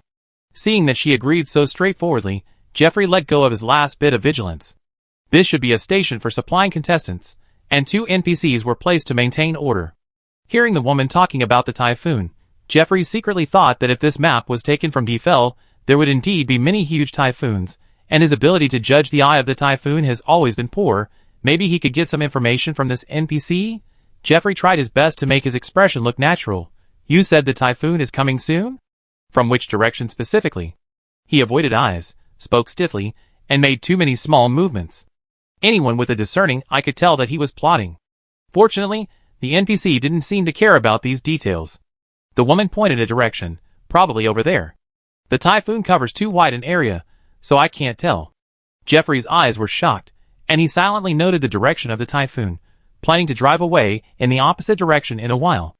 After the 2 of them talked for a while, the white rock mineral oil that Jeffrey wanted was lifted up, but the man's movements looked stiff, and he accidentally stumbled when he approached him. Jeffrey did not forget to sigh during the game. These two NPCs were quite realistic, and could even make such micro-movements. White rock mineral oil is the most common energy source. One barrel can drive an old energy car for a long distance. Jeffrey prepared 2 barrels for emergencies later. He said goodbye to the boss briefly, turned around and left with 2 large barrels of white rock mineral oil. The typhoon was coming, and he had to find the guide and the team immediately. Thinking that he not only got enough mineral oil, but also got a car, and was ahead of others at the beginning, Jeffrey couldn't help but smile with determination. Watching Jeffrey's back gradually disappear, Ayane's slightly raised mouth corners disappeared instantly, and she patted Luoyi, who was standing beside her expressionlessly. Be more natural. Seeing her speak in a tone and move that did not belong to NPC, the audience finally exploded. I was scared to death. I thought NPC Awakening sneaked into the game, otherwise why are there 2 NPC perspectives? Can it be like this? She is clearly pointing to the opposite direction of the tornado generation point. She even lied to others, and said it was a typhoon. How can it be the same? That big fool believes it so much? He didn't doubt their identities at all? Maybe it's because her acting was too natural. That woman can speak authentic Moros, which many Defeel people don't know. Someone actually uses a disguised spirit to do this. Isn't this a foul? If anyone was smarter, they might have been exposed. They just created an information gap, which is nothing. I can do it too. Come on, do you have the ability to transform? Don't you see the faces they pinched? They are basically the common faces of NPCs that often appear in games. Wonderful, really wonderful. For a moment, I couldn't tell whether I was watching a holographic movie or a mic competition. The audience sighed, and only the 2 parties were still reviewing their acting skills. Aina poked Luo Yi's nervous forearm, signaling him to relax. It's okay if you don't talk, don't be nervous. Luo Yi's transformation ability is seamless. As long as they don't take the initiative to reveal the flaws, no one will doubt it. Aina suggested, or you can pretend to be a fool. If someone asks, I will say that you had a brain injury when you were a child because you didn't have enough money to treat the disease. Stop, do you think it's so easy to play a fool? Luo Yi was very dissatisfied. Aina pondered for a while. That's right, then you can play a mute. Can I play a normal person? Aina thought about it, and said tactfully, forget it, the clear stupidity in your eyes is really hard to hide. Luo Yi rubbed the hair that was forced to become dry hay, and muttered, why do you have to use this method? Can't we fight openly? Aina glanced at him. Then how about you take the lead later? Luo Yi is not a sentinel who is good at attacking. Looking at his spiritual body mutation skills, you can see that he is better at escaping and disguising. The offensive system of their team depends entirely on Aina and Fusey. Luo Yi pursed his lips and opened his mouth to say something, but Aina patted his arm twice, indicating that he should stand behind the counter quickly. Someone is coming again. Aina narrowed her eyes slightly and looked at the gradually clear figure. Gradually, the people who came over seemed to be a man and a woman, one tall and one short. The girl looked particularly petite, not even reaching the man's chest. The height difference between the two was a bit too obvious. It doesn't look easy to deal with, Aina murmured. Suddenly, she remembered something, her face changed, and she quickly twisted her body to the inside and said to Luo Yi, make me younger, the same age as you. Luo Yi was confused. What did you say? Aina said seriously, from now on, our characters are an ordinary couple who are arguing. You don't have to do anything, just act like yourself, remember? Luo Yi, oh. Ah? Chapter 31. Bai Luan and Ai Ning gradually appeared. If Jeffrey's IQ was equivalent to that of Luo Yi, then this pair of partners could kill 100 Luo Yis. Aina decided to take a gamble. She quickly cut her finger, and smeared the blood on an inconspicuous place such as under the table. A faint smell of rust floated in the air. As soon as Bai Luan entered the supply station, he heard a burst of curses. Damn it, I was blinded by the devil at that time. That's why I fell in love with a lazy guy like you. Ayane's beautiful face was covered with tears, and she pointed at Luo Yi and cried bitterly. Audience, Luo Yi, The relationship between mother and son changed dramatically, and the relationship between victim and perpetrator changed dramatically. The plot span is a bit large. Luo Yi has not yet entered the role, and is still in a daze. Just as he is about to reveal his eyes, that do not belong to NPCs, Aina slaps him in the face, and wakes him up. Pa Aina used clever strength, but it sounds loud, but it doesn't hurt much. Otherwise, with Ayane's strength, Luo Yi's head would have flown out. Bai Luan and Aining looked at each other, not knowing whether to go in for a moment. Aina held her bleeding hands, and glared at Luo Yi angrily. She cried until her hands were red and swollen, and big tears rolled down. Luo-yi, he will never have such acting skills in his life. Fortunately, Luo-yi remembered Ayane's instructions. Facing such angry scolding, he just pretended to be uncomfortable and lowered his head, and his cowardice was overflowing. Bai Luan was watching from the side, and for a moment, he thought it was some old drama being performed. It was so melodramatic. Seeing that they were deadlocked, Aining couldn't help but ask, "Excuse me, ma'am, do you need help?" A faint smell of blood drifted around the nose, and it seemed that this place was not as peaceful as it seemed on the surface. Who knew that when Ina heard this, she actually showed a panic expression. "Are you here to rob too?" She took 2 steps back in panic, and pretended to be strong on the outside but weak on the inside. This supply station was built in this remote place to provide travelers with a place to stay. "Why are you still not satisfied?" Ina scolded and cried at the same time, and her acting skills reached an exaggerated level. The audience couldn't help but sweat for her. Didn't she act very well before? Why did she suddenly change the script? Aining and Bai Luan looked at each other again, and saw uncertainty in each other's eyes. Is this really an NPC? Will such a plot arrangement really appear in the mic competition? Bai Luan kept asking himself questions over and over again. Perhaps this level exists to test the humanity of the contestants. If they directly seize the energy station, what is their chance of winning? Just as he was weighing the pros and cons, Ina choked up again and said, "The disaster is coming. You just take 2 barrels of mineral oil and leave. It's a good deed, okay?" This time, Ina only used the word disaster to temporarily replace the typhoon. Aining should have the ability to sense disasters, and this place can't fool her. That kind of entanglement came again. Looking at the woman's red eyes from crying, Bai Luan hadn't made a decision yet, and Aining on the side took the lead and said, "Okay, we leave right away." They really only took 2 barrels of mineral oil as energy supplies, and returned the same way. After the two could no longer hear each other's voices, Luo-yi hurriedly pulled Ayane's hand and said in a lost voice, "You are too cruel. There is no need to do this." Ina whispered, "I just remembered a rumor and wanted to take a gamble. Now it seems that the gamble is right." Luo-yi was silent. He seemed unable to understand what Ina meant. Ina did not explain. She counted the existing resources of the entire small supply station and made a simple classification. When Luo-yi and Ina found this supply station, there was no one, but there were traces of human life, which gave Ina the opportunity to role-play. And this role-playing drama can deceive most contestants with Ayane's language talent and acting talent. After all, since the start of Mike, no one has thought of pretending to be an NPC to mislead other contestants. Even if someone has thought of this method, it will not be revealed in the audition. But Ina did it. With this method, they welcomed several more waves of contestants, sometimes 1 person, sometimes 2 people, and within an hour, the visibility outside was already very low. Seeing another person carrying the white stone mineral oil out, Luo-yi finally couldn't help asking, "Don't we leave some resources for ourselves? Inan hasn't contacted us yet. According to the agreement, we have to take the initiative to go find him." Ayane's hands kept moving. She was refining and concentrating the mineral oil into palm-sized cans for easy carrying. "Do you still remember the first person who came to ask for white stone mineral oil?" "Of course I remember." Ina patiently explained. "No matter which way he chose to go, the supplies I gave him were not enough for him to return the same way." Ina raised her head and said calmly, "Even if he finds something wrong and wants to run back to cause trouble for us, there is not enough time. Not only Jeffrey, but also Bai Luan and Aining, Ina has tampered with the mineral oil barrels of all those who come to find supplies. This kind of supply station is at least 100 years old, including the old energy car parked in the underground garage. This picture is taken from Defeer, which means that all items follow Defeer's production process. Ina is very familiar with this kind of energy storage barrel. There is an unknown counterweight accessory in it. As long as it is debugged, outsiders generally can't see that it has been tampered with. Most of the students in Gales are from the old nobles of Defeer. For such people, unless they are Defeer residents, who were sent down to the grassroots by their parents at birth, probably no one knows this unpopular knowledge. Even if someone reacted and found the clues, Ina would have moved their positions long ago. Luo-yi stopped talking and obediently helped Ina carry the supplies to the underground garage. At this time, shutting up and working is the best solution.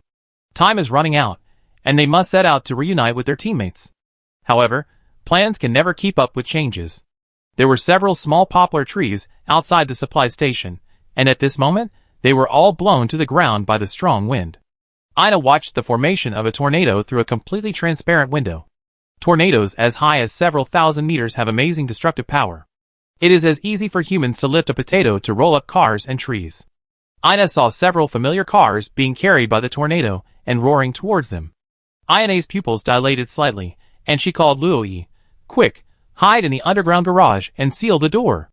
The tornado moved at high speed with hailstones, like a huge killing machine, leaving no grass wherever it went. Fortunately, the underground garage of this small supply station was dug very deep and well sealed, allowing Ina and Luoyi to avoid this natural disaster. The biggest difference between a tornado and a typhoon is the duration. A tornado can only last for dozens of minutes, so it is not too late to find Fusey and the others after it passes. Ina calmed down and still felt a little uneasy. Inan, as the communication hub of the whole team, has not contacted the two until now. Maybe he has encountered a lot of trouble, or the mental connection network of the whole team has been restricted. If it is the latter, it is okay. At worst, they will not act separately after the reunion, but if it is the former, they can only hope that Fusey and Shingchi have found Inan. In fact, Fusey not only found Inan and Shingchi, but also saved a few unlucky guys. The tornado whistled by. Leave the core and the car behind, you can go. Fusey looked at the people in front of her and said in a calm voice. Luther looked at her angrily. This woman looked ordinary, but she was very greedy when she opened her mouth. She just helped them a little in the tornado, but she dared to ask them to hand over their only means of transportation and the core they had obtained with great difficulty. Luther rolled his eyes and smiled slightly flatteringly.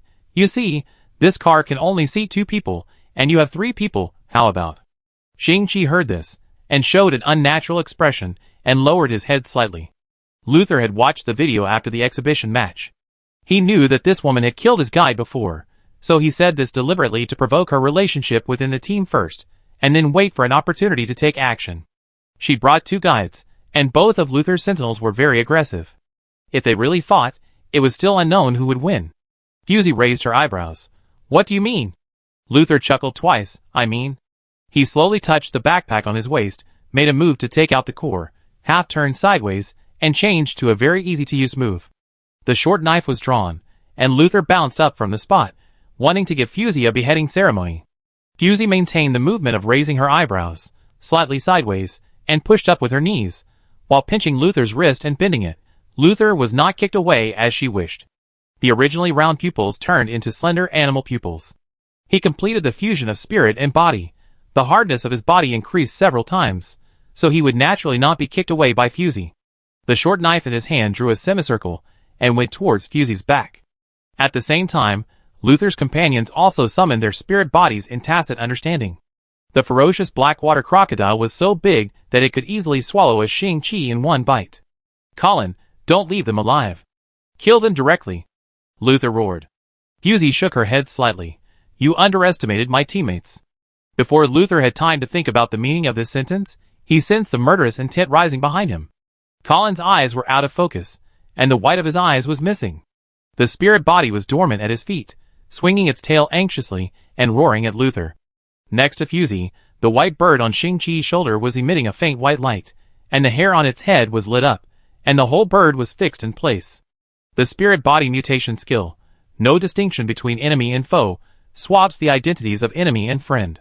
In Colin's eyes, Fusey is Luther, his good friend, and Luther is Fusey. He controlled the black water crocodile to pounce on him. Luther had no choice but to shout Colin's name to try to wake him up while parrying the black water crocodile's attack. Shingchi whispered, "It can only last for 2 minutes." Fusey nodded, "Enough." She looked into the distance. The tornado was approaching rapidly, and would arrive here in less than 2 minutes. Fusey got into Luther's car slowly, stepped on the accelerator, and drove away. Luther was left shouting desperately, "Wake up! Colin, what are you barking at?" The 2 men wrestled together. Chapter 32. Fusey saw Luther and Colin being sucked into the tornado with her own eyes, and then she slowly withdrew her sight. This was a small transport truck with only 2 seats for people. Fusey was sitting cross-legged on the roof of the car. The wind and sand blowing in her face had a fishy smell of rain, which was not very pleasant. The car was driving very fast, but Inan drove very steadily.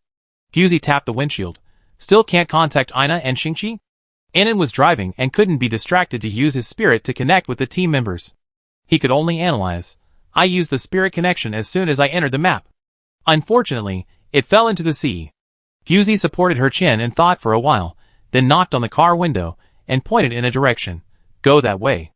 The tornado behind her was approaching at a speed of 100 meters per second. At this time, Fusey chose a detour and was likely to be caught up. Inon changed direction without saying a word and moved forward in the direction pointed by Fusey. There was a dark sentry tower over there. Shingchi, check if anyone else has taken the commanding heights. Yaina said again. Shingchi released the white bird without saying a word. It flapped its snow-white wings and rose to high altitude. Its sharp eyes scanned the land under its claws and transmitted it to Shingchi synchronously. The tornado behind was getting closer and closer. The terrifying suction force was following like a shadow. The speed of the car was greatly affected, but Fusey was still sitting steadily on the roof. Fusey looked back slowly. At this distance, the tornado filled her entire field of vision, like a pillar connecting life and death standing in the center of the world. According to this distance, there are still dozens of seconds before they will be swept into the wind blade and torn into pieces. The towering sentinel forest was also approaching, and it was estimated that it was no more than 1,000 meters away. In such an urgent situation, Shingchi, who shared the line of sight with the spirit body, could see that Fusey's face did not show any nervousness. It seemed that what was chasing behind was not a tornado, with extremely destructive power, but a pug with its teeth pulled out. And then said nothing, and the speed of the car had reached the extreme. He dodged all obstacles on the road. It was not easy to keep moving forward in a straight line in the yellow sand with extremely low visibility. No life form was found. No one has arrived before us. Shingchi took back the spirit body and completed the reconnaissance. In addition, Shingchi said carefully, the entire Black Tower forest is in a circle, and there seems to be some kind of pattern. His voice was drowned in the fierce wind. Fortunately, Fusey had heard what he said clearly. She slightly adjusted her posture and knelt on one knee on the roof of the car to maintain her balance. This was not the first time that Fusey had been on the brink of death, but some people in the audience still asked in confusion, what is she doing? Racing with a tornado? Correct, she was racing with a tornado with the help of a heavy and old transport truck. Didn't her teammates question it? To be honest, this operation was a bit confusing. I didn't understand it. I didn't understand it either. Wait for a reversal. The reversal is coming. Oh my god, who saw it? What did she do? Why did the tornado disappear? Fusey jumped down from the hood of the car and casually smoothed the ends of her hair to keep her deformed hairstyle basically decent. The tornado that was chasing behind him disintegrated freely the moment it entered the Black Tower forest. It took only a few seconds for the tornado that was several thousand meters high to disintegrate and completely disappear. If it weren't for the fact that vehicles, trees, walls, and other objects were still falling from the sky, no one would have thought that this place had just been baptized by a tornado. Inon and Shingchi also got out of the car, looked around, and looked at the surrounding environment. Inon thought, safe zone? Fusey nodded and pointed to a not very obvious gully on the ground. Tornadoes will not appear within this circle. It makes sense to think about it. The towering Black Tower forest not only did not collapse in this map full of tornadoes, but also existed as a landmark to guide the direction, which is a hint in itself. But no one dared to bet on this step. What if this was a trap set by the map on purpose, and it would be too late to run? Fusey shook her gloves uncomfortably, and shook off the dust on them. Let's go and see those black towers. Inon will cover us. Fusey took the lead and walked towards the black towers. The geology here seemed a bit soft. Fusey stepped on it a few times, as if she was stepping on thick clouds. The feeling of 1 foot deep and 1 foot shallow was not very pleasant. The height of the black tower was estimated to be about 20 meters. The cylindrical tower body was completely matte black. People standing in front of it would not be reflected. I don't know what material it is made of. It feels cold to the touch and has a rough feeling. Fusey put her hand on it for a while and felt like she was being watched. She looked around for a while, and there was indeed no life. They seemed to be the first contestants to arrive. Just in case, Fusey motioned Shingchi to come over and touch the black tower, and asked, "What does it feel like?" Shingchi was a little confused. No feeling. His porcelain white fingers were pressed against the black tower, and the black and white were clearly distinguished. Fusey glanced at it, and suddenly found that Shingchi's fingers seemed to sink a little, and the edges of his fingers seemed to be wrapped by black matter a little, as if they were eaten by the tower. She quickly reached out and pinched Shingchi's palm, and pulled his hand off the tower. No resistance. Shingchi blinked, and looked at Fusey inquiringly. Fusey shook her head, held Shingchi's hand, and confirmed again, You just now really didn't feel anything? Shingchi nodded and whispered to defend himself. I won't lie to you about this kind of thing. Fusey put down his hand, spread out her 5 fingers in front of her eyes, and observed carefully, but there was still nothing unusual. Inon noticed Fusey's strange behavior, came forward and stared into her eyes. Are you okay? Fusey clenched her palms and nodded gently. It's okay, let's go in. Inon frowned, walked to the front of the black tower, and reached out to touch it. Except for the cold touch, there was nothing unusual. Inon retracted his hand and twisted it slowly. This cold touch seemed to be very conductive. He just touched it, and the temperature of his hand became the same as the tower. Fusey tentatively pushed open the door next to her. With a creak, the door slowly opened. The thickness of this door is so thick that it can't be covered by 2 hands. It looks very strong, but it feels very easy under the hand, almost without any effort. Fusey was the first to step into the gate, looked around, and saw nothing unusual. She turned around and called Inon and Shingchi. You can come in. Fusey paused. There was no one behind her. There was no trace of the place where the 2 guides had stood. But Fusey did not hear any voices asking for help or arguing. Without any warning, Inon and Shingchi disappeared out of thin air. Fusey hit her head. Since entering this map, she felt like her head was put into a glass cover, covered with a layer of indistinct gauze, which made her reaction slow. What details were missed? Why did Shingchi and Inon disappear, but she didn't? Or, in everyone's perspective, everyone else disappeared, leaving only herself? Are you looking for someone? A voice sounded from behind her. The voice was extremely familiar. Fusey paused slightly, and slowly turned around. The girl looked at her teasingly, her long white hair falling to her waist, and her sea blue eyes reflecting Fusey's figure as always. Fusey looked at the girl, who looked exactly the same as in the last game, and slowly smiled. The girl didn't see the panic and angry roar she wanted, and was quite dissatisfied. What are you laughing at? Fusey pointed to the wall behind her, where Fusey's appearance was reflected. It was a picture without skin or face, and the whole person stood in the center of the black tower like a bloody corpse. Blood kept flowing down from her body, dripping to the ground, and 2 scarlet centipedes with bared fangs and claws slowly crawled out of her empty eye sockets, like a skull. What's even more weird is that Fusey can clearly feel the touch of the centipede legs crawling on her face, the burning pain on her skin, and the sticky feeling of blood. I reached out and touched it, but there was nothing. It's like you know you're itchy, but you can't find the right place. Scratching an itch through a shoe can sometimes drive people crazy. The girl giggled. Seeing Fusey like this, it was a great show for her. Fusey interrupted her dream in a calm voice. I was not sure at first, but after seeing you in this thing, I feel more confident. The girl didn't understand what Fusey was saying, but it didn't stop her from hating Fusey's confident look. Don't play tricks. Now that you're in, don't think about getting out again, the girl said angrily. Fusey touched her neck and said helplessly, Has anyone told you that if you don't have a high IQ, you should talk less? The girl, what? Before she finished speaking, Fusey raised her knife and cut her neck directly. Fusey suddenly came back to her senses. A soft white thought tentacle was floating in front of her eyes.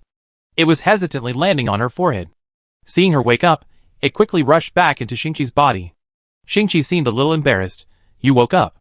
Fusey turned her neck and asked, What's wrong with me?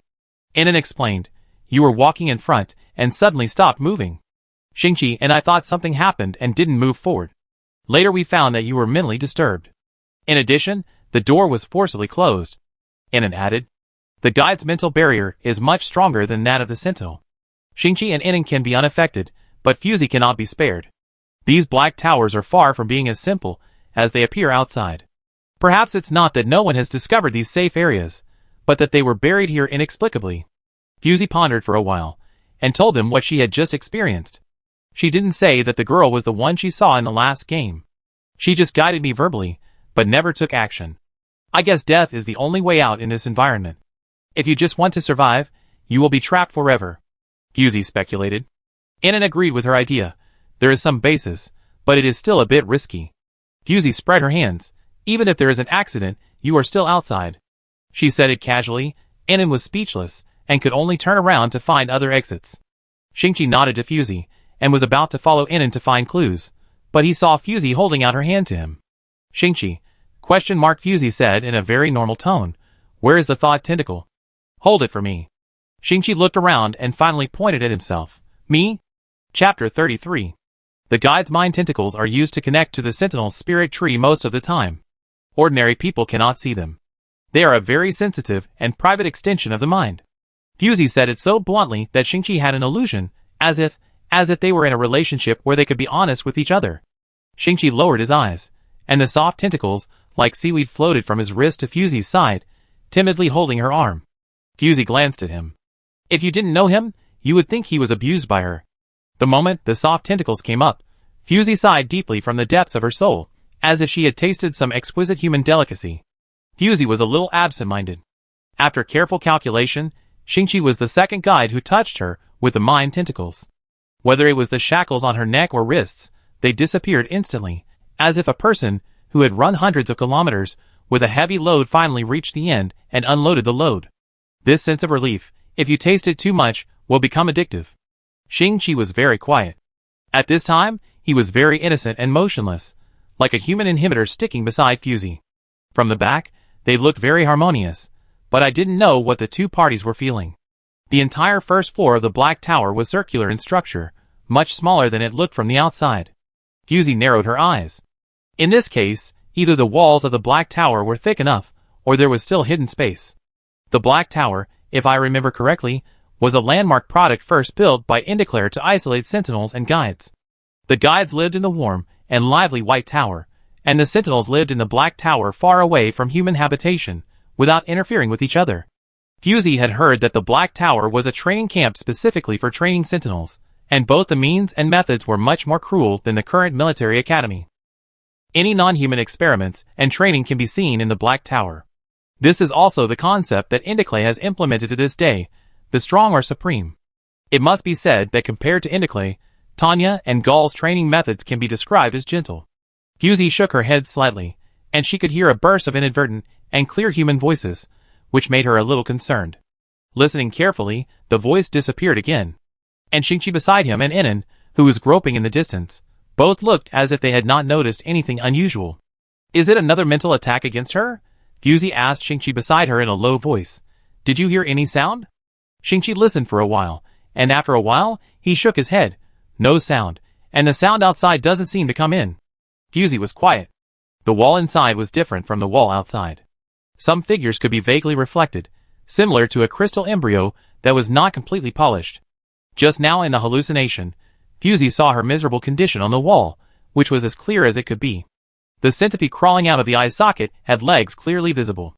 Now that I think about it, the image on the wall should also be one of the flaws. If you are afraid of the image on the wall and dare not look at it, you will not be able to notice these details.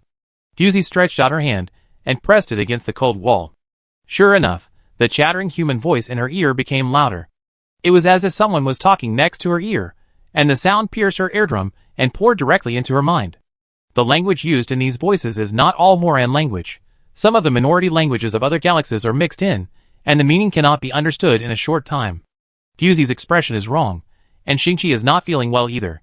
Strictly speaking, it is not that Fusey shared his spiritual sea, but Shingchi supported Fusey's precarious spiritual sea. The mental state of the sentinels is very worrying. Every year, nearly 20% of the sentinels completely lose their ability to live normally due to mental breakdown. In other words, at least 1 out of every 5 sentinels will be sent to the detention center to spend the rest of their lives due to mental breakdown. Fusey, come here. Inon's voice appeared in time, and Fusey came back to his senses and finally withdrew his hand. Inon was half kneeling on the ground, half of his body against the wall, holding something in his palm. When he walked in, he found that it was a piece of finger bone, white and extremely slender. Inon didn't want to leave, but the white bone palm was holding his hand tightly, not letting him get up. Fusey raised her eyebrows. What's going on?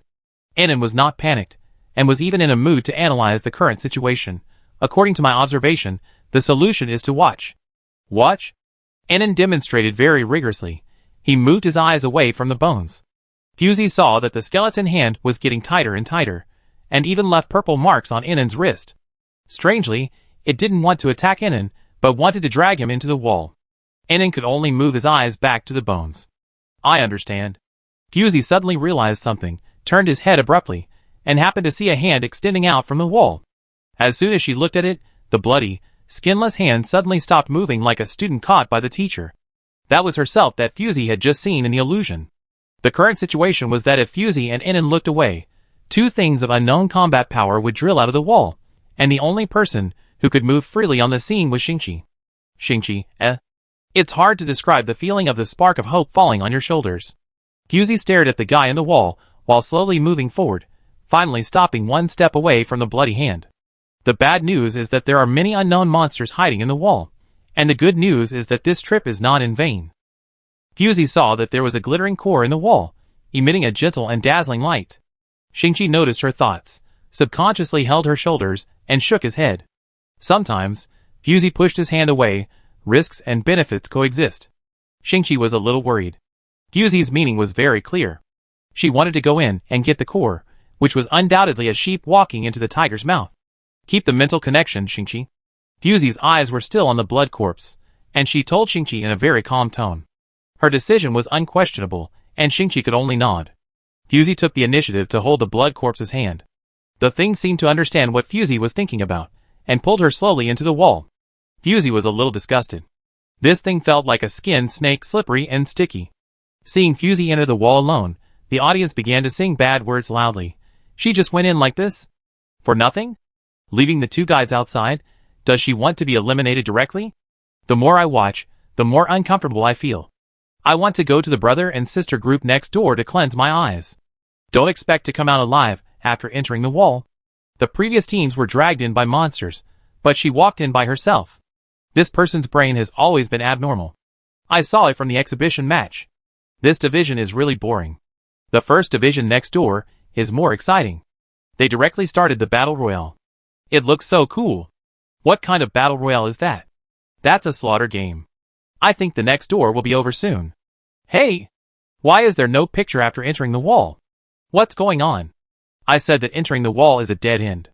What's the point of having a picture when you are out? But it shows that Fusey is still alive. What's going on? Is there another bug? Fusey's condition is not good. Since entering the wall, the sound in her ears has become louder and louder, from whispering to loud noise. This is a torture for the sentinel's keen hearing. Fusey pressed her temples, and was led forward by the blood corpse. The road under my feet is somewhat similar to the outside of the Black Tower, bumpy, solid and unreal, and feels like a thick cloud that hurts my feet when I step on it. Fusey thought boredly, this is probably the corpse of some senior. Just as I was thinking, the thing leading the way in front of me suddenly stopped and shook Fusey's hand that was holding it fiercely. Fusey, I don't dislike you yet. Then he let go of the blood corpse's hands that were unbearable to look at. Who knew that after hearing Fusey's words, the thing actually turned its head and slowly showed Fusey a weird smile, with the corners of its mouth grinning to its ears, and it seemed that a centipede was about to crawl out of its eye sockets again. Seeing this expression on her face, Fusey, I don't know why, I feel like laughing.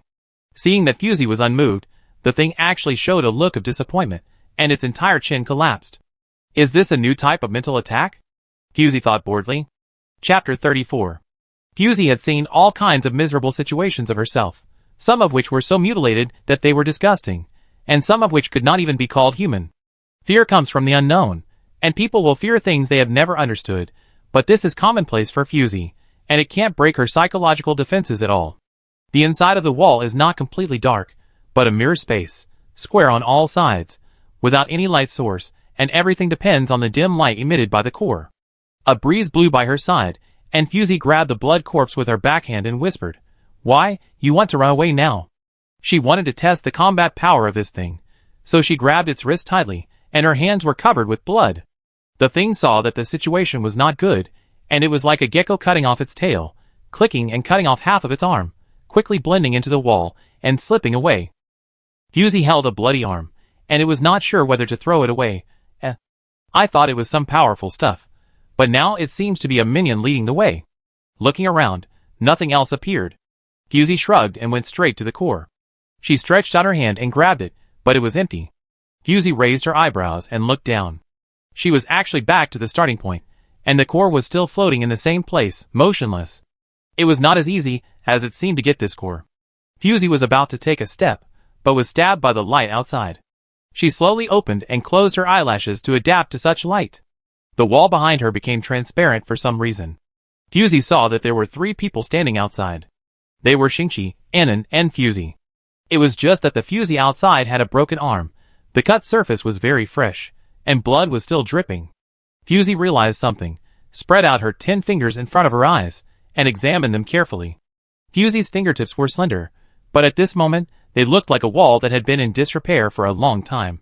With a light touch, a small piece of skin was peeled off like the wall, revealing the tender red muscles inside. The pain was like a blunt knife cutting the flesh, slowly and violently starting from the palm of the hand, and I believe it will spread to the whole body soon. In the end, Fusey will become like that monster. Fusey's breath was choked, and she looked up. The guy pretending to be her outside was talking softly with Shingchi. Fusey listened carefully, and could hear Fusey say, "The core inside is fake." Her tone and demeanor were exactly the same as the real Fusey. Fusey's demeanor moved slightly, and even the habitual small movement of thumb pressing the second knuckle of the index finger perfectly reproduced Fusey herself. Fusey hammered her bloody palm and murmured, "If Ina was here, you wouldn't be able to pretend for more than 3 seconds. Outside the wall, Shingchi was thinking, fake? Fusey nodded slightly and gestured to her arm. "There's a monster that looks like me inside." Inan was thinking about a solution. Hearing this, he thought, "Is it exactly like you?" Fusey affirmed, "The body shape, facial features and bone structure are all the same." As soon as these words came out, Fusey inside the wall snorted coldly, saying that you can hold on for 3 seconds is flattering you. Fusey no longer paid attention to the movements outside the wall. Inan had already seen through the true face of that thing. Now it was more important to find a way out quickly. The core is probably real, otherwise the fake one outside could have taken the fake one out to confuse her teammates. Since it didn't choose to take the core out, it means that there are some rules here that restrict its actions. Fusey touched her wrist, and it had spread from the palm to here. She had to get out before she completely turned into a blood corpse. She was only 3 steps away from the core.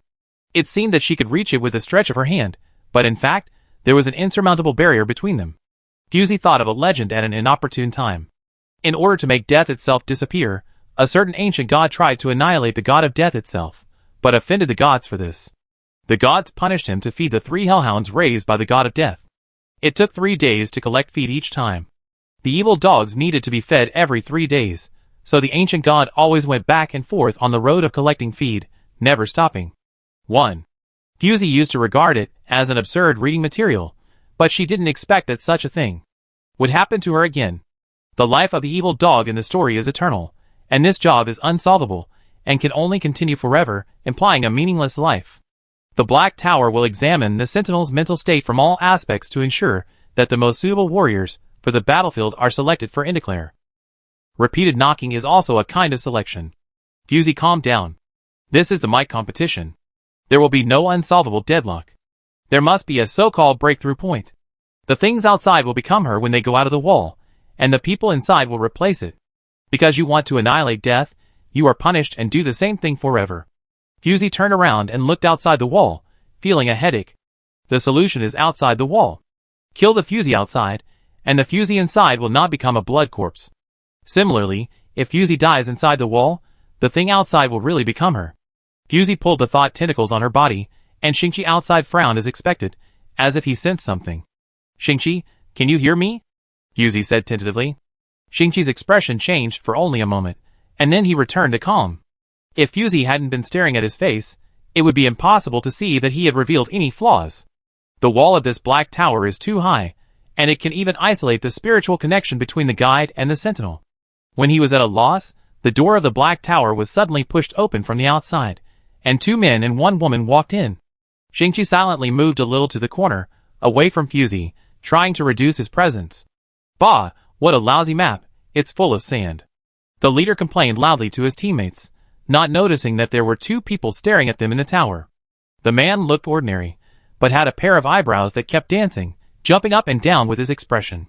He was still saying something, but his teammates poked him with their elbows, and Baihade realized that there were 3 people staring at him in the tower. Baihade was very surprised. "Why are you all looking at me? There's a lot of wind and sand outside." Fusey narrowed her eyes, and only looked at their appearance. They were not students of the 3 major military academies, probably from other schools. Fusey hadn't seen them many times. "Hey, why don't you talk? This is a safe zone, right? Those damn tornadoes dissipated as soon as they got here, and we can finally take a break." Whitehead casually sat on the ground, and asked his teammates to sit down as well. Weichi looked at him unhappily, and seemed to be speechless. As the guide of the team, playing with this group of rude and brainless sentinels, every minute is a torture. The atmosphere was a bit strange, and the pain of Fusey inside the wall had spread to her neck.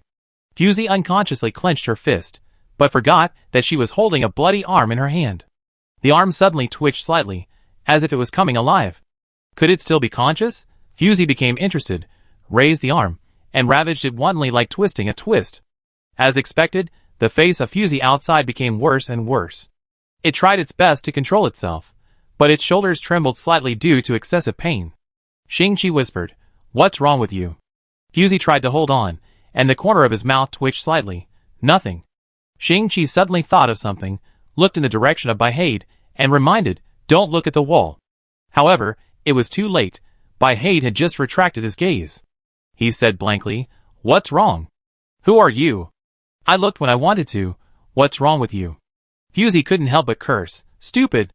Fusey's method was vicious and cruel. It was so painful that it was unconscious and spoke without restraint. Baihade was immediately aroused.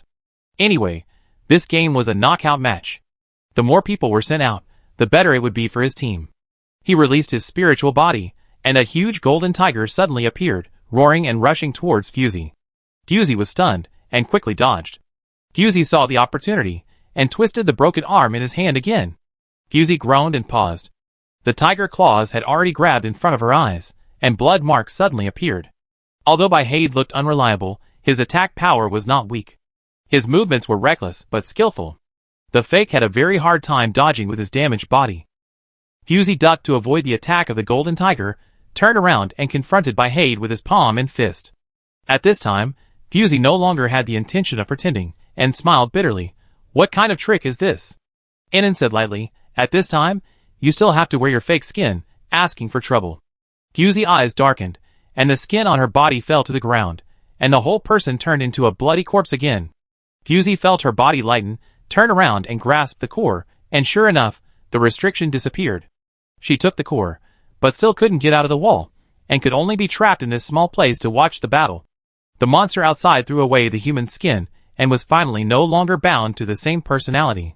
Its fighting power increased rapidly. It fought back and forth with white hide, and got close to the wall. But it seemed to have forgotten that there was still a handle in Fusey's hand. The half-broken arm was turned over and over by Fusey, with a knife inserted between the nails, the joints twisted, the bones cut, and the flesh cut, all kinds of pain and pleasure. Ah! The monster really couldn't stand this torture, and turned around and rushed towards Fusey. The moment it entered the wall, it completed a kind of identity transformation with Fusey. Fusey stretched out her hand, and the wall finally stopped blocking her like an invisible barrier, and she successfully got out of the wall. Everyone watched a Fusey turn into a monster, and saw another Fusey come out of the wall, and fell into silence for a while. Baihade was the first to break the silence. "You, what are you?" Fusey stretched her body, slowly put away her core, and looked at him sincerely. "Of course I am a human, thank you so much. If it weren't for you, I would have been trapped in there for a long time." Hearing such a sincere thank you, Baihade touched his head a little embarrassedly. It's just a piece of cake for me." Fusey shook her head slowly. No, if it weren't for you, I really don't know how to break the situation here." Before Baihade could react to what she meant by this, Fusey took a step and pushed him directly into the wall. Chapter 35. Fusey watched indifferently as Whitehead was instantly swallowed by the wall, casually clapped her hands, and swept away the non-existent dust. Perhaps because her movements were too natural, and Fusey appeared suddenly, everyone did not realize that anything was wrong for a moment. Fusey was not simply trying to kick the opponent out, she just wanted to see if the wall without the core still had the so-called infinite mechanism. Everyone looked at her in doubt. This operation was decisive and ruthless, to put it nicely, and it was a pure pig teammate, to put it bluntly. If the Black Tower wall is compared to a small boss, Fusey's current behavior is to deliver food to the boss. As expected, the audience began to criticize. "No way," she finally came out and gave the boss a head. "Is she crazy? Blood test quickly. I suspect she has had a mental breakdown and is insane." This kind of mechanism killing usually grows in combat power based on the number of people devoured. Doesn't she know? Is it so? This is the first time I know about this kind of mechanism killing. I don't mean to say, can you get her out quickly? I really don't want to see her continue to muddy the waters. The sense of substitution is very strong. I feel like I have been stabbed in the back. I hope she has graduated by the time I participate in the competition, so that I don't meet such a guy. Let's go and see others." No one noticed the corner. Bailey pretended to be an ordinary student and walked around the open audience. He heard all these words, looking embarrassed, and then secretly looked at the people around him. Talus always had a smile on her lips. Even after hearing these nasty words, she didn't feel discouraged, but smiled even more. Bailey felt creepy, and he suggested cautiously, "Why don't we go upstairs to watch the game?" He was referring to the official broadcasting room, which was used by the senior officials of each school. Bailey was supposed to be there, but Talus came to Tanya for the first time and asked to watch the game from the ordinary seats, saying that she wanted to feel the atmosphere. Talus was one of the 12 commanders of Moran, and originally had the same position as Bailey, but she was fighting outside all year round. If you really want to talk about it, she is half a level higher than Bailey, the acting principal. Bailey couldn't refuse her request and had to accompany her. Talus stroked the hair beside her ear and said softly, "It's also good here. What do you think, Principal Bai?"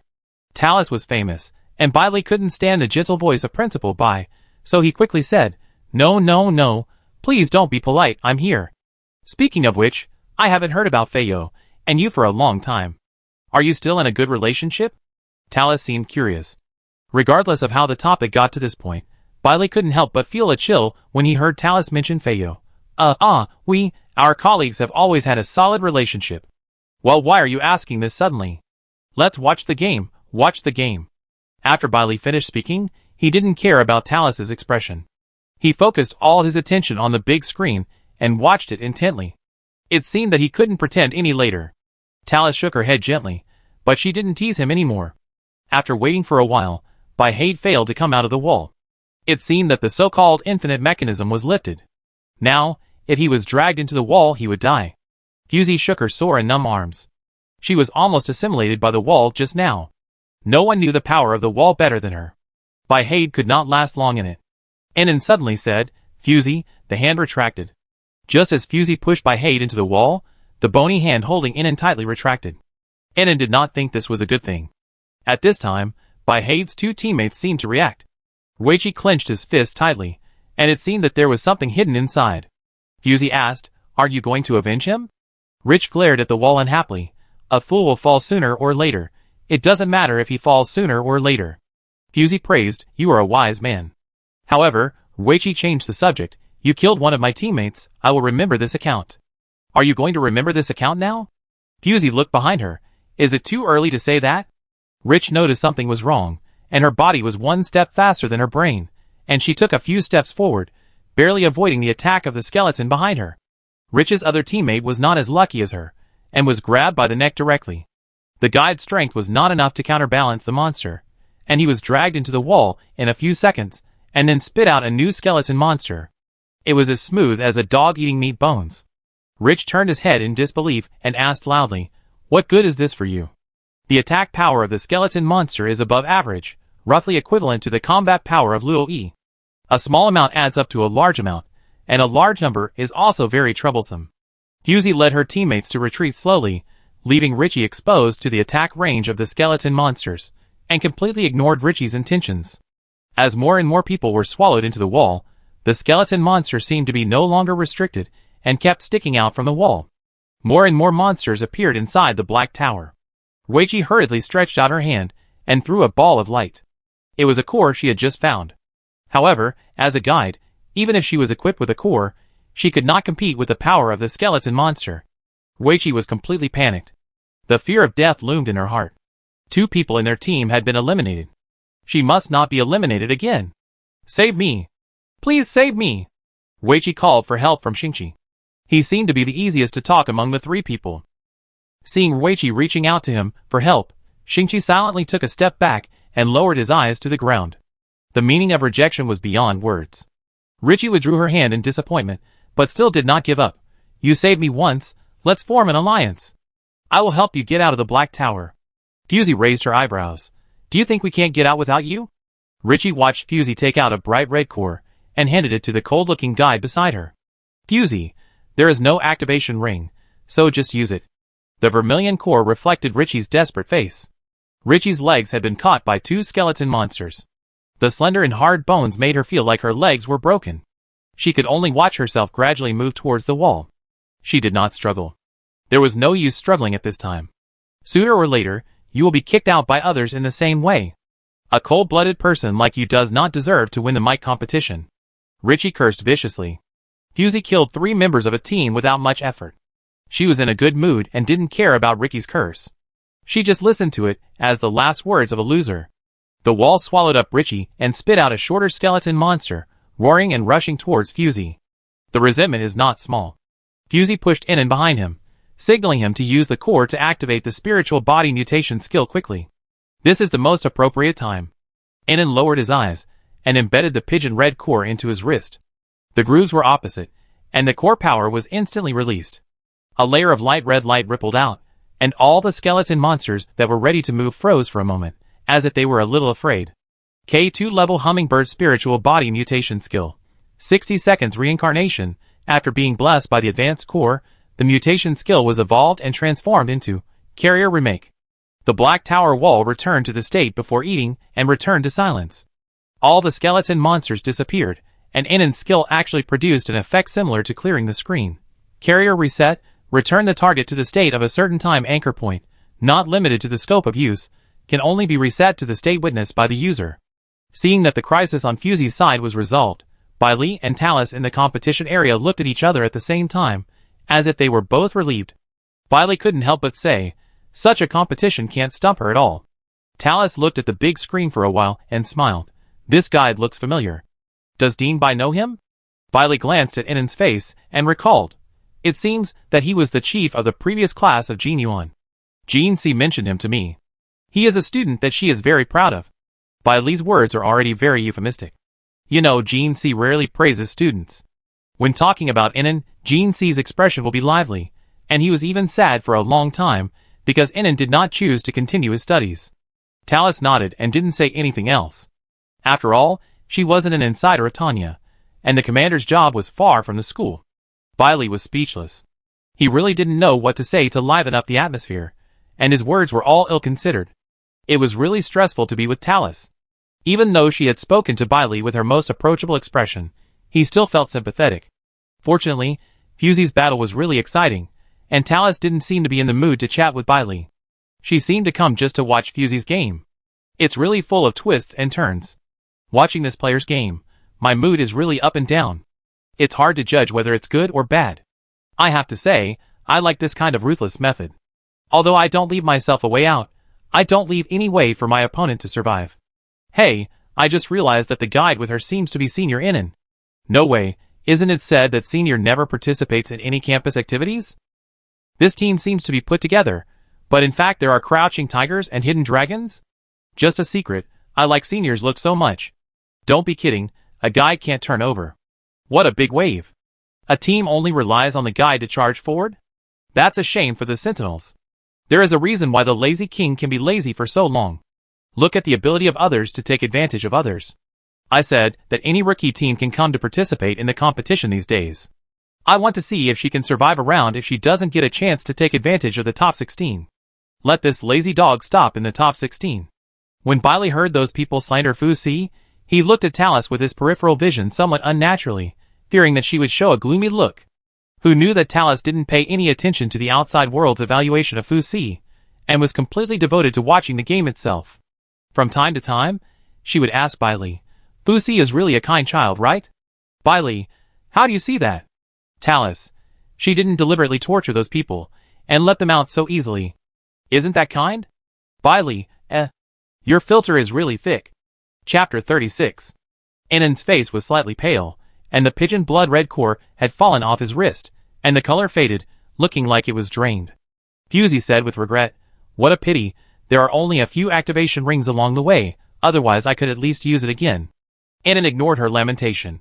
He had just overdrawn his spiritual body to reset the entire Black Tower. Now the door of the Black Tower should be able to be opened. Fortunately, the number of people entering the Black Tower was not large. If they really followed the tradition of Indeclare to train sentinels, at least 100 people would enter the tower and 10 people would leave the tower, and 90% of them would become nutrients for the wall. This is the human wave tactic that can only be used by Indeclare, which has the largest population. No matter how rubbish the basic gene disc is, at least tens of thousands of elites can be screened out from tens of millions of sentinels. After leaving the Black Tower, Shingchi looked at the gradually gathering tornado outside and thought, the safe zone seems to have shrunk. The scene outside was slightly different from when they came in. All the green grass and vegetation disappeared. There were a few scattered buildings in the distance, and only the shadowy outlines could be seen. Fusey analyzed, if you don't enter the Black Tower, you will face the threat of tornadoes, and the safe zone will not exist forever. Fusey thought about it again and speculated. It is possible that the scope of the safe zone will become smaller and smaller later, and everyone will have to enter the Black Tower to fight and speed up the progress of the game. Enon nodded. In the auditions, the official will definitely set up a mechanism to speed up the progress to prevent anyone from surviving to the end. This method has appeared once in the exhibition match, and it is easy to get a conclusion. Enon only made a statement. Enon glanced at Fusey. Are you okay? Shingchi was a little surprised.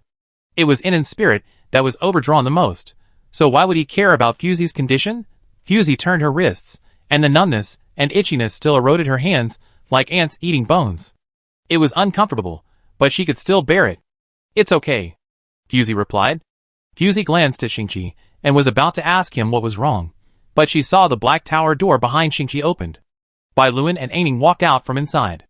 The two looked normal, as if they had just experienced not a fight, but a pleasant tea party. The brown and white sugar glider stared with two round black bean eyes, poking its head out from Aning's shoulder, as cute as a small chocolate milk cake. Aning saw them and raised her hand to greet them. What a coincidence, we meet again. Fusey caught a word, again? Aning touched the sugar glider on her shoulder, as if she remembered something interesting. I dare not forget a friend who could understand my preferences so clearly. Aning meant something. Fusey and Nan looked at each other at the same time and understood something. Bailuan saw that the atmosphere was not right, and calmly stepped forward to smooth things over. You just came out of the Black Tower. Can you accept information sharing? Nan looked at Fusey. Fusey nodded, and her attitude was not as cold and hard as at the beginning. Unlike when Bailuan came to Tanya as an exchange student, Bailuan was a respectable and formidable opponent on the field. Bailuan took the lead and said, when Xiaoning and I were inside, there was no abnormality until a whole team of people came in from behind, and the floor of the tower suddenly turned into a swamp. It seems that the mechanism will be triggered only when a certain number of people are reached. Bailuan showed his sincerity, and Fusey could only recount the experience in the tower just now, omitting the part where she saw the hallucination. Seeing Bailuan silent, Fusey said calmly, it's just the swamp. Didn't you encounter other situations? Bailuan shook his head. According to my observation, the Black Tower is not just one floor. The higher you go, the richer the reward. It's just that we think the risk will increase exponentially. When we saw the door open, we came out to see the situation first. The logic is self-consistent, Fusey thought. Bailuan was not attacked mentally. Or did he hide something? Fusey did not believe the information Bailuan said completely, and could only selectively listen to part of it. The Black Tower is a test designed for sentinels. It is impossible that there is no mental attack. Even if there is no mental attack, there will be other restrictions. However, on the field, sentinels with the assistance of guides generally will not fall into the mental vortex, and cannot extricate themselves, which makes it much less difficult. Fusey was thinking about a lot of things in just a moment, and Bailuan didn't notice it. Aning was teasing the cute little sugar glider, looking very relaxed. Fusey suddenly asked, is your team communication also unusable? Bailuan was stunned at first, and smiled bitterly. You really didn't watch any of the games we played in Tanya. Fusey blinked. Why, doesn't Aning have this ability? Bailuan didn't want to hide it, and said bluntly, we have never used team communication. Fusey was really surprised this time.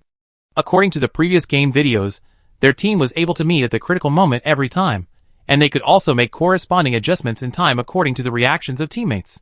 Such a team has never used team communication? Shingchi subconsciously denied. If you haven't used the team communication, then you acted entirely by tacit understanding? Bailuan showed a somewhat cunning smile. That is our team's secret. If that's the case, the restrictions on communication in this map have no restrictive effect on Bailuan and his team. It's underestimated this legendary ace team. Fusey didn't want to communicate too much with Bailuan. This guy was a diplomat. Any words and expressions were a disguise within the setting. Talking to such a person feels no different from talking to an intelligent bionic person. The people who entered the safe zone were not only Fusey and Bailuan's team. After a while, someone else came out of the Black Tower, but the state was worrying.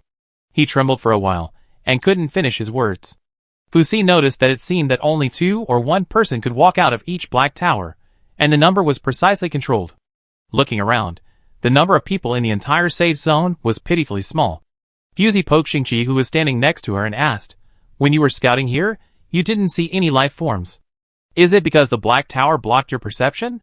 Shingchi recalled the situation at that time, reviewed it again, and said, "It should be the Black Tower that blocked your perception." Fusey didn't ask any more questions.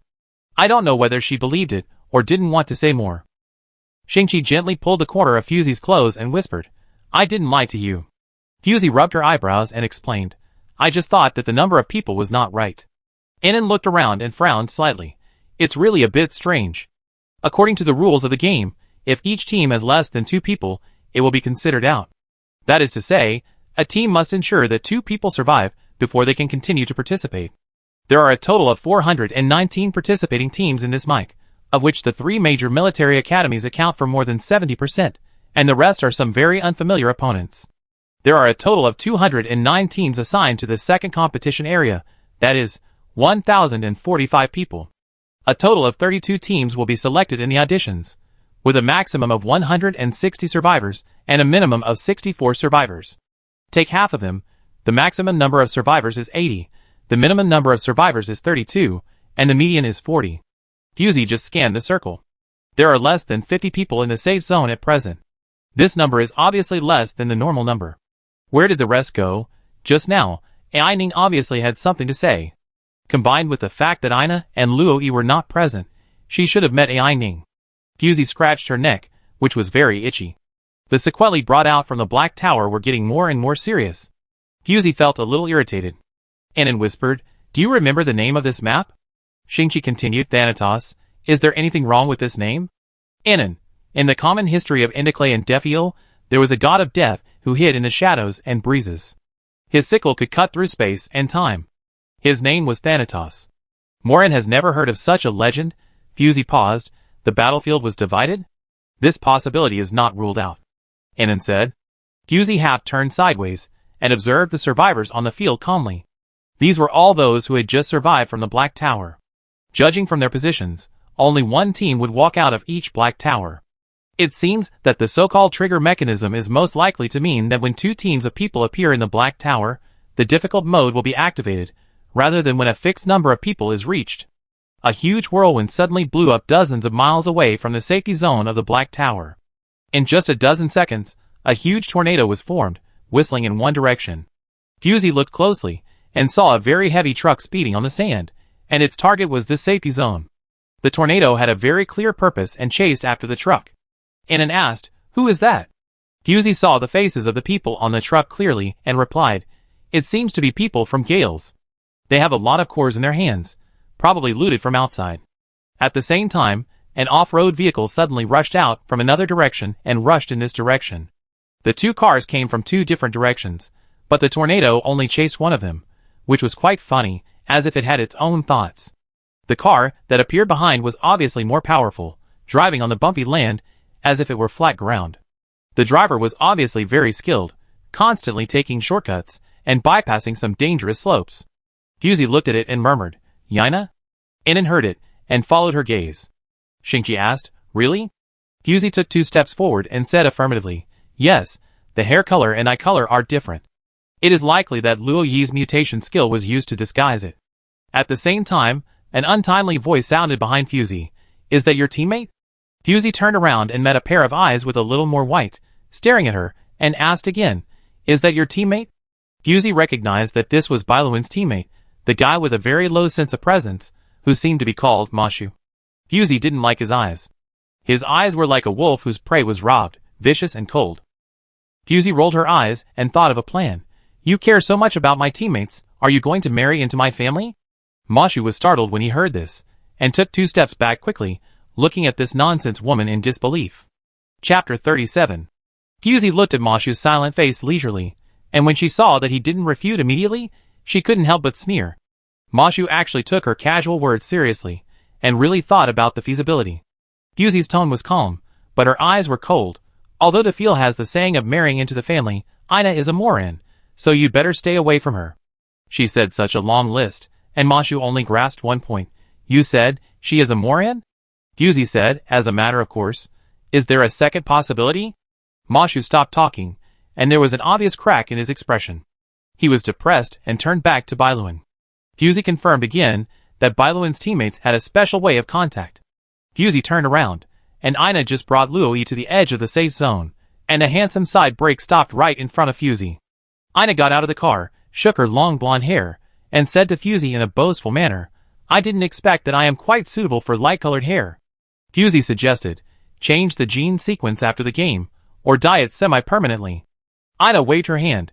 "Forget it, just have fun in the game." As she said that, she patted Luoyi's shoulder and signaled him to remove the disguise. Luoyi took off Ina's disguise without complaint, and said in a rather tired tone, "It's really not easy to find here."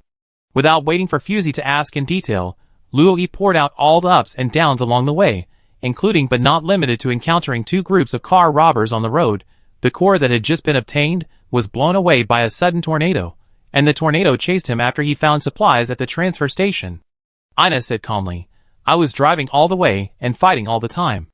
I finally asked you to keep the core, but you didn't keep it. Why are you feeling wronged?" Luoyi defended himself. "How could I know that thing would chase us? If I hadn't moved the car to a safe place in time, we wouldn't even be able to drive the car." After listening to his defense, Fusey became more certain. It seems that outside the safe zone, the holder of the core will be targeted first. "What a vicious rule," Ina said with emotion. "It can not only increase the difficulty of the game, but also designate live targets for other contestants, killing two birds with one stone." Luoyi scratched his hair and suddenly had an idea. "But if the core is strong enough, can we rely on the spiritual body mutation skills to avoid the tornado attack? Or artificially resolve it?" After this, everyone looked at him in silence. Luoyi looked around and said innocently, "What's wrong? Why are you looking at me like that?" Fusey sighed. Although there are indeed a few people in Moran's history whose spiritual bodies are strong enough to change extreme weather, but because Mike has age and academic qualifications restrictions. Before the voice fell, a shrill roar of a beast suddenly came from outside the safe zone, and everyone looked in the direction of the sound. A blood-red griffin appeared out of thin air in the eye of the storm. The original double-winged body was spectacular enough, but under the blessing of the core, it grew a pair of hidden wings, and its body expanded several times out of thin air, directly growing to the point where it could swallow an off-road vehicle in one bite. Fusey raised her chin. "No, someone who doesn't believe in evil like you has appeared." The majestic and muscular griffin roared, and flew against the strong cyclone in the gale. Thunderstorms flashed faintly in its claws, and crackling sparks moved between its feathers. From a distance, it looked like a burning asteroid. Luoyi said, "So strong." Fusey narrowed her eyes. "You can escape, but you chose to fly backwards. You deserve to be from German. German is full of geniuses and lunatics. Just look at Sheki and Fengqingya." Fusey saw this griffin beast and knew it. If she guessed correctly, it was German's famous Sky Flash. Its basic ability was to control lightning. In such extreme weather, it should be like a fish in water. The speed of the griffin beast was still rising. As the lightning flashed, the temperature around it continued to rise. No matter how strong the sentinel's physical fitness was, he could not endure such a terrible high temperature. "Shu Wei! Stop! Are you going to die?" A sharp shout came from the side, probably from Skylight's teammates. This kind of scene is rare in Mike. The audience seats have been boiling with excitement. It's reckless, but it's good. Handsome. Ah! Shu's operation is still so confusing. I hope he can survive to the semifinals this time. Don't say it. Shu will be broken again when he hears it. Will Shu not even make it to the semifinals this time? Is Shu Wei really stupid or just pretending to be stupid? What does he want to do? He doesn't want to artificially intervene in the game map. The entire stadium became a mess of yellow sand because of Shu Wei's sudden operation. It was so dark that it didn't look like daytime. Fusey shook her head slightly. He's almost reached his limit. The size of the griffin beast has stopped expanding. The feathers on the two pairs of wings have been worn out of shape. Spiderweb-like cracks appear on its body. It is almost at its limit. At the same time, the rapidly rotating tornado has a tendency to shrink, the temperature is gradually balanced, and the eye of the wind is constantly compressed. Fusey whispered, "Did he really succeed?" Who would have thought that before everyone could cheer, the tornado was suddenly injected with a new force. Purple lightning hung all over the whirlwind, and the fierce wind turned into a sharp knife, piercing through it, directly cutting the griffin into millions of pieces. The target disappeared, and the tornado dispersed. The whole ground was silent. Fusey clapped her hands perfunctorily. "Excellent, Wonderful. Luo stared at the blood and flesh on the ground in a daze. It's gone. Trying to rewrite the map rules probably touched the original rules of the map. Anon explained. Luo suddenly thought of something, looked at Ina with some fear, and whispered, then we. Ina patted him soothingly. Don't worry, it's okay. She signaled Luo with her eyes to go out and talk about anything. Luo nodded and shut up quietly. Tianguang went offline so easily, some people couldn't help but gloat. They won't even pass the auditions this time. Some people look solemn. Something is wrong. There is a slight vibration, something. Fusey suddenly pulled Ina back and called the team members. Go inside, the safe zone is shrinking. Everyone kept retreating with the safe zone. They just witnessed the so-called map killing and didn't want to touch the boundaries of the rules at all. What's going on? Why did the safe zone suddenly shrink? What's going on with this black tower? I don't want to go in again. Can't we just stay here and wait until the outside calms down before going out? Is your brain really on your neck? There is no option of surviving in Mike. People kept shouting in surprise. Fusey had no intention of judging who was talking. The ground under her feet was not peaceful. The slight vibration kept lingering under her feet, as if something was about to break out of the ground. Fusey's premonition was correct. Hundreds of black towers collapsed. All the black rubble turned into powder before it fell to the ground, and gathered into bundles of black ribbons, heading in the same direction. Boom boom, a strong vibration came, and black walls rose from the ground, and countless scattered black crystals continued to gather and form, and an extremely large and spectacular black tower appeared in front of everyone. Everyone was stunned by the scene in front of them. Such a black tower, from a distance, did not look like a tower, but more like a fortress. Strangely, this fortress had no gate. The gap, which was more than a dozen people wide, was like the eyes of a monster, silently watching everyone present. Fusey realized something, grabbed Shingchi's arm, and told Ina, keep an eye on Louis, don't separate too far. Before Louis could express his dissatisfaction, dozens of black shadows rushed out of the dark gap, and before everyone could react, they were dragged into the black tower by the black shadow. Forced into the tower. It's really vicious. Fusey didn't resist, and let the black shadow drag her in, and Shingchi was not spared. This thing is as tough as animal skin, but it has the hardness of crystal stone. It must be part of the black tower. It is probably not a killer move, but a lead to attract people to the game. It is meaningless to waste energy to resist at this time. Sure enough, the thing disappeared after dragging her into the black tower, as if it had never appeared. There were screams outside the door. Some people resisted hard, and were unwilling to enter the tower. They were strangled by the black shadow as thick as a python and broke several ribs, howling on the ground. The inside of the black tower was not completely dark. The floor was gleaming with a faint light, and the light blue and light green intertwined to create a strange scene. Fusey observed the patterns on the floor calmly. As the number of people entering the black tower increased, the complexity of the patterns also increased. These patterns looked like long tadpoles with tails, winding and alive, and it was difficult to figure out the changing rules in a short period of time. Some people didn't even notice the so-called patterns on the floor. Their attention was attracted by the cylinder on the ceiling. What is that? It doesn't look like a good thing. Will it fall down? I don't want to experience this kind of death. Why is this mic so scary? I never want to see something like the Black Tower again in my life.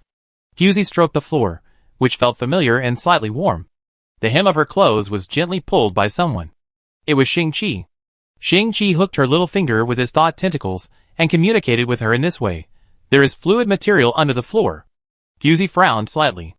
Could it be that these patterns are constantly changing because of the fluid material? Before she could think, the floor suddenly changed again, this time upwards. Fusey moved her feet, and found that the soles of her feet were actually imprisoned on the floor, and could not be moved easily. The floor began to split, and rise until a huge black cylinder was hanging above everyone's head, and there was also a square piece of land under their feet. There was a huge gap between people, and they could not easily step over it. Fusey looked up at the cylinders, and had the illusion of being placed between presses. Shingchi was not far from her. He was behind her, and Fusey could see his movements at any time. Ina was a little far away from her, but fortunately Luo and Enon were on her left and right, both within her field of vision.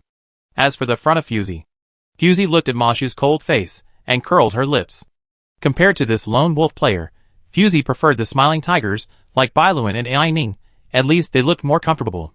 Fusey lowered her eyes, and the pattern on the ground lit up slightly, flashing 3 times very quickly, as if it was a sign of something. Fusie's mind was full of alarm bells. She quickly scanned the area, jumped lightly, and moved to a slightly farther position. The next second, a cylinder fell from the sky, carrying 100 tons of pressure, and smashed into everyone. Fusie stood at the position after the transfer, watching the original place being smashed thoroughly by the cylinder. If she was still standing there, it would have been a pile of meat paste now. The sudden change caused chaos inside the entire Black Tower. Many people failed to dodge the attack and were hit by the falling columns. A few people were eliminated on the spot, and some people relied on their spirit bodies to resist the attack. There were also some people whose columns did not fall, and they could be called the chosen ones. At present, it seems that which columns will fall, and which will not fall are all random. This sneak attack is not friendly to the guides. They do not have the agile skills and strong spirit bodies of the sentinels, and they cannot avoid this sudden attack at all. Fusie looked around and roughly estimated that there were about 100 people in the entire Black Tower, and there were about 150 footholds. Before she could deduce the pattern, the floor was slightly bright, and Fusie looked down. The pattern on the ground flashed 3 times again, and the next attack was coming. Fusie was cautious and did not move this time, staying in place. The cylinder attacked for the second time, and coincidentally, the cylinder above Fusie's head did not fall. In the distance, Louis used the space jump card to avoid the attack of the cylinder at the last moment, which looked extremely thrilling. Enon was very calm. He looked around, and the corners of his lips moved slightly, as if he was calculating something. Ina and Fusie looked at each other in the air, and the two exchanged glances. Fusie nodded and turned back to ask Shingchi, "Is it okay?" Shingchi nodded gently. Fusie thought for a while, and stretched out her hand to him. "Shingchi, Fusie, give me the thought tentacles." Time on the field was tight, and Shingchi could only do as he was told. The thought tentacles attached to Fusie's arm, and the two could communicate mentally, release the spirit body, and report all the landing points to me. The field of vision is too limited here, and I can't observe. Shingchi thought for a moment, looked around, and confirmed that he could do it. "Okay, after each attack, I will synchronize the observed data to you." The next moment, Shingchi released a smaller version of the white bird, only half the size of a palm, hidden on the top of the cylinder, and would not attract attention. The pattern flashed 3 times, and the third attack came, but Fusie dodged it safely. Everyone got the hang of it. It was not difficult to use the spirit body skills to avoid the attack of the cylinder. Some of the extremely aggressive spirit body mutation skills could even directly destroy the cylinder. The speed of attrition slowed down suddenly, and everyone began to show their magical powers to resist the attack of the cylinder. Mo-Shu was the first person to destroy the cylinder directly. His spirit body was a silver-white wolf. It looked unremarkable, but the mutation skills were surprisingly powerful. The cylinder that only 3 people could hug together was destroyed by the magic in half in an instant, and the rest naturally could not pose a threat to him. Someone was inspired and called on his teammates to work together to destroy a cylinder, and said complacently, "Isn't this an artificial safe zone?" As he said that, he also called on his teammates to stand there. Each small platform can support 2 people standing side by side, which is quite spacious. The pattern flashed 3 times, and the 4th attack fell. The destroyed cylinders were indeed unable to crush people into meat paste, and lost their threatening power. "Quick, second brother, quickly break a few more cylinders. It's still too crowded for 3 people to stand here." "Okay, but this method consumes too much energy." "Wait, what's that under your feet?" "What is it? Ah! Ah! Save me! Save me!" Under the small platform where 3 people stood, there were dense blood bats, which flew out in groups at this moment and kept attacking the 3 people standing on the platform. The palm-sized blood bat has sharp mouthparts, and it bites the skin and flesh together. The bitten person is instantly sucked of all the blood and energy, and the flesh and blood shrivel up. The broken skin is like a pump that has been opened, bleeding. "Second brother, save me!" The tragic howl echoed in everyone's ears. The flying snake-like spirit body opened its mouth, and venom flew out, but it could not hinder the attack of the blood bat at all. This little thing is flexible and changeable. If you can't keep up with its speed, you will become its food. "Second brother, just cut them with a light blade." The man who kept waving his hands was in pain and cried out. The sentry, who he called the second brother, looked at the 3 people wrapped in black cocoons by the blood bats and hesitated. If he wants to use melee weapons, he must get close to the platform. Once he gets close to the platform, he will be attacked by blood bats. Seeing the 3 people bleeding like a floodgate, the tall sentry hesitated for a moment. It was this hesitation between a few breaths that left only 3 human skins hanging on the small platform. Fusey retracted her gaze. Sure enough, there could not be such an obvious loophole. Those who were still focusing on destroying the cylinder were shocked by this scene, and stopped their actions one after another. For a moment, they didn't know what to do. This is unfair. Why is he fine? The teammate of the person who had just been sucked dry pointed at Mashu and cursed. Dark curtain. There must be something dark about this game. Why don't the rules apply to him? You must give us an explanation. Mashu snorted coldly, not paying any attention to him.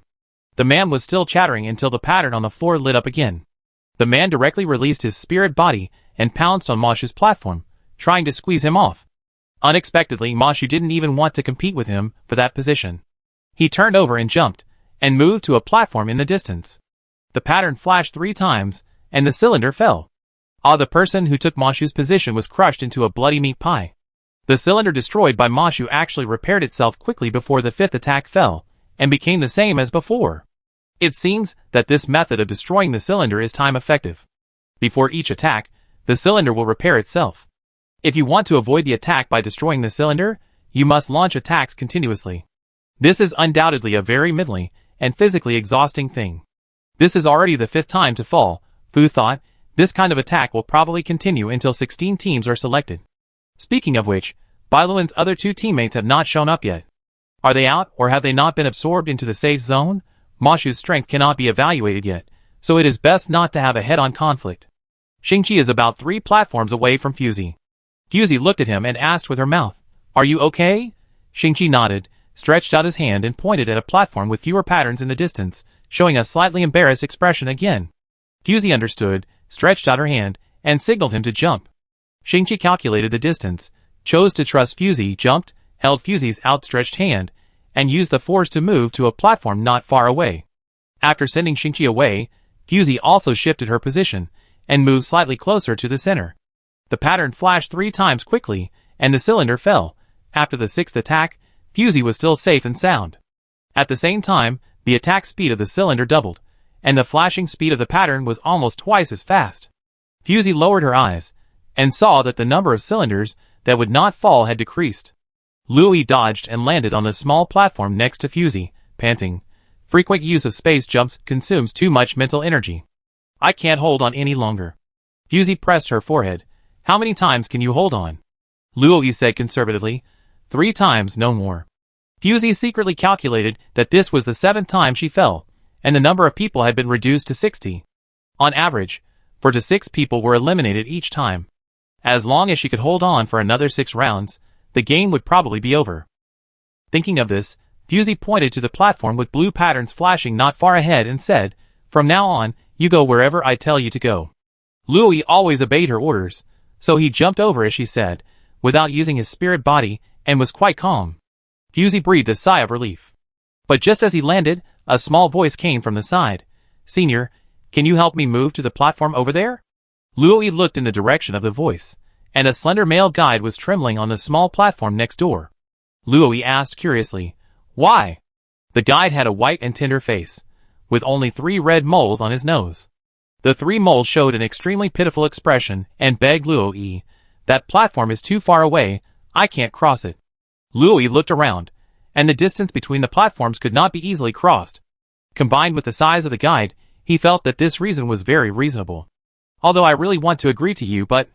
Luoyi looked back in the direction of Fusey and found that she was talking to Shingchi in a low voice, and didn't pay attention to the movement here. The pattern on the platform began to flicker, and the guide beside him begged, "Senior, please help me, I really can't jump over." Luoyi couldn't stand such a plea from others, not to mention it was not a big deal. He nodded. "Hurry up, the cylinder is about to fall." Seeing Luoyi stretch out his hand, the 3 moles showed joy and said gratefully, "Thank you, Senior." Hearing him say this, Luoyi felt embarrassed and urged, "Hurry, the attack is coming soon." In the distance, Fusey saw Luoyi stretch out his hand to a stranger, as if he wanted to do something. Fusey's pupils moved slightly, and she had a bad premonition. The pattern had flashed 3 times, and it was too late to remind her. The 7th attack, falling, the vision was temporarily blocked, and Fusey could not see the situation on Luoyi's side. The cylinder slowly lifted up, and Luoyi's figure appeared again, without any abnormality. But Fusey always felt that something was wrong. Each time the attack, 1/3 of the columns would not fall, and hiding on the platform under these columns would be safe. There were less than 60 people left on the field, and the chance of survival was very high. Thanks to Shingchi's reconnaissance spirit body, Fusey had found the pattern of the columns fall.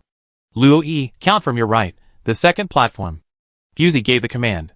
Luo-yi slowly turned sideways, and did not move immediately. The cylinder's attack was getting faster and faster, and every second counted. Fusey urged again, hurry up, Luo-yi. Luo-yi's figure trembled slightly, but still did not move.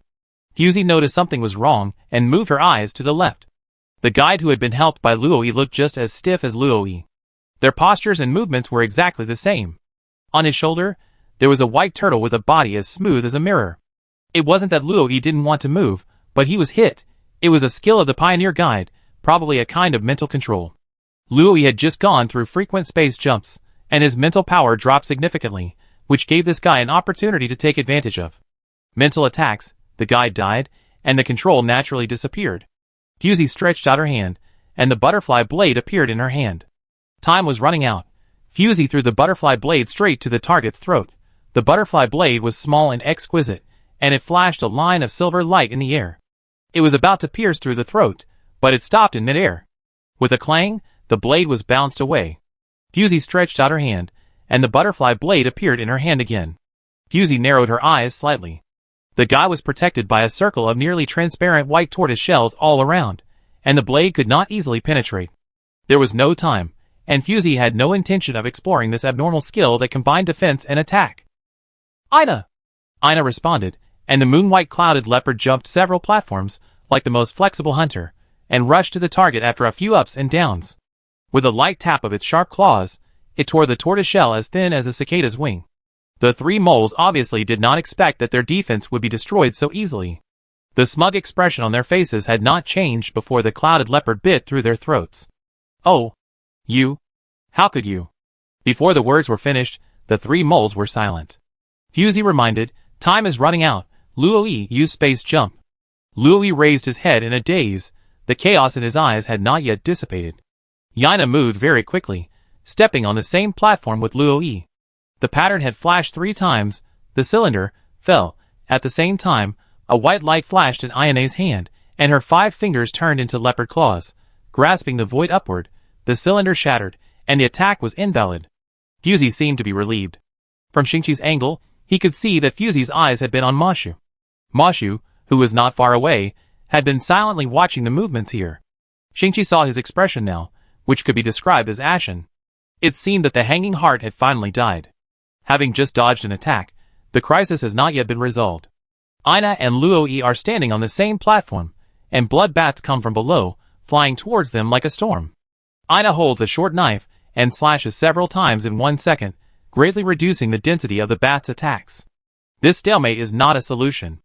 Luo-yi wants to help, but is pushed behind by Ina. Ina orders, go to the second platform on the left. Luo-yi can only do as she is told. Ina dodges the attack while moving to the next platform. The blood bat's attack suddenly stopped, and then gradually fade away, hiding in the darkness again. Only then can this round of crisis be completely resolved. Shingchi observes Fusey and Mo-shu obscurely, and their expressions are very intriguing. The moment Mo-shu sees Ina release her spirit body, his face turns pale, and when he sees Ina swinging the knife, the highlight in his eyes disappears directly. Now think about it, the knife that Fusey just threw was probably just to create a reason for Ina to enter, and the purpose was to make Mashu give up. Shingchi silently pressed his fingertips to hide his thoughts. Fusey looked at Ina with concern. Are you not hurt? Ina shook her head. It's okay, the next attack is coming, be careful. Fusey pointed to several locations in the center and said, there, it's absolutely safe, try to move there. She didn't deliberately lower her voice, and the people around could hear it, and many people were moved at the moment. Shingchi wanted to remind him, but he realized something before he opened his mouth and didn't say anything. Because he found that Fusey said the safer direction, but her feet didn't move at all. She was confusing those who tried to copy homework. When Fusey directed Luo-yi and Ina, they did not avoid people, which means that the place she pointed out was indeed safe and highly credible. Seeing that the situation was not good enough, Fusey added another shocking tip. The number of safe spots will decrease each time. If it happens a few more times, only the ones in the middle can stand. As she spoke, She moved closer to the center. Her footsteps were neither fast nor slow. She looked hurried, but if you looked closely, she didn't move much. In this way, regardless of the authenticity, those who were already bloodthirsty moved closer to the center regardless of anything.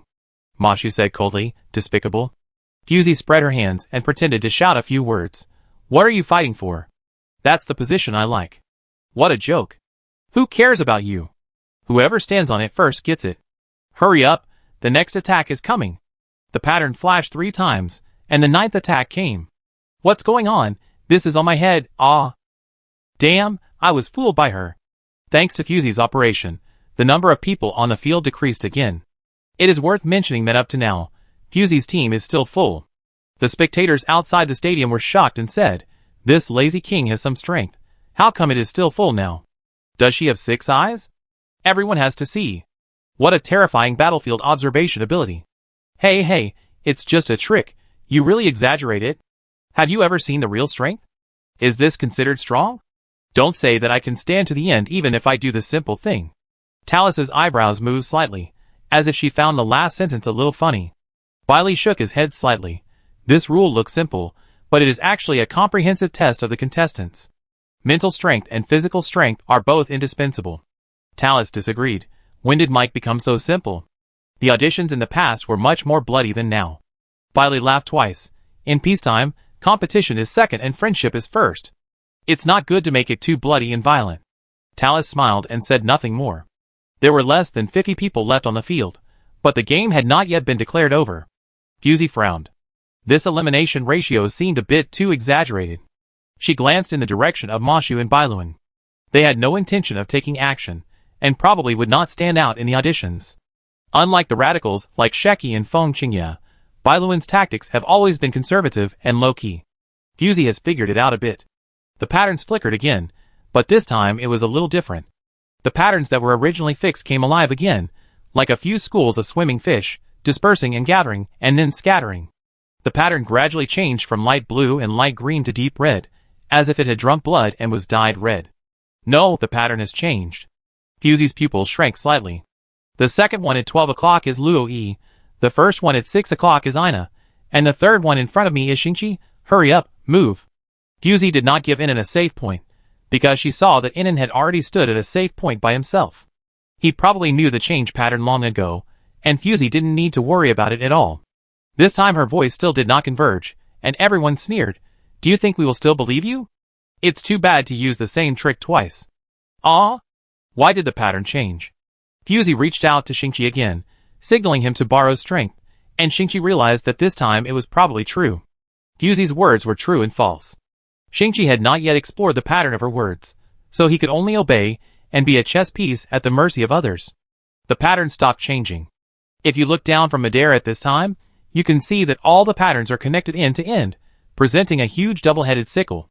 And the handle of the knife is where Fusey and others are standing, which is a diagonal line. Bailuan called Mashu. Go to the front. It's not possible here.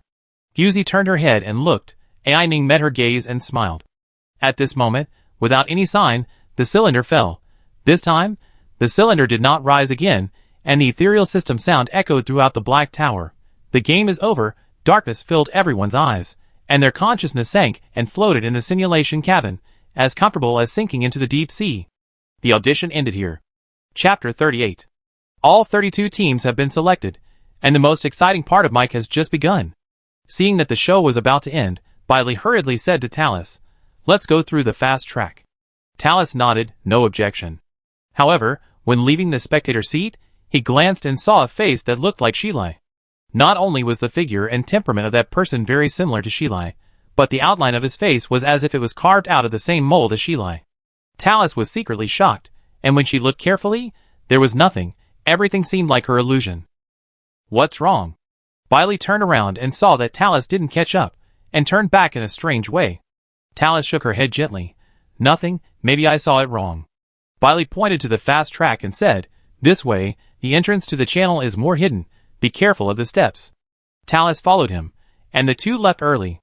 Not far away, Shizei slowly poked his head out of the shadows, and when he saw Talus and Bailey disappear from his sight, he slowly breathed a sigh of relief.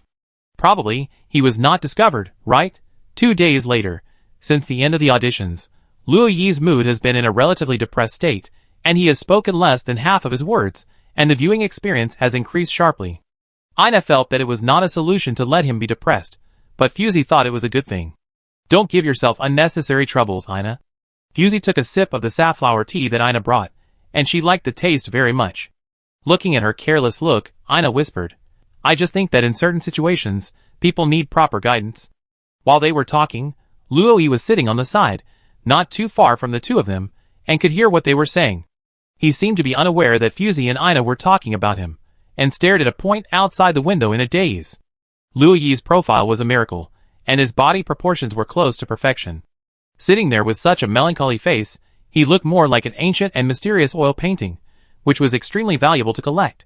Ina's eyes stayed on Luo Yi, but she said to Fusey, Have you ever heard a saying? Fusey, ? People who can't lead a team. Ina turned to look at her, and added the second half of the sentence faintly, can only work by themselves until they die. Fusey couldn't help laughing. Is this your life experience? Ina drank the flower tea in her hand. I'm just suggesting. It's up to you whether to adopt it or not. Fusey stood up, stretched her body, and did not comment on Ina's proposal. At this time, Inan and Shingchi were still in class, and there were only 3 of them in the whole conference room. Fusey thought for a moment, walked to Luo Yi's side, followed his line of sight, and looked out, only to see a void of sky.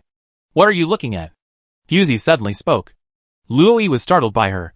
His body stiffened imperceptibly, moved to the side, glanced at her quickly, and then moved his eyes to the window. When did you come here? You walked without making any sound. Fusey stood up straight. You are too absorbed. There was nothing outside the window. What's wrong with you? Fusey asked directly. Hearing her go straight to the point without any preparation, Ina couldn't help but hold her forehead. What could she ask? Luo Yi opened his mouth, and it seemed difficult to speak. It was too straightforward, Ina thought. I always hold you back, Fusey. Will you abandon me? Luo Yi turned his head, and there was a bit of sadness in his green eyes. Ina was shocked. The communication efficiency between the two of them was sometimes ridiculously high. Fusey was very strange. That's it, you have been thinking about this? Luo Yi lowered his head, and his fluffy and soft golden hair was a little dull. You once said that stupidity is also a talent. Now I think about it, are you scolding me? Fusey said indifferently, It depends on how you understand it. If you always choose to stay in your comfort zone, stupidity can indeed be called a talent. But in most cases, I prefer to call it a sense of suddenness. Luo Yi was puzzled. Comfort zone? Sense of suddenness? What is that? Why do I feel like you are deceiving me again? Fusey smiled slightly. How could that be? You be thinking a lot at this time. She turned on her computer, clicked a few times, and said, This mic is the same as in previous years, taking the form of study tours and exchanges, and the top 16 and quarterfinals are both scheduled in Indicly. When Luo Yi heard this, his eyes lit up. The first stop is Indicly? Fusey nodded and sent all the files to the team members. Yes, the tradition of the 3 major galaxies. There is always, just in a different order. It happened that the host right this year was in Tanya, and Moran was naturally the starting point and the venue for the finals.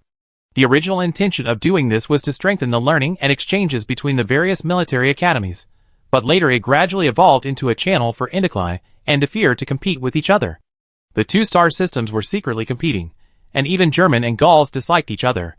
During this period, Tanya was always in a state of self-preservation and never participated in any comparison. Luo Yi's family was in Indicly. Like Shingchi, he came to Tanya just to study, and was not a pure Moran. In other words, going to Indicly to participate in the competition was equivalent to going home to visit relatives for Luo Yi. Luo Yi was happy for a short time. Then he withered quickly like a flower in the day. Fusey shook her head helplessly, and did not try to reason with him anymore, letting him adjust his mentality by himself. Ina could not say anything more. She and Luo Yi met through Fusey, and they did not know each other well. In this case, she could not act as a spiritual mentor. It would be bad if she said something wrong and made things worse. Fortunately, Luo Yi was really open-minded. After 2 days, he returned to his previous state, and did not look depressed at all. Ina silently withdrew the whole fish feast. It seems that she was too worried. Luo Yi is a person with strong self-repair ability. The loss is only temporary. It is worth mentioning that the arrangement of the top 16 has been announced, and the draw is a test of luck. If you draw the team of Bailuan and Sheki, you can only regretfully stop in the top 16. If you draw a team like Fusey, a slacker, you will probably wake up laughing in the middle of the night. This is the hidden mentality of most people. So much so that on the day of the official draw, Fusey could sense that many eyes fell on her openly or secretly. Until now, many people still believe that the reason why Fusey entered the top 16 was all due to opportunism and flattery. Don't draw the two teams of Gales in German. You can only get credits if you enter the quarterfinals. Please, let me draw the scumbag team. It's best if it's a team that looks like a patchwork of noobs. It's best if it's a team that relies on luck to get to the top 16. There are so many scumbags. What's wrong with one more of us? There were constant murmurs around me. Although Ada's essay had been debunked, it still had some impact on Fusey.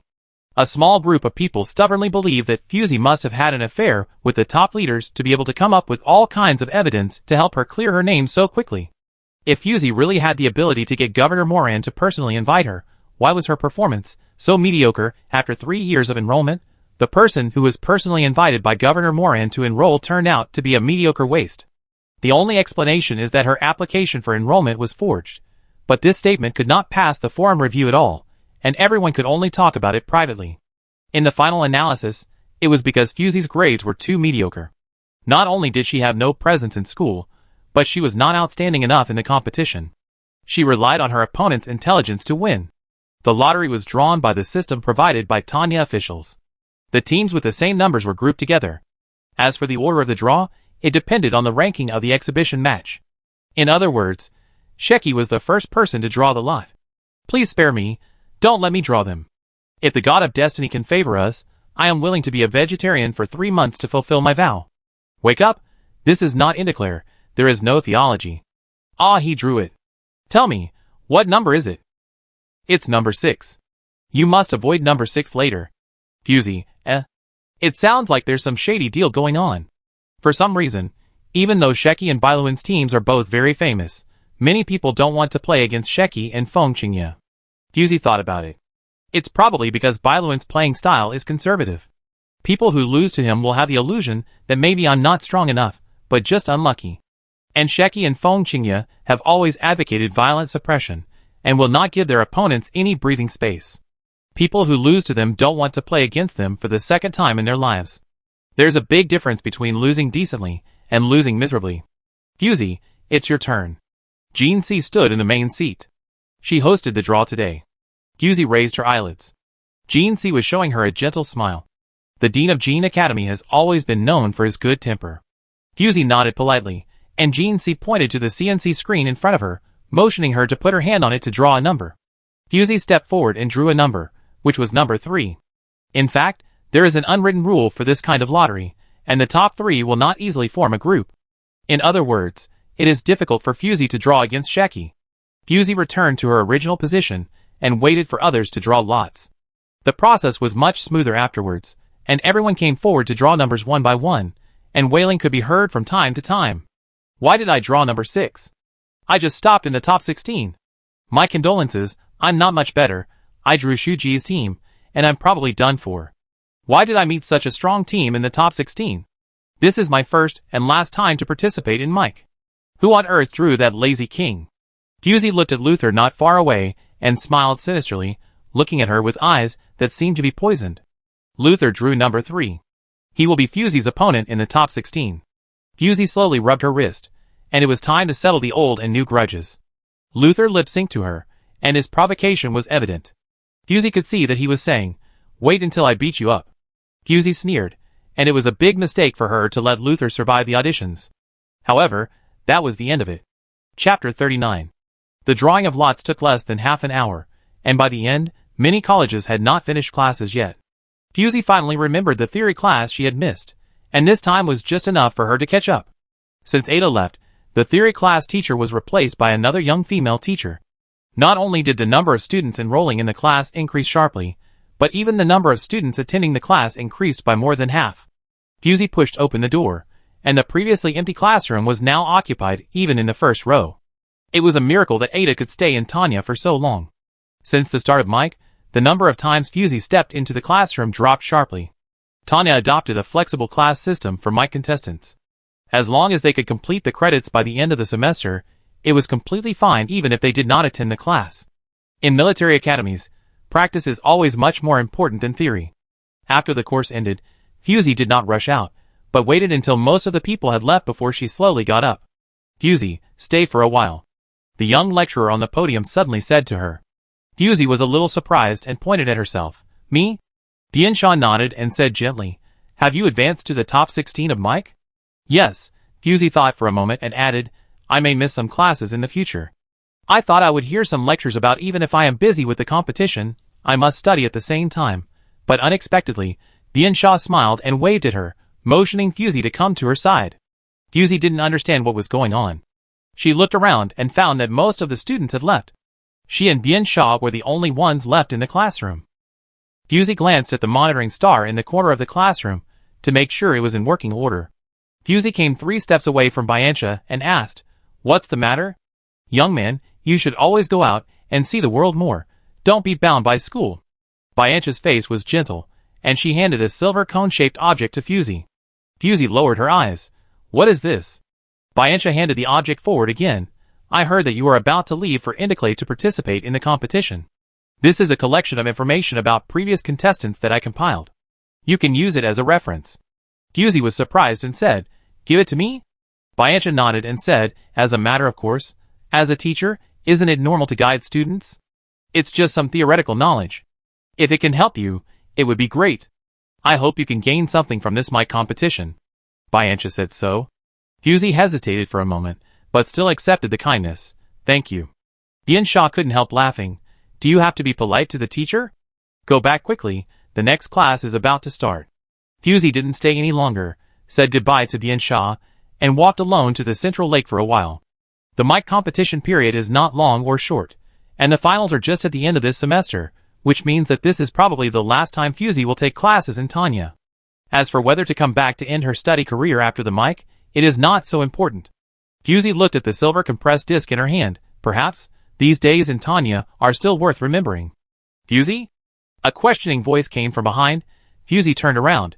It was Shingchi who had just finished class. Why are you here? Shingchi looked around, didn't see the shadow of other people, so he walked forward and walked side by side with Fusey. Fusey answered casually, just after class, I didn't want to go back, so I came here for a walk. Shingchi's expression was weird for a moment, and then returned to normal. Fusey glanced at him. Just say it if you have something to say. Shingchi waved his hand, and his brown eyes narrowed slightly, as if thinking, I just feel that I have hardly seen you in class. It was true. Every time Shingchi saw Fusey, it was either in the library or in the conference room, or at most in the simulation warehouse. It was hard for him to imagine Fusey sitting in the classroom. Fusey glanced sideways. I am also a student now, so I will naturally go to class. It's just that the number of times is very small. Shingchi curled the corners of his lips and said softly, Senior sister's knowledge reserves have far exceeded the scope of knowledge taught in school. Class may be more like an experience for you. If Inan said this, Fusey would only think that he was speaking in a sarcastic way. When Shingchi said it, the credibility was raised a few degrees. Perhaps because of Shingchi's good student face, his words sounded more sincere. Fusey suddenly had an idea. Do you like Gauls or Tanya more? Seeing Shingchi was speechless, Fusey changed the question, or do you like Morin or Defeer more? The two walked by the lake with a gentle breeze. The scenery and atmosphere were okay.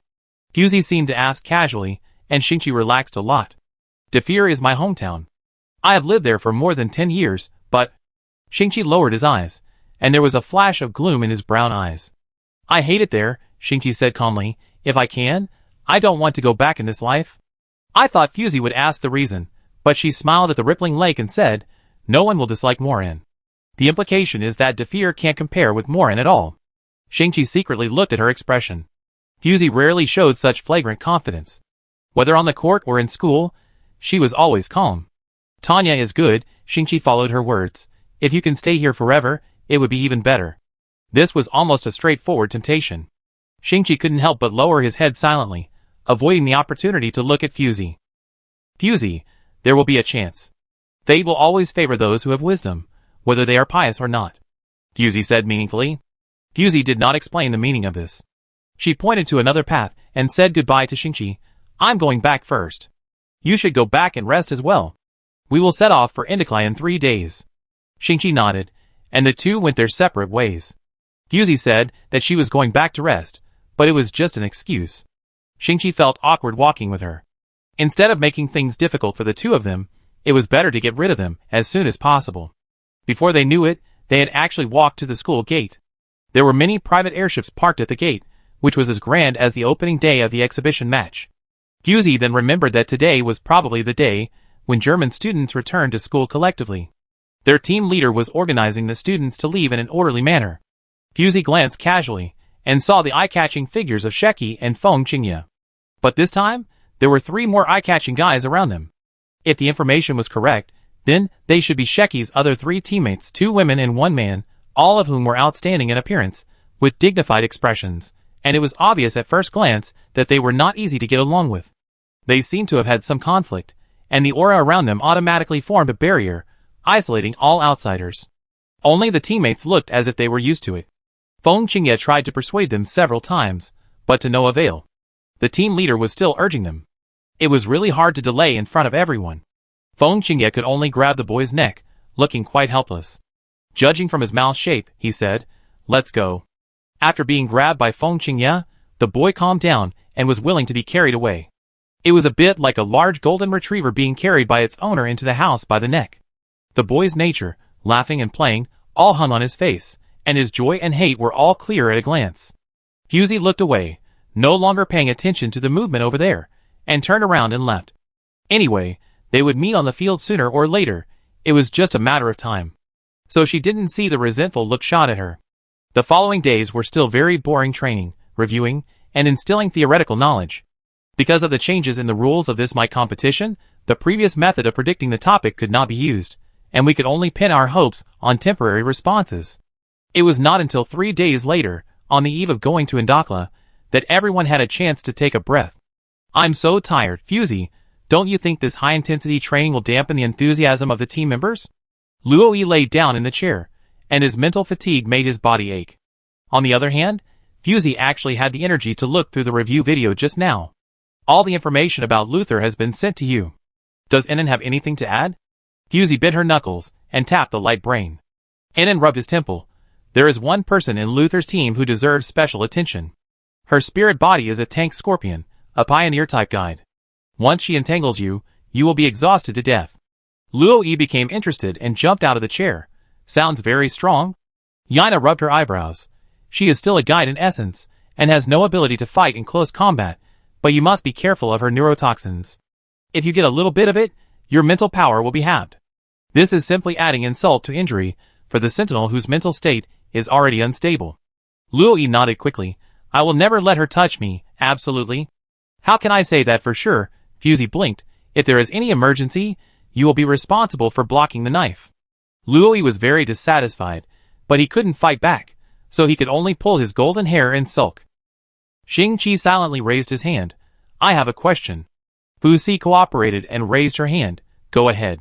Is there no way to remove this negative state?" Enon pushed the portable optical computer on the bridge of his nose. "Of course there is. My mental body mutation skill can remove this state, but the premise is that you are not infected for more than 60 seconds. Shingchi nodded thoughtfully. "If this mental toxin is regarded as a negative state, my mental body can also do this." Fusey and Ina looked at each other, and they looked over at the same time. "I would like to hear more about it." Shingchi analyzed. "The mutation skill of the Pioneer Guide is essentially directional mental interference, and my mutation skill. The essence is to reverse the enemy-friend relationship, that is, to disrupt the directional target. From a macro perspective, changing the Pioneer-type Guide skill once is feasible." Luoyi gave up halfway through and simply said, "Just tell me the result." Shingchi lowered his eyes. "I'm not sure if this plan is feasible." "Don't belittle yourself," Fusey interrupted him. "Whether from a theoretical or practical perspective, this method has a certain feasibility." Shingchi was a little stunned. "I'm only 50% sure." Fusey waved her hand. "Who knows what will happen on the field? Enon is the first insurance, so you can be the second." The response plan was easily finalized. Chapter 40. As in previous years, Tanya dispatched 3 military airships to take students to Indiclate to participate in the competition. What surprised Fusey was that the mentor sent by Tanya this year was Dean Jean C. This dean spends most of his time reviewing papers in the laboratory and office, and he rarely appears in public.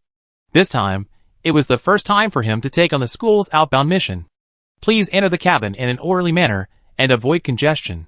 This journey is expected to arrive at the destination in 46 hours. Unexpected situations such as interstellar storms cannot be ruled out. Everyone should be mentally prepared. If you feel unwell, please inform me or the teaching assistant in time. Jean C and 2 teaching assistants stood at the door of the airship and watched the students board the airship. Fusey looked around and didn't see Liana. She patted Luo Yi behind her calmly. Come out, she's not here. Yana asked curiously. Liana hasn't bothered you recently, right? Who are you hiding from?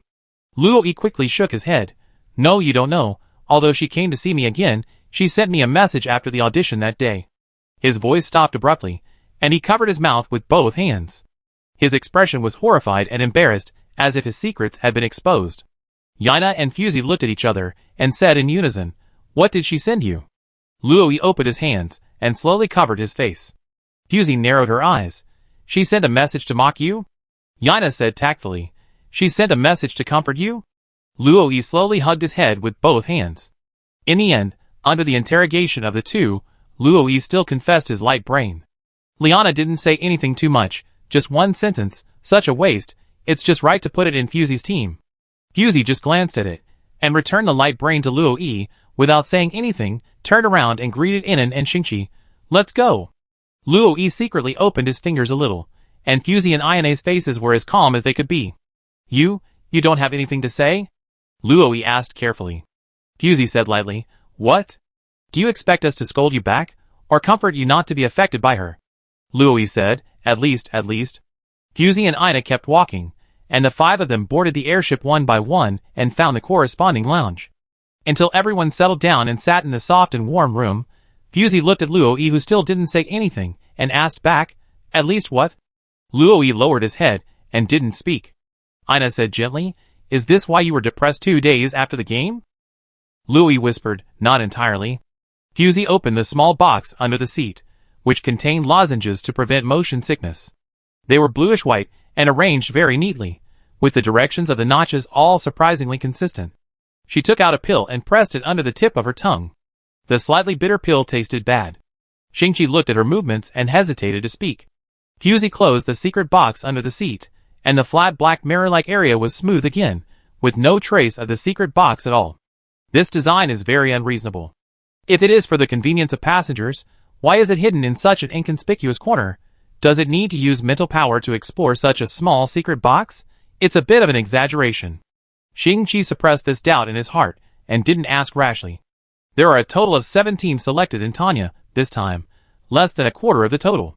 There are 9 teams selected in Gauls, and the most in German, with a total of 12 teams selected.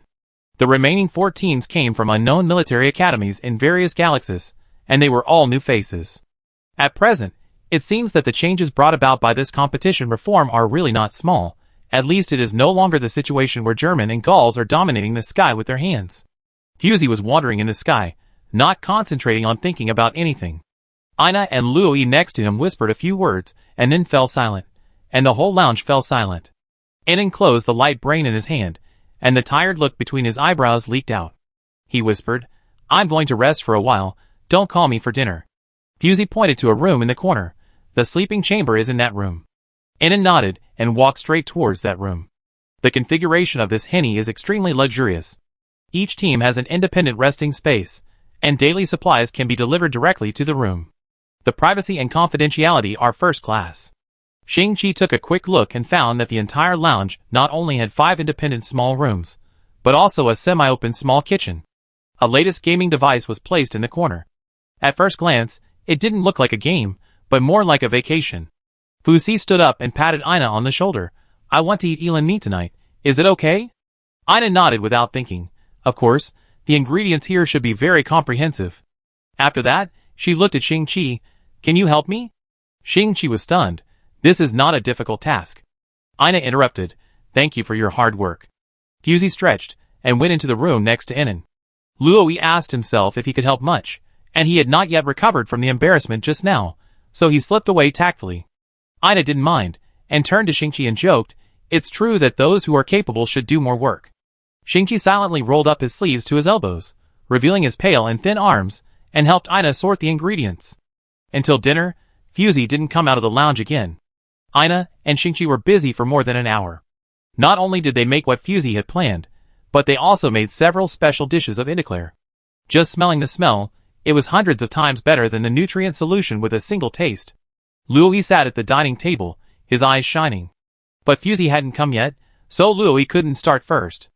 Ina looked around. Shingchi, go call her, remember to knock on the door. Shingchi walked to Fusifang's door, as he was told, and knocked twice. No response. Shingchi raised his hand, and knocked twice again. Still no response. Suddenly, the whole room shook twice. Although it stopped in time, the liquid in the transparent glass cup that kept rising and falling still showed that the shaking just now was not an illusion. A shrill alarm sounded. Please stay in the rest cabin and don't go out. The airship was attacked by an unknown target. The fault is currently being checked. Please don't walk around casually. Louis raised his head, looking confused. How could it be? This is Moran's military airship. What kind of person dares to attack? This is also what everyone thought in their hearts. As one of the 3 major star systems, Moran's military airship is not something that any minions dare to approach. Ina felt something was wrong, so she walked to Fusey's door, knocked twice symbolically, and pushed the door open without caring if there was any response. The room was empty. The nutrient solution in the sleeping chamber was still unopened, and no one had used it. Ina felt panic for the first time. As Louis said, this was Moran's latest military henny, and there would be no one who would be so blind as to make trouble for themselves. No, it can't be them. Ina murmured in a low voice. Although Louis didn't know what happened, he could see that the situation was developing in an incredible process, so he could only keep silent and not make trouble. Ina touched the floor and did not detect any mental fluctuations. Shingchi, can you feel anything wrong? Ina turned around and asked. Shingchi had been using his mental power to sense things since he entered the room. He opened his eyes when he heard Ina's question, and his face was solemn. Only a trace of Fusey's mental power remains. Fusey manually delayed the time of the combination heat. If she didn't pay attention to her emotions, her mental power would overflow. Time was urgent, and Fusey's situation was not optimistic. Luoyi was circling anxiously, and Shingchi asked calmly, "Do you want to report to Dean Jean first?"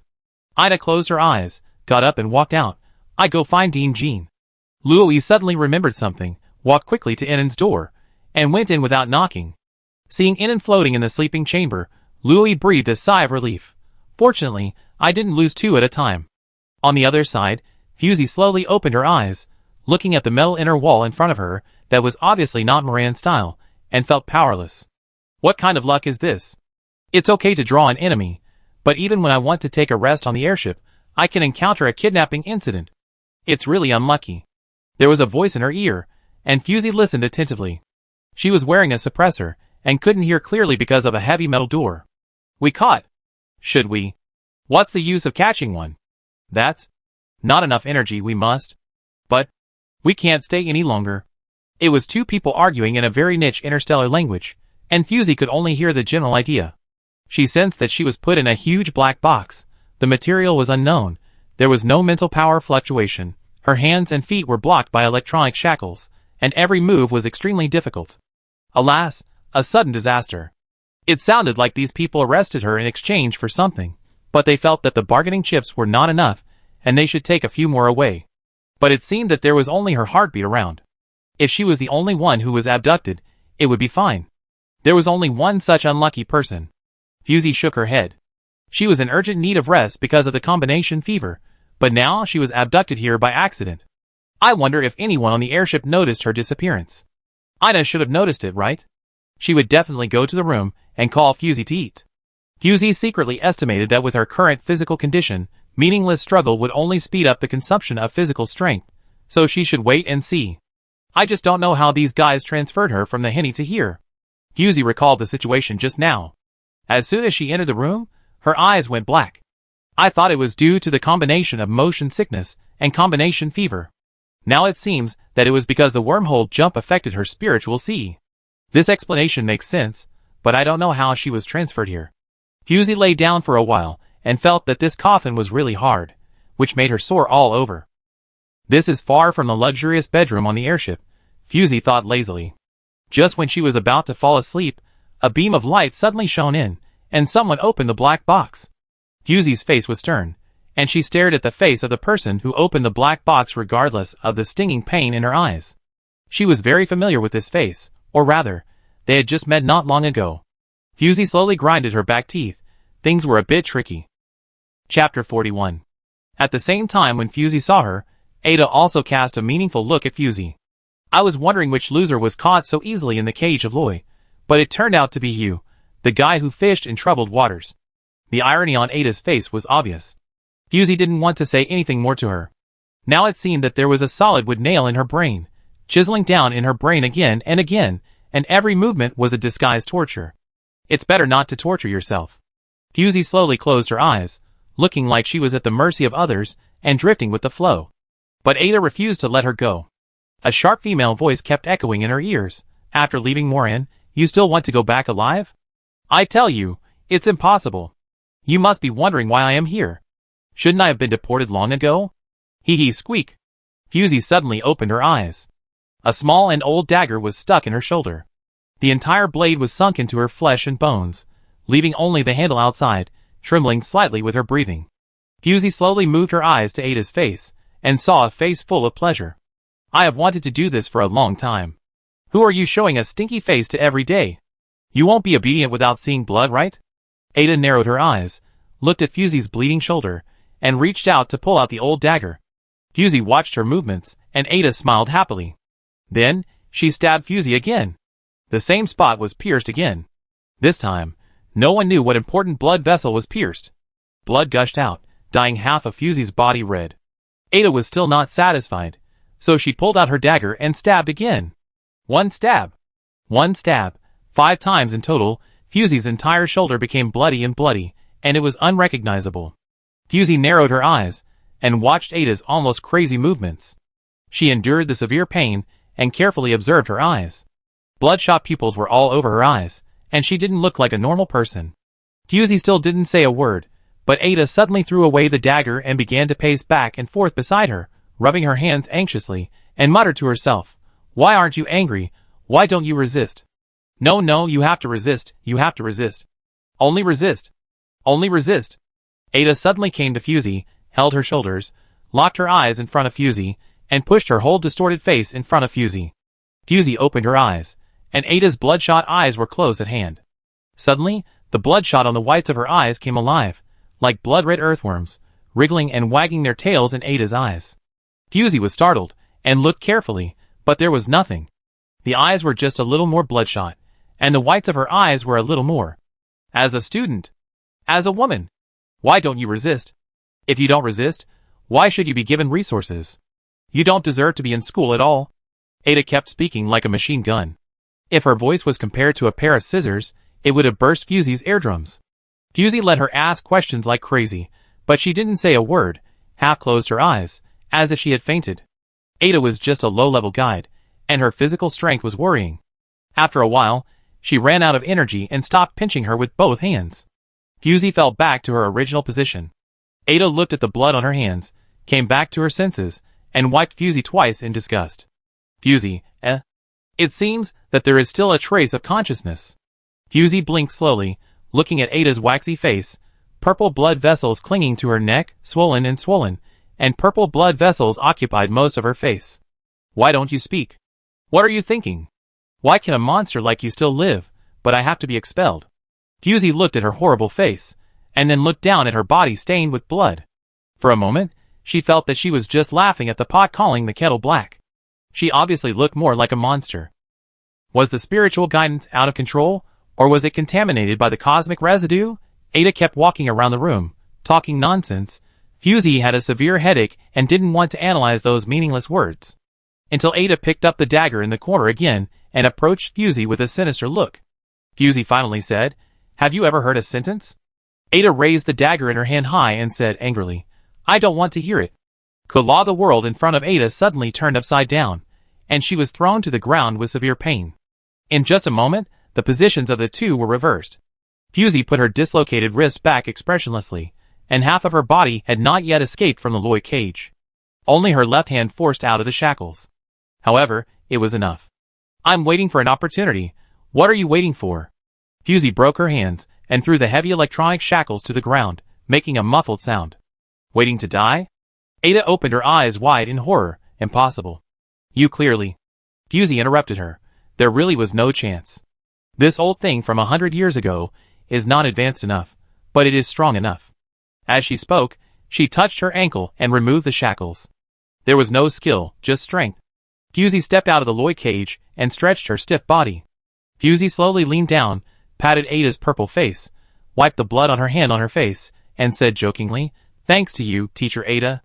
Ada looked down in disbelief. The blood on Fusey's shoulder soaked half of her body, including her bound hands. Blood is a good lubricant. This is the opportunity that Fusey said. You monster, you have no sense of pain." Ada was annoyed. If she had known this, she would have stabbed her heart with those two knives. Seeing Fusey pick up the dagger that had just hit her hard, Ada no longer hesitated, and tried her best to mobilize the last bit of mental power and launched a final attack on Fusey. It turned out to be a weapon made by dark crystal. No wonder it can hurt. The mental power sank into Fusey's mind, her voice paused slightly, and her body froze in place. Ada's face was happy, thinking that she was controlled by her mental power. Unexpectedly, the next second, the pain of a blunt knife cutting flesh swept through Ada's entire brain, and a fear of being spied on surged into her heart. "No! No! Get out! Get out!" Ada screamed hysterically. Fusey ignored her, and Ada stabbed her 5 times. In return, it should not be too much for Fusey to observe her life story for 5 minutes. Fusey asked herself why Ada hated her so much since she never took the initiative to provoke others. Soon, the memory stored deep in Ada's mind was dug out. Fusey was like a moviegoer, standing in front of a huge memory fragment. Fusey saw a newborn baby girl, small and wrinkled, held in the arms of another girl, who was only as tall as Fusey's waist. The background of the picture was a slum full of sewage. It was no secret that the slums of Defeer were spread all over the unknown stars. At the same time, there was an old woman, cursing and throwing some rags and bowls out of the house. What she said happened to be the Kalenzi language that Fusey could understand, which roughly meant, "Money-losing goods, get out of my house." Fusey watched the girl pick up the things on the ground without saying a word, put them in her arms very preciously, and left with the baby girl in her arms regardless of the old woman, who kept cursing behind her. Judging from the face, this is Ada, and the baby girl in her hand is probably her sister. In the patriarchal Defeer, women have a low status, and their living space is once compressed. Calculating the time, when Ada was driven out of the house, the abolition of the aristocracy system had not yet been implemented, and the entire galaxy was still in the hands of the aristocracy. In the early years of Defeer, only men could become legitimate aristocrats. This destined women to be victims of power. This is completely opposite to Indakla. At this time, Ada did not have harsh and sharp eyebrows, but only dull eyes soaked in suffering. Just like this, watching the harmless girl, on the night she left home, she burned down half a street of slums. Ada looked at the old woman howling and cursing in the fire, and turned away without hesitation. She was a ruthless person, who would never let a grudge go overnight. Fusey found Ada's memory when she was an adult. She accidentally awakened her spirit, and became a guide. As a result, her adoptive father and mother took a fancy to her, and sponsored her to go to school.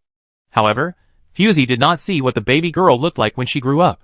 When Ada was adopted, she was also alone. It is worth mentioning that after Ada was sponsored to go to school, she was expelled by the school for misconduct because she had a close relationship with a male classmate. Her adoptive parents were furious and locked her in a small and dark attic for 3 whole days. After being released from the attic, her adoptive parents introduced Ada to a down-and-out nobleman with a smile on their faces. He was just old enough to be Ada's great-grandfather. Because Ada was a guide, the bride price could be negotiated at a very good price. Her adoptive parents couldn't wait to sell her out before she reached adulthood. Ada escaped, and she used her unstable mental power to knock her adoptive parents unconscious, and burned down the place where she had been adopted for 3 years. From then on, the possibility of spiritual advancement was destroyed. Fusey had already read the text version of what happened later. The system of abolishing the nobility was officially implemented the year Ada escaped, but Ada took the old path of a vassal nobility. But Fusey still didn't understand why Ada was so hostile to her. Was it just that she simply didn't like her? Until Fusey reached the end of this memory. Fusey saw her in Ada's eyes. At that time, she was discussing the topic with Inan. At the entrance of the school library, she saw a piece of green leaf the size of a fingernail on Inan's shoulder, and she naturally helped him brush it off. Inan glanced at him, and said in a calm voice, "Thank you." The people around were in a hurry, and no one noticed their interaction. Except for Ada, who just got her employment certificate from the library. Fusey could hear Ada asking frantically in her heart, "Why? Why? Why? Why? Why? Go to hell, die, die, die." Fusey understood that this emotion might be called jealousy. The suffering that happened to her was not repeated in others, but was also covered up so lightly. She was unwilling, but helpless. Chapter 42. Fusey said to watch for 5 minutes, and she only watched for 5 minutes. When the time was up, she withdrew her mental power from Ada's mind, showing a very contractual spirit. In just 5 minutes, Ada was already drooling and her eyes were dull. If she continued to probe, she would inevitably become a madman. How should I put it? Fusey rubbed her forehead with the handle of the dagger. Is your tragedy caused by me? Ada's eyes were dull, and her words were incoherent. It was you. Hearing her still say this, Fusey became interested. Oh? Did I sell you to the old nobleman? Or did I report you to the school? Or did I control you to say those insulting words to the Moran people in class? It's just that she has no ability to seek revenge on those people, and she is incompetent and furious. Fusey patted Ada's head with a dagger. You have a human head, but you are no different from the noisy toad in the ditch all day long. Under such sarcasm, even though Ada was mentally deficient, she was aroused and wanted to pinch Fusey's neck. Fusey didn't give her this opportunity. She kicked Ada's soft abdomen directly, and she flew backwards, and stopped only when she hit the hard alloy door. Cough, cough, cough, cough. Puff. Ada vomited a large mouthful of blood, in which there were some dark internal organs. Fusey held back her strength, and didn't let her die directly, wanting her to experience the fear of waiting for death. With the strength of this kick, unless Ada lay in the most advanced treatment cabin immediately, otherwise with the strength of her body, she would not last more than an hour. Fusey cut off one of her fingers to unlock the biological information and open the door. Fusey was still worried about the dinner that Ina had prepared for her, so she planned to find a small airship and drive it back by herself.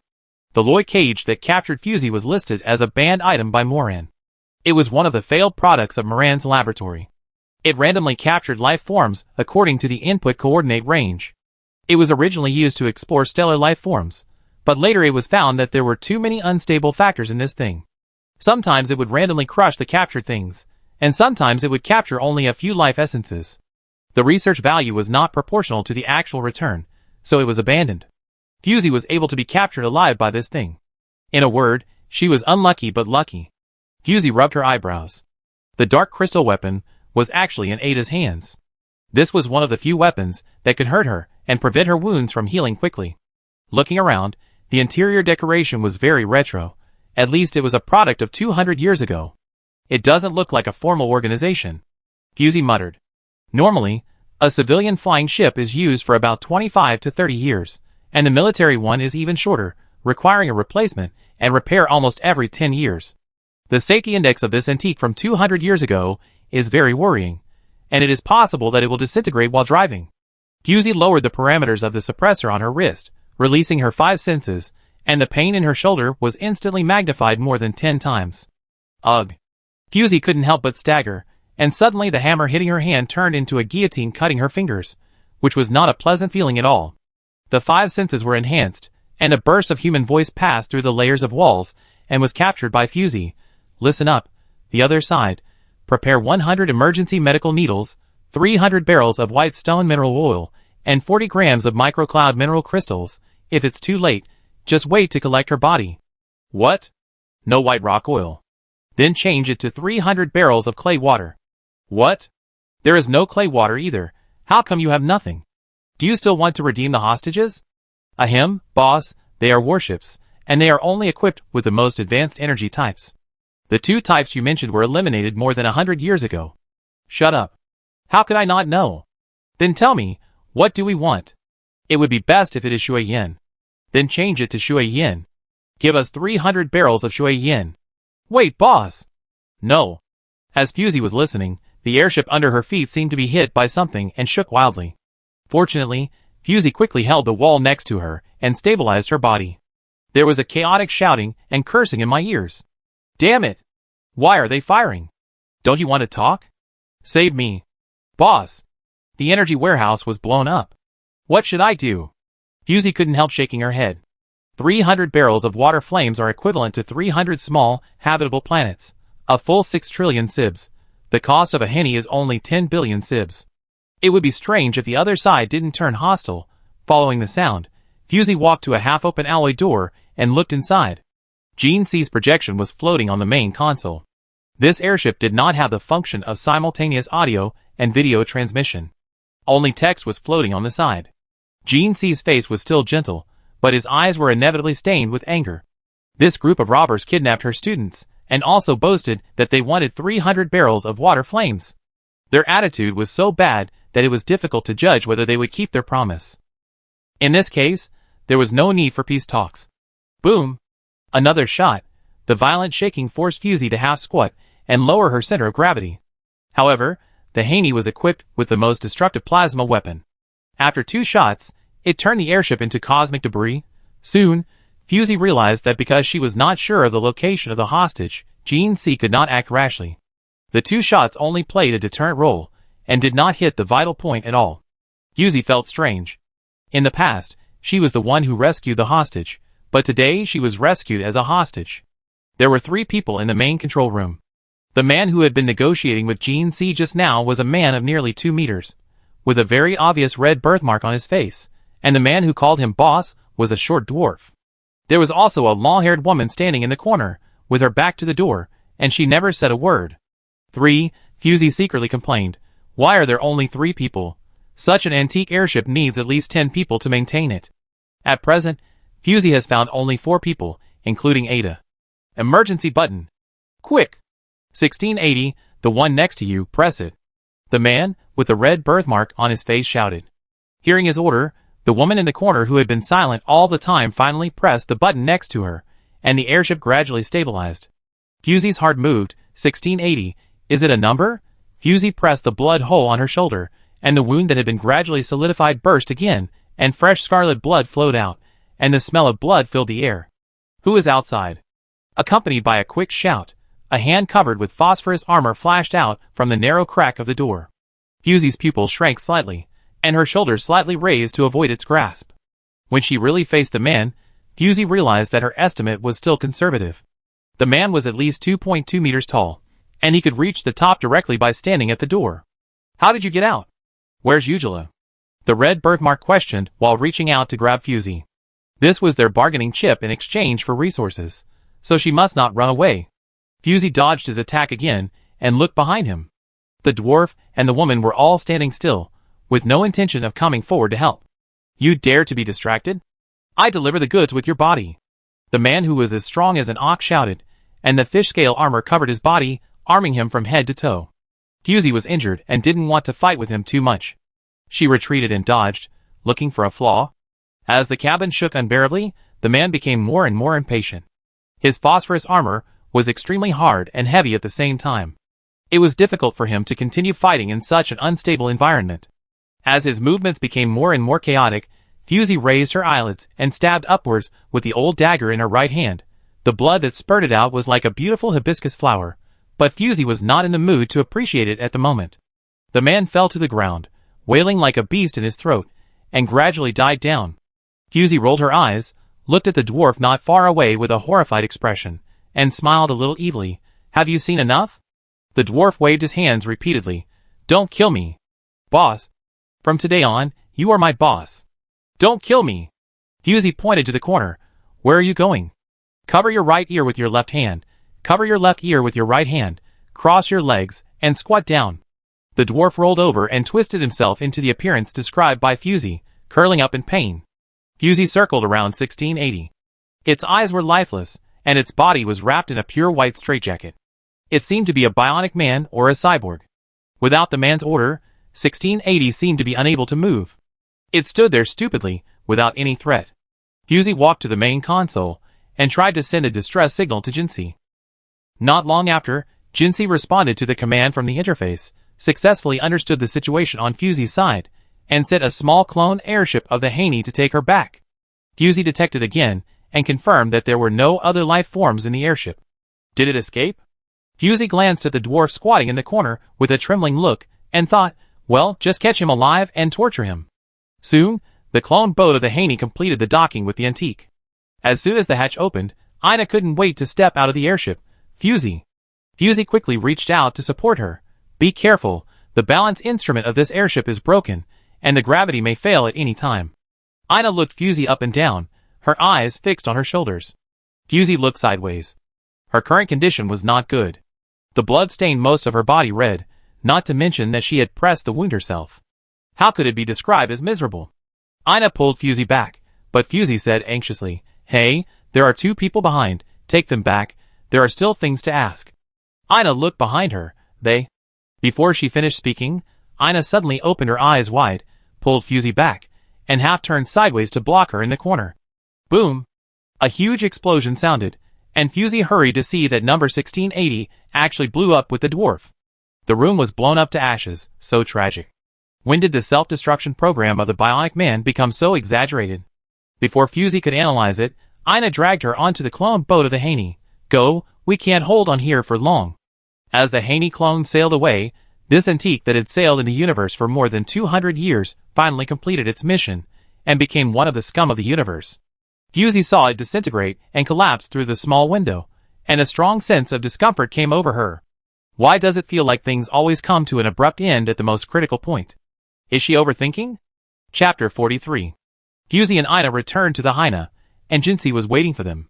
Seeing the 2 return safely, Jinsi finally breathed a sigh of relief, and then saw Fusey's injured shoulder, and hurriedly pushed her to the medical room. Although Tanya is a military school in peacetime, students have never been to the battlefield, and they still bleed when they come out to compete. Jinsi couldn't help but feel distressed, and even looked at Fusey with a little more pity. As soon as Fusey and Jinsi met, Fusey's body stiffened imperceptibly. In her perspective, Jinsi's face is now covered with green feathers, and when his eyes blink, they will be covered with a layer of white irises instead of human eyelids. To put it bluntly, Jinsi is now a half-bird man in her eyes. Fusey lowered her head, and shook her head gently. When she raised her head again, Jinsi and her perspective had returned to normal. "What are you doing?" "Sit down. I check your wound." Jinsi pulled Fusey to the medical room, and pressed her to sit on the bed. The clothes on Fusey's shoulder had already merged with her flesh and blood. Any careless treatment would only deepen the tearing of the wound. It hurt just to look at it, and Jinsi frowned. Others didn't know, but Fusey knew in her heart that this was a wound caused by the Dark Crystal Warrior. The existing medical methods could not cure it, and she could only wait for her body to repair itself.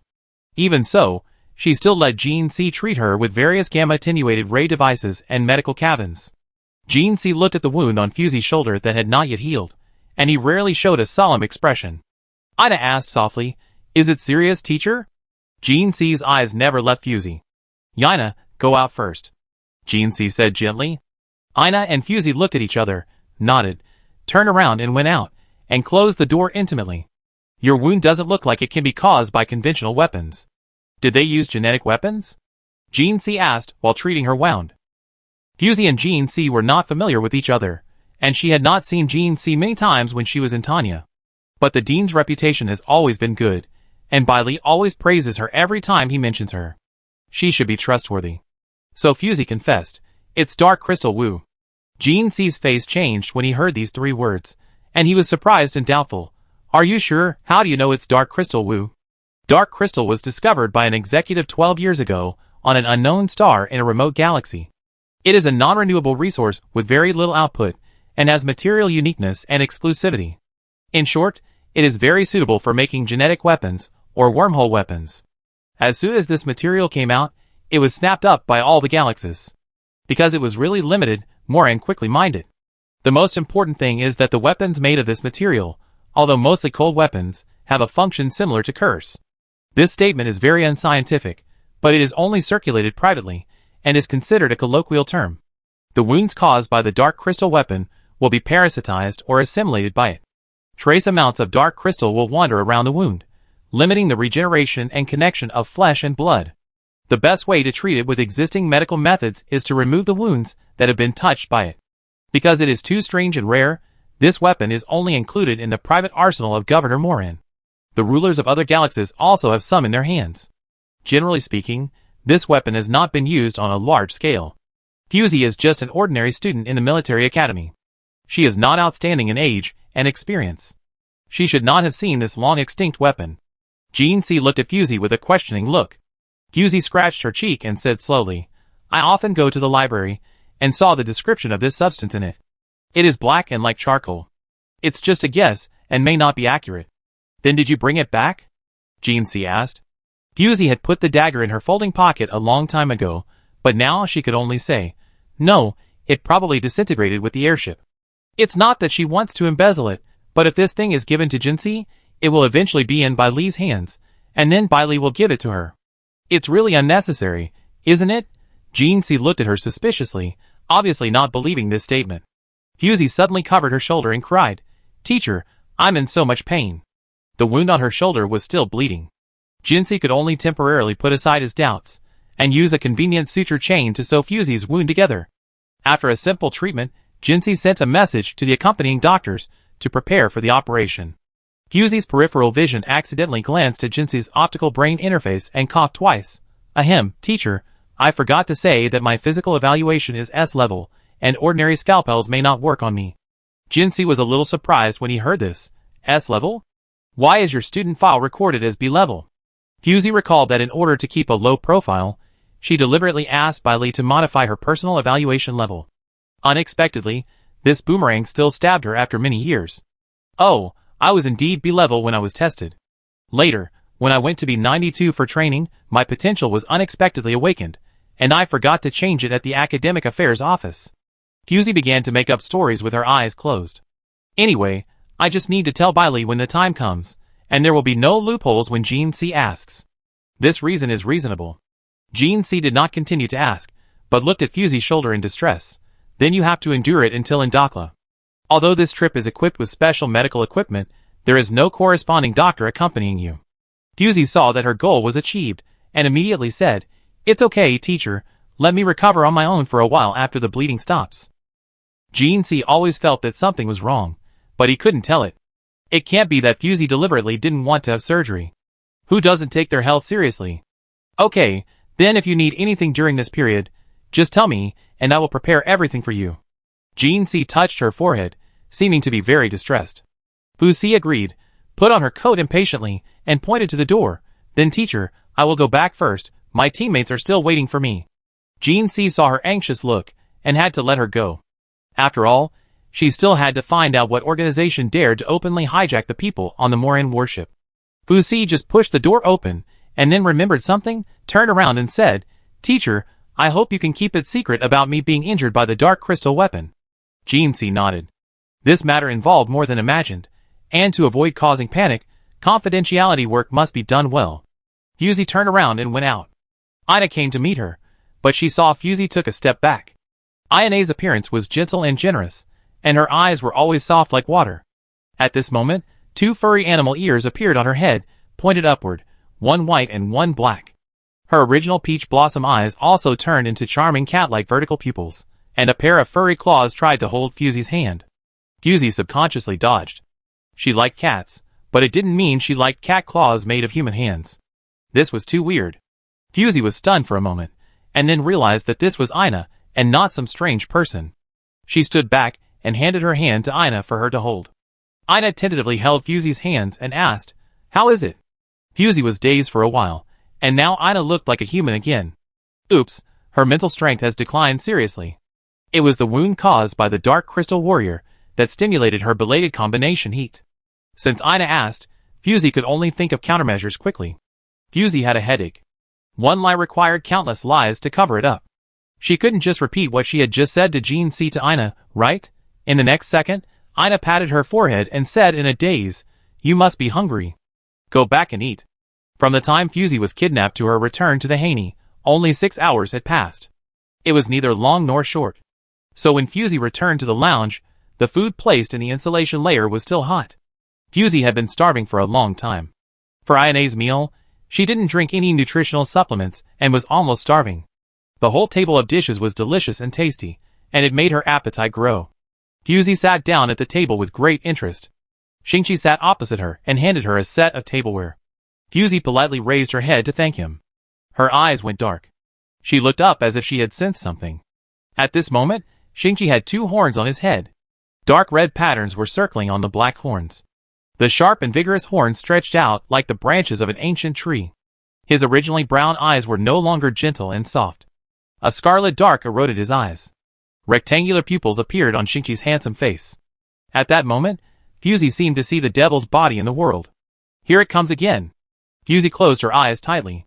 When she opened them again, everything was back to normal. Shingchi caught her momentary sluggishness, and he asked gently, "What's wrong?" Yaina sat on her left and asked, "Does the wound hurt?" Fusey shook her head. "Nothing, don't worry." Hearing the noise, Luo Yi poked his head out from the inner room. "Are you back? Are you injured?" "I smell blood." Similarly, although Luo Yi did not turn into a lizard head now, Fusey could see the forked tip of his tongue when his lips opened and closed. Seeing so many animal people in a short period of time, Fusey had no appetite. Luo Yi was still waiting for Fusey to respond to him, but Fusey wanted to find a random excuse to fool him. Yaina beside him suddenly said, "Luo Yi, there is another dish on the table in the small kitchen, you go and bring it over." "Ah? Oh." Luo Yi instantly forgot what he had just asked, and turned to serve the dishes. Fusey breathed a sigh of relief, and finally she could have a peaceful meal. Fusey was injured in her left shoulder. She is left-handed. Fortunately, her right hand also has basic life skills, otherwise it would be a bit inconvenient. Ina's cooking skills are so good that Fusey suddenly forgot all the unpleasantness, and focused on the food in front of her. However, as she ate, her IQ also returned. According to the current rules, Ina's face showed the characteristics of cats, Jinsi had bird characteristics flashing, and Luo Yi had a lizard tongue. These are all their spiritual body characteristics, which is not surprising. But why is Shingchi's situation different from the previous people? Fusey's eating speed suddenly slowed down, and she slowly raised her head to look at Shingchi opposite her. Shingchi noticed her gaze, and gave her a perfect smile. Fusey lowered her eyes.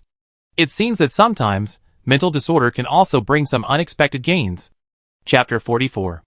Fusey turned her eyes away, and stopped looking at Shingchi's face with a perfect smile. The spirits of sentinels and guides are often a reflection of their inner world, and only a few people's spirits do not follow this rule. Professor Goulet also proposed a concept that when sentinels and guides awaken, it is not the body that chooses the spirit, but the spirit that chooses the host. Sheep symbolize deception and lies, and in many myths or ancient legends, they represent the devil itself. Shingchi's spirit is a white bird, as noble as snow, but now he shows the characteristics of a black sheep in Fusey's eyes. Fusey thought, could Shingchi be a rare dual spirit guide? Tanya is full of geniuses. In the hundreds of years of school history, the number of dual spirit guides can be counted on one hand, which is enough to show their preciousness. Thinking of this, Fusey felt it was unlikely. If Shingchi was a rare dual spiritual guide, he would not have to go to great lengths to join her team. Just by telling her this identity, there would be many organizations that would want to recruit him, and he would be able to get whatever he wanted. Unless she had other conditions that would attract Shingchi to hide his identity and get close to her. Fusey, what's wrong with you? Why are you so distracted? Ina touched her forehead with a little concern. It was hot to the touch, obviously exceeding the normal body temperature range of the sentinel. You have a little fever. You should rest well before reaching Infiltrating. Ina suggested so. Fusey had no objection to this. In her current mental state, if she went out, she would see a group of animal or vegetable people wandering around in front of her. Not only would it be very appetizing, but it would also be easy to see things that she shouldn't see. Even if she saw it, it would not solve any problems, it would only add to her troubles. Fusey prepared to take a good rest for a while.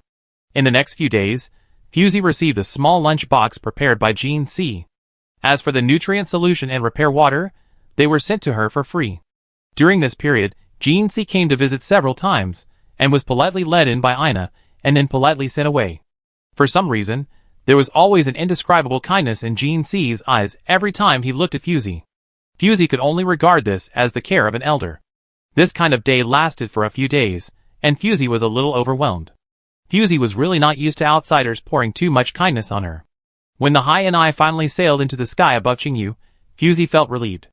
If she continued to do so, she would become a giant. Infiltrating has the most habitable planets, the largest population, and the longest interstellar history. It's just a pity that the local customs and ruling system here are not friendly to outsiders. In Dakla, under the rule of the Queen, the strong are supreme, and everyone is rolling up. Whether it is traveling or retirement, this place is not suitable. Just look at the school system of Gehrman, and you will understand. Even a top student like Feng Qingya has to worry about whether the people behind him will catch up after a nap. As soon as Fusey and others got off the flying boat, they saw a group of people welcoming them very enthusiastically. It was probably the guidance group sent by Gehrman, which specially arranged food, clothing, housing and transportation for major military academies, similar to a tour guide. Shingchi went forward to negotiate. Because Fusey's situation was special, Gehrman's special doctor could not be used for treatment. The best way is to wait for her to heal on her own or rely on the purification guide for treatment. Shingchi is a rare purification guide. Previously, the resources on the Haney were limited and Fusey could not be treated in time. Now that they have finally arrived at the destination, they have provided Shingchi with a treatment environment. The guide group sent by Gehrman is led by a young woman who is smart and handsome and looks reliable. Fu Ling heard Shingchi's needs and made a judgment after thinking for only a second. In this case, the central area of Gehrman will be open to you. No matter what you need, just tell me. Fu Ling is a typical beauty with a strong face, excellent temperament, and the people around her are led by her. Fu Ling holds an important position in the management of Gehrman, but she speaks and moves without airs, which makes people feel at home. Their attitude is good, and Shingchi also saves a lot of trouble. She nodded politely. Excuse me. No, Fu Ling smiled and waved her hand. I hope you don't feel uncomfortable. Fusey walked slowly behind Shingchi and inadvertently looked at Fu Ling. This glance directly destroyed Fu Ling's beautiful image in Fusey's heart. The beautiful face instantly turned into the head of a three-eyed snake. The huge purple snake head hissed and spit out its tongue at Fusey. Fusey couldn't help but look away. The impact was really great. Fu Ling settled them in the central residential area of Gehrman. Each team was assigned a small villa as a place to stay. The concealment and sound insulation were amazing. Among them, Fusey's residence was more luxurious and hidden, which was considered a special care for the wounded. Shingchi took Fusey into a specially isolated medical room, summoned the spirit body, and prepared to treat Fusey. Fusey also knew that she couldn't delay any longer, so she took off her coat obediently. Shingchi looked at Fusey's wound and said in a strange way. What's going on? I feel like your wound has healed a little. Shingchi gently touched the surface of the wound. When the dark crystal remains on the surface of the cell, it should not have a tendency to heal, but Fusey's wound has shrunk visibly. Fusey touched her nose. It may be a visual effect, teacher, I'm in pain. Shingchi sighed, didn't investigate further, and began to concentrate on treating Fusey. The Bluebird Spirit Body mutation skill, Extradition, can transfer the negative state of the target to other designated targets, which can be non-living organisms. At that time on the Haney, even if the Extradition skill was activated, there was no carrier and environment to store the dark crystal. In addition, Fusey was an S-level body, and it was not easy to complete the deprivation, so it was shelved until now. After the treatment, Fusey and Shingchi both breathed a sigh of relief. Thank you, teacher, Fusey said sincerely. Shingchi picked up the bottle made of microcloud mineral crystal beside him, and observed the trace amount of dark crystal inside. Hearing this, she was stunned for a moment and said with a smile, What are you thanking me for? It is my duty to protect you. It is my dereliction of duty to put you in danger. Treatment is just my job. Fusey thanked him sincerely again. Thank you, teacher, for keeping the dark crystal secret for me. Shingchi waved his hand. I have said it all, it is my duty. The impurities on the wound have been removed, and for Fusey's S-level body, the remaining repair is just a matter of time. However, there are only 3 days left before the start of the top 16, and Shingchi is still a little worried. So, another batch of care was sent to Fusey's room. Fusey now gets a headache when she sees the nutrient solution and repair water, but since it was sent by Shingchi, she had to accept it. Fortunately, the top 16 was about to start, and Shingchi was too busy to visit Fusey's recovery. Fusey didn't have to drink the bland nutrient solution every day, and Ina secretly prepared a special meal for her. Finally, Fusey's wounds recovered almost completely, and the top 16 was about to start. Gehrman's financial resources were huge, and the viewing area was more magnificent and luxurious than Tanya's. From a distance, it looked like a small city located under the airship. The mic competition was highly popular among the people. It was not only the best way to make a name for oneself, but also a platform for major military academies to show their strength. The competition was divided into 8 days, with 2 games every day. Fusey was lucky. It was neither the first day nor the last day. Her team was scheduled to play in the afternoon of the 3rd day. Very good, no need to get up early. Fusey stretched her body and looked lazy, as if she had not woken up yet. When she said this, Sheki was right beside him, and he couldn't help asking, Are you okay? Fusey saw from the corner of her eye that there was a man and a woman behind him swearing and fighting, and they seemed to be the 2 people she saw at the door of Tanya before. It's okay, Fusey said indifferently, pretending to ask casually, Are your teammates okay? Sheki said indifferently. This is their special way of communication. I usually don't care. Only Qingye can't stand it sometimes, and will artificially separate them. Fusey nodded, turned her toes slightly, and prepared to go back. Wait. Sheki suddenly leaned forward, his body a little anxious. Fusey turned around. Any questions? Sheki pursed his lips. After the top 16. There may be a study tour. Will you participate? The study tour is another reserved program of Mike. The 4 major families of Indiclay will open the family's internal exhibition hall for a period of time at this time for students to visit and learn. It is called learning, but in fact it is an opportunity for the major families and forces to spy on each other. Many rare goods that will not be easily exhibited can be seen at this exhibition. No. Fusey wanted to refuse, but suddenly thought that it seemed that it was the turn of the Banshee family to host the exhibition, so she changed the subject and said it would be a pity not to participate. Sheki's face was delighted. Really?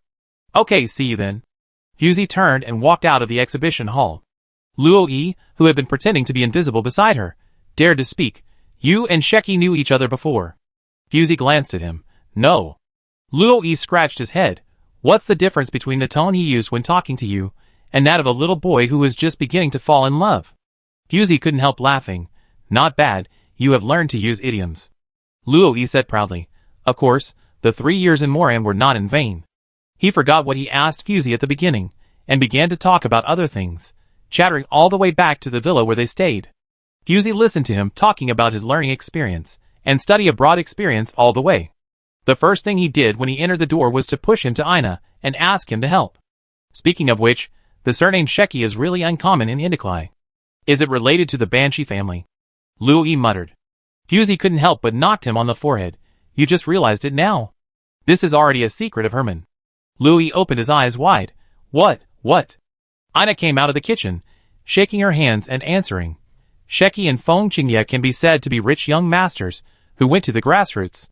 In order to keep a low profile, they removed a word from their original surnames. Don't you know? Luo Yi was stunned. He looked at Ina and Fusey's as it comes of course expressions and collapsed. Why do you 2 Moran people know Indiclay better than me, a native? Ina and Fusey looked at each other and left calmly, leaving Luo Yi alone to doubt his life. Chapter 45. The arrangement of the top 16 this time is very interesting. The strongest teams are arranged on the first and last days, namely Sheki and Bailuan's teams. Fusey was arranged on the afternoon of the 3rd day, which can be a few days of leisure. It is worth mentioning that starting from this mic, there will be a 1-to-1 replica game online, so that everyone can participate in the passion of this kind of competition. This game has been preheated for many years. Since the appearance of Mike, it is not only to narrow the distance between the 3 major galaxies, but also to narrow the distance between the Sentinels and ordinary people. In this game infinite magic power, even ordinary people can choose to equip their own spiritual bodies and weapons, which greatly increases the fun of the game. In order to increase the friendliness of this game, the official also added a mode that can designate a teammate to follow. In layman's terms, it is the Lying Win mode. Luo Yi discovered that in the days before the competition, Fusey often played games with Shingchi, sometimes playing for an entire afternoon. Ina didn't know what to do outside, and Inen stayed in the room all day. The whole villa was empty, not to mention how boring it was. So, one afternoon, Luo Yi secretly watched Fusey and Shingchi playing games. I thought that according to Fusey's personality, Shingchi would just follow her to pick up trash and accumulate experience. I didn't expect that the mode was like this, and the positions of the 2 were reversed. In this game, you can change your appearance and spirit body at will. If you choose the follow mode, you will become a mini spirit body, circled in a bubble, and follow the target. Fusey chose a very cute snow leopard, which was small and huddled in a bubble, following Shingchi and slowly collecting experience. A question mark slowly appeared above Luo Yi's head. Bang! Shingchi shot and killed the wandering creatures squatting in the dark, and plundered their resources. The whole action was extremely smooth. Fusey took a sip of warm water leisurely, and looked at Shingchi opposite. Shingchi considered. To go to the next point, there are only a few barren resource points left here, there is no need to waste time with them. Is this okay? Fusey raised her chin. I've said it, don't ask me, follow your own pace. Shingchi lowered his head, controlled the character in the game to pull Fusey's spirit bubble, and headed towards the next supply point. They were playing a simple version that could be run on a light computer, and did not require a special game cabin. Luo Yi watched for a long time behind the door, and was shocked. Fusey usually wanted to clone herself into 4 clones when playing games, all of which would listen to her command and complete a highly unified game. Now he is willing to follow Shingchi as a follower? Shocked, Luo Yi forgot to conceal his breath, was glared at by Fu Si, and ran away in a hurry. Fu Si retracted her gaze and met Shingchi's inquiring eyes. Continue? Fu Si, of course continue, don't be nervous, it's just that the game is not a formal competition, just play it casually. Shingchi lowered his eyes and controlled the character to continue the game. The virtual image that Shingchi created in the game is a taciturn main attacker. When playing in a double row with Fu Si, he would only lower his head and walk silently. No matter what his teammates asked, he would only answer with oh okay. Fusey did not interfere, letting Shingchi formulate his own tactics, watching him eat away the enemy bit by bit, and finally won the fruits of victory under the invitations of, Big Brother, please guide me. Big Brother is awesome. Can I add a friend to play together, all over the screen? Shingchi raised his eyes, and his soft eyebrows showed a kind of calmness that was almost pure under the light. Senior sister, do you still want to play? Shingchi put down the light computer in his hand, and his fingers were entangled. Fusey tapped the light computer screen, and the little clouded leopard emerged a pink heart in her palm, sliding along the trajectory of her palm, and the favorability slowly increased. Shingchi, you have a good overall view and decision-making ability. How about you command the next game? Fusey said casually. Shingchi was stunned for a moment, his eyes wandering. Me? No, I'm just a newcomer. What's wrong with being a newcomer? Ina, me, Inan, which one of us is not participating in the competition for the first time? How do you know it's not possible if you don't try? Fusey did not let him go, holding up her chin to observe Shingchi's expression. Shingchi lowered his eyes and said nothing. Fusey continued to lobby. Then let's do this. We will play against Luther and his team in the top 16. It happens that the most difficult person on their side is also a guide. You will be the main commander. If you still feel tired, then I will not insist. Shingchi glanced at her quickly, lowered his head and whispered, I can try. Fusey was satisfied and finally let him go, put away the light brain, and went back to the room to catch up on sleep. Time came to the third day of the top 16 competition. Amidst the noisy cheers, the participating teams entered the venue. Fusey led the team members into the airship, and at the same time, all the scenes were synchronously broadcast on the big screen in the viewing area. 4 huge light screens floated in the air, broadcasting all the real-time game conditions to the audience. Fusey's figure appeared on the big screen, Sheki's eyebrows moved slightly, and he asked Feng Qingye beside him with a sense of something. Is the game about to start? Feng Qingye, yes, they have already started to enter. Sheki looked in the direction of the stadium. I hope everything goes well. Behind them was a jet-black streamlined airship, and Fu Ling was standing next to it, smiling bitterly. You too, are you going to leave or not? If you don't leave now, you will miss it. Ben Sheki turned around and looked at Feng Zhao Qingye, and both got on the airship and went to the largest mansion in Qingyu to attend the birthday banquet of the head of Feng Zhao family. On the other side, Fusey ignored Luther, who was yelling that he was going to give her a good show, and set all the team members into the simulation cabin before lying down in the corresponding position. All contestants are in place, the competition map is loading. The map is ready, the name of this map is Wasteland. The competition begins. Waking up from the darkness, Fusey slowly blinked. Fusey felt that she was pillowing on the soil and branches, and she grabbed it with her hands, which was slightly moist. Fusey sat up and observed the surrounding environment. The height of the trees was estimated to be more than 15 meters, the spacing was narrow, and the branches were many and dense, basically blocking the air combat route. This kind of terrain, whether Shingchi or Ina, will be subject to certain restrictions. Luo Yi is like a fish in water, and Inan is not affected. At this point, Fusey finally didn't have to suppress the 5 senses belonging to the Sento. Her vision and hearing increased infinitely. She could see the fluff of caterpillars on branches in the distance, and hear the tiny friction sounds of insects crawling under fallen leaves. Compared to this moment, Fusey was more like being tortured by mercury pouring into her ears, and ink staining her eyes. There was the sound of waves in the distance, and Fusey guessed that there was a huge lake deep in the woods. Picking up a branch and twisting it in her hand, Fusey walked and stopped, but never heard the voices of the other people, nor the mental waves set by Inan. She raised her hand to check the portable terminal, which showed that 5 people were online and no one had escaped. Fusey frowned. She had walked for a while, and didn't hear any movement. Either their birth point was very far away from her, or they fell into the water. Fusey looked around, Her figure flashed and disappeared from the spot. Only the slightly sunken soil indicated that there was a person standing here just now. Fusey moved at high speed in the jungle, paying attention to the surrounding situation at the same time. Not long after, she saw that the trees in front of her were becoming sparser and shorter. Sure enough, there was a light green lake at the end of this jungle. The water was very clear, and the reflection of the face was as clear as a mirror. Fusey dipped her finger in the water and tasted it. It was a freshwater lake.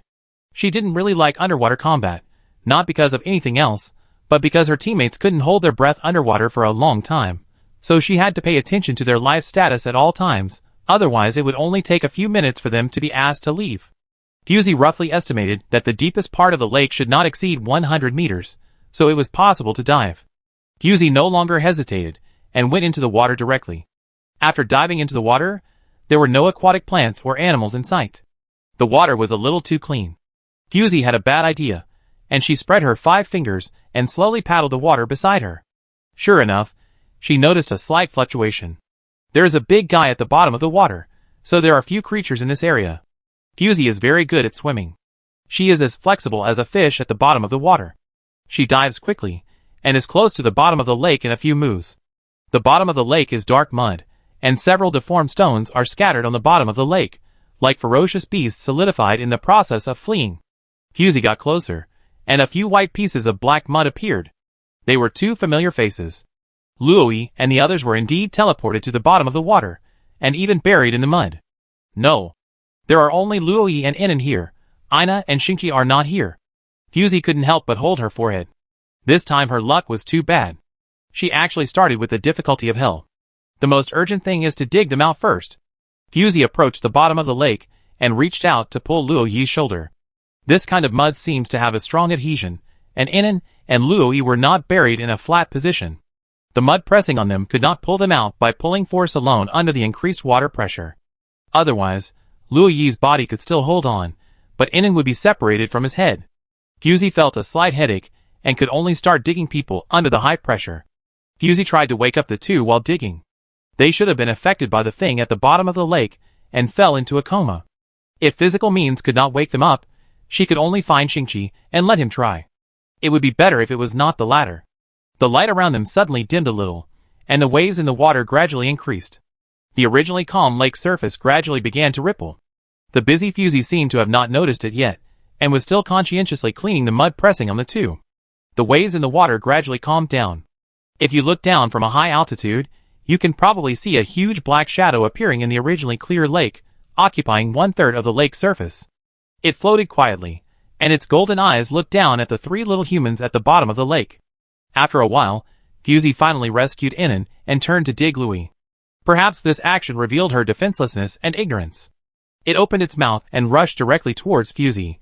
Fusey didn't even turn her head back. Her hands did not stop for a moment, using Luoyi's shoulders that she had just dug out, twisting her body in the water, and her long legs crossed half a circle, kicking it hard on its upper jaw.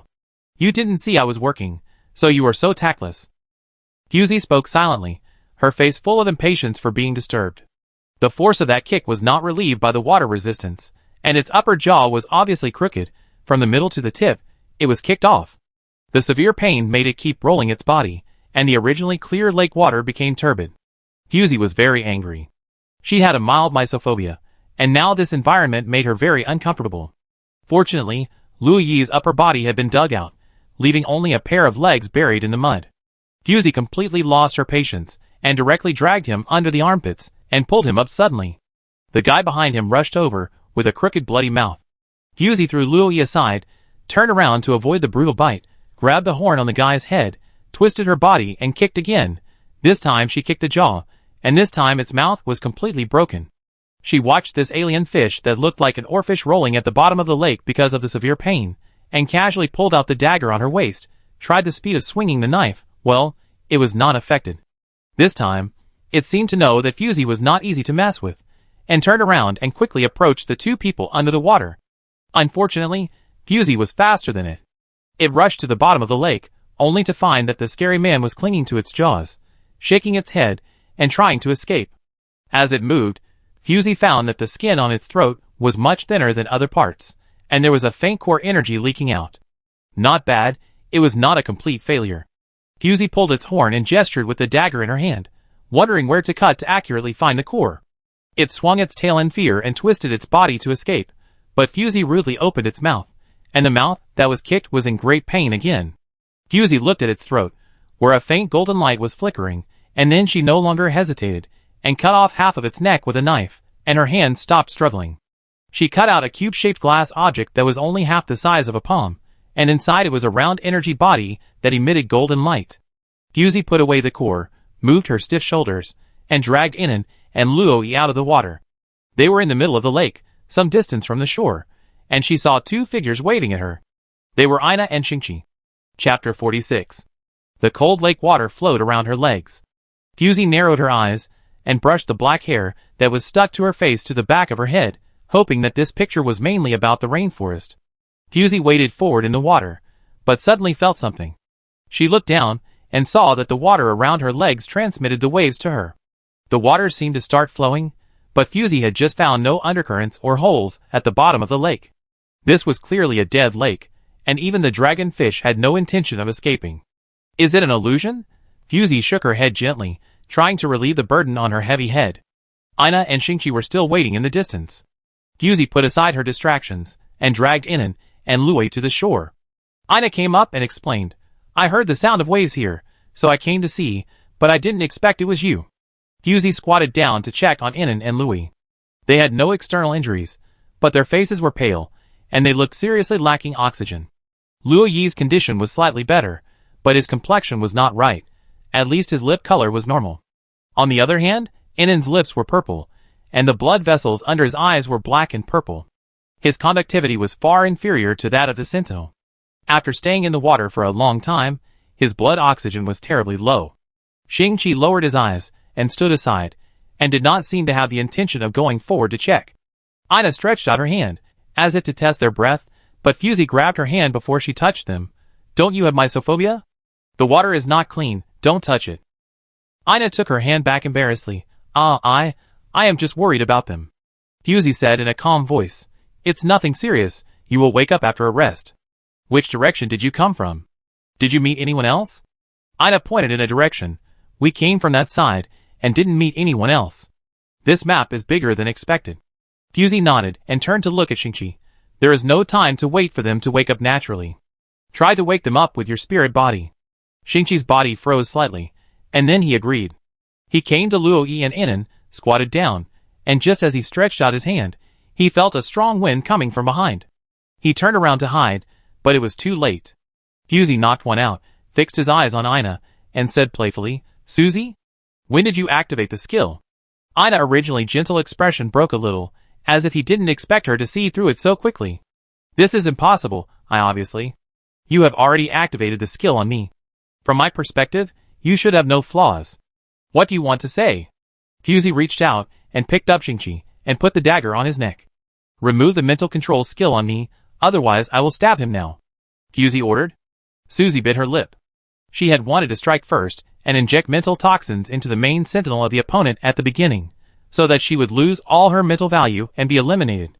Unexpectedly, she was discovered after just a face-to-face encounter. She and Yanquan were both guides, and they could not beat this woman at all. That's why they wanted to use roundabout tactics, but they'd lost the initiative unexpectedly. Susie rolled her eyes and threatened, if you let us go, I will remove the mental toxins. Otherwise, even if I am eliminated, this toxin will follow you for the whole game.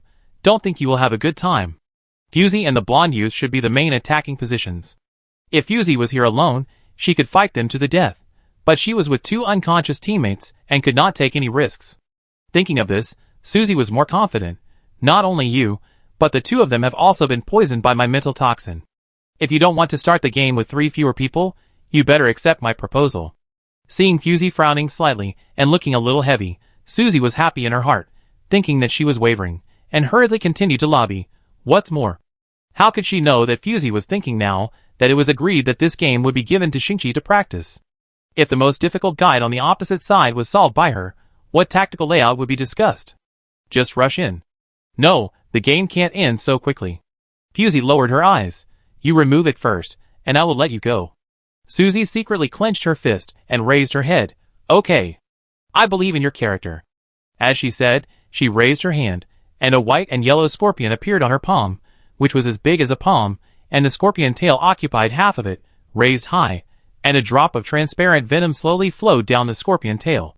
Suzy removed the mental toxins from the three people, and Ina and Shingchi and Fusy's eyes finally returned to their original appearance. Just like the information Fusy had seen before, Suzy was a petite girl with a beautiful face. It was hard to imagine that her mental body was the most vicious tan-poisoned scorpion. I have fulfilled my promise, you let him go quickly. Suzy glared at Fusy. Fusy threw the man in her hand very happily, as if she had thrown away some garbage. Yen Quan. Suzy rushed over and stabbed him hard with the tail of the tan-poisoned scorpion, waking him up physically. Yen Quan suddenly woke up and realized that Suzy had stabbed him with her mental body again. He said angrily, "How many times have I told you not to stab me with the scorpion tail? If you can't control it, won't I be injured by you by mistake?" He kept talking non-stop. He was a chatterbox. No wonder he didn't say a word when he was pretending, probably because he was afraid of being exposed. Suzy pulled him up while constantly peeking at Fusy's situation, and when she saw that she had no intention of catching up, she hurriedly pulled Yen Quan away. Without the core in hand, it's better to be safe. Run. Fusy didn't mean to chase him either. She probably knew how she was hit just now. The toxin of the tank scorpion is colorless and tasteless, and it is very soluble in water. Suzy probably spread the toxin into the water, which can cause her to have a short-term mental confusion effect. After all, the concentration is not high. It is difficult for Fusy's body to suddenly show abnormalities. If it weren't for Inan, the human quality inspector, Fusy would really find it difficult to detect. Suzy probably thought she was the only one in the water, but she didn't expect Inan, the guide, to be there, and the toxin appeared directly on his face, giving Fusy a hint. Suzy just wanted to approach them just now, just to attack them at close range, and send the two away directly. Some brains, but not much. Fusy couldn't believe it. How did Luther's team make it to the top 16? During the audition, she had thrown Luther and Colin, the two main players, into the tornado. How did his remaining three teammates survive to the end? Fusy's eyes wandered for a moment, and suddenly, she fixed her sight on the unconscious Luo Yi. Could it be? The missing clue in Fusy's mind suddenly became clear. Sure enough, is this the case? At the same time, on the big screen above the audience, Fusy's figure standing there appeared. And Yen Quan and Suzy, who had just escaped from Fusy's perspective, were standing beside her. I'm not saying that a Pat 1's luck is too bad. Two people were buried at the beginning. How can a sentinel fight two guides? It's not a question of how to fight. When the pioneer guide takes the initiative, the sentinel has no room to maneuver. Suzy's mental toxin is too strong. With Yen Quan's mutation skills, there is no solution at all. It is reasonable that she was hit. Am I the only one who didn't see how she was hit? To be honest, I don't know. This skill is too foul, right? I think it's very dangerous. Not many sentinels can wake up by themselves in Suzy's mutation skills. What's more terrifying is that this skill is continuous. Once entangled, there is no way to remove it without a purification system guide. Ordinary sentinels can't survive this skill, not to mention that this sister's mental state is not normal. She is the one who hurt the enemy 1000 and hurt herself 800 in the exhibition match, right? She is indeed not far from entering the control center. No, I am quite optimistic about this sister. She won't be eliminated so soon? The perspective turned back to the arena. Sushi circled around Fusy's body, looked at Luo Yi and Inan lying next to her, and said twice, I'm not saying, how did she enter the top 16 with this strength? Yen Quan said coldly, don't talk nonsense, hurry up, it will take some effort to completely destroy the sentinel's body. As he said, he drew out a short knife as long as his forearm, took 2 steps forward, and swung the knife straight at Fusy's throat. His action was intercepted in midair. Yen Quan looked at the blond young man in disbelief, and said in a lost voice, how can you wake up? Louis also looked confused. Who are you? Why did you attack my boss? He just woke up, and saw someone trying to chop Fusy, so he subconsciously activated his spiritual body mutation skill to block the knife. When he got closer, he found that the man seemed to be a guide, and the force of the knife was as weak as a chicken. Louis turned around and looked at Fusy, only to see that her eyes were empty, she had no mind, and she looked like she had lost her soul. Fusy, what's wrong with you? Louis shook off Yen Quan's arm, and threw him 2 steps away, then turned around and stared into Fusy's eyes. Fusy looked up in a daze, as if she didn't understand what he meant, and it was more likely that she couldn't hear him. Is it mental interference? Louis touched his chin, turned his head and stared at Sushi, you are that. Very tricky pioneer guide, remove your skills. Sushi looked at him in disbelief. How could it be? Why are you not affected? When Sushi disguised herself as Ina and sniffed the two people's breath, her target was not Inan and Luo Yi, but Fu Si, who was difficult to get close to at first glance. The poison of the scorpion can be absorbed through the skin. When Fu Si held her arm, the poison had been put into Fu Si's body by Sushi. From that moment on, Fu Si had fallen into the environment created by Sushi, and Fu Si could see what she wanted Fu Si to see. But who can tell her why this blonde guy is not affected by her? It is obvious that the guy beside him has been poisoned and is about to be eliminated. Luo Yi stroked his water-soaked hair and seemed surprised, but he could not directly express his doubts to the other party. So he said, "Not only am I not affected, but I can also remove the toxins from my teammates. While I am in a good mood, you can take the initiative to detoxify them now, and I can let you go. Otherwise, I will kill you first and then detoxify them." Luo Yi couldn't help but praise his wit after finishing this long string. "Who knows?" Suzy snorted coldly. "Do you think I will believe it?" Luo Yi's face froze. This is different from what I imagined." Chapter 47. Luo Yi and Sushi stared at each other for a long time, and finally lost. Sushi snorted coldly. "Even if you are not affected, your teammates will not be immune, so you still." Zhang Sushi drew out the dagger from her waist, and attacked Luo Yi directly. Hey, why are you guys fighting in the middle of a conversation?" Luo Yi was caught off guard. Fortunately, Sushi's movement seemed like slow motion in his eyes, and it was impossible to hit him. The frontal attack was easily avoided by Luo Yi. Sushi was not anxious. Her original goal was not Luo Yi, the sentinel, but a guide who could establish a communication network. Luo Yi's dodging happened to expose Fu Si and En Nan, who were standing still behind him. Sushi's eyes darkened. Yan Quan. The black snake wrapped around Yan Quan's arm propped up his upper body and sprayed a thick white mist, which spread very quickly, and was about to cover Fu Si and En Nan's bodies. Fusey suddenly opened her eyes, ignoring Susie's shocked look, and passed her eyes over Luo Yi, seeing that he was unharmed, and finally confirmed that this was not an illusion. Fusey took it into a safe place, took out a knife, and made a few small cuts on his 5 fingers to release poisonous blood and slowed down his poisoning speed. It was a bad start. Enon, who was the key to detoxification, was poisoned. Fusey took a deep breath, and her muscles began to stiffen. It won't be long before the poison spreads to her whole body, and she is not far from being eliminated. Fusey turned her eyes to Luo Yi, who held Suzy and Yan Quan.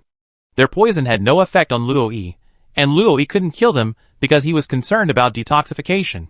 The situation fell into a stalemate for a while. "Luo Yi, don't waste time with her, just kill her." Fusey made a prompt decision. When Luo Yi heard her words, he immediately changed from defense to offense. His strength was not something Suzy could resist. In an instant, his arm was twisted and pressed to the ground. "Don't give her time to react, just take her head," Fusey said again. Luo Yi didn't have any sharp weapons in his hands, but he could break Suzy's throat with his bare hands. Wait! Suzy's eyes widened in horror, and her body couldn't move. She could only try to glance at Fusey's figure with her eyes. Suzy hurriedly stated her conditions. "I will detoxify you, but the premise is that you release Yan Quan first." Fusey raised her chin. "Okay." Luo Yi released Yan Quan, who was suppressed by him, and kicked him to get away from here. Yan Quan gritted his teeth and looked at Suzy, then turned around and fled into the jungle in a hurry. Suzy reluctantly detoxified Fusey and Enon, and said angrily, "The poison has been detoxified. Can you let me go?" Fusey stood up slowly. "I have already fulfilled this kind of agreement once." Suzy said suspiciously, "When did you?" Then, she realized that the agreement Fusey was talking about was the matter of letting Yan Quan and herself go in the illusion. Suzy wanted to roll her eyes. This guy was right no matter what he said. He was simply launching a fatal attack from the moral high ground. Fusey's poisoning was still within the controllable range. She stood up, moved her hands and feet, and casually said to Luo Yi, "Let her go." Luo Yi was stunned. "What?" Fusey repeated again, "Let her go." Luo Yi had never objected to her orders. He relaxed his strength, and let Suzy break free from his control. Suzy supported her body, and ran quickly into the jungle. She didn't dare to look back, for fear that Fusey would regret it. The audience was in an uproar. No way. She played a fake game. Can she let all the guides on the other side go? No fun. How can such a person enter Mike? It's a shame for the Sentinels. This is the first time I've seen someone who doesn't want to win so much. No, she acted like she had never won in the exhibition match. Why doesn't she want to win now? Oh my god, what is she doing? Fusey casually broke a sharp branch and threw it in the direction of Susie's escape. The branch, which was as long as her forearm, was light and straight, and flew out like a sharp arrow, nailing Susie's back as if it had eyes. Susie screamed. Her calf was hit by a sharp branch, the pain was severe, blood spurted out, she couldn't help but stagger. You are so cruel, Susie angrily spitted in her heart, but she didn't dare to look back at all, and ran for her life. Louis looked at Susie's limping back, extremely puzzled, turned to ask Fusey, why let them go? Fusey's movements paused strangely. She couldn't say that it was to increase the difficulty for Shingchi. No one would believe it if she said it. So Fusey pointed to the lake. It's foggy. A thick white fog appeared on the vast lake, spreading at a speed visible to the naked eye. Fusey tilted her ears and heard a strange sound, as if it seemed that something was breathing hard. The back of her neck felt a little cold. Luo-Yi propped up his chin and screamed, what a weird thing, there is fog on the lake, but it's not very cold here, it's too weird. Fusey said, in the competition, no environment is weird, not to mention that the difference between the perceived temperature and the actual temperature is very large. You don't feel cold, but it's actually close to 0 degrees Celsius here. Hearing this, Luo-Yi rubbed his arms, and was a little unconvinced. Close to 0 degrees? Don't be ridiculous, why don't I feel cold at all? Fusey didn't explain it to him. Enen's condition was not good. The dark blue color on his lips had gradually faded, but the blood vessels under his eyes were still dark blue, with no signs of improvement. Fusey held his hand, and squeezed the black blood from his fingertips until the blood turned red again. Luo-Yi curled his lips. She really detoxified you. She has a moral bottom line. No. Luo-Yi was confused again. What? Fusey tore off a long and flexible grass stem and tied it to Enen's wrist to slow down the blood flow. She just did superficial work. I can feel that there are still toxins in my body. Then what should we do? They must have gone to find their teammates. Are we waiting here for them to come back and kill us? Luo-Yi said in panic.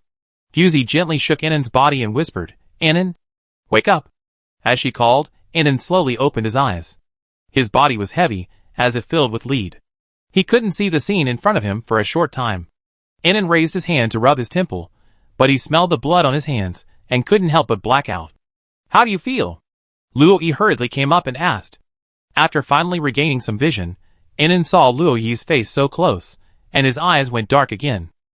Fusey pulled Luo-Yi away, and said bluntly, try to contact Ina and Shingchi. The toxins in your body have not been cleared yet, and you may be eliminated at any time. Hurry up. Hearing such an inhumane speech, Luo-Yi couldn't help but look at Enen's expression, but saw that he had put his finger on his forehead, activated the mental wave network, and began to construct team communications. A few minutes later, Enen's face became paler, and the whole person was about to turn into a piece of paper. Found it, at 6 o'clock, the two of them are together, approaching this direction. Enen's voice was hoarse, and his eyes were dull, as if his body was hollowed out. Even so, he still stretched out his mind tentacles, wrapped around Fusey and Luo-Yi's wrists, and fed them back the situation. Fusey sensed along his mental power, and the point where Shingchi and Ina appeared was about 3 to 4 kilometers away from here. Enen cannot move long distances. Exercise will speed up blood flow. If the toxin spreads to the heart and lungs, it will take his life in an instant. Go in this direction and find them. Enen coughed a few times and pointed to a path. Luo-Yi said anxiously, you can't walk by yourself. I carry you. Enen looked at him and didn't refuse this time. He let Luo-Yi carry him. Fusey turned his head to look at the lake. In just a few minutes, the white fog covered the entire lake, and visibility dropped sharply. Then, the breathing sound became louder and louder. Not right. Fusey murmured. Luo-Yi turned around. What?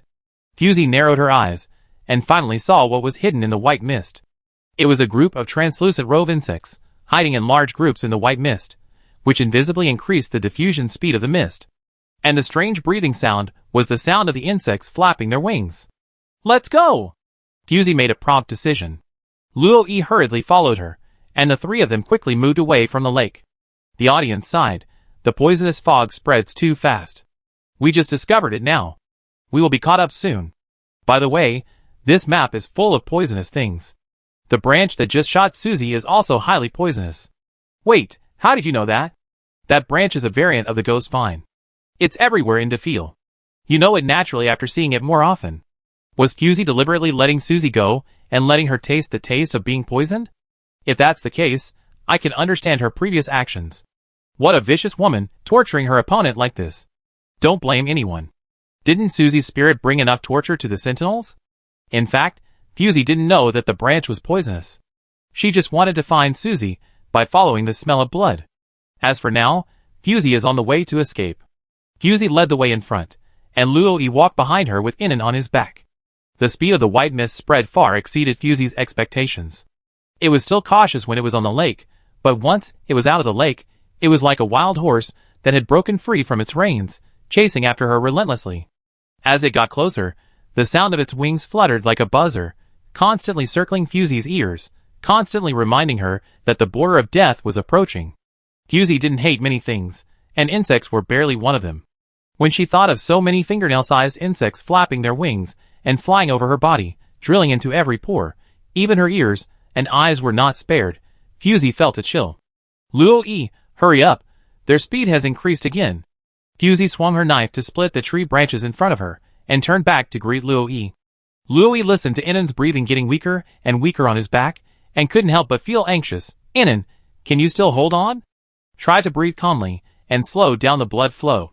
Inon's hoarse voice sounded in his ears. Shut up. Concentrate on your walk. Luo-Yi lowered his head in dismay, and walked attentively. Finally, Fusey saw two figures appear in front of him. It was Ina and Shingchi. This time it was probably true. Chapter 48. Fusey met the two of them. Before she could explain, Shingchi pointed to a place with dense jungle in the back and said urgently, "Go there at 12 o'clock." Yaina and Shingchi had already seen the white fog chasing them, and the flying insects buzzing in it. Yaina's expression turned from sunny to cloudy. If this map was just a rainforest vein, it wouldn't be too disgusting. Now with poisonous insects and white fog, the difficulty increased exponentially. Luo-Yi didn't forget to mutter in a low voice during his escape, "Don't let anything else come." Inon was on his back, too tired to talk, and silently raised his eyelids to look at him. This small rainforest standing in the rainforest looked a bit strange when you looked at it from a close distance. This is a blood-red plant with a hint of blue. The trees here are not tall, but dense. The trunks are light red. Scrape a little with your fingernails, and you can see blue sap flowing out. Looking inside, it is not a wooden structure, but a bit like a herbaceous vine. When you are in it, there is always a strange woody fragrance lingering on the tip of your nose, and the scene in front of you gradually becomes clear. After everyone hides in this jungle, the white fog can penetrate in, but the group of poisonous insects hidden in the white matter seem to be afraid of something, and have been hovering around the periphery, as if they are worried about something and dare not approach. Ina looked around and said thoughtfully, "Guayak wood." 1. After Luo-Yi confirmed that there was no danger around, he put Inon down on his back and let him sit on a light red tree.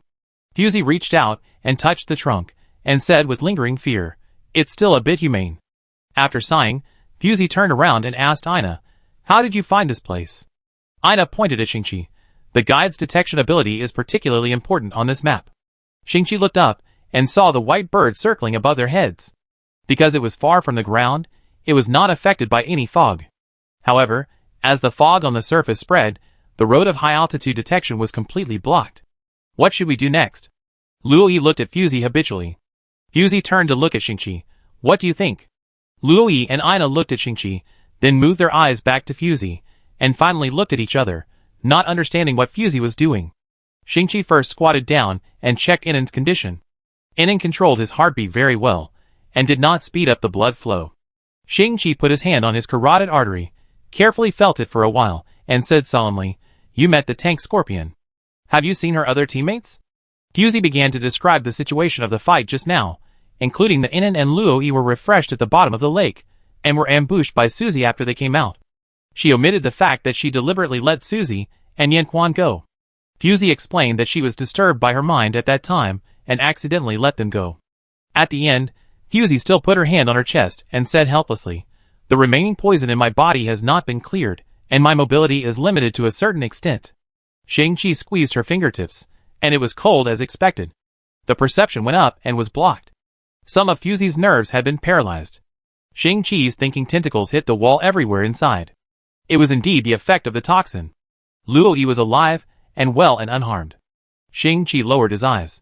Within an hour of the start, Two members of the team had already lost their basic combat capabilities, including Inan, who was responsible for removing the negative status. The situation of the opponent was unknown, which could be called a hellish start. Shingchi's ability has been tested and can only suppress the toxins of the tank scorpion, but cannot completely eradicate them. Inan was finally able to breathe a sigh of relief and stood up with the help of the tree next to him, but his face still looked like he had been buried in the ground for 3 days. After dealing with Inan's negative status, Shingchi took a deep breath. His expression remained unchanged, but he showed a bit of calmness. On the way here with Ina, I found 2 activation rings. Did you find the core? Shingchi spread his hands, and the 2 black gold activation rings were heavy next to each other on his palms. Busi did not hide it this time. He took out the core dug out from the dragonfish and handed it to Shingchi without hesitation. There is only this one. After Shingchi took it, he weighed it in his hand and turned to give it to Ina. This is reasonable, after all, Ina is the only sentinel with full combat power. Shingchi waved his hand, and the white bird swooped down from above with a loud cry, landing accurately on Shingchi's arm. In the thick fog, the snow-white feathers on the white bird seemed to be glowing, and the golden tail feathers were particularly conspicuous. The direction tower on the dark sea was no more than that. I remember you said that the competition is absolutely fair. Since 2 of us were designed to appear at the bottom of the lake, then one of them must have been refreshed at a tricky point. Shingchi said, while exchanging glances with Fuzi. Fuzi nodded in agreement. Suzy and Yenquan have already appeared before. They are not within this range, which means that Colin and Luther are very likely trapped somewhere by the map rules, or have encountered certain obstacles. Shingchi's voice was orderly, analyzing word by word. No one raised any objections, only Inan coughed weakly from time to time. Then based on this premise, I think we should. Shingchi whispered to communicate tactical strategies with the team members. His voice was very low, but it was still conveyed to everyone in the viewing area. Someone couldn't help but exclaim, "This kid doesn't look very old, but his tactics are very dirty." If I'm not mistaken, his spiritual body level is very high, at least K2 level. Even if he is K2 level, so what? Isn't he still a reckless young man? Look at the tactics he formulated. Is that something that a veteran can say? By the way, isn't it that woman who is in charge of a path? Why did she become this guy temporarily? The tactics are too weird, and were resisted by the team members. Didn't you watch her first 2 games? Although backstabbing teammates is. It's a bit weird, but her teammates are not normal people either. Have you forgotten how they disguised themselves as NPCs, and killed a bunch of unlucky guys in the auditions without bloodshed?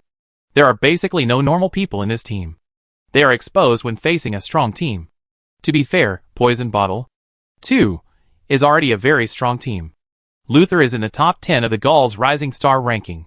If they rely on brute force, Luther Poison Bottle is indeed an excellent offensive team, but if they rely on tactics, that simple-minded sentinel with strong limbs will die without knowing how. Hey, why are they cutting down trees? On the field, Ina and Shingchi whispered a few times, and Ina activated the spiritual body fusion without warning, and her hands turned into sharp claws, directly facing the hard skin of the guaiac wood. No wonder everyone was so surprised. The guaiac wood is called Moran's priceless treasure. Its hardness and healing speed are far beyond any 3S level sentinel. Without special tools, don't think of digging out any resources from them. However, after one of Ina's hands completed the spiritual body fusion, the sharp nails could actually scratch a crack in the guaiac wood, and the sap with a faint blue light flowed out like blood. Actually, it's 3S level. The audience area sounded one after another. In the corner of the viewing area, there was a black-haired sentinel with a very low sense of presence. At this moment, he was staring at the picture on the big screen, and his heart, which had died not long ago, started beating again. 3S level sentinel, what a damn luck. Why can a 3S level sentinel like such a weird team? Wow, I also want such teammates. Aw? How did you see that? Isn't the sentinel rating always kept secret? Some people were completely out of the loop. As we all know, since Moran's spirit body became famous, Guaichuanwood is no longer a niche knowledge. Unless your physical strength is higher than it, or you rely on special tools, it is difficult to mine it. But look at the person whose spirit body is a clouded leopard. Her physical strength can already touch Guaichuanwood. The sentinels present were very excited, as if they had seen Ina for the first time. Ina cut open the skin of the guaiac wood and squeezed out the blue juice inside. A woody fragrance filled the air. Fuzi stepped forward and dipped a little blue sap with her index finger, and smeared it behind her ears and wrists. With the beating of blood and the mist of body temperature, The fragrance continued to emanate from these two places. Everyone followed suit and applied the guaiac with sap on the surface of their skin. In this way, the robe beetles flying in the white mist walked around them. Shingchi said solemnly, "Follow the golden tail feathers of Baichung. It will show us the way." Thanks to the powerful mental power of the owner, Baichung bird can still fly smoothly in the rainforest with obstructed vision. Inan's physical strength can't keep up with their pace. Luoyi squatted down consciously and served as Inan's walking tool. Ina was responsible for the rear. Fusey and Shingchi led the way in front. They wanted to kill Luther and Colin at the birth point before they got away. At this time, the importance of Fusey's wounding Susie was reflected. The smell of blood will attract many small insects that love blood, not to mention that there are flying insects everywhere here, and fresh and delicious blood is their best party place. From a distance, everyone saw a winding path formed by flying insects in the white fog. When they went to check, they saw blood dripping on the branches and the ground. Shingchi, follow this road. There is a high probability that you can find Susie, but Luther and Colin are likely not at the end of this road. Susie is not a pig teammate. Knowing that her whereabouts will be exposed, she will never go to Luther stupidly.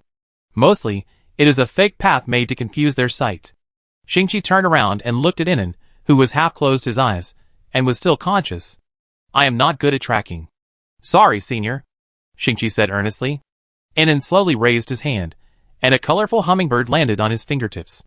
It looked gloomy, but still flapped its wings to fly to the blood and activated the spiritual body mutation skill, exploring the road. This skill is the best skill for finding objects and people. As long as there is a trace of breath or smell, Inan can capture it and accurately locate its position. Inan frowned, took 2 quick breaths, slowly raised his hand, and pointed in a direction. Following his finger, the fog covered some special features, but Fusey still remembered that the direction was the lake where Inan and Luoyi were buried. Chapter 49. All signs indicate that the center of the lake is where the white fog was born, which is also the center of the legendary poison circle. Fusey recalled the fish she saw at the bottom of the water. It had dragon horns and a fish tail. Its body was hard, but its throat did not have any phosphorus armor. She easily took the core from its body. According to the difficulty of obtaining the core, it should be of ordinary level. This is a bit wrong. According to the current properties of this map, it should be a map with dense fog and poisonous insects as the main body, and the Guichuan wood forest as a safe zone. Then the things in the lake are incompatible with this map. Fusey had doubts in her heart, and looked at Shingchi's face, considering whether to remind him of this doubt. There was a faint touch on her fingertips. Fusey lowered her head, and saw Shingchi's mind tentacles quietly touching her fingers with the tip. Fusey did not refuse, and established a brief mental connection with Shingchi. "I need to know the exact situation at the bottom of the lake." Shingchi looked at Fusey earnestly. Fusey raised her eyebrows. "I have told you everything." Shingchi shook his head slightly, his expression unchanged.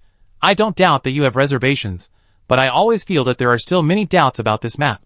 Fusey's eyes dimmed. "What are your plans?" "When we get close to the lake, I want to leave Ina and Inan far away, and the 3 of us will get close to the lake. This tactic is indeed safe enough, leaving 2 people to watch and respond. Ina and Fusey are good at close-range advances, and cooperate with the guide to control the situation remotely." Shingchi's idea is not wrong. The only flaw may be that Ina and Inan on the shore are in danger, and it is difficult to move. Fusey snorted. "Do you know what I would do if it were me?" Shingchi saw a little of her thoughts, but still cooperated. Fusey casually stretched out her hand, and looked at the purple blood vessels on her palm. "If it were me, I would put my own half-broken chess piece into the bottom of the lake to explore, which would not only relax the opponent's vigilance, but also find out the situation at the bottom of the lake. Anyway, I am already half-broken, so even if I get poisoned again, it's no big deal. This way of handling can save most of the team's combat power." This is the first time that Fusey has analyzed her thoughts so clearly to others. This conversation was transmitted through mental power, and was not presented to the audience in front of the big screen. Shingchi was thoughtful. Seeing that the team was about to reach the lake, he had to make a decision as soon as possible. In the end, Shingchi chose the more conservative exploration plan. Ina took Inan to hide in the thick fog, and as a support, Fusey took Shingchi and Luo to explore in the water. However, Luo hesitated and said, "I'm not a good swimmer, so it's better to leave this job to Ina." Shingchi paused and looked at Ina, who looked a little helpless. "Luo is indeed not a good swimmer, so I go." Considering Luoyi's spatial jumping ability, staying on the shore can also provide timely support. Shingchi nodded, and temporarily changed the personnel deployment. The juice of the guaiac wood is difficult to dissolve in water, and it will not be washed away even if it goes into the water, but the smell will be slightly diluted. The number of flying insects on the lake is much less than other places. The three of them chose a place with the least flying insects, and went into the water. As soon as Fusey entered the water, the feeling of being slightly floated by the lake water appeared again, brushing her cheeks like a breeze, and her sense of presence was much stronger than before. Is there really a secret passage under the water? The three continued to dive, and Fusey looked around, but she didn't see the pile of stones made of strange beasts that she saw when she entered the bottom of the lake last time. She also didn't see the dragonfish whose throat she pierced. Everything disappeared. Fusey thought secretly, could it be a multi-generation clearance point? At the same time, Ina stopped diving and gestured for them to look at a water area in the center. The color of the water there was slightly darker than other places. If you don't observe carefully, you will only think it is an illusion caused by the refraction of the water body. When the light was blocked by the thick fog, the bottom of the water was dark. Only the sentinel could see things unobstructed in this situation. Ina was the first to find something wrong. The three approached the water area, but did not rush in. Shingchi launched a mental exploration. After just over 10 seconds, Shingchi frowned and sent a message to Fusey and Ina through the mind tentacles. No fluctuations, unable to detect. Ina and Fusey looked at each other, and Ina speculated. The probability is that the multi-generation refresh point, the viewing area began to discuss in a low voice. Why can't the official release the conversation between them through the mind tentacles? Are we watching a pantomime? What are they talking about? Why did they suddenly stop? The viewing experience is extremely poor. Can you release a cracked version and release the mind communication? Look, there's something wrong with that area of water. What can be wrong? Hasn't this lake been explored a long time ago? No, this seems to be a multi-generation area. Ah? What do you mean? Are you talking about some secret code? Didn't you watch the text replay of the last mic final? The first time the multi-generation map appeared in the mic competition was in the last final. Are you talking about the unexpected incident that allowed German to turn the tables? I've heard a little about it. I admit that I didn't watch the text replay of the final, but can anyone tell me what it is? Let me explain it to you briefly. When you repeatedly enter a certain area, different scenes in the same space will be triggered. In the extremely high field that has been paying attention to the dynamics of the game, two figures are sitting in the fully transparent viewing room, one standing and the other sitting, one humble and the other leisurely. Today, the Feng Zhao family is holding a birthday party. The invitation was sent half a month ago. Are you going to attend? The standing person asked in a low voice. The girl sitting in the spacious armchair put down the laptop in her hand and raised her eyebrows slightly. Is this the reason why Sheki and Feng Qingye are not here today? The man behind her bowed slightly and said respectfully, Yes, Your Highness. The girl was very dissatisfied. I finally got a day off. Don't use that name. I don't want to go back to work overtime. Yes. The girl leaned back in the armchair and pointed at the screen and said, But for a top 16, a multi-generation map was used. Isn't the difficulty a bit unbalanced? The man behind her stood up, glanced at the big screen, and said softly, The map is completely random. The multi-generation map used in this mic competition accounts for 10% of the total. They are just unlucky. The girl heard the words, and picked up the laptop silently, without asking any more questions. Fusey circled around the strange water area, and confirmed her guess. She had read the complete text review of the last mic finals, which was the match between Sheki and Bailuan. That was the first time that the concept of multi-generation maps appeared in the mic arena. Many people analyzed that in that match, Bailuan lost on the multi-generation map. The important resource point was refreshed again after dark. Sheki sensed it instantly, and helped Feng Qingye get the high-level core, which directly determined the result of the game. Fusey touched her chin. It seems that the multi-generation map should be widely used in this mic. Fusey, who was in the arena, did not expect that it was not that the multi-generation map was widely used, but that she was simply unlucky and encountered this map. Shingchi was unsure whether to go in, and subconsciously turned around to ask Fusey and Ina for their opinions. Of course I want to go, Fusey blinked. I still want to go in. Ina swam forward for a distance, infinitely close to the strange waters. Ina wanted to lead the charge, but Fusey pushed her back. Fusey made a gesture and plunged into the area that was independent of the entire lake. Fusey had just popped her head out when she came face to face with a half-skeleton dragonfish. The huge dragonfish rushed over, and Fusey subconsciously dodged, but she remembered that there were two people behind her, so she had to change her action halfway and take the blow. The dragonfish was hit by Fusey's hook punch, and its head was raised, making an angry roar. Fusey then discovered that the medium of this space was not water, but white fog like the outside world. These half-skeleton fish dragons shuttled back and forth in the white fog, as if they were swimming in the fog as if it were water. Colin! Behind you. Stop giving random orders. I can see it. Damn it, why are these things endless? Two familiar voices came out of the thick fog. They were Suzy and Colin's voices. Ina and Shingchi also came to this area. Looking at the absurd and chaotic scene in front of them, they couldn't help but feel a little numb. The dragonfish here all exude a rotten fishy smell. The white bones are as white as jade, and the half with flesh and blood is in a state of erosion, and the purple-black blood flows down the body, which looks highly corrosive. Intermittent conversations continue to come out of the thick fog, and Suzy and Colin are in a lot of trouble. This time is the best time to add insult to injury. Fusey subconsciously wants to go in the direction of the opponent, but suddenly remembers something, and the raised foot falls again, standing quietly in place. The other two did not notice her abnormality. Shingchi looked around. Since entering here, Inan's communication network has been unusable, probably isolated. In this case, the off-field support is useless, but the opponent's main sentinels and guides are here, and eliminating them is also a step closer to victory. Listening to the movement over there, Suzy and Colin probably haven't realized that an opponent has entered this area, and they are still fighting hard. Colin! Focus on one breakthrough, otherwise these things will never end. Suzy's voice is a little hoarse, as if she has been exhausted. Colin's voice sounds full of energy, but he is much more irritable. I know. I don't need your command. Shingchi quickly issued an order. Ina, please get close to them first, and after finding out the situation, Fusey will cooperate with you to attack from behind. Colin's spirit body is a black water crocodile. It is invincible in frontal attacks, but there are major weaknesses in the upper jaw and back. Attack at these 2 points.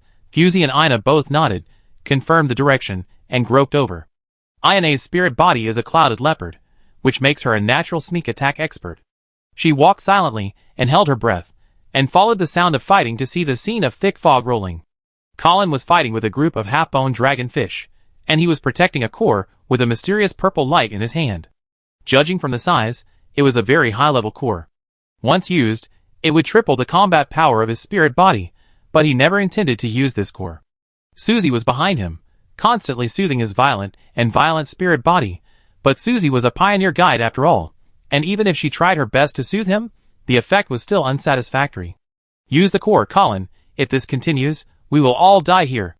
The fatigue between Suzy's eyebrows had reached the point where it could no longer be concealed. Colin glanced back at her, and his scarlet eyes were full of bulging bloodshot. His muscles were bulging, and his blood vessels were throbbing, and it was obvious that he had been fighting for a long time. Ina observed quietly. Colin was in a bad state. If she attacked him at this time, she would have a 70% chance of knocking him down. However, Ina looked at the glittering core in Colin's arms. That was always a variable. Bang! Colin punched away the oncoming dragon again and spat fiercely. Bah, don't say discouraging words. He still didn't use the core, and endured a wave of dragonfish's advance. His spirit body was a black water crocodile. Facing this mid-air attack path, his defense method was very limited. Fortunately, he could merge his spirit body with himself and rely on hard phosphorus armor for defense. Shingchi briefly confused Colin with his spirit body in the audition. From that time, Shingchi knew that this seemingly strong sentinel had very weak mental defense and could easily interfere with him. No need to fight head-on. Look for opportunities. He can't hold on for too long, Shingchi explained to Ina. Colin's state was indeed strange. He could maintain basic balance in the initial attack, but he began to stagger and couldn't keep his lower body steady.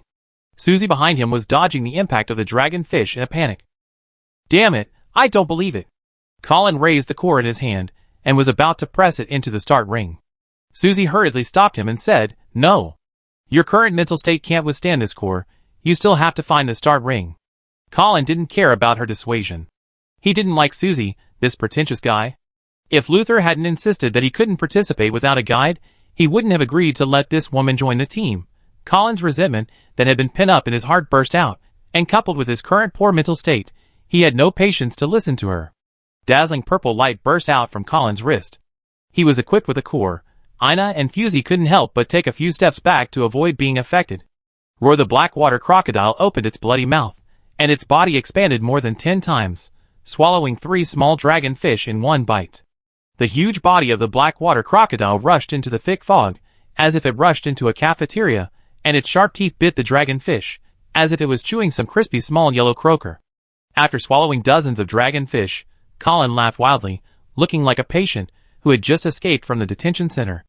Ha ha ha ha, I am the strongest. These grandsons will kneel down to me sooner or later. Colin's face was flushed, and the blood spread from his neck to his face, until his whole face became congested and swollen, looking like some pickled pig's head. Ina and Fusey looked at each other. The time had come, and the two of them split into 2 groups and attacked Colin directly. Fusey's movements were a little slower, and Ina arrived first. Her spirit body instantly completed the fusion, and the leopard claws stretched out, giving Colin a chill from behind. Colin's expression froze.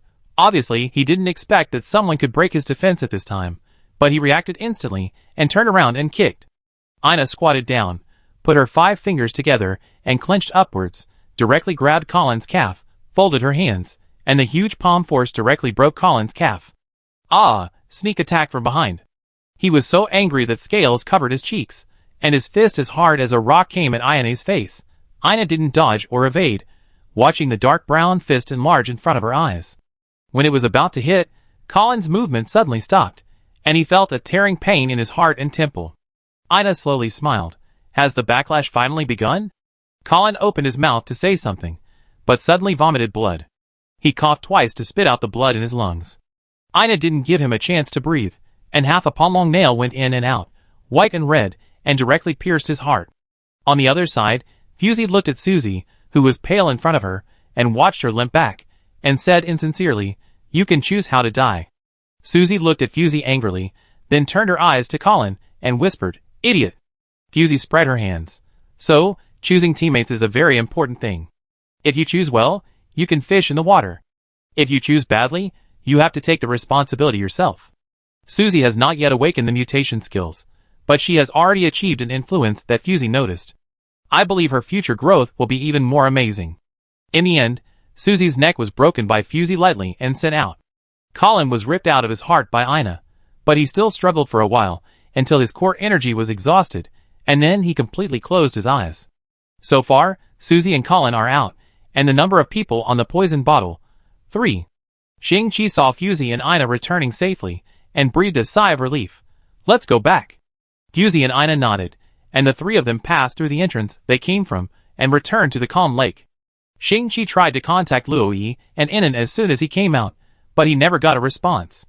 Fusey raised her hand and glanced at the terminal on her wrist, and looked at Shingchi solemnly. Don't waste your energy, they are out, the current number of people in a pat. 3. Chapter 50. Shingchi looked up in surprise. How could it be? I didn't feel any mental fluctuations, and there was no remnant of the battle. Fusey looked into the distance, and shook her head gently. It was Luther. His mutation skills can isolate most mental fluctuations. It's normal that we can't sense them under the water. I should have thought of it earlier. Since Colin and Susie are in the water, Luther must have gotten rid of the predicament, and moved to other places. Shingchi seemed a little annoyed. The 3 of them came out of the water, and the smell of guaiac on their bodies was diluted a little. Those poisonous insects that were originally far away began to approach the 3 of them secretly. Fusey and Ina looked around, and the thick fog seemed to have dispersed a little. If the original visibility was to immerse the entire map in a glass of milk, now it was diluted with half a glass of water. With Fusey and Ina's eyesight, they could see a faint area in the jungle where the swarm of insects were flying around unstably, but this commotion only lasted for a short period of time, and calm was restored in a blink of an eye. Ina pointed in the distance. There are footsteps coming from over there. The advantage of the rainforest map is that it is difficult to cover up the sound of movement in the complex terrain, and the sentinels can judge the opponent's movements based on this. Similarly, Luther must be able to sense the situation on Fusey's side through sound. Fusey touched her chin. Susie and Colin were out, and the most difficult guide threat had been eliminated. Luther probably wouldn't choose to go head-on at this time. But on second thought, this team is not as harmonious as it seems on the surface, otherwise Colin would not be so easily caught by Ina and sent out. Fusey looked at Shingchi calmly. He had just finished sensing, and was looking over here.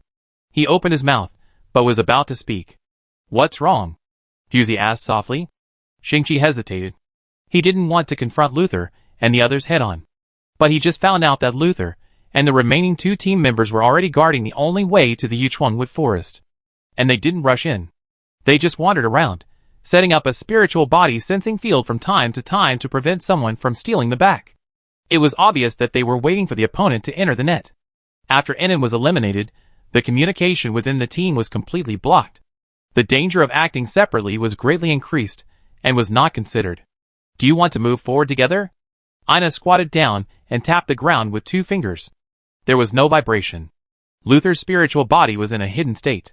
The 2 sides did not move, and the audience began to discuss, match point, now whichever team eliminates 1 player first will lose. I didn't expect that Luther would use sneak attacks. If a pack can use the poison bottle, why can't he? Besides, those 2 were already half useless, so it's normal for them to be eliminated. It's faster than I thought.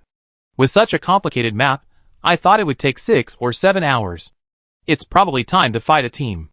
The terrain of this map is a big restriction for a pat and the poison bottle. Now it depends on who can get the match point knife first. Hurry up, fight!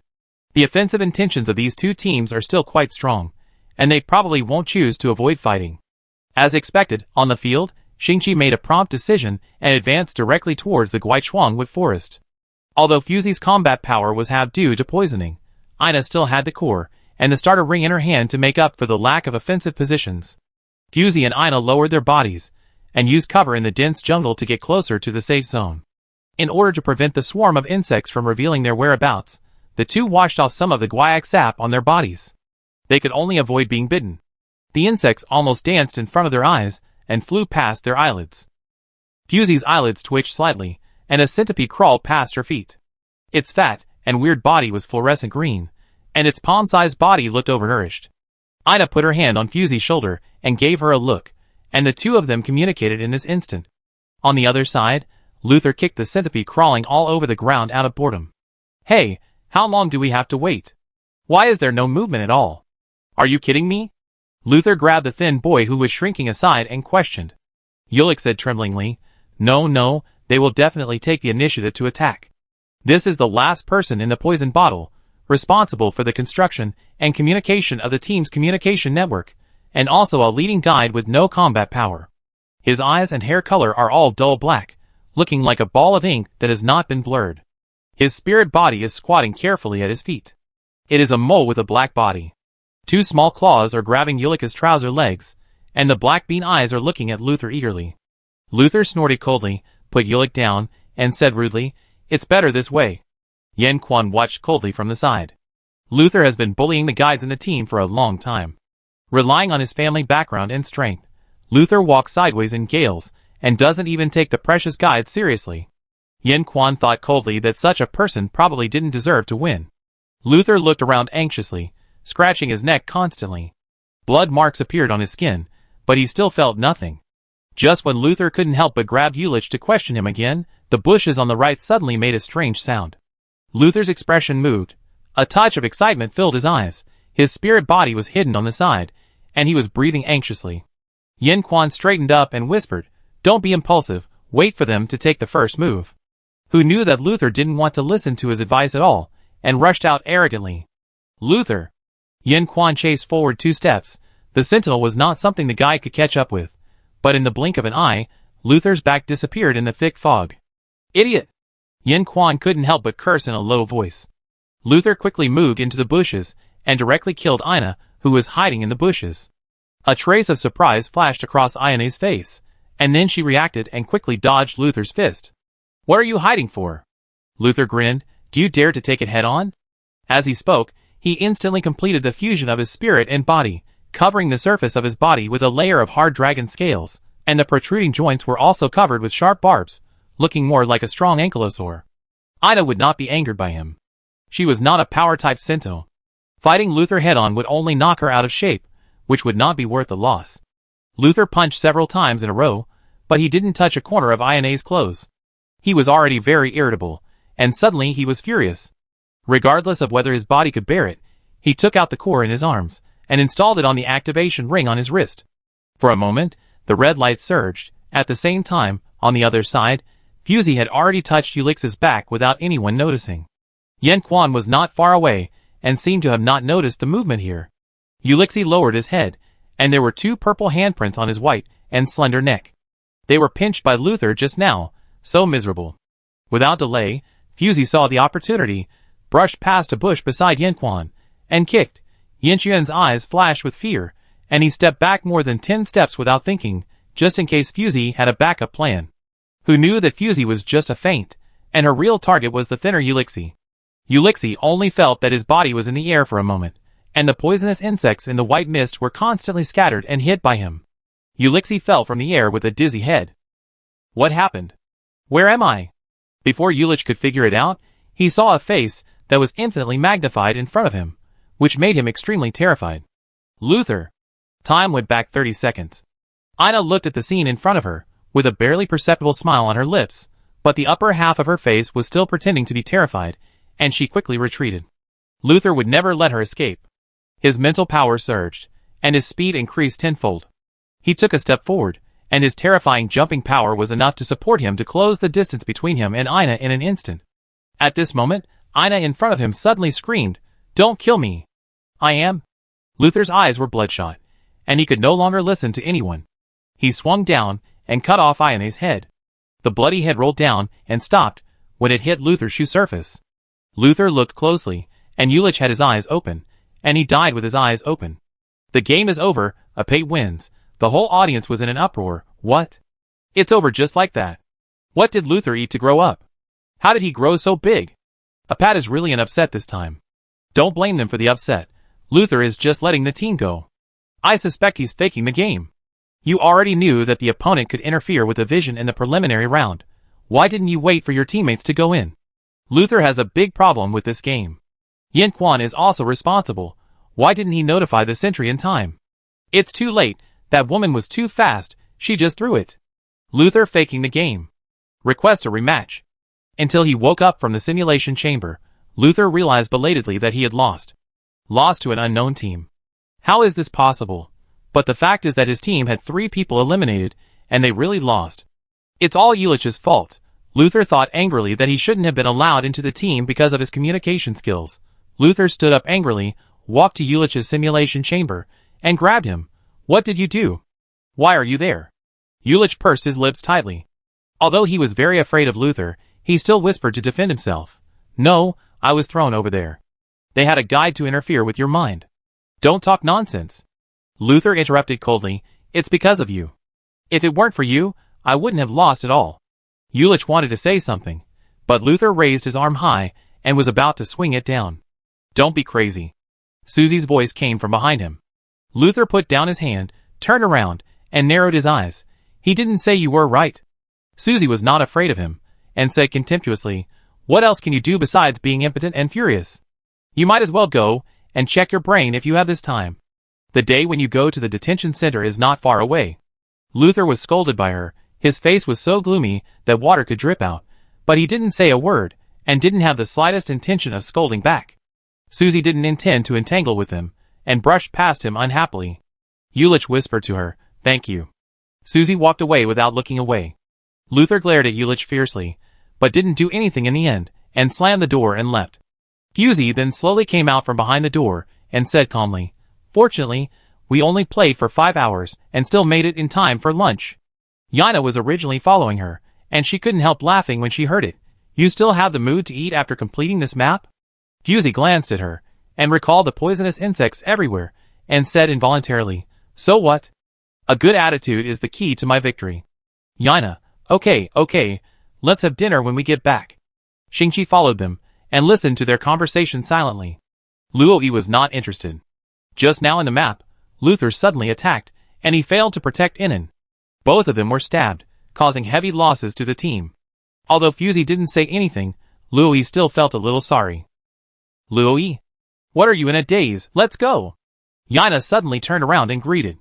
Luoyi shook his head, looked at Ina who was smiling at him in front of him, and quickly followed, I'm here. Chapter 51. In the match with Luther, although Shingchi was the main commander, it was Fusey and Inan who reviewed the game in the end. In that match, although Shingchi's style of play tended to be conservative, he was still decisive and coordinated. Inan had nothing to correct, but just said, sometimes, you can be more ruthless in mobilizing personnel. Shingchi nodded. I still have many shortcomings. he said very modestly. Yana comforted. It's not easy to achieve this step in the first command. Take it slowly. Shingchi opened his mouth and said, the quarterfinals. Or am I still in charge? Fusey touched her chin. It depends on the result of the draw. I hope to avoid those guys who don't play by the rules. Yana couldn't help but look at her. When has Fusey ever played by the rules? Her double standard thinking mode has not changed. That's all for today. Fusey closed the light curtain of the conference room and leaned back in the chair, looking a little depressed. Luoyi rubbed his hands and said, today and so early? Then I leave first. Maybe because he got up in a hurry in the morning, 2 hairs on his head stood up, jumping with his movements. Luoyi didn't notice it at all, and Fusey didn't remind him. He rarely showed an eager expression, and it seemed that he had an appointment, and Fusey wouldn't stop him. Let's go early and come back early. There is a curfew here. Luoyi cheered, and he was much more lively than he was at the conference table just now. German's annual school anniversary was also in these 2 days. It was very lively outside, and Luoyi wanted to go out and take a look. Ina turned her head and looked at Fusey, who had half closed her eyes, and whispered, do you want to go out and take a look? Fusey waved her hand. Go ahead. If you don't have enough feather webbing, tell me. Ina smiled gently. How can it be not enough? You gave too much. Feather webbing is the common currency of Indiclay. It can be exchanged for microcloud mineral crystals. Fusey exchanged a lot on the first day she came here to support the daily expenses of the team. Food subsidies and accommodation in the school do not need to be paid by students themselves. Fusey is just prepared. She never owes her teammates materially. Inan nodded to Fusey and followed Ina out. Shingchi did not leave the table in a hurry. He looked at Fusey and hesitated to speak. Fusey rubbed her temples.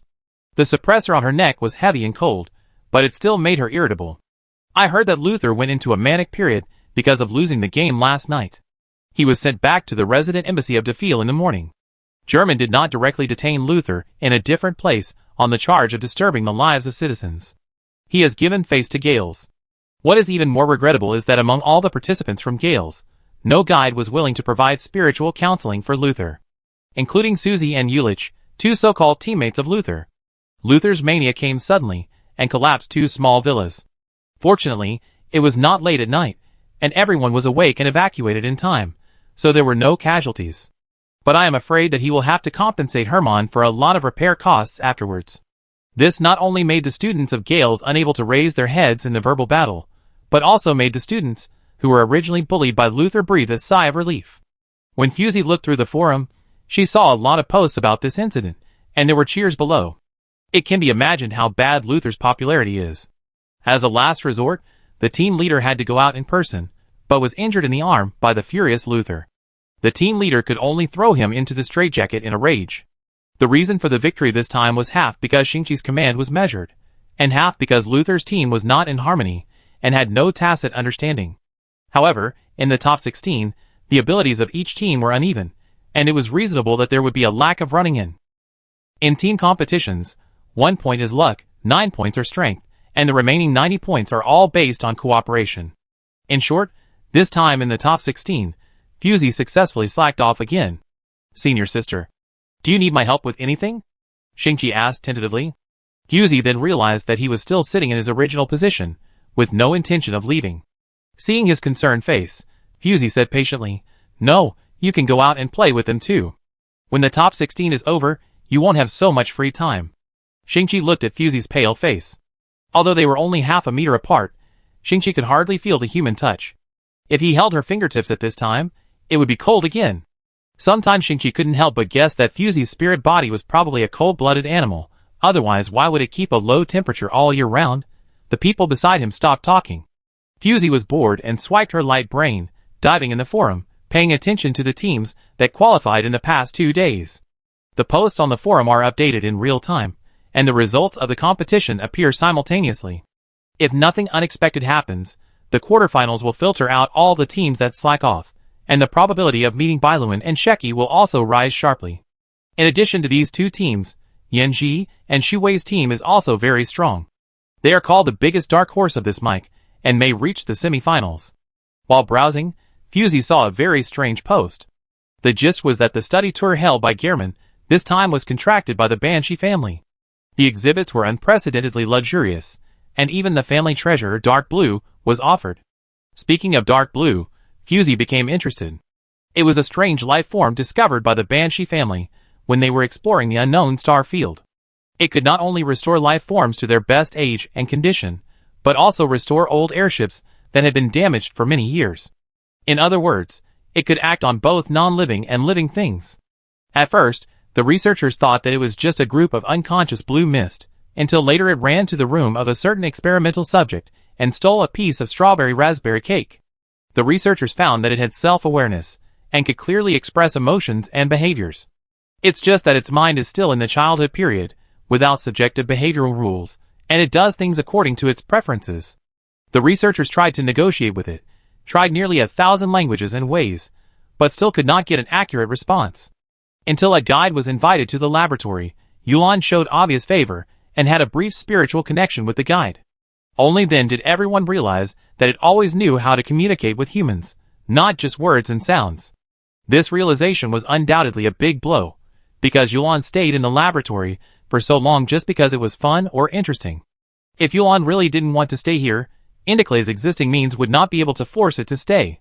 Such a strange and precious thing should have been presented to the Queen and handed over to Indiclay's most advanced laboratory for research. The Banshee family has always been loyal, and would not take such a treasure for their own selfish desires. Who knew that during the transfer, this group of blue mist ran to the private storehouse of the Banshee family and entangled on a water mirror? Everyone dared not approach it, and they could not make it leave even after using all conventional means. The transfer plan was shelved. The Queen sent her own guide to check it out, and found that it had no malicious intent, but was simply curious. She simply ordered the Banshee family to decide how to deal with it. This thing can't be driven away, so it can only be treated as a treasure, and kept company with a group of rare things in the private storehouse. Over time, this has become a famous scene in the Banshee family, because when Yuan is in a good mood, he will come out to stroll around by himself, and he will not hurt anyone, but the kitchen will regularly lack some small cakes and cookies. Such a large family will not be eaten up, and the head of the Banshee family immediately made a decision to keep it and feed it regularly. This way, we can occasionally grab some of its scattered samples for research, and we can get along well. The above is the background of this post. Fusey said it was interesting because of its title, Don't Be Paralyzed by Unknown Creatures. It may be eating away at humans. Familiar with the frightened body, Fusey clicked it without changing her expression. After reading a few pages, it can be roughly concluded that the poster believes that Yuan cannot live in harmony with humans forever. It is a spy or spy sent by an unknown civilization. As long as they find out their military equipment, they will attack in one fell swoop and take away the living space of humans. Looking at the comments below, many people complained that the poster had persecution delusions and the so-called conspiracy theory. Most people just take it for fun and watch it. Fusey muttered in a low voice. The analysis is quite professional, not half-baked. What? A clear male voice sounded in her ears, and Fusey looked up suddenly. Shingchi had not left yet. Fusey waved her hand. Nothing, just a little interesting article. After saying that, she seemed to remember something, and lowered her head, and clicked a few times on the optical computer. The terminal on Shingchi's wrist shook slightly. Shingchi was stunned and hurried to see that Fusey had transferred a 7-digit Haori to him. This? Senior sister? That's not what I meant. Shingchi smiled bitterly. Fusey didn't care much, as if what she just transferred out was not millions, but a few coins slipped through her fingers. It doesn't matter. Ina saw a very beautiful blue gemstone last month. The auction reserve price alone was more than this number.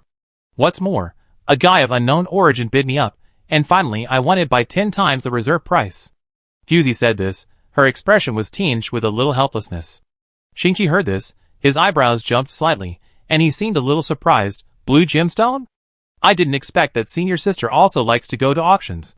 Fusey just talked about the auction experience, which brought back some not-so-good memories. She couldn't help but say a few more words. I don't know if my luck ran out in the lottery. There are always people bidding me up in the auctions in the past 2 months. Things that were originally worthless will eventually cost at least twice the price to win. So Fusey paused. You don't have to save money for me. Anyway, these wealth will eventually flow out in other ways. For a moment, I didn't know whether she was showing off her wealth or complaining. Shingchi didn't know what he was thinking about, and his face was not very natural. He said, well, then I go first, senior sister, go to bed early. Fusey nodded, and continued to lower her head to browse the posts. Shingchi walked out of the villa, and saw the lively scene of people coming and going in the school, but he had no interest in participating in it. He looked down at the account balance, and the millions that Fuzi sent to him were lying quietly in his account. He felt like he was being kept, and Shingchi narrowed his eyes slightly, which was not bad. Chapter 52. On the last day of the top 16, Fuzi went to watch the game on site. In fact, you can watch it on the official broadcast platform set up by Gehrman, but compared to the scene, it will lack a sense of atmosphere. Fuzi is not a person who likes to join in the fun. In the past, she would watch the recorded game at most and analyze the opponent's behavior habits and the layout of the commander-in-chief. As for why she came today, Fuzi silently raised her eyes and looked at the figure on the big screen. Feng Qingye and Sheki were hiding in the jungle. Sheki was frowning and looking at his teammates. At this juncture, the opponent had not yet made a move, but the team had already started to fight. White-haired chicken, I said I was taking resources at 12 o'clock. Why didn't you come to support? Lu Kiki grabbed Yen Cisa's pigtail and asked the accusation with great dissatisfaction. You didn't say you wanted me to go over. I thought people with mouths should speak. Don't you have a mouth? Yen Cisi, with a head full of white hair, was playing with the core in his hand casually, and his movements looked very casual. If they were not standing on a tree branch several dozen meters high, Lu Kiki would have fought with him. Lu Kiki was not willing to be outdone. She pulled Yen Cici's pigtail tied behind her head, like pulling a dog leash, and said angrily, I didn't say anything, couldn't you just take a look? Yen Cici bent her neck 90 degrees according to her force, and her perspective was completely reversed. He stared at Lu Kiki's face for 2 seconds, and suddenly made a face. You? Lu Kiki was furious and raised her hand to slap him, but Yen Cici dodged it swiftly. Both of them were sentinels with full agility. It was difficult to tell who was the winner for a while, jumping up and down, left and right. The opponents were overjoyed when they saw the two fighting. What a chance. They quickly picked up the core next to them and pressed it onto the starter ring, attacking the two entangled people. The gray wolf, with its fangs and claws exposed, rushed towards the core in Yen Cici's hand with its teeth and claws, but was kicked away by him. That was not the end. Lu Kiki slashed at the back of Yen Cici's neck with a knife, but he easily blocked it. It was unbelievable. Did he have eyes behind his back? Lu Kiki complained in his heart. Yen Cici sneered, and with a force from his right hand, he strangled the throat of the attacker. Seeing that his attack missed, Lu Kiki still refused to give in. He raised his leg and kicked. Just from the sound of the wind, one could tell that the kick was quite powerful. Yen Cici cursed inwardly, Are you serious? He didn't dare to take this kind of force head-on. He was kicked by Lu Kiki during the last training, and his forearm still hurts. That's enough.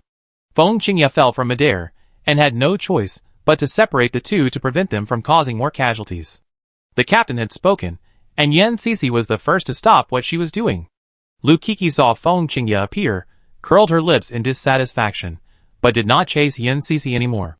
She stroked her long hair that was dyed with highlights, and snorted, I won't argue with a retard, I'd let you go. The ends of her hair were dyed red, looking like leaping flames, so dazzling. In the competition, most contestants would wear dark clothes. Some people were born with light hair, and dyed it dark to avoid attracting attention and blend into the terrain. They were so ostentatious. Yen Cici's white hair looked like a crosshair. If it were someone else, they would have been hit by one shot. Yen Cici opened her mouth to say something, but Sheki suddenly clapped his palms. Silence. For a moment, you could hear a pin drop. The team they were playing against was a little-known team that was not from the 3 major military academies, and unexpectedly made it to the top 16. As a result, they were unlucky, and had a good start against Sheki's tough team. They didn't think about winning at all, but just wanted to reduce their number, so that it was not in vain. Fuzi was hiding in the spectator seats, and she was a little disappointed when she saw such a huge gap in strength. But Fuzi looked at Lu Kiki and Yen Cici, who were still competing with each other with their eyes, and her eyes were filled with some interest. These two are newcomers to Mike, and they have never seen them before. They may become new breakthrough points. But their fighting methods need to be examined. This time, their opponents are too weak to allow Sheki and Feng Qingye to exert their full strength. It gave them a chance to preserve their strength. The game ended quickly. As expected, Bai Luolan won the game with no one eliminated. He won the game with a full field, which was unique in the top 16 competition. At this point, the top 16 competition has ended, and the 16 teams have been selected. At the same time, the much-anticipated tour meeting is about to start. On the night of the game, German opened the largest restaurant in the entire school for all contestants to use for free, making it a banquet that was not really a banquet. At the same time, all military school students were also welcome to participate in the social gathering. Fusey had no intention of participating in such excitement, but Ina and Luoyi were very excited and played all night. Then, the Banshee family's garden party was also prepared. There were more than a dozen private airships sent out, and the show was not small. Fusey stood under the airship, squinting at the brilliance of the stars above her head. The journey was not boring.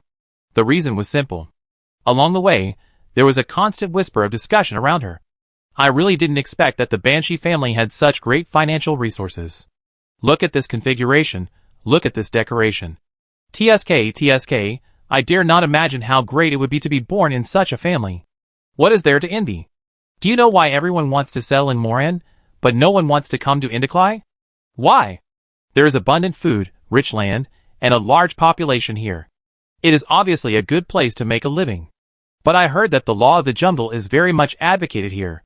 Hey, you don't know that the 4 major families are glamorous on the surface, but they have to live by the queen's face behind the scenes. The Banshee family is where we are going today. What do you think? Rich and powerful, envied by others. You are one-sided. The Banshee family is just a nice word. The point is that it is a family of guides. Everyone has outstanding spiritual power and a transcendent status. To put it bluntly, it is the reserved place for the queen to select guides. All guides of the right age must be selected by the queen first. Once selected, they will be sent to the space station above the main city to accompany the queen for the rest of her life. You know the queen's situation. She is an immortal species, and her lifespan is endless. How can ordinary people compare with her? Aw, you can't come out for a lifetime? But it's not bad. At least you have food and drink, and you don't have to worry about anything. It's not miserable, right? You think too simply, brother. This is just the tip of the iceberg. There are more unspoken rules that you can't imagine, which can crush the minds of ordinary people. For example, the strict and outrageous rules of the Fengza family. Ahem. The companion bumped into him hard, forcing him to shut up. Not far away, Feng Qingye and Sheki came side by side, brushing past the two without looking sideways, seemingly not hearing the gossip. Fusey watched Sheki walking towards her, and quickly stepped back a few steps, turning into an empty corner to avoid the public sight. Sheki did not notice Fusey's not obvious avoidance, and still looked normal. You are here? The journey is a bit far this time. I came here specially to give you this. He raised his hand, and on his white jade palm lay a square transparent crystal box, which contained 2 neat rows of pills. Fusey said calmly, I have taken the medicine in advance. You can take this back and use it yourself. Sheki's fingertips curled slightly twice, and then handed it forward resolutely. Take it. This medicine is easy to inactivate. I used microcloud mineral crystals to make a fresh-keeping box, and filled it with inert gas to slow down the speed of the tablet's inactivation. 1 gram of microcloud mineral crystals is worth tens of thousands of sabu. The crystal box in Sheki's palm, which is half the size of a palm, can be exchanged for 10,000 gold, which is much more valuable than this small white tablet. Fusey's eyebrows moved slightly. She didn't want to take the medicine at first, but when she thought that the box containing the medicine could buy 2 gems that Ina loved, her hands itched a little. Then I take it. Thank you for your thoughtfulness. Fusey took the crystal box in Sheki's palm into her own hand with a normal look. Feeling the cold touch on his palm, his hand felt empty. Sheki knew she had accepted it, and couldn't help showing a little happiness. You didn't refuse this time. I'm very happy. Fusey didn't know what to say. She couldn't just say that there was no one around to watch her this time, so she accepted it. In the past, there were always others watching her, and if she accepted it, she would be criticized. But Fusey looked at Sheki's eyes wearing goggles. He didn't open his spiritual field, so he didn't know if there was anyone around him. He could only sense the surroundings by sound and temperature, and there would always be some omissions. Please board the airship in an orderly manner, and set off in 30 minutes. The director's voice came from the alarm clock. Fusey said goodbye to Sheki, and turned to look for teammates. From a distance, Fusey heard Ina and Luoyi arguing in a low voice. I think it's impossible. What's impossible? Didn't you say before? Fusey walked over and patted the two on the shoulder. What else are you talking about? Who knew that the two looked at each other, and said in unison, nothing. Fusey didn't want to pursue it. It was just some gossip and chat. If there was something big, they wouldn't hide it. Fusey rubbed her forehead and said slowly, I go up and rest first. Don't call me before we reach Qingyu. After hearing this, Although Ina was a little worried, she knew that she couldn't persuade her, so she could only remind her, "If you can't hold on, be sure to tell me or tell the teacher." Fusey nodded, went up to the rest cabin of the airship, and never got up again. During this period, Ina was worried, so she went in to check once, and saw Fusey sleeping peacefully inside, and then she was relieved a little. The mental state of the Sentinel is so vulnerable that he may become the next Luther at any time and any place. And the guide may be one of the few salvations of the Sentinel besides the inhibitor. But Ina slowly shifted her gaze to Fusey's face with her eyes closed. Since the day she met Fusey, it seems that she has never seen Fusey and any guide have developed beyond friendship. Perhaps Fusey has adapted to the life of wearing an inhibitor for many years. But Ina had a vague illusion that Fusey was not unwilling to do it, but was looking for another solution. Is there really such a solution? Ina wanted to touch Fusey's sleeping cheek with her fingers, but stopped in midair. Ina turned around and left quietly. Chapter 53. Finally, after nearly 10 hours of travel, the group arrived at the sequence star where Bansh's family was located. As soon as they got off the airship, the buildings they saw shocked many people. An old manor with a retro and solemn style was surrounded by a solid fortress. Everywhere was brightly lit and magnificent, but everywhere was dead silent and unpopular. Fusey thought aimlessly that if it were her, she would have long since set up a new family. I really don't know how Sheki lived in such a place for more than 10 years. Probably no one would believe that the entire Banshee Manor was built not like a place where people live, but more like a heavy prison built to hold criminals. There is a guard every 10 steps, a turret every 50 steps, and an inspector every 100 steps. Even the main city Shingchi probably doesn't have so many military reserves. No matter how rampant the prisoners are, they will probably be driven crazy by the terrifying atmosphere here.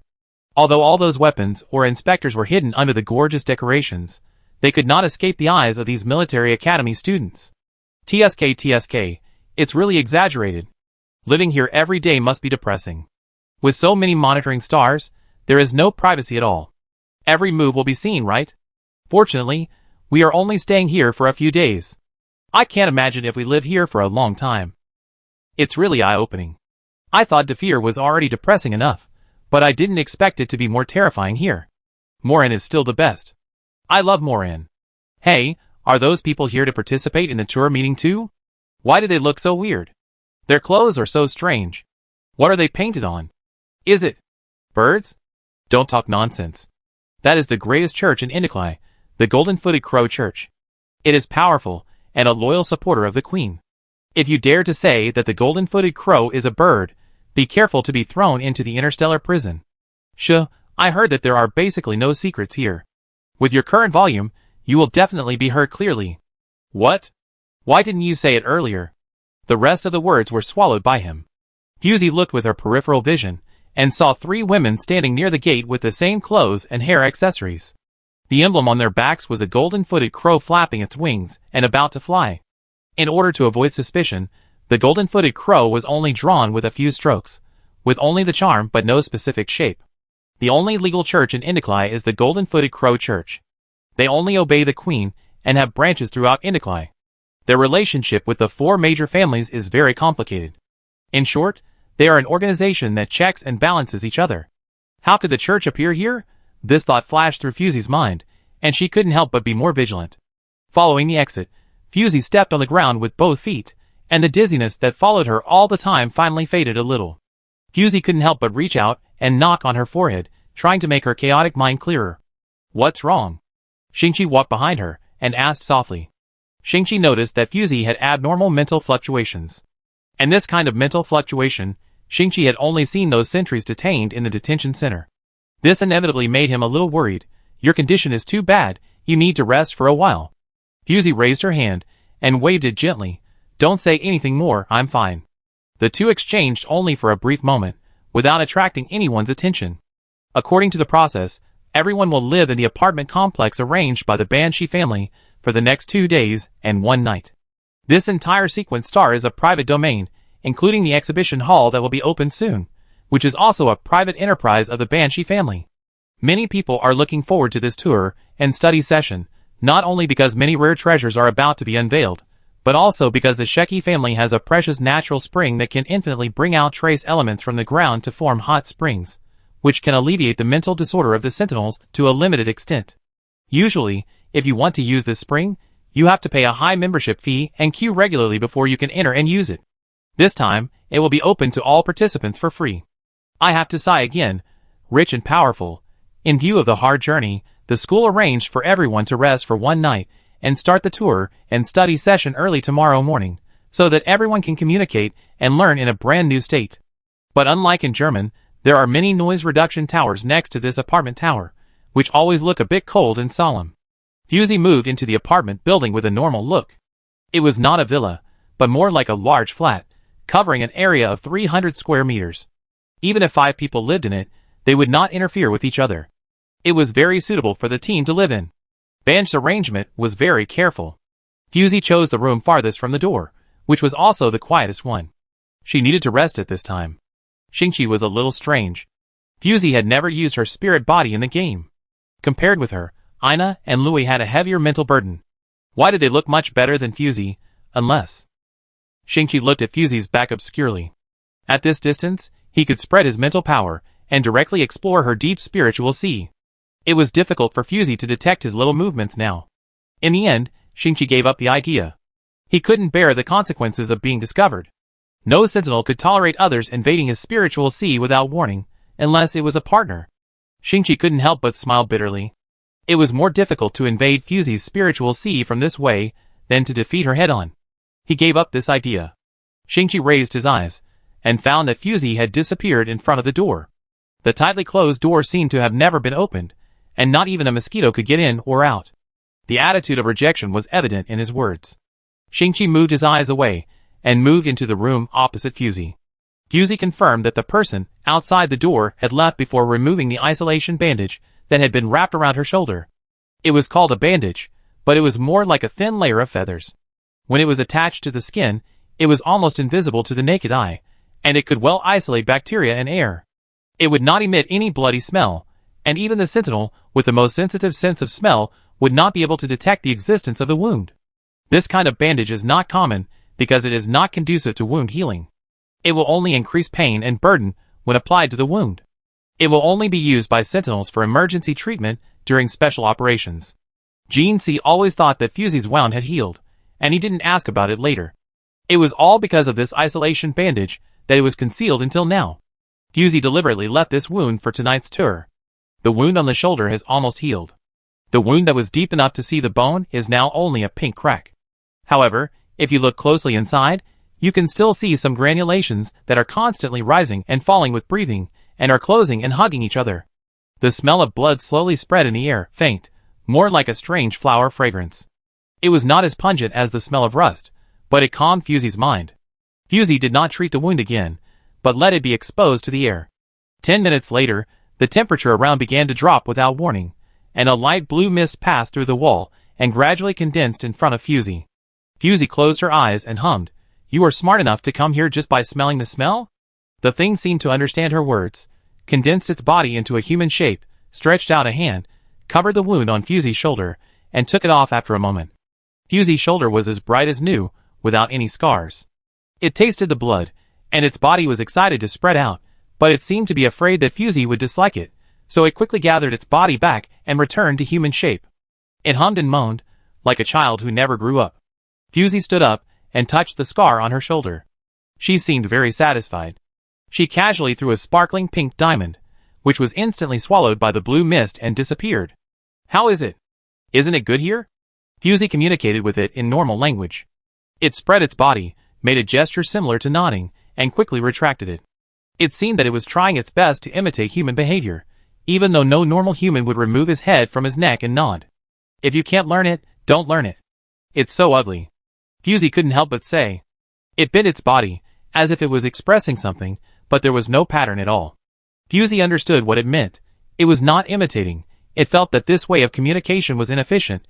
There were obviously better ways to convey information, but humans just didn't know how to use it. Neither side meant to mock, they were just expressing their opinions. After listening, it seemed to think for 2 seconds, and the next second, its body exploded directly, covering the entire room. Fusey covered her mouth and nose to prevent accidentally eating part of its body. Fusey watched it constantly rise and fall, constantly breathing and swallowing in a small space. The bloody smell left in the air by Fusey made it very happy. It kept changing its body shape, and its color kept deepening. Seeing that the time was almost up, Fusey reached out and grabbed a handful in the air, and was able to hold the entity of the blue mist. Go back. I will be targeted if you come out for too long. Don't forget to destroy the monitoring star records. It was probably very reluctant, circling around Fusey, as if expecting something. Fusey waved her hand like she was chasing away a fly. Let's go. Seeing this, the blue ball reluctantly floated out of the window, clearing all traces of the monitoring star along the way. Fusey touched her smooth shoulders, and the mental oppression that followed her like a shadow finally disappeared. Since Indiclaire discovered this group of blue mist, only a small part of its abilities have been discovered, and most of its hidden abilities are still undiscovered. It's not that they don't want to, but they can't. Fusey moved her shoulders, and her bones made a slight collision sound, indicating that she has recovered all her mobility. She was not sure that she would see Yuan. Fusey's memory was missing, and she couldn't remember many things. Most of the time, she relied on her intuition to do things. Her intuition told her that she could see what she wanted to see here. Sure enough, this trip was not in vain. As for what Yuan itself was, Fusey had no desire to explore.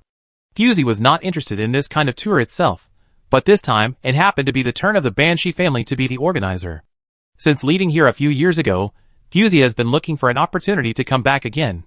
But various events prevented her from getting away, and the mic competition was about to start, so she never found a suitable time. There was a chance to travel at public expense, so why not?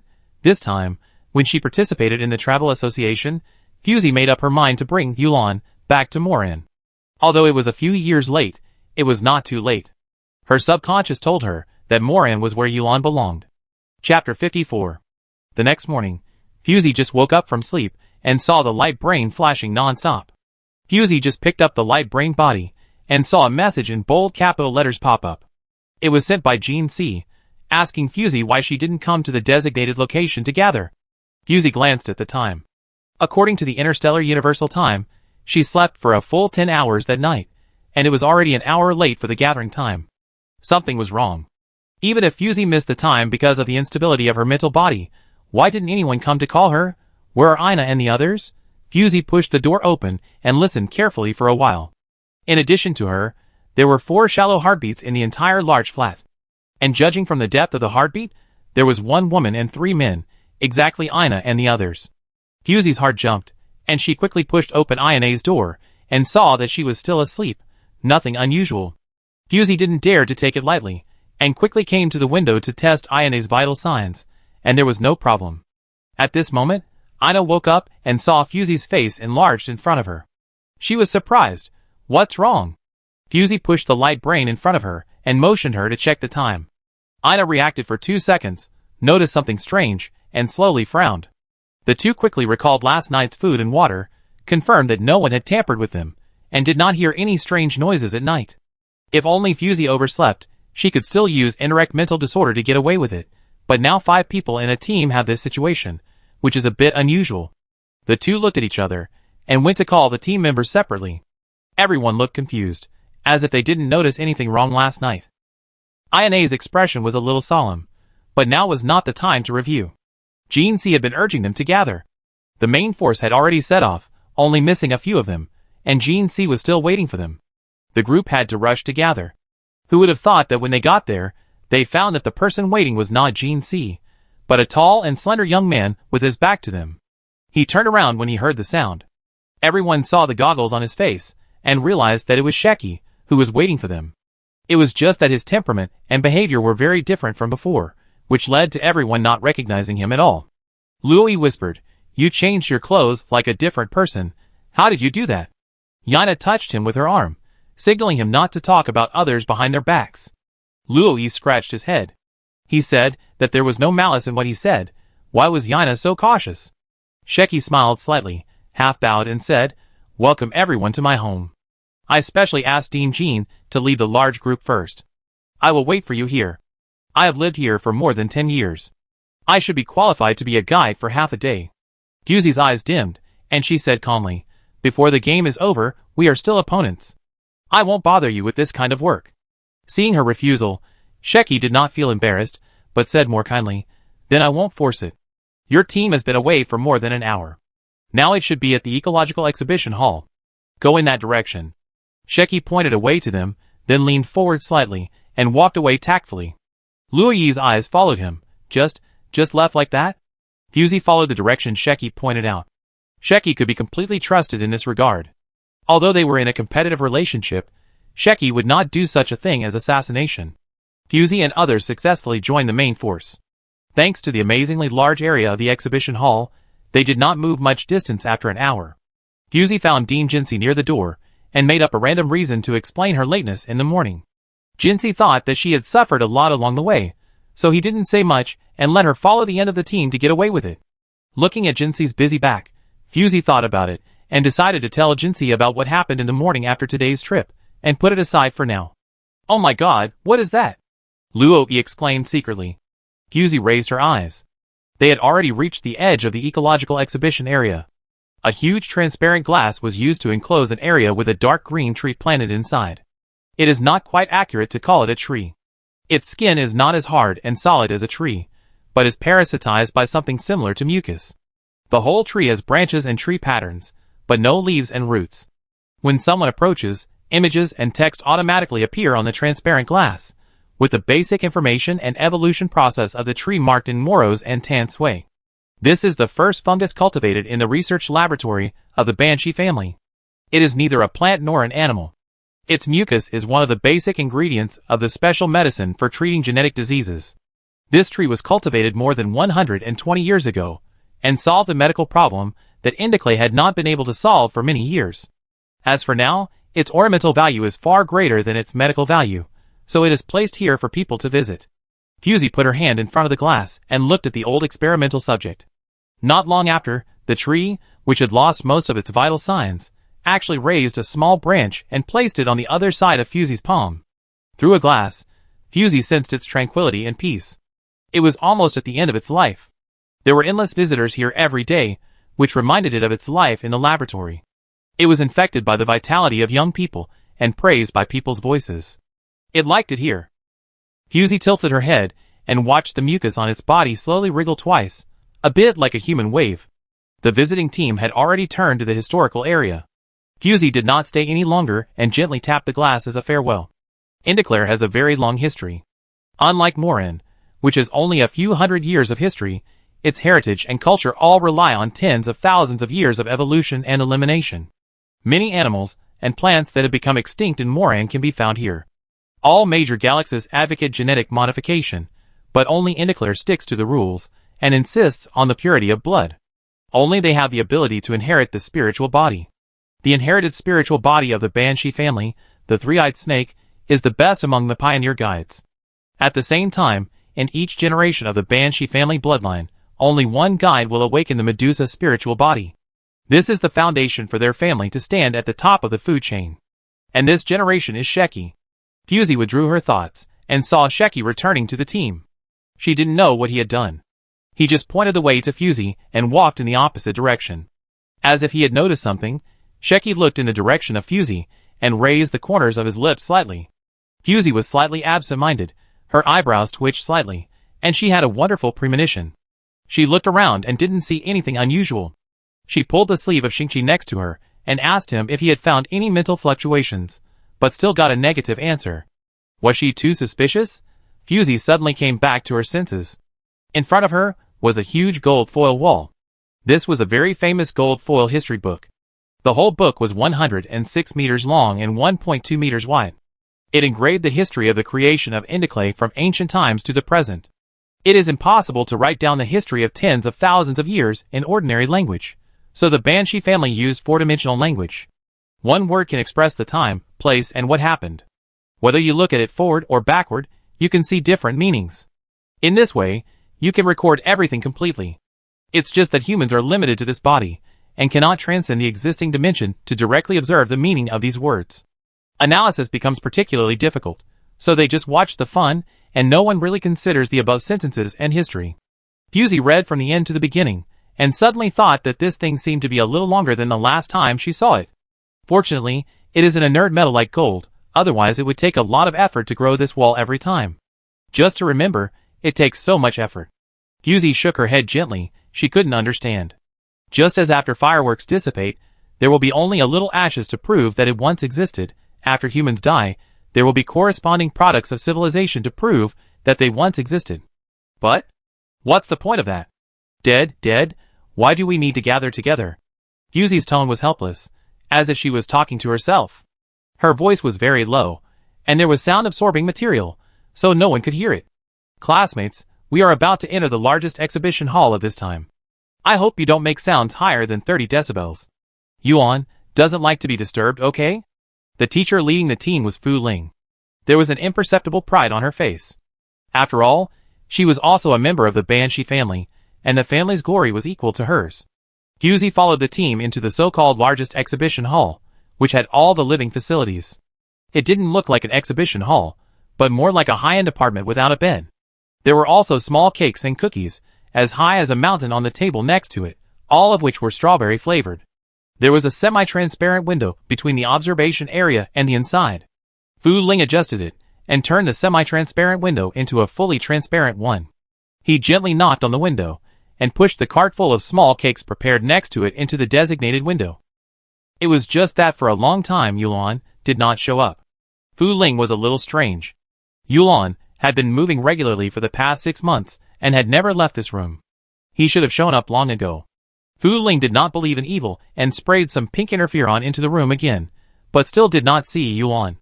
Fu Ling turned his head with a stiff expression on his face. Sorry, classmates, there seems to be a little problem. The visit to Yuan will be postponed to tomorrow afternoon. For a while, complaints were heard everywhere, but with the teacher here, everyone could not say anything. It was just a pity that they shifted their attention to other places again after a short while. Fu Si frowned rarely. Yuan told her last night that they would meet today. Why was he not here now? There was no escape or strike. With such doubts, Fusie ended today's study tour in a trance.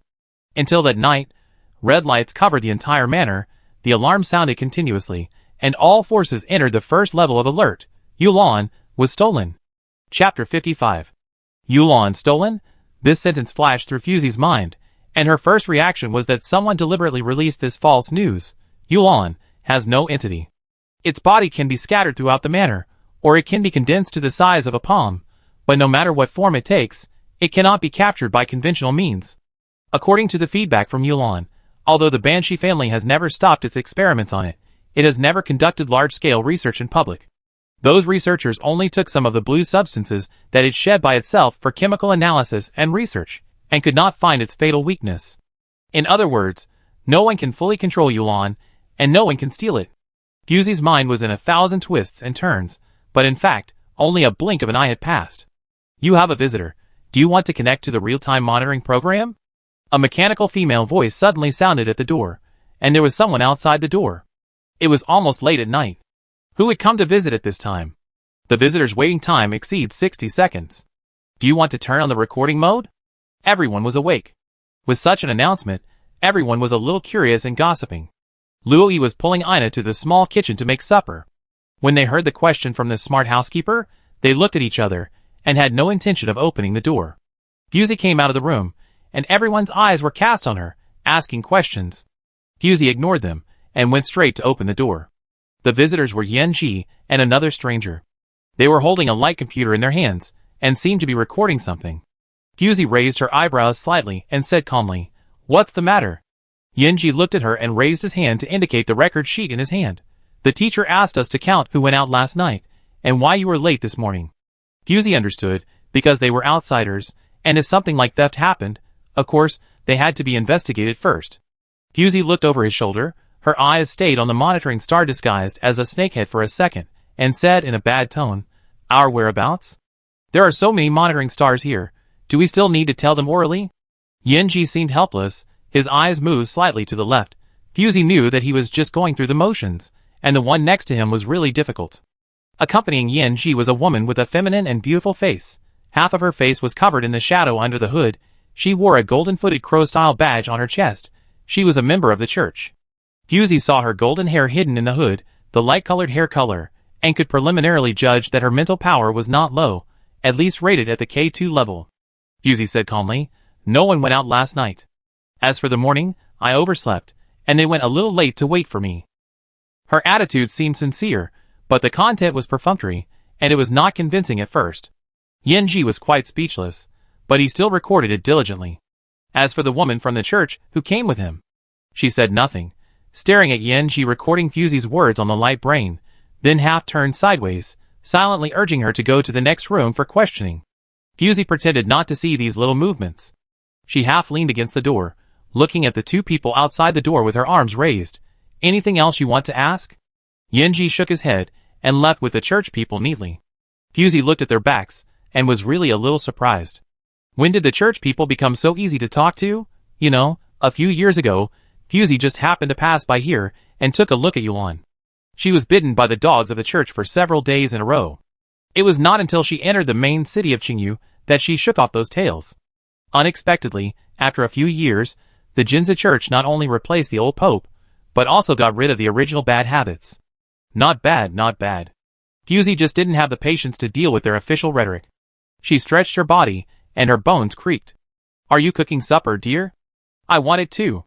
Fusy sat down next to the kitchen and looked at Ina with some expectation.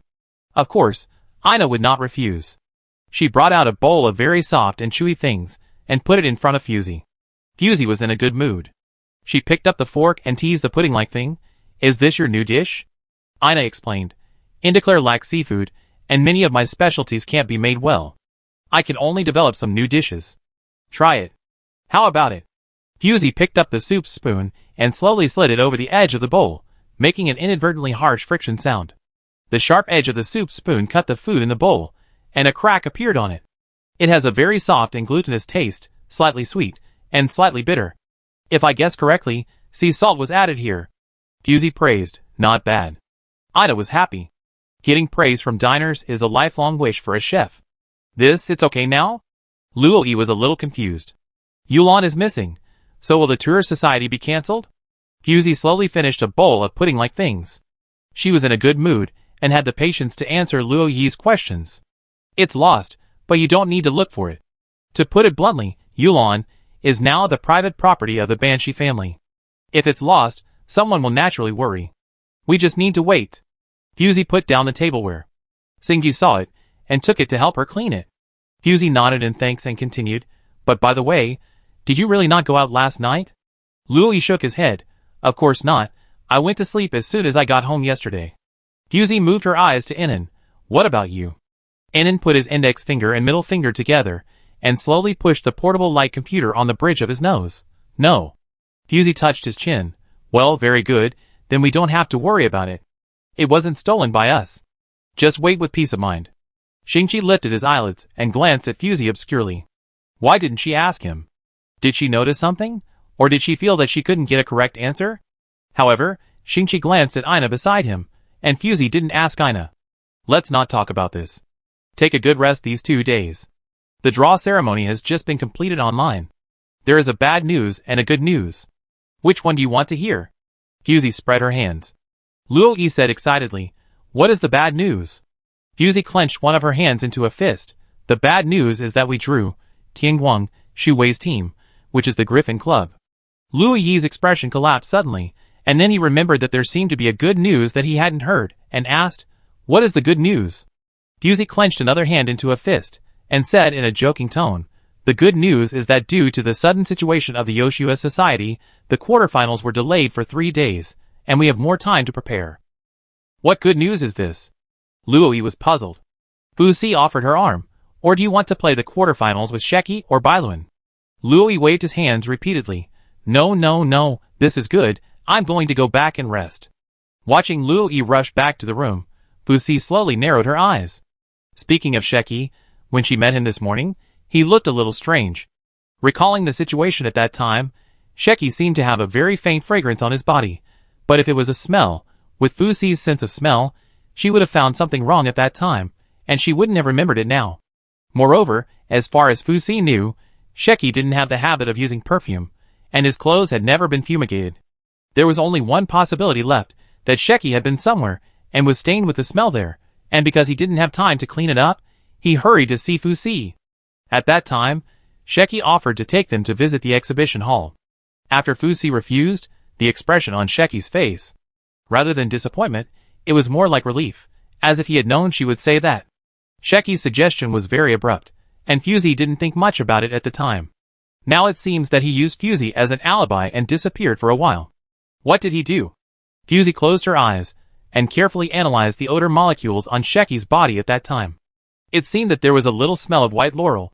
No, Fusey's mental state was not stable at that time, not to mention that she didn't pay attention deliberately, so she couldn't accurately judge what the smell on Sheki was. Fusey changed her direction. Even if it was Sheki's fault, why did he steal things from his own home? What's more, Fusey got some inside information that Sheki was about to become the next head of the Banshee family. He will be the first male head of the Banshee family in history. With such supreme honor, he had no reason to do something that would damage his reputation, such as stealing from the custodian. Fusey leaned on the sofa and thought for a while. Shingchi whispered beside her, "I go back and rest first." Fusey was immersed in her own thoughts and nodded carelessly. Fusey rubbed her forehead. There were monitoring stars everywhere here. Even a cat spirit like Ina, who was good at hiding and lurking, might not be able to avoid all eyes and get out safely. Not to mention that Fusey couldn't use her spirit at all now. When she and Nai performed the last commission mission, she only used her spirit for a short while, but ended up bleeding from all 3 orifices. If she used it again, her body might be permanently scrapped. If Fusey wanted to go out and find out the truth by herself, she would first avoid those monitoring stars. But then she thought, why did she help find out the truth when Yulan was lost? Let's not talk about whether this news is true or false. Even if it is true, Yulan will find it back by herself. She just had to wait for the result. Who would have thought that in the middle of the night, something unexpected happened again? Everyone received an emergency notice to gather in the open space downstairs, and all the instructors personally counted the number of people. Fusey woke up from her sleep with an irritated look on her face, and gathered the team members, but found that Ina and Shingchi were not in the room. Fusey raised her eyebrows slightly and called softly in the living room, "Ina? Ina, are you still there?" Fusey turned around. Louis looked at the red light flashing outside the door and said anxiously, "What should I do? Should I tell the teacher?" Fusey shook her head gently, indicating that they should go to gather first. "I will be there soon. No need to tell Dean Jean." Fusey said so. Louis and Enon looked at each other and could only nod. Fusey took a deep breath, looked at the quiet and empty room, and slowly twisted her fingertips. "Are all here?" Jinsi was standing in the open space of the apartment building, and Qingniu was standing on her shoulder combing her tail feathers. Jinsi's expression was not very good. Anyone who was called up in the middle of the night and forced to count the number of people would be a little dissatisfied. Moran's attitude to the outside world has always been neutral, but there are always people who think that they are afraid of war and will hide from the world. Just like now, Fu Ling had a bad attitude, pointed to the teams of major military academies, and asked, "Are all the people here? If anyone is missing, don't hide it. You may not be able to bear the consequences." Jinsi frowned slightly, and before she could speak, someone was already unhappy. "Hey, Banshee Fu Ling, what are you arrogant about? Do you mean that we stole your family's secret treasure?" A young team leader couldn't hold his temper and couldn't help questioning. "Duckard, put away your harshness. Don't forget whose territory this is." Faced with provocation, Fu Ling was very calm, not even looking away. Duckard was young and full of vigor, not to mention that Defil was a patriarchal society, and there was no sense of woman talking to him like this. Fu Ling didn't take him seriously, and his ridiculous male self-esteem was broken. "You'd better find the thief among us. If you don't find anything, you just wait. Gales won't let you go," Duckard said cruelly. Fu Ling couldn't help rolling her eyes. She was well educated, but Duckard was really speechless. The team was bustling, and many people were complaining about why they came out in the middle of the night. Jean C looked around and found that Fusey was not here. She found Enon and asked softly, "Where is Fusey?" Enon's expression did not change, his cold gray eyes drooped slightly, and when facing his teacher, his expression softened imperceptibly. "Just upstairs, teacher. She will be down soon," Enon replied. Jean C nodded. She was the most obedient student and never lied, which made her feel relieved. Since Enon said so, it was true. So, Jean C skipped this team and replied that it was full. But who could have expected that Fu Ling would actually start to check one by one, and each person would not stop until they matched the information completely. Not only the face, but also the spiritual body, there was no possibility of fraud. Jean C's pupils shrank slightly, and he hurried to look at the team behind him. Fusey still had not returned to the team, and even her 2 teammates were nowhere to be seen. The bluebird flapped its wings nervously, its tail feathers trembling slightly, but Jin-C's face was still as calm as ice. Inan and Jin-C looked at each other, and Inan shook her head gently, indicating that she didn't need to worry. Jin-C calmed down, and the bluebird settled on her shoulder. She decided to trust her students. Fu Ling counted the teams one by one, and was about to come to Tanya's team. At this moment, Sheki suddenly came to Fu Ling, whispered a few words, and took her place. Jin-C frowned slightly, not understanding how he convinced Fu Ling. Sheki smiled and came to Tanya's team, saying softly, "I'm sorry to call everyone here in the middle of the night. To express my apology, after the tour is over, I will give everyone a gift in my personal name, and I hope everyone will not despise it." Seeing him start to exchange pleasantries, Jin-C naturally followed his lead and said a few official words. "Of course not, when in Rome, do as the Romans do. Since you need our cooperation, we will not refuse." Shingchi nodded and said, "Are you used to living here? I hope the supervision here will not bother you." Jin-C shook her head slightly. Since Shingchi wanted to delay time, she would not expose him. The two of them kept pushing each other around for a while, until Fu Ling came back after a round and saw Shingchi and asked curiously, "Why are you still here?" Shingchi then half bowed with a lingering feeling. "Sorry, I hit it off with Dean Jean at first sight, so I just said a few words. After all, I was taken care of by Dean Jean and Tanya at that time." Fu Ling didn't know when Shingchi had so much to say, and quickly interrupted, "Have you counted the number of people? Are there any missing?" Shingchi's eyelids hidden under the goggles moved slightly. He paused, and said apologetically, "I was too immersed in the conversation just now, and forgot to count. Please count again." Fu Ling glanced at him. Although Shingchi couldn't see anything, he could feel Fu Ling's dissatisfaction with him. Seeing Fu Ling start to count the number of people, Jin-C turned his head calmly, and found that Fu Si was standing safely in the team, talking quietly with Luo Yi. "Why does teacher Fu Ling seem to dislike Shingchi? Aren't they a family?" Luo Yijing asked in a low voice. Fu Si didn't know what she was thinking at this time, and answered this question casually, because if Shingchi hadn't been born, Fu Ling would be the strongest of this generation, and the next head of the family should have fallen to her. Now all these things have to be given to Shingchi, so of course she will be a little emotional. She said it lightly, as if it was just a routine after-dinner chat, not some family secret. Luo Yi said oh and said nothing. Beside Fu Si, Shingchi was standing with his head down, and he didn't look unusual. Only when you get close can you smell the extremely light scent of white laurel flowers on them. And this smell is exactly the same as the one Shingchi carried in the morning. Fu Ling passed by their team, without noticing the light floral scent, nor did she check for other abnormalities. She glanced at Shingchi's calm and elegant back, turned around and left. This sudden call-up activity in the middle of the night finally ended. Fu Si stretched her shoulders and neck, and said lazily, "Go back and catch up on your sleep. I hope this kind of thing won't happen again." Everyone dispersed like birds and beasts. Ina lowered her eyes, followed Fuzi, and whispered thank you. Time went back to more than 10 minutes ago. Fuzi walked around the living room, and finally found a mental fluctuation area. It was found in the tea room, next to Ina's room. Fuzi bit her fingers, and a black thread as thin as a hair slowly climbed up her knuckles. Fuzi sensed for a while that two life forms with strong mental fluctuations were approaching. "Come back now?" Fuzi thought about it, turned and went outside, and gently closed the door. When mental fluctuations appeared in the room, Fuzi pushed the door open and looked at the two people who appeared out of thin air leisurely. Fuzi's eyes moved down.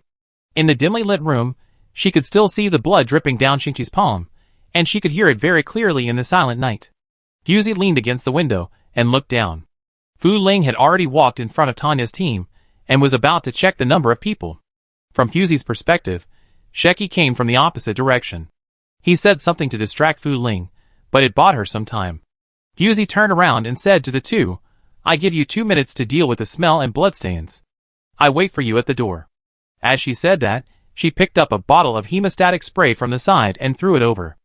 Ina caught it accurately. "Okay, thank you for your help. It may not take 2 minutes." The two dealt with the smell and clothes on their bodies. They looked like they had just been woken up, except for the white rose flower fragrance that Shingchi could not cover up. The three of them didn't have time to say more, and hurried downstairs to mix in with the team. Fortunately, they were not discovered by Fu Ling. Even if it was recorded by the monitoring star afterwards, it would not be a big deal. After all, it was apparently past the inspection, and no one would hold on to a little lateness. Time goes back to the present. Fuzi closed her eyes slowly. Before she ran out, the two of them couldn't wait to disappear. For a moment, She didn't know whether they were powerful or bold. Doing this on the territory of the Banshee family, exposing their identities was a small matter, but affecting the competition was a big matter. Therefore, Fusey said lightly, "Don't test the bottom line of the monitoring star casually in the future. Besides, there are many guides here. A little mental fluctuation is like a wild dog smelling meat. You don't even need to reveal your flaws, they will pounce on you." Although she didn't mean to blame, it sounded like she was chatting, but Ina still felt a little sorry. "I won't do it again in the future." Fusey waved her hand, motioning Shingchi to come closer. Shingchi didn't understand, but still obeyed obediently. His body was only one step away from Fusey, and the flower scent in Fusey's nose became stronger. Fusey said in a calm voice, "Who did you meet?" Shingchi looked back at Ina, saw the look she gave him, and replied, "He was covered in shadows, so we couldn't see clearly." Fusey knew that she couldn't get anything out of him, so she gave him an isolation bandage to hide his wound, and let them go back to sleep. A thrilling and dull night passed just like that. Chapter 56. I thought it would be difficult to end this matter, but the next morning, the Banshee family announced that the tour would continue, but there was a problem with the dark blue exhibition area, and it would no longer be open to the public. Regarding the theft, the announcement said that it was just a misunderstanding, and that they were very sorry for disturbing everyone. So on the last day of this tour, the natural hot spring hall was open for free for everyone to relax and have fun. In addition, the Banshee family prepared a small gift for each student who came to participate in the tour, which would be revealed when everyone left. It was a mystery. Fusey looked at the announcement and felt a little weird. In the room, Shingchi was sitting in front of her, twisting his fingers nervously. Fusey suddenly raised her head. "Don't show nervousness in front of me, it's weird." Shingchi's restless hand movements stopped at once. Fusey put down the laptop in her hand and said calmly, "You dare to sneak out without 100% confidence. Your performance is completely inconsistent with your behavior." The wound on Shingchi's wrist was wrapped with an isolation bandage, and he could no longer smell any blood. He hung his head and looked a little depressed. Fusey played with the spray in her hand and did not rush to hand it to him.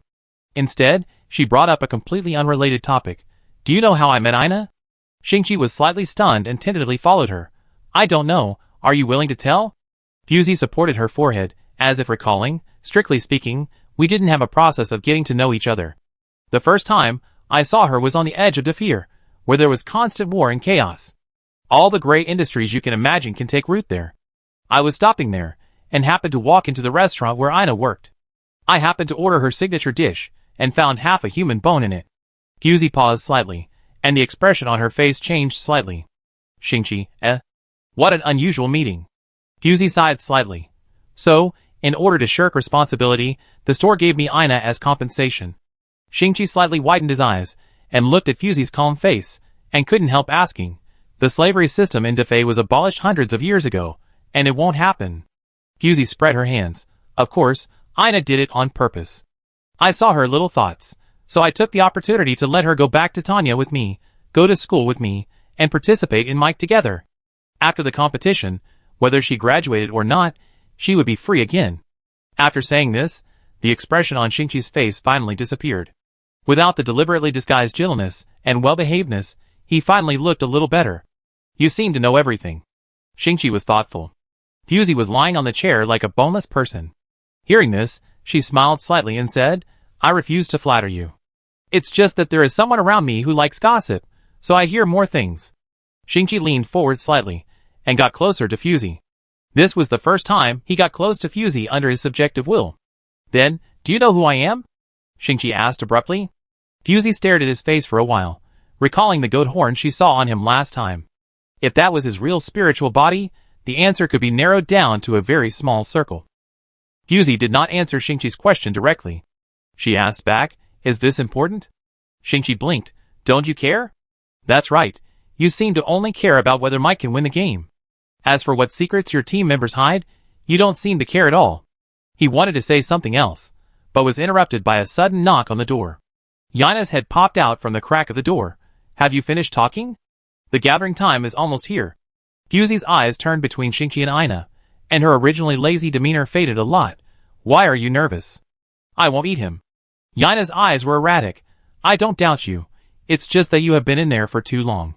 Fusey stood up, no longer entangled in this topic, and squeezed out from Ina. "After the chat, let's go to the gathering." Yana looked at Fusey's back, then turned back to look at Shingchi who was sitting there, and asked with her mouth, "Showdown?" Shingchi shook his head slowly, thought for a while, and nodded again. Ina knew Fusey well. She would not spend too much time on such trivial matters. She would probably just ask a few questions and forget about it. Anyway, it would not cause any big trouble. Unexpectedly, Shingchi suddenly said faintly, "If possible, I really don't want to get to know her so hastily." Ina subconsciously replied, "Why?" Shingchi was unwilling to say anything more. His eyes were no longer gentle as usual when he answered questions. Instead, he was a little dull. The group set off for the resort. Everyone had their own thoughts. Even Luoyi, who was always active, did not say a few words. This place was made into a huge honeycomb-like building. The small compartments were very private and airtight, enough to accommodate thousands of people at the same time. It was exactly the number of people in the Banshee family. However, today, the protagonists here are the young students. Fusey and the others arrived late, and there were very few places to choose from. Fusey said hello and went to the corner. Hot springs gushed out from the snake head. All the decorations here use snake elements. Even if you know that this is the family emblem of the Banshee family, you will still feel tired of it after seeing it too much.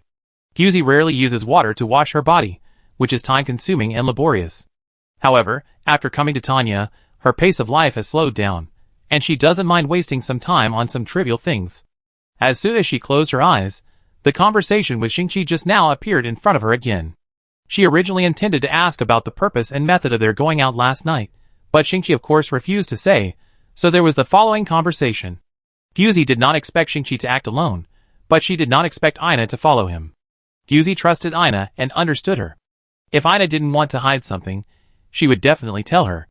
If Ina wanted to hide something, she couldn't find out no matter how hard she tried. Yulan was missing, and the culprit was likely hiding in the Banshee family. Fusey tapped the shore gently, and the warm spring water flowed through her fingertips, soothing her spirit very well. Fusey couldn't help but relax. The fact that Yulan couldn't be captured by conventional means didn't mean that Yulan could never be captured. In Fusey's memory, there was only one way to temporarily imprison Yulan, in one place. That was to imprison it in the Sea of Spirit, turning it into the spiritual body of the guide. The two were inseparable, and Yulan naturally couldn't move freely. Even though the major galaxies are unwilling to admit it, they all have private laboratories that specialize in studying how to break through the genetic limits of sentinels and guides. Because the number of sentinels is far different from the number of guides, many galaxies have begun to find ways to create artificial guides in order to appease the naturally violent sentinels. This kind of experiment was popular on a large scale more than a decade ago, and it was almost uncontrollable. Defeer played the role of a leader in it. Countless abandoned experimental subjects were thrown into the slums to fend for themselves. Experimental subjects, with a little research value, would also be discarded in the incinerator because they could not achieve the expected results and become nutrients for other experimental subjects. This is the hell on Earth. However, this experiment soon showed its drawbacks. A large number of experimental subjects escaped together, threatening the personal safety of Defeer's senior management, and this experiment was temporarily stopped. But this was only temporary. Not long after, the laboratory was restarted and everything came back again. Until one day, Governor Moran found that part of the data in the gene bank had been stolen and traced it to Defeer. They refused to admit it, so Shilai simply took over the entire underground laboratory and sealed and destroyed all the data. Due to public pressure, Defeer could not speak out and had to swallow his anger. However, many people said that Moran's plan to create humans in the breeding warehouse was fundamentally the same as the artificial guide experiment, and Moran had no right to interfere with Defeer's experiment. In response, Shilai only said, "I created humans for civilization, and you created gods for your own desires. I have the obligation to protect the pure genes of the Moran people from being violated." Regardless of whether Shilai's words are correct, at least in the eyes of the Moran people, the governor is protecting them. Since then, Shilai has won the hearts of the people, including the rebels of Defil, who also admire the governor. If you count carefully, Defil's god-making plan has disappeared for more than 10 years, and there is no artificial guide alive in the world now, which means that the container that trapped Dark Blue should not exist. Fusey slowly opened her eyes. Theoretically, it does not exist, and the possibility that Indicli studied it privately cannot be ruled out. Defil and Indicli have always been at odds. More than 10 years ago, Indicli made it clear that no one is allowed to imitate Defil's god-making plan in any name. The environment is the best culture dish, and all genes should be left to nature to select. This is the concept that the Queen has implemented for hundreds of years, and it is impossible to change it in just a dozen years. A white golden-footed crow emblem flashed in front of Fusey's eyes. The golden-footed crow church is directly under the Queen and only obeys the Queen. Why did they suddenly appear on the sequence star of the Banshee family? I heard that the golden-footed crow church has changed a new pope. Is it a routine inspection of the lower position after each leadership change? It is unlikely. Others may not know, but Fusey knows very well that the current Queen of Indicli hates power struggles the most. She settled in the space station 100 years ago and left all matters, big or small, to her guide. She would not go out unless there was a war, and she had no time to give instructions to the church. In other words, is this something the church decided on its own? Fusey thought about it and felt that it was very likely. She had been in Tanya for 3 years and did not know enough about the Golden-Foot Crow Church. She needed some information to infer their movements. If the church really intervened, it would not be a simple matter to take away Yuan. Chapter 57. After staying in the hot water for a long time, Fusey felt a little dizzy, and the scene in front of her eyes suddenly became blurred. Fusey shook her head subconsciously and took her hands out of the hot water, supported them on her forehead, and rubbed them carefully for a while. The head became heavier and heavier, and the water seemed to be a little wrong. Before Fusey could figure out the connection, she leaned against the wall of the pool and fell asleep, and the sound of water gradually died down. Not only her, all the students who were soaking in the hot springs, either sleeping deeply or fainting, all lost consciousness. Everything was for a deal that had been secretly planned for a long time. Have you brought the things? A hoarse and low voice sounded from a beehive in a corner. Sheki still wore goggles, but his expression changed from gentle and elegant to distant and gloomy, looking particularly cold. Of course, it's just that you are so anxious, I don't know when I can fulfill what I want. If Fusey was here and heard Sheki's voice, she would probably suspect that he was impersonated. Sheki had to wear 2 faces in front of people and behind people. Oh, are you afraid that I will default?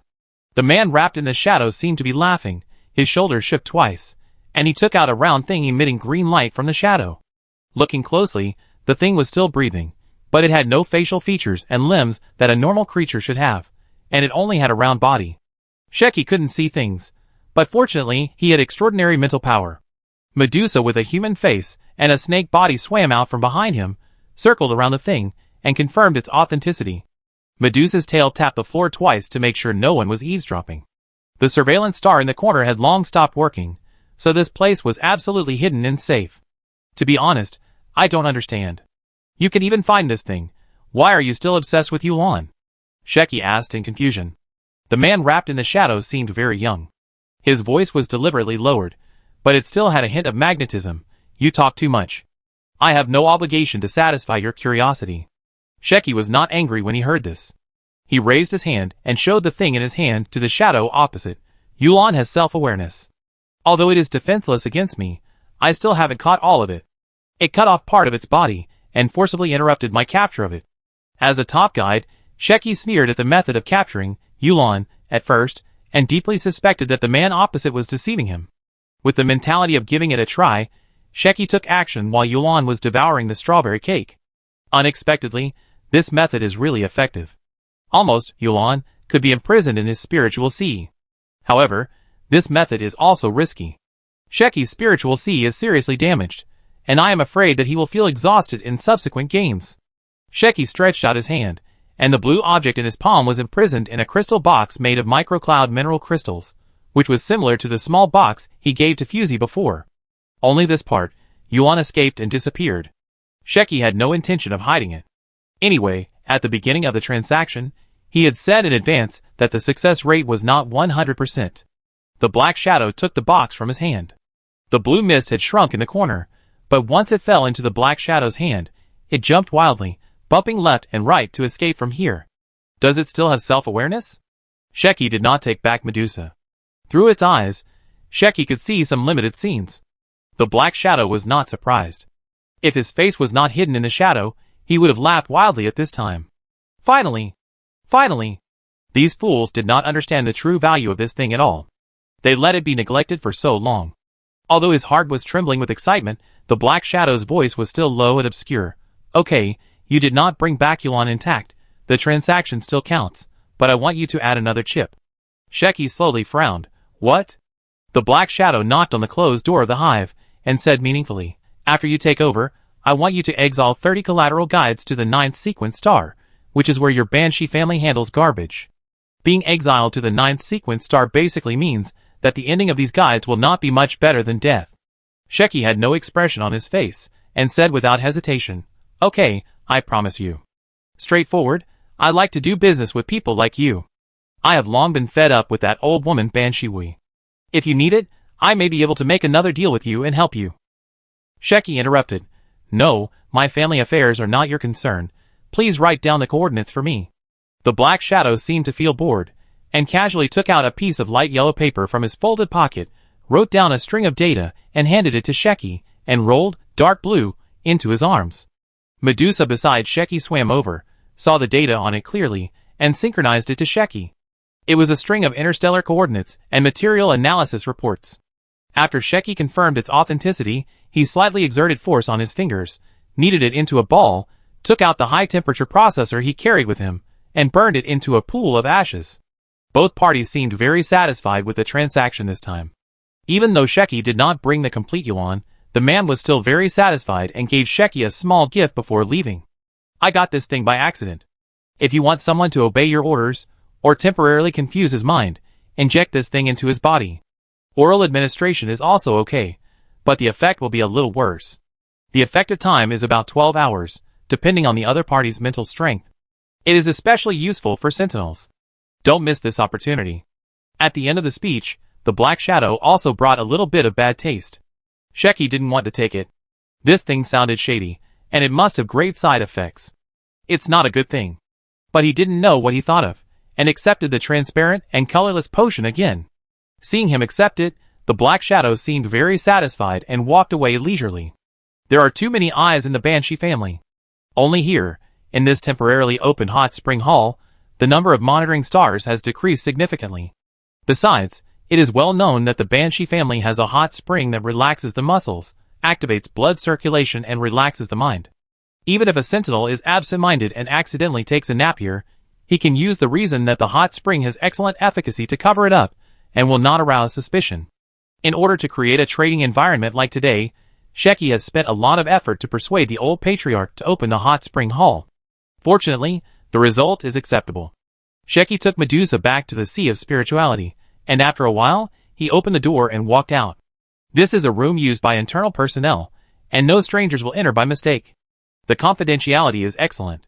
Sheki walked out, constantly releasing his spiritual exploration tentatively, until he reached a room in the corner. Sheki slowly breathed a sigh of relief after finding out that the person inside was asleep. If she hadn't noticed, then it would be even less likely for others to notice that an uninvited guest had just arrived. Sheki turned and left without staying for long. Fusey slowly opened her eyes, and stood up in the hot spring. The water flowed over her body, leaving water marks along the texture of her skin. A black clavicle chain, 1 finger wide, was wrapped around her neck. It was a suppressor disguised as an ornament. On her waist, a not-so-obvious scar was glowing flesh pink, which looked out of tune with the surrounding skin. Fusey turned her neck, which was stiff from sleeping, and took a breath gently. The air was filled with a light rose scent, not strong or gaudy.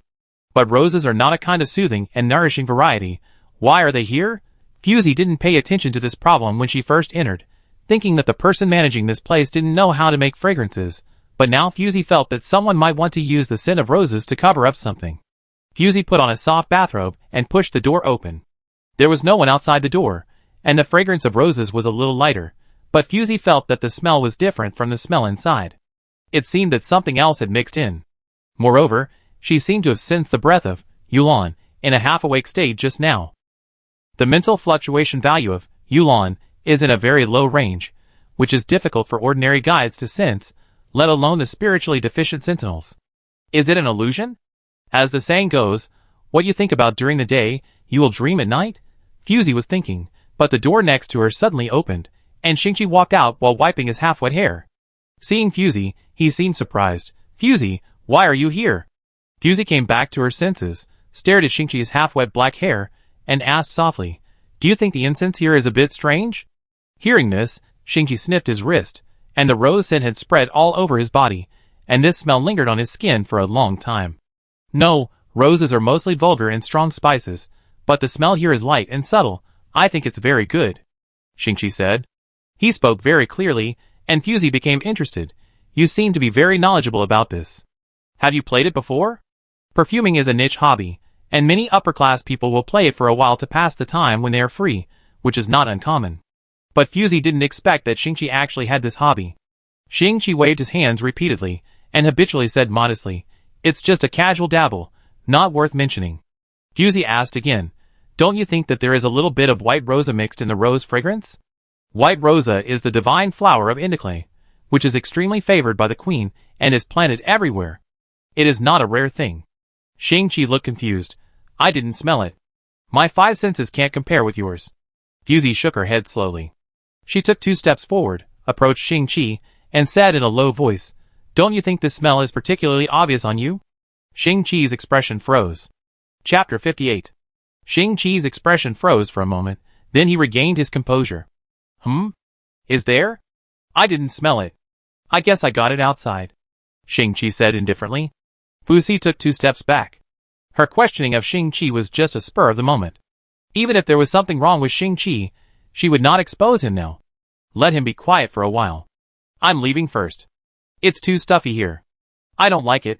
Fusey turned around and left after finding a random excuse. Her bathrobe slipped down a little as she walked, revealing part of her shoulder and neck. Shingchi politely looked away, but accidentally caught a glimpse of a pink crack. Shingchi keenly sensed that there seemed to be a mental residue near the scar, which did not belong to any guide. That seemed to be where Fusey was injured before. If Shingchi remembered correctly, that wound should have been healed by Dean Jean C a long time ago. Why is there still some mental residue? Shingchi's heart was in turmoil. He caught up with Fusey and wanted to remind her, but he fell silent when he met Fusey's eyes. Let's not talk about how he would prove that the mental residue was not normal. Even if he could prove it, Fusey would probably think that he was making a fuss and had no sense of proportion. After thinking for a while, Shingchi tactfully reminded, "Senior, have you recovered from your injury? Where did this sudden concern come from?" Fusey was attached. "Recovered, what's wrong?" Fusey asked patiently. Shingchi's eyes were erratic, as if he wanted to look at her shoulder but was embarrassed. Fusey realized this and suddenly thought, did Shingchi find traces of Yuan? Fusey is not a guide, and cannot perceive some subtle mental fluctuations, which is also her shortcoming. Nothing, it's just that the quarterfinals are about to start, and senior sister should pay attention to rest, Shingchi said dryly. Fusey nodded, said nothing more, and walked away from him. As for whether Fusey understood this wave of hints, it was not Shingchi's business. Anyway, he had already reminded her. On the other side, Fusey returned to the lounge, took out a folding blade only as long as the little finger from the folding pocket, pulled off the clothes at the shoulder, and exposed half of her shoulder. With the mirror wall of the lounge, Fusey clearly saw that the wound that had been healed for some reason had turned pink again. It seemed that something was corroding from the inside out. Not too stupid, Fusey slowly smiled, and even knew to leave a message for help. Now Fusey can be sure that Yulan has been kidnapped. After being plotted against, it did not rush to seek refuge with Fusey, which proved that the person who kidnapped it was not strong enough for Fusey to fight against. It was afraid of causing trouble for Fusey, so it used this roundabout way to send a distress signal to Fusey. And all this was exactly as Fusey had expected. But unexpectedly, Shingchi seemed to have discovered a clue. However, the two of them were now tied to the same rope, and Fusey was not worried that he would tell others about this strange thing. Fusey slowly used the folding blade to cut the skin of the shoulder, and scarlet blood flowed out. This folding blade was made of mithril, and was one of the few things that could hurt Fusey. As the flesh was cut open, a small ball of blue smoke floated out, like a chick emerging from an eggshell, and whimpered into Fusey's palm. All right, what are you doing? Where's your real body?" Fusey dragged it, unable to bear it rubbing against her fingers like a kitten, and shook it twice with disdain, almost breaking up the small ball of blue mist. The small blue mist, or blue smoke, turned around twice after hearing the words, condensed into a small hand, pointed at the air, and looked very angry. Its body was so thin that Fusey suspected that a gust of wind could break it up now. All right, I know you were attacked by surprise, but who attacked you?" The small blue mist pondered for a while, flew to Fusey's eyes, made itself into a ring, and circled her eyes. It was indeed Sheki. Fusey was not surprised. "Where is your real body now?" Fusey asked. The little blue mist kept changing its shape in the air, but it didn't change into a specific shape. It was always a human-shaped shadow without specific features. Fusey was thoughtful. Even Yuan couldn't find the right person. It seemed that the person who coveted Yuan was very mysterious. Finally, the little blue mist returned to Fusey's shoulder dejectedly, wandering around her wound that was constantly bleeding, trying hard to help her heal the wound. Seeing this, Fusey rarely comforted her. "Don't worry, you should keep your strength on yourself now. This wound will heal overnight." The little blue mist sighed, and its body looked a little dim. It rubbed Fusey's cheek, floated into Fusey's blue eyes, and hid in her pupils. Fusey's eyes were originally dark blue, and at this moment, the blue mist was hiding in them. If you didn't look carefully, you couldn't see the pupil patterns that were floating like stars. Fusey used her body to isolate the monitoring star detection of the Banshee family. After the hot springs were over, they would set sail directly back to Gehrman, and would not return to the manor that was like a fortress. Only then could Fusey free the blue from her body. Originally, Fusey was just a precaution. If she couldn't take the blue away, she would leave a little of its breath on her body, so that she could find it next time, or let it catch up by itself, and it would also save Fusey from exposing her identity. Unexpectedly, the little bait of the Banshee family actually caught other big fish. Taking advantage of the mixed personnel of the swimming society, stealing from the inside, and transferring it to other people, it was a good card that no one could know. Sheki chose the right time, and was very cautious. Unfortunately, he didn't expect that Fusey secretly kept a part of blue, which gave Fusey the opportunity to follow the clues. Fusey took a shower to wash off the bloody smell on her body, changed into new clothes, put the isolation bandage on her shoulder, and then went out. The hot spring hall is open for a total of 8 hours. If someone wants to return to the airship in advance to wait for the return flight, it is no problem. Fusey returned to the airship arranged by Gehrman early, and waited for the return flight. The blue clone is here with her. If it approaches its main body, or takes away its main body, it will naturally issue a warning. Fusey wants to see what kind of person is the one who can make Sheki help so much. Fusey went around among all the contestants, and did not receive any warnings. She was not among these students. Including Shingchi, he was not identified by Lanwu. So the smell on him was just Fusey's over-suspicion? Fusey walked around outside, and Lanwu seemed to be dead, without any movement. Fusey could only give up, and return to the rest cabin to recover. This time, the wound was caused by mithril, which was not as difficult to heal as dark crystal. Fusey could heal it almost completely in one night. The quarterfinals are about to start. Although Mike has cancelled the position of commentator, many people are still invited to watch the Mike competition and comment on it every year. At that time, the audience seats were unprecedentedly lively. Fusey could take Lanwu to identify it, and maybe she would gain something. Another clue is the faint scent of white laurel. If you want to say where the fragrance of flowers and indica is the strongest, it must be Tansui Palace, where the queens of all dynasties lived, planted with large areas of white laurel. Just go in once, and the smell on your body is like being pickled for 7 days and 7 nights. Fusey recalled the smell and frowned in disgust. Sentinels don't like strong smells, no matter if they smell good or not. There are only a few people who can enter Tansui Palace, including the 3 guides of the queen, the princess, the manager of transporting materials, the head of the family who reports to the work, and the church cadres. However, special circumstances are not ruled out.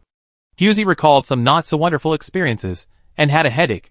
Unless necessary, she didn't want to step into Tansui Palace again in her life. Fusey was not too worried about Yolan's safety. There were too few things in the world that could hurt it. At most, it would just be broken up. It would take at least half a month or more than 10 years for it to recover. This is 100 times better than the fragile human body. Fusey closed her eyes, and rested her mind. The most important thing at the moment is the quarterfinals. Fusey was unlucky, and drew Shuwei's team, a team full of offensive tendencies from guides to sentinels. Tian Guang, needless to say, in the era when Gehrman was ruled by Sheki and Finalizing, he was still able to fight his way out of a group of geniuses, and his name was ranked among the new generation. Moreover, he has a straightforward and cheerful personality, is easy to get along with, and many guides are willing to provide him with spiritual counseling, unlike Luther, a sentinel with a bad reputation. If the sentinels don't have spiritual guidance for a long time, it will affect their state in the game. Not only will they be irritable and angry, but they will also be prone to auditory and visual hallucinations, similar to the previous Luther, who was easily fooled by Shingchi during the game, and was framed by his spiritual body mutation skills, mistaking his teammates for Ina, which allowed Fusey to win the game. This quarterfinals will be more difficult than the top 16. The only advantage is that Shu Yu's team is not good at water battles. This is no secret. Indeclare lacks water, and the local sentinels lack water skills. Most Indeclare people don't like water, and the probability of never seeing water in their lives is very high. But in the same way, Fusey's team is not good at water battles, but Ina is very good at water, and Inan can use hummingbird detection underwater, so he won't be blind. Fusey has seen the distribution of all maps. The proportion of maps with water areas exceeding 70% does not exceed 30%. The rest either have no water areas, or are like the map of the wasteland, half lakes and half other areas, and the probability of being usable is basically equal to 0. Fusey thought about it for a long time, and felt that with her luck, it was too slim to get the upper hand in the map. It would be more realistic to give the team members special training. Since the holiday is over, 2 days of special training should be no problem, right? Fusey closed her eyes, and outlined the corresponding special training plan and map types in her mind. Luo-yi, who was wandering in the specialty product street, suddenly felt a chill on his back and shuddered. Why do I have a bad feeling? Inan followed behind him, and said in a flat tone, I think you just ate too many snow shells. Luo-yi touched the back of his neck, and swallowed 2 snow shells without paying much attention. His lips and tongue trembled from the cold. After eating, he looked at Inan provocatively, like a rebellious child. Inan, I really don't know where this guy's brain is. Chapter 59. Since the start of the mic, we have been adhering to the idea of relaxing before the competition, and the training has been temporarily put on hold. The number of maps under the new competition system has skyrocketed, and it is impossible to finish them in a short time. Fusey is not a person who likes to exploit the team members, so she simply conducts training on the rules, and strives to let everyone have a rough outline of the map in their minds. I can't do it anymore. I really can't do it anymore, I beg you. I didn't have such a long class when I was in Tanya. Luo-yi lay on the table and wailed.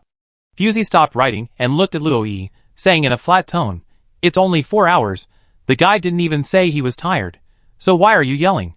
Shingchi raised his head, looked at Luo-yi who was protesting, and then looked at Inan who was pretending to squint, and for a moment he didn't know who Fusey was talking about.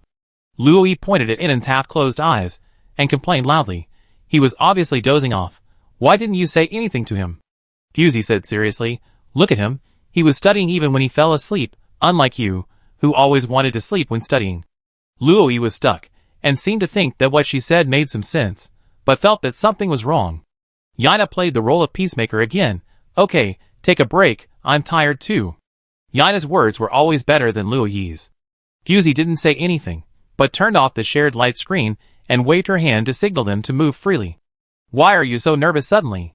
Yaina asked carefully. Although Shu Yu is strong, he won't make you feel like you are facing a great enemy. Fusey didn't look directly into Yaina's eyes. She browsed the school forum on the light brain and answered casually, I don't know why, I have a bad feeling. Ina tilted her head. What? Fusey said sadly, If we continue like this, we will have to face Bailuan or Sheki sooner or later. The former is easy to deal with. I am familiar with Gales' tactics. If it doesn't work, we can rely on operations. Sheki and the others. She paused and showed her worry for the first time. German's ace team has new blood flowing into the team every year. Sheki's match with Feng Qingye has reached 90%. Lu Kiki and Yun Sisi, you should know where they come from without me saying it. Ina didn't look surprised.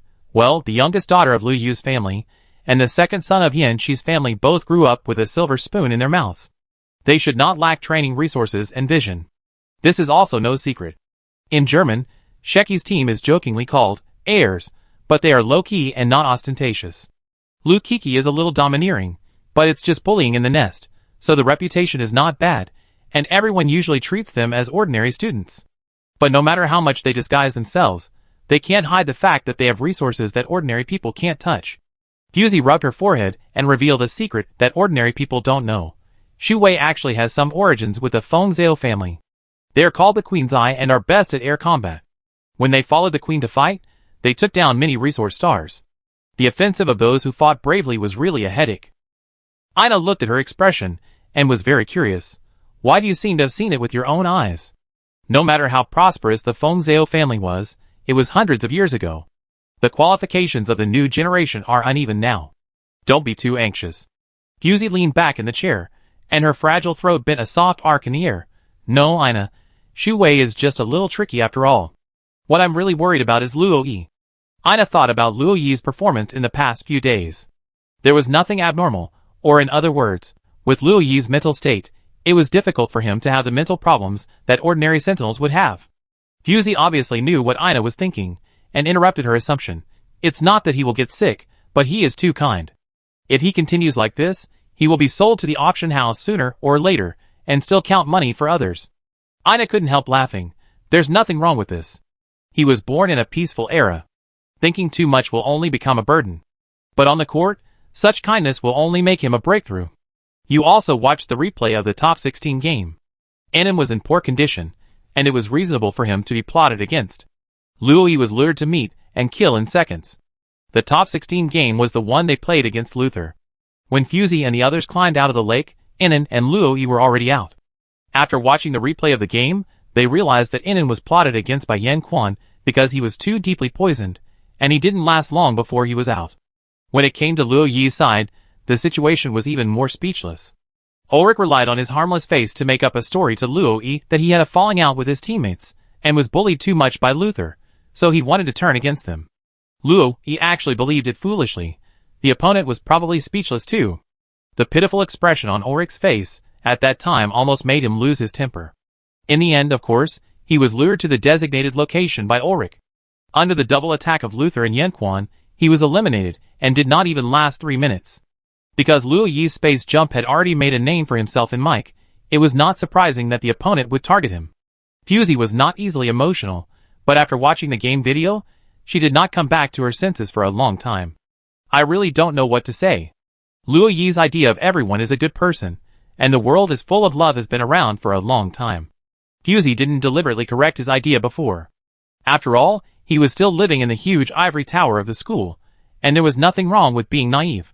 But now on the field, and even on the battlefield in the future, any kindness will become a weapon to kill himself.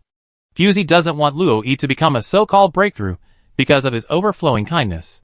Take it slow, he is only 17 years old this year, and there is still a lot of time in the future. As for the game, you just need to tell him not to trust his opponent in the future. Ina said so. Fusey sighed faintly. There is no better way at the moment. It is unrealistic for me to ask him to be cold and indifferent in a short period of time. Ina patted her shoulder. What do you want to drink? Drink tea. I need to calm down. Ina got up and made tea as she said. Enon has been dozing off and looks extremely sleepy, which is inconsistent with his meticulous image in the past. Fusey casually asked, didn't you get enough rest last night? Enon raised his head. Today he didn't with a portable computer. His nose was empty, and his eyelids were more wrinkled than before. He looked like he hadn't slept all night. It's okay. I was a little late doing the data. Fusey retracted her gaze.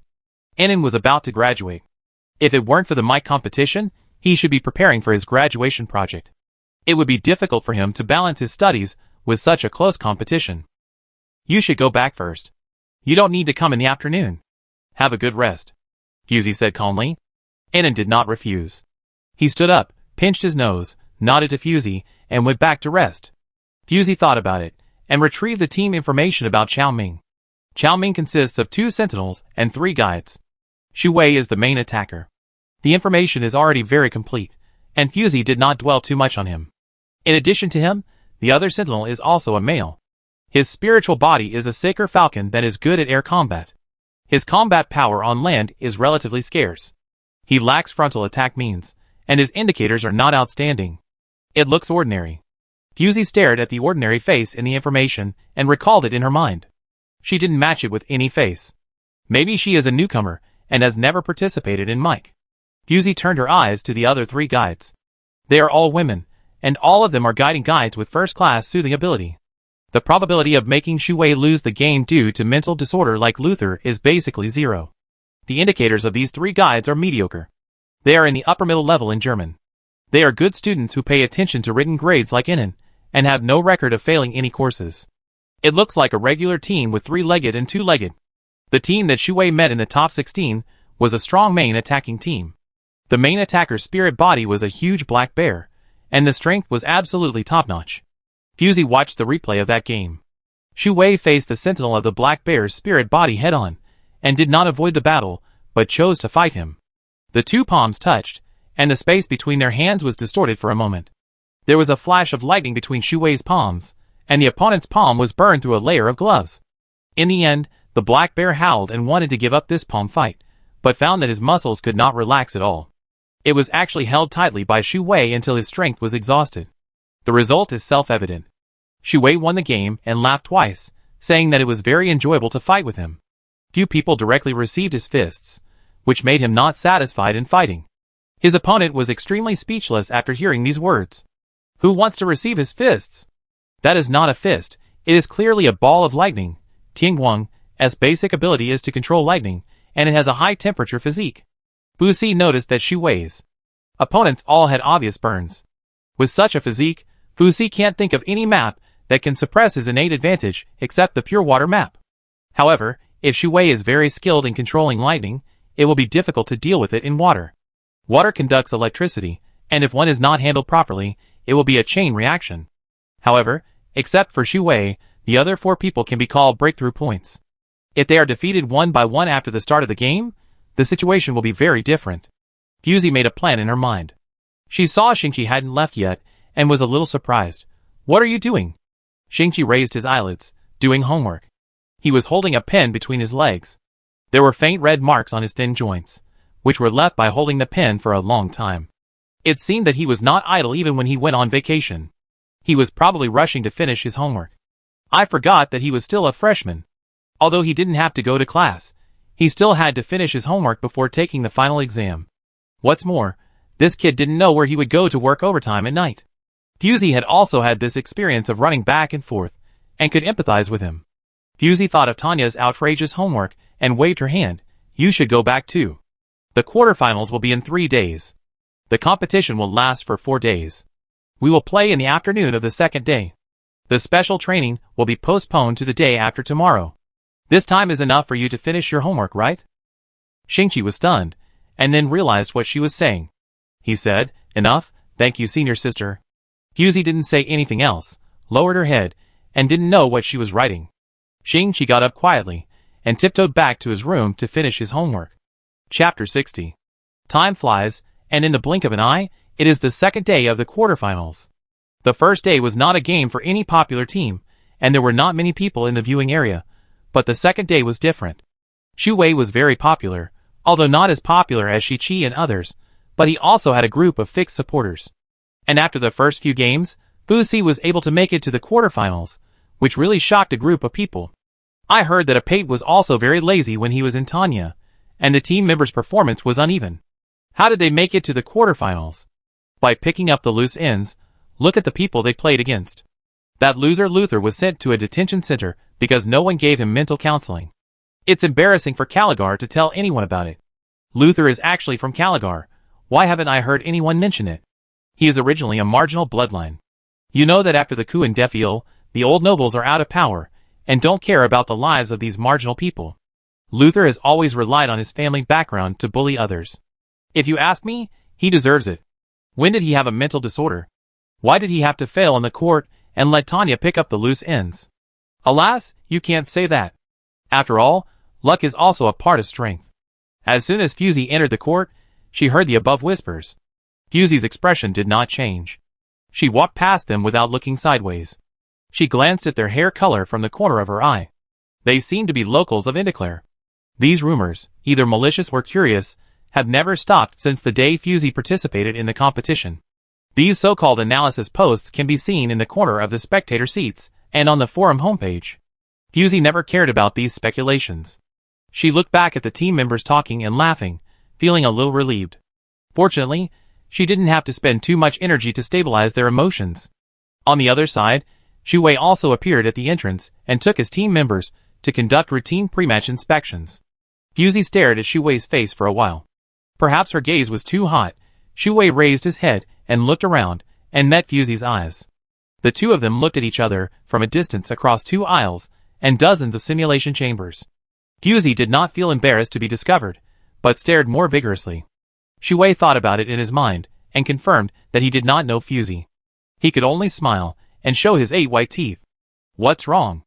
Shingchi saw Fusey standing still, and thought she had found something strange, so he came over and shook her sleeves. Fusey retracted her gaze and said calmly, It's okay, Let's get ready. Tianguang is a very young new generation sentinel. Fusey just saw his face. His eyebrows are similar to Feng Qingye. They are both righteous, but Xu Wei has a bit of youth and is more vigorous. Fusey shook her head secretly. She was most afraid of encountering a die-hard opponent on the field. Xu Wei was undoubtedly the kind of person who would not stop until he had used up his last bit of mental and physical strength. Feeling that this game would not be too easy, Fusey lay quietly in the simulation cabin, waiting for the game to start. All contestants are in place, and the game map is loading. The map is ready, and the name of this map is Dry Rain. The game starts. Fusey slowly opened her eyes, and the scorching light shone on her body, making her look like a shrimp that was burned red. Fusey blinked, reacted immediately, and stood up. Before she could get used to the scorching light, she heard a muffled sound beside her. Fusey squinted and looked to the side. There was a convenience store next to it. Judging from the style of the door lock, it was from a very long time ago. Such a simple door lock would break if Fusey squeezed it. But Fusey didn't do that. Her eyes swept across the glass door of the convenience store. Inside were faces full of doubts, men, women, young and old. Their eyes were all fixed on Fusey, and that look was the look of looking at a monster. Fusey lowered her eyes, and saw that her body had no external injuries except for a little redness. She turned to the people hiding in the convenience store. Their faces were also sunburned red by the scorching light, and they were all wearing airtight protective clothing, which seemed to be able to simply prevent high temperatures. Fusey roughly estimated that the outdoor temperature had reached 55 degrees Celsius, far exceeding the temperature that ordinary people could endure. Fusey was able to move freely after being exposed to the sun for so long, which must have scared these ordinary people. Fusey touched her hot cheeks. She couldn't stay here for long. She had to find a shelter to avoid direct sunlight. Just a quick glance, Fusey noticed that the convenience store was in a mess, with supplies scattered on the ground and empty mineral water bottles everywhere, which looked like it had been robbed by robbers. The air conditioner in the corner was making a heavy sound. It was obvious that it had been running at high load for a long time, and was about to stop. It seemed that such high temperature came suddenly, and had lasted for several days. The NPCs in this scenario map were the most ordinary humans. They had no means of survival. If they stayed in high temperatures for a long time, they would die of dehydration. Therefore, water resources became a precious property that everyone was fighting for. Fusey couldn't delay any longer. Although she could continue to move for a long time in high temperature, it would continue to consume her state. Fusey quickly found an abandoned office building. The locks and door panels of this building were no different from tofu in Fusey's eyes. She easily entered the office building. As soon as she entered, a wave of heat hit her. The cooling system here seemed to have stopped working. Although there was no burning sensation caused by direct sunlight, it was not much better. Such an environment is too harsh for the guide. Fusey is a little worried. If Enon falls at the beginning again, the difficulty of this game will increase exponentially. Fusey was searching for supplies in the building while trying to contact Enon. As she walked, she heard a slight friction sound in the corner. Fusey paused. The body temperature in the building was about 45 degrees. As the floors rose, the temperature also rose. She was now on the third floor. It was not too hot, but it was also a temperature that ordinary people could not endure. This building has 3 underground floors, which are crowded. Everyone is crowded in the underground garage to cool off. There is no one upstairs. Fusey quietly approached the corner, where some miscellaneous items were piled up. They looked like some paper documents and storage boxes. The empty space was just enough for an adult. Fusey listened carefully and heard faint breathing sounds and a strange faint fragrance. This smell was very familiar, as if she had encountered it somewhere. Fusey was stunned and immediately stepped forward to push away the pile of miscellaneous items. She saw Shingchi lying in the corner with a flushed face, his long legs huddled pitifully under his body, his lips pale. He whimpered painfully when he heard the noise, and closed his half-closed eyes completely after seeing that it was Fusey. He was a little dehydrated. Fusey put the back of her hand against his face. Her body had cooled down to normal. In the high-temperature environment, she was like a moving ice cube. Shingchi was reluctant to let go once he put his hand on her, but he didn't dare to go beyond the rules. He just put his hand on her back to relax. Fusey saw the burn marks on the back of his hand, and guessed that his birth point should also be outdoors. After moving himself indoors, he did not choose to act rashly, but hid himself and waited for his teammates to find him. It was a wise decision, but he still lacked a little experience in hiding. If the person who came was not Fusey but Shu Yu, Shingchi would have been out now. Shingchi was very uncomfortable. He had lived in the cold Moros for many years, and his tolerance for the high-temperature environment was even worse. He breathed rapidly and kept drilling into Fusey's palm, trying to absorb that little bit of coolness to relieve the heat on his body, but it was just a drop in the bucket. Seeing him in such pain, Fusey couldn't help but think that the guide's tolerance was even worse than she thought. Qiaoming had 3 guides, and their mobility was definitely more restricted than theirs. "Can you still stay awake?" Fusey asked. "The temperature here is gradually rising, although it is very slow, but it is happening." Shingchi's lips are pale, and the sweat on his forehead slides down his cheeks. His lips are pale and weak. If it weren't for the blush on his face, he would probably be no different from a corpse dug out from the ground for 3 days. Fusey touched her chin. She had adapted to the high temperature in the building, and felt a little stuffy at most. Seeing Shingchi like this, she realized how deadly this heat was. "This is not a solution. Let's find an air-raid shelter to cool down," Fusey said. Shingchi nodded weakly, reluctantly let go of Fusey's hand, and stood up by the wall beside him. He stretched his body, and Fusey suddenly asked, "Do you smell anything?" Shingchi sniffed weakly as she said, and was about to say no, but suddenly stopped. He lowered his eyelids, not wanting Fusey to see the panic in his eyes. Fusey saw that he was silent, so she didn't ask further. Since she came back from the tour, her nerves have been a little unnecessarily sensitive. She dreams of the faint scent of white roses at midnight. Maybe she wants to know the person behind it too much. "Can you still go?" Fusey stretched out her hand to support his arm, and felt the hot skin, and couldn't help but feel a little worried. "Is it almost cooked?" Shingchi nodded. He was still attached to Fusey's cold body temperature just now, but now, he wanted to keep 10 meters away from her. He took 2 quick steps, and pointed to a door, and said, "The door here has been locked. The supplies inside should still be there." This high temperature was obviously an emergency. The door of this office was made of alloy, and could not be pried open for a while, so it was preserved like this. Fusey stepped forward and observed for a while. The lock seemed to be opened with a fingerprint, and the electronic door lock was still running. Fusey touched the interface. It was too old. The decoder they carried with them was far from the era of this map, and it might be difficult to adapt. Shingchi leaned on the wall behind him, and watched Fusey poke a few times on the LCD screen. The electronic lock moved in response, revealing a keyhole. Fusey took out a master key from her foldable pocket, put her ear to the door and listened, then she turned her hand slightly, and the key fit into the hole perfectly. With a click, the door opened. Shingchi was a little dazed. Fusey turned around and called him. "Come on, it's cooler inside." The two walked into the office. Because it was well sealed, and the curtains were not light transmitting, the temperature inside was indeed about 5 or 6 degrees lower than outside. Shingchi took a breath, and Fusey walked to the corner, where there was a small refrigerator that was working. The battery was working and still running. Fusey opened it, and the cool air hit her face. There were several canned drinks and bottled water in it. The bottles were foggy, which was out of tune with the hot world outside. Fusey took a bottle and threw it to Shingchi. "You take it to cool it first, and wait until it warms up before drinking it. Be careful not to be uncomfortable." Shingchi nodded quickly, and put the bottle of slightly cool water on his cheek to cool down. Fusey searched around the room, but did not find any cores or starter rings. This seemed to be just a simple supply point. The wall looked a little strange. Fusey took a closer look. Since this map was a scenario map, there must be scenario events. Fusey knocked her head. There was a strange ornament on the table. She walked over and rubbed it carefully. She triggered a switch. There was a creak next to it, and a hidden door opened. Fusey's eyebrows jumped. She smelled blood. It was not a faint smell, but a gushing, rotten and smelly rust. Someone died in there.